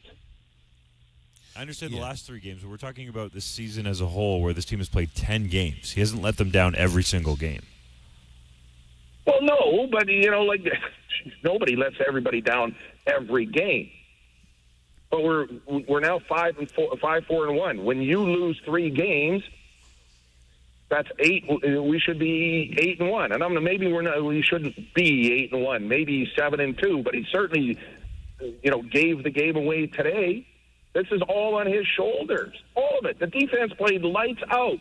You guys talked about how Montreal has only given up 7 touchdowns all season, so field goals matter. We scored 2 touchdowns tonight. Harris was lights out. I said Corey when Mace I turned to my did buddy, talk, though, in the post-game that the offense could have done a better job of finishing drives. And well, I think that's if up you to ask the Trevor coach, Harris and 3rd and he 1. would admit to that as well. Yeah, I mean, you can finish drives, but you're talking about our best defense in the league. Like, we're moving the ball on them. They put up a lot of yards. They got in scoring position. I mean, it gets tougher to score as you get closer to the once you get into the red zone or get closer to the end zone. So, I mean, yeah, your kicker's got to step up, man. But I mean, I will say Lowther's he's had a couple of game enders that he made this year, but these last couple of weeks have been tough, man. I mean, what is it, 6 misses in the last 2 games or something like that? Like, that. Like the caller said, like, if he was to get released, he might get picked up by another team. But nobody's putting Lowther in the trade deal right now for sure. And how many new kickers are there in the league this year? Don't tell me that again, you can go out there and get a kicker that will give you a decent job within the 50-yard line. Certainly better than Lowther's showing. And I'm not saying like we need Ridgway back on the team. Yeah. It might take a lot to find a really good kicker. I get it. I don't think he needs to be gone, though. There needs to be somebody else coming in, but he doesn't need to be gone. Why? Why would you bring him back next week? It's a short week. Bring in anybody at this point because it doesn't matter. What, would you bring in somebody else and he's going to miss the field goals? Big deal. You can't count on Lowther to go out there and kick a field goal. You just can't. Somebody said earlier, maybe it was one of you guys, that you might as well, 3rd and 5, might as well go for it because that's what it is right now. Wes said that, yeah. You know, it's that brutal. Look, if I had, and I'm not, look, I'm sure he is a nice guy. He's a captain on the team. I get it. But you know what? Your time has come and gone. You're not demonstrating your leadership by demonstrating that you can do your one job. Like you guys said, the rest of the team's out there sweating like nobody's business out there. The defense is playing lights out. The offense pushes the ball up the field. And sure, maybe Bain should have caught a ball or two. That I won't even get into that where he, disappointed on him dropping a couple of balls, or at least one that I know of that it's like brutal drop. So yeah, did the rest of the team not play up the par? To an extent, sure, but the offense moved the ball. You get one job to end that drive. You're to feel part of the team, to demonstrate that you're in there for them, and you gave up 15 points. You lost the game for us. You don't deserve just, to have your job back. If I did that bad of a job till Monday morning, I'd be fired. You just don't get that. Fair take, Jerry. We got a lot of people lined up on the Echo Sound hotline, so thanks for calling in. We appreciate it. Yeah, you're going to miss some, but the egregious one to me is the one that got returned for a touchdown. If you miss and you got a chance at that tackle, you got to at least trip him up. Sell out, man. Yeah, you got to trip him up, get in his way, if not make the tackle, and he didn't do any of that on that one. That's 10-point or 9-point flip, excluding the extra point that the team. I think they might even. Yeah. Anyway. Paul from Regina on the Echo Sound hotline. What did you think of Brett Lowther's performance tonight? And does there need to be competition, or, like Jerry just said, do you let Lowther go right away? Competition would be good, but I'd like to ask a question. Do you guys think that something happened to Patterson tonight? Because after the first 3rd and 1, they gave up going for it on 3rd and 1. So I mean, he's injured because they don't want a chance Harris getting injured on that same play. Yeah, that was another call that I didn't really appreciate. It's like, if you're going to fake it, just go ahead and run Shea Patterson in there, or don't even fake it, because that wasn't believable at all. Or if you're going to leave Trevor Harris in there, actually go for it, because they probably would be kind of on their heels, not thinking you're actually going to go for it, and then the O-line could get a push. So I did not at all like that call, and then you got a kicker that's struggling and you lose 5 yards and make it a little harder for him. The coaches didn't help their kicker out today. That's the thing. I think Patterson got nicked up in that first one. They didn't want a chance to put him in again. Yeah. I'm not too sure if he got nicked up, but I just don't think they were confident that the O-line and Patterson were getting the push or the O-line wasn't getting the push, and Patterson wasn't navigating the O-line in the seam to guarantee that they'd be able to get a yard. So I think they were a little reluctant to go for it after that. All right, thank you. First one. Yeah. Thanks for the call, Paul. We appreciate it. Continuing on the Echo Sound hotline, Greg in Yorkton, what did you think of the Riders' performance tonight? I just hope you're having a better night than a lot of fans are right now. But I listened to the game on the radio, and I want to remind Rider Nation not to have short-term memory loss in regards to Brett Lawther. He, statistically wise, all-time Rough Rider kickers, he leads us in accuracy. He's above Ridgway. He's above everybody else that we've ever had. And a lot of people keep forgetting that note based off of this little game, couple game stint here that he's had. All time, I think he's actually 9th in the CFL all time for accuracy. And that says something as far as his professionalism and ability to do his job. Does competition need to come in, kind of get him back on his game? It's hard to say. Is it going to do anything? I'm not sure. I do know that the CFL also put out the microchip footballs this year, and that was pushed back against heavily by kickers. I know that they're not mandatory in games, but I'm interested to know if the teams opted to have them tonight or for our game in Ottawa a couple weeks ago as well. I doubt it. Brett Lawther was pretty against the chip footballs. I don't think he'd be kicking with them. I didn't think they would be, but I mean, it's hard to say. I'm not 100%. So, thanks for the call, Greg. Yep, thank you. Andrew from North Battleford on the Echo Sound hotline. What did you think of the Riders' performance? Outside of special teams and kicking, it was good. But I wanted to kind of talk about Lawther. I would be curious. I obviously don't get the same angles that the team does and stuff like that. But as someone who's kicked, obviously not professional, but all through high school and everything like that, to me it looks like Lawther's hips go a different way whenever he misses. Like the two that he missed to the right, his hips opened up to the right. Two that he pulled to the left, he's pulling his hips very far to the left. It's never the same stroke every time. And I mean, I think it was I don't remember who it was on the post game. It said it's like a swing of golf. It's got to be the same time every time. And for Lawther, the 4 kicks today were not the same. Yeah, so what do you think corrects that then? I think it's just a combination of mental and like you said, competition. Like he's got to get out of his own way of overcorrecting, because that's what I think it is when you hook it to the left and then you push it to the right, you're so overcorrecting, and then he hooks it to the left again. I think he's not able to find that middle, and I think it's a combination of him as well as the play calling. If he's hooking it to the left so much, help him by putting it on a certain hash. Like, and I know at the end of the game there, that's what they did. They brought it to the left hash.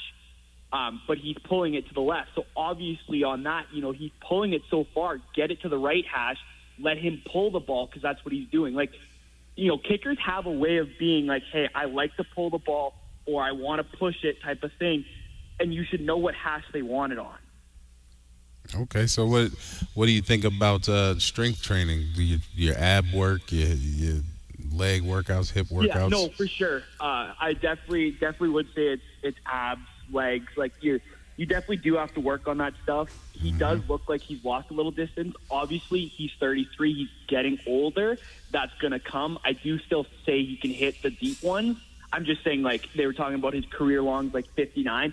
Do I think he can hit it this year? No. But I think he can definitely be from that 55 plus and hit it. I do think he's lost a little bit. I do think that, he did look like he's come a little bigger this year. And obviously a kicker, you're not that in shape, like, compared to the other guys, right? Other guys are ripping 6-packs, running down the field, jacked out of their minds. A kicker, you don't have to be, but you still need that basic strength. Right. Thanks for the call, Andrew. Some great insight. Yeah, I do think it's... Go ahead. I think he's gone. That's all right. Yeah. If you want to get in on the Echo Sound hotline, make sure to hit us up 306-936-6262 or toll free 1-866-767-0620. More of your calls and texts on the other side. This is Saskatchewan Roughrider football on the home of Rider Nation, streaming on our YouTube channel at sportscage.com and the 620 CKRM Cooperators Roughrider Radio Network.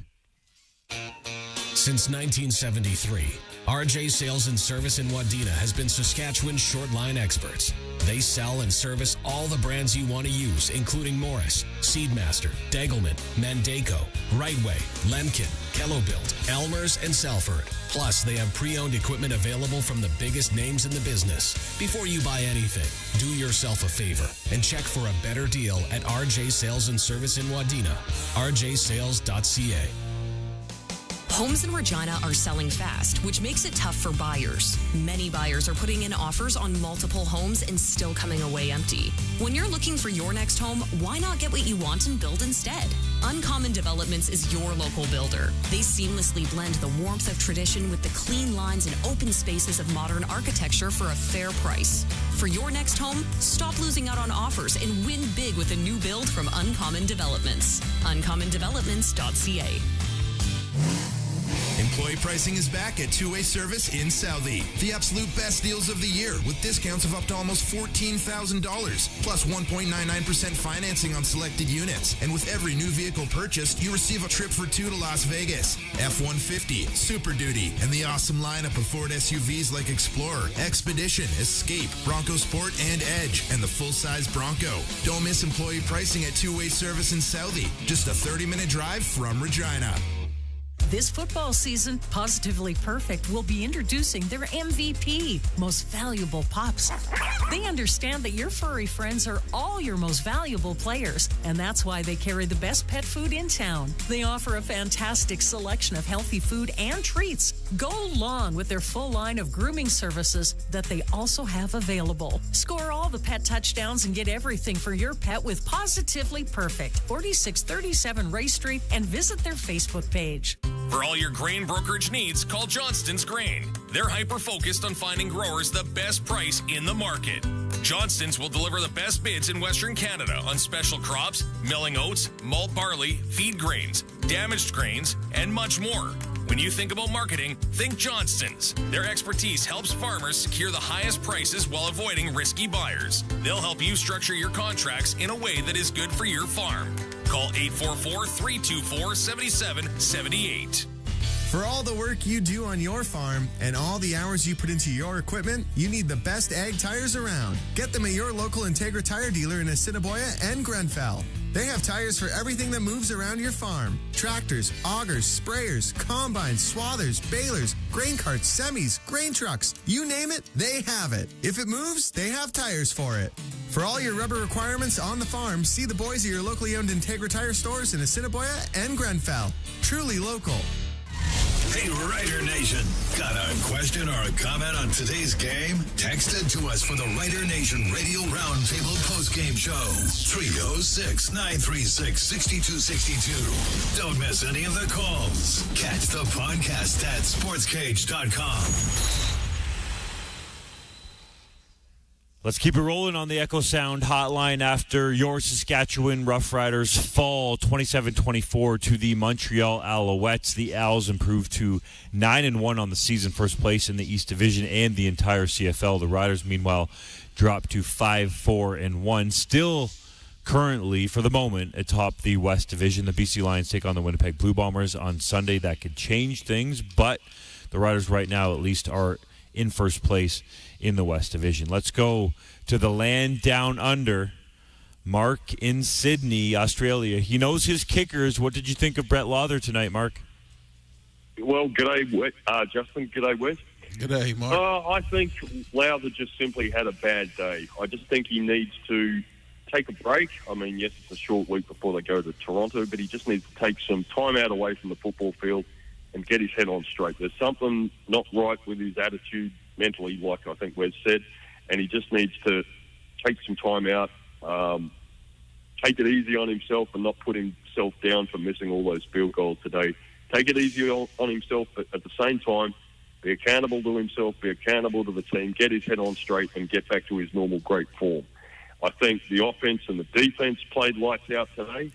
I think, unlike some people have said, you can lay some blame with the command centre, because to me, from what I heard, the bloke was out. And, I mean, it's as bad as the rugby league officials here in Sydney, where they make bad calls and it costs teams the game, and then a few days later you'll hear the head referee of the Referees Association, oh, sorry, we got it wrong. The only problem is they get it wrong a lot. And I don't want to see that kind of same screw-up consistency happen with the CFL, because it's too good a game. But overall, I think you could just chalk it up to Lowther just simply had a bad week between the ears, and just give him some time out, and I'm sure he'll come back to his usual consistency, because the guy is practically the best kicker in the CFL, so that's normal for Lowther. Everyone has a bad day, but I do think they need a backup kicker to push him, and I think if they put the Aussie punter you've got there up as a substitute kicker, that'd be good, because he's very normally consistent, if not more so than Lowther. You're reading my mind, Mark. I was going to ask you if you thought Adam Korsak could kick field goals. I'm telling you, every punter kicks, every kicker punts. They just do. It just happens. Go ahead, Mark. In all seriousness, I think they should have Korsak as a backup kicker to Brett Lowther, because, I mean, the guy is a great punter, and he's got the skill to be a really good kicker, I think, too, because if Lowther has a good kicker behind him to push him to be the best he can be, like Korsak, I think the Riders are going to be a lot better off. Yeah. I mean, that's a good idea, because then you don't have to worry about calling a guy, negotiating a contract. Hey, Korsak, come over and just take some reps. You know what I mean? See how you do. Yeah. And then if he messes around and, hits a few in a row, all right, yeah, we'll have to think about that. I wouldn't even say nothing. I'd just be like, good job, and then not even talk to Lowther for the rest of the day. Just tell Korsak, good job, and then let him think Pro about football, it's a cold business. Mark, I'll give you one last take if you want to have it on the game.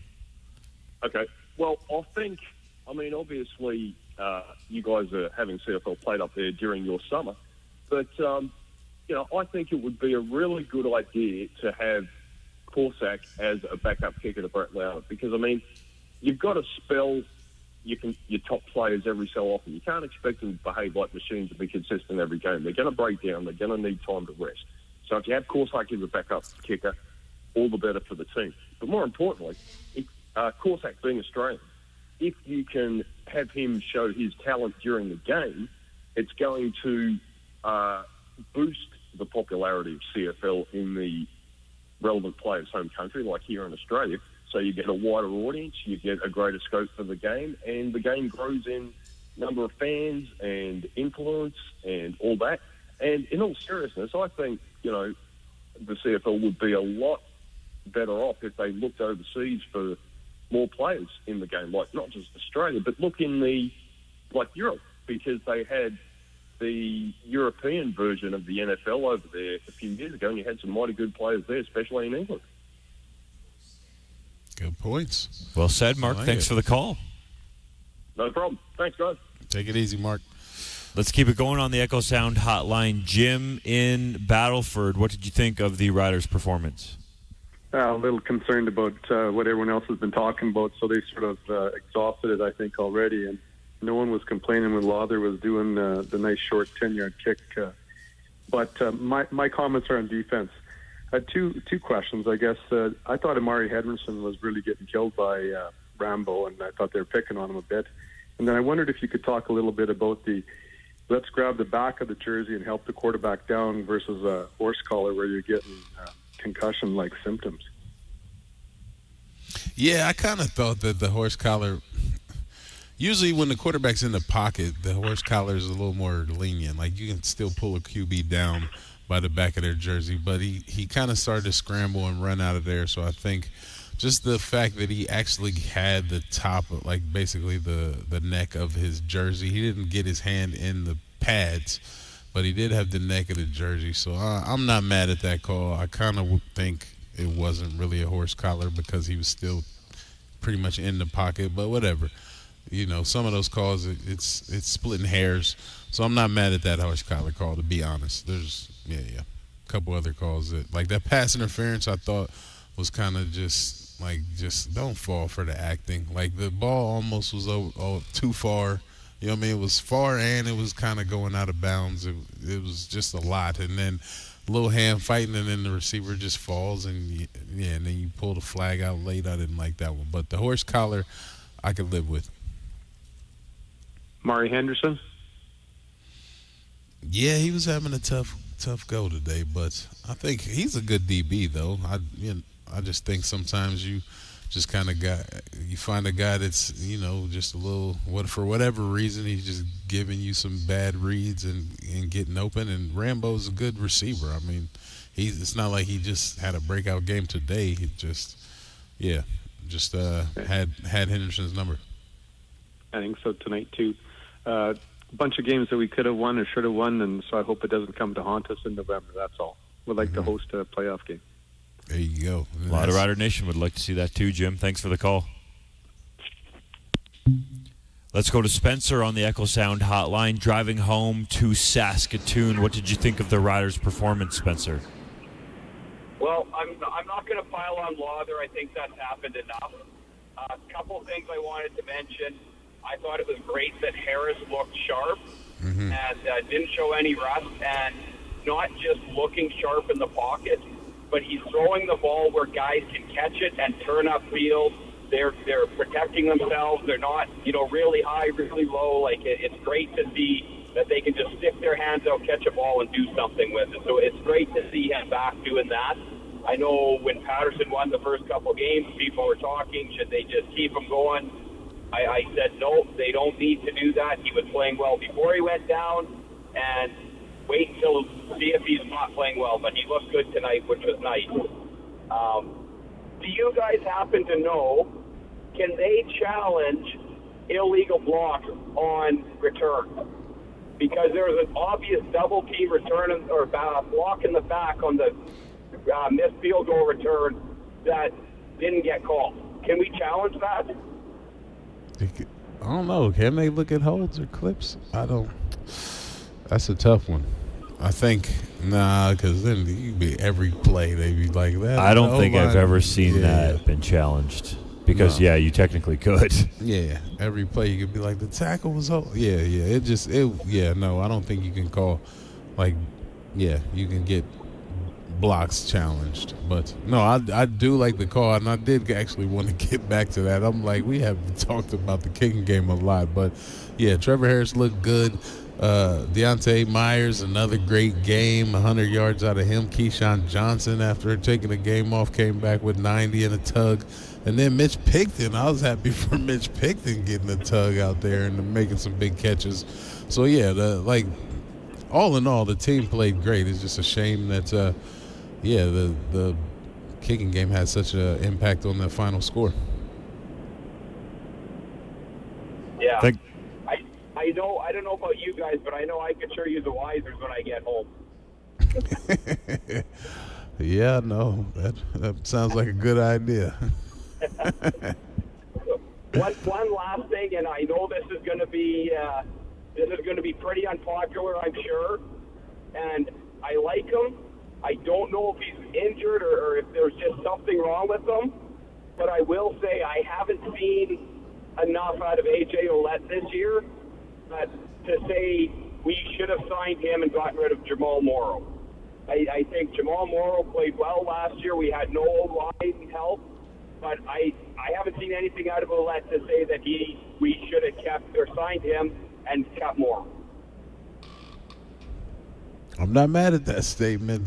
I think A.J. Ouellette is a great back. Play out a bit. Yeah. I think A.J. Ouellette is a great back, though. But I've been curious as to what's going on with him, too, because he's limping after every play. But he looks good during the play.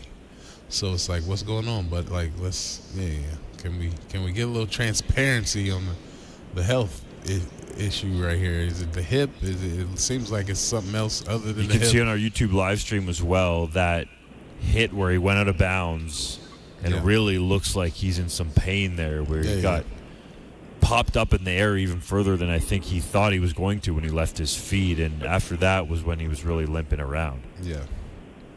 Yeah. Thanks for the call and the insight. We appreciate it. Thanks, guys. Have a good night.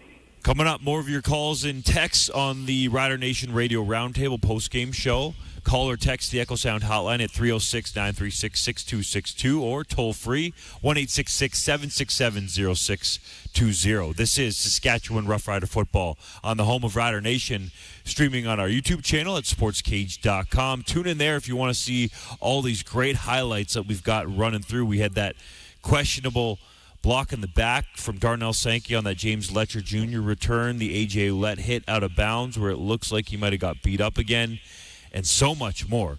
Also, we're on the 620 CKRM Cooperators Rough Rider Radio Network.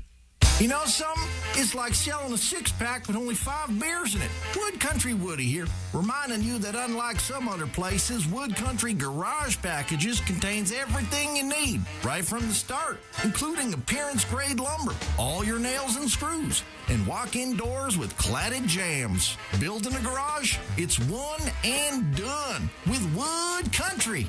Your home is your castle. In McLean, Estevan, and Tisdale. Shop online, wood-country.com. Summer is here, and it's the best time to get out on the road, so why not get your vehicle inspected?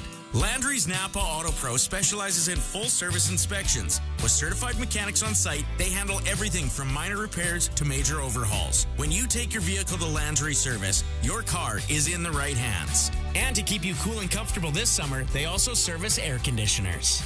Landry's Napa Auto Pro, located on North Winnipeg Street, serving Regina for over 50 years. Homes in Regina are selling fast, which makes it tough for buyers. Many buyers are putting in offers on multiple homes and still coming away empty. When you're looking for your next home, why not get what you want and build instead? Uncommon Developments is your local builder. They seamlessly blend the warmth of tradition with the clean lines and open spaces of modern architecture for a fair price. For your next home, stop losing out on offers and win big with a new build from Uncommon Developments. uncommondevelopments.ca. Tractorland Kubota is the home for all your Kubota, turf, construction, and agriculture products. They've got a sweet lineup of tractors, mowers, utility vehicles, mini excavators, skid steer loaders, compact track loaders, wheel loaders, stand-on compact loaders, tractor loader backhoes, track carriers, agricultural implements, construction attachments, and more. Stop by and visit them. They'd love to meet you. Proudly serving the prairies and conveniently located at 705 Henderson Drive, Regina. Tractorland Kubota, committed to doing it right. TNT Gunworks in Regina, your trusted source in Saskatchewan for guns, ammunition, hunting supplies, plus an on-site gunsmith that can handle any issue that you have. Long-standing and knowledgeable staff that live and breathe hunting and the great outdoors. If you want the biggest selection of new and used rifles and shotguns with staff that know their stuff and at the best prices around, stop in at TNT Gunworks, just off Albert on 4th Avenue, North Regina.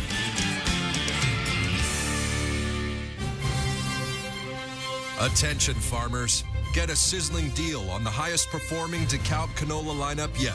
Save up to $45 a bag on DeKalb TrueFlex and DeKalb Liberty Link canola, and up to $65 a bag on DeKalb TrueFlex Liberty Link canola when you book a minimum of 500 acres by October 11th. Visit your retailer to book now or dekalb.ca/SK. Always read and follow label directions. Hey, Rider Nation. Got a question or a comment on today's game? Text it to us for the Rider Nation Radio Roundtable postgame show. 306-936-6262. Don't miss any of the calls. Catch the podcast at sportscage.com. Keeping it rolling on the Echo Sound hotline. Andrew in Medicine Hat, what did you think of the Riders' performance? Andrew, Hello? are you there? Big Drew. I am here, yeah. There you go. What did you think of the Riders' performance? Well, first off, I just wanted to start by tipping my cap to your coverage, both pregame, during game, and postgame. You guys are top notch, and I don't think you guys even really understand your level of outreach, how long it takes for people to get through on your Rider hotline. I think you guys should add a couple of lines. Because, like you guys are jam-packed. I want to make a note of that. I just want to say, like, welcome to Rider Nation, Dunk. I'm glad that you're aboard. Thanks, man. I really appreciate your coverage. What Appreciate you do the with warm Down welcome. Nation, and I just really appreciate that. I want to say that I am, as a Rider fan, from Humboldt, Saskatchewan, living in Maas now. I was born on Labor Day, and we make it a annual pilgrimage with my family now. I've been to every Labor Day. I'm proud of the Riders. I think the Riders are making steps in the right direction. I'm glad to see the leadership hiring like a guy like Maas. I feel week after week that like every game we have a real chance to win. I think that like the team has that winning leadership that the Riders have looked for so long. Like to instill that winning. The winning mentality. I think Corey Maas is the guy. I love the Obsidian jerseys. I just think that like the Riders, all in all, are heading in the right direction. Thanks for the call, Andrew. We appreciate it. Let's keep it going on the Echo Sound hotline. Neil driving to Winnipeg. What did you think of the Riders' performance? Hey, guys. How you doing? We're actually just about 40 or 50 kilometers outside from Mooseman right now. Definitely a heck of an exciting game. I mean, that's got to be probably the game of the year right now. I thought last night in Calgary was the game. This game had it all. It had everything from the beginning of the game where it was slow and kind of boring to exciting, thrilling, some calls that could have went both ways for both teams. Definitely, I hate to say it, that was definitely a horse collar. You can't quite grab and close. The fact that the hand flows on top of the jersey when he threw the quarterback down. I don't know what else. The pass interference looked like it was a ghost that the guy tripped over. What do you guys think? What do we do with the command center? I mean, it definitely needs to kind of taper back or let the refs make the calls and then I guess come in and make a correction or something. But it's just weird how they kind of jump in and jump out and make calls, and sometimes they say something sometimes when there's no call. The command center just need to stick to fixing the egregious calls, the obvious calls is the best way to put it. Yeah. There you go. And I was going to say the other thing that's exciting is with Calgary losing yesterday, I mean, I'm a diehard Bombers fan. Sorry, guys. I know I'm going to get booed. I mean, we wore a Bombers jersey on our CFL Guinness Book Challenge at a game tonight. Tonight was actually our game 3 of our 9-game, 9-city, 14-day Guinness World Record breaking tour. But you know what? We're going into BC on Sunday when the Bombers beat the Lions. The Bombers were going to be 4-6. BC will be 5-5. Riders being 5-4-1. I mean, before you know it, Labor Day, it could be a four-way battle for actually first place. I can't wait next Thursday night going to see the Riders play in Toronto because that is game 6 of our tour. But I mean, come Labor Day 2 weeks, guys, it's going to be exciting. It's definitely going to be an exciting fight right to the end with the West. Can you agree with me on this though? The Riders, out of all the teams in the West, should be the clear number one team based on kind of the way things have gone. Like, they've looked like the best team in the West. BC was looking good, but then they lost their QB. But the Riders are playing some good ball. Yes? No? Well, you know what? All those teams are right up there. I mean, the Riders could easily be like 7-2, 8-1. I mean, BC could be right up there. Winnipeg. I mean, when you look at the defense, and I mean, we lost you guys by 10. We lost the Argos in overtime. We lost the Ottawa that we shouldn't have lost. Winnipeg was asleep the first month of the season, though. Yeah, they're coming on now, but I don't know what they were doing at the start. But no, fair enough. No, you're making some good points. We appreciate the call, though, for sure. We'll finish. Okay, sounds good, guys. We'll see you in 2 weeks for the Labor Day Classic. Perfect. All right, Neil. Thanks for calling. This is Saskatchewan Roughrider football on the home of Rider Nation, streaming on our YouTube channel at sportscage.com and the 620 CKRM Cooperators Roughrider Radio Network. With Ag Expert, managing your farm just got a whole lot easier. Field to finance, seeding through harvest. With a solid, simple online platform. With Ag Expert, the whole farm is in your hands. Get started at agexpert.ca. Since 1973, RJ Sales and Service in Wadena has been Saskatchewan's short line experts.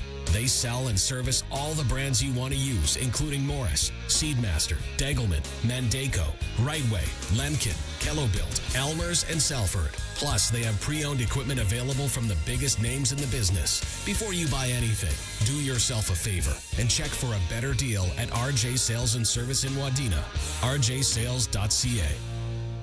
How many water companies can say they've been at the new innovations and new farm inventions at two of Canada's large farm shows? Farm Fresh Water has achieved that. How do we do it? Well, we live on a farm. Kelly is a journeyman electrician, and Brian has training as a plumber and a refrigeration mechanic. Our goal was to create perfect water from your dugouts or well with the least amount of maintenance and ongoing costs. That's the way we want it on our farm. See us at farmfreshwater.ca. Homes in Regina are selling fast, which makes it tough for buyers. Many buyers are putting in offers on multiple homes and still coming away empty. When you're looking for your next home, why not get what you want and build instead? Uncommon Developments is your local builder. They seamlessly blend the warmth of tradition with the clean lines and open spaces of modern architecture for a fair price. For your next home, stop losing out on offers and win big with a new build from Uncommon Developments. uncommondevelopments.ca. Sask Lotteries has 50 years of winning behind us. And you know what that means? Lots of winning numbers. Numbers like over 1,200 organizations funded and 12,000 plus groups supported. $6 million given away annually in community grants. And the winningest number of all? $1.4 billion given back to the people of Saskatchewan through sport, culture, and recreation. And we're just getting started. Help us grow the next 50. Learn more at sasklotteries.ca. Rider Nation, this Labor Day weekend when the Riders get set to take on the Bombers. The party starts Saturday night as the Cooperators present Dinner with Doubles. Rider Nation, join me, Darian Durant, Saturday, August 31st at Casino Regina for Dinner with Doubles, a night of football, food, and fun. Plus, all of the proceeds go to the Saskatchewan Roughriders Foundation in honor of Jim Hobson. Tickets are on sale now at casinoregina.com. With Ag Expert, managing your farm just got a whole lot easier. Field to finance, seeding through harvest. With a solid, simple online platform. With Ag Expert, the whole farm is in your hands. Get started at agexpert.ca. Hey, Rider Nation, got a question or a comment on today's game? Text it to us for the Rider Nation Radio Roundtable postgame show. 306-936-6262. Don't miss any of the calls. Catch the podcast at sportscage.com. Your Saskatchewan Roughriders fall 27-24 to the Montreal Alouettes, and it is time to say goodnight on our YouTube live stream at sportscage.com. We will continue on 620 CKRM, and on the radio. So good night to everybody tuning in who can see us live and in color at Harvard Studio 620 Lounge. We'll keep it going on the radio. Let's go out on the Echo Sound hotline. Jeff in Delisle, what did you think of the Riders' performance?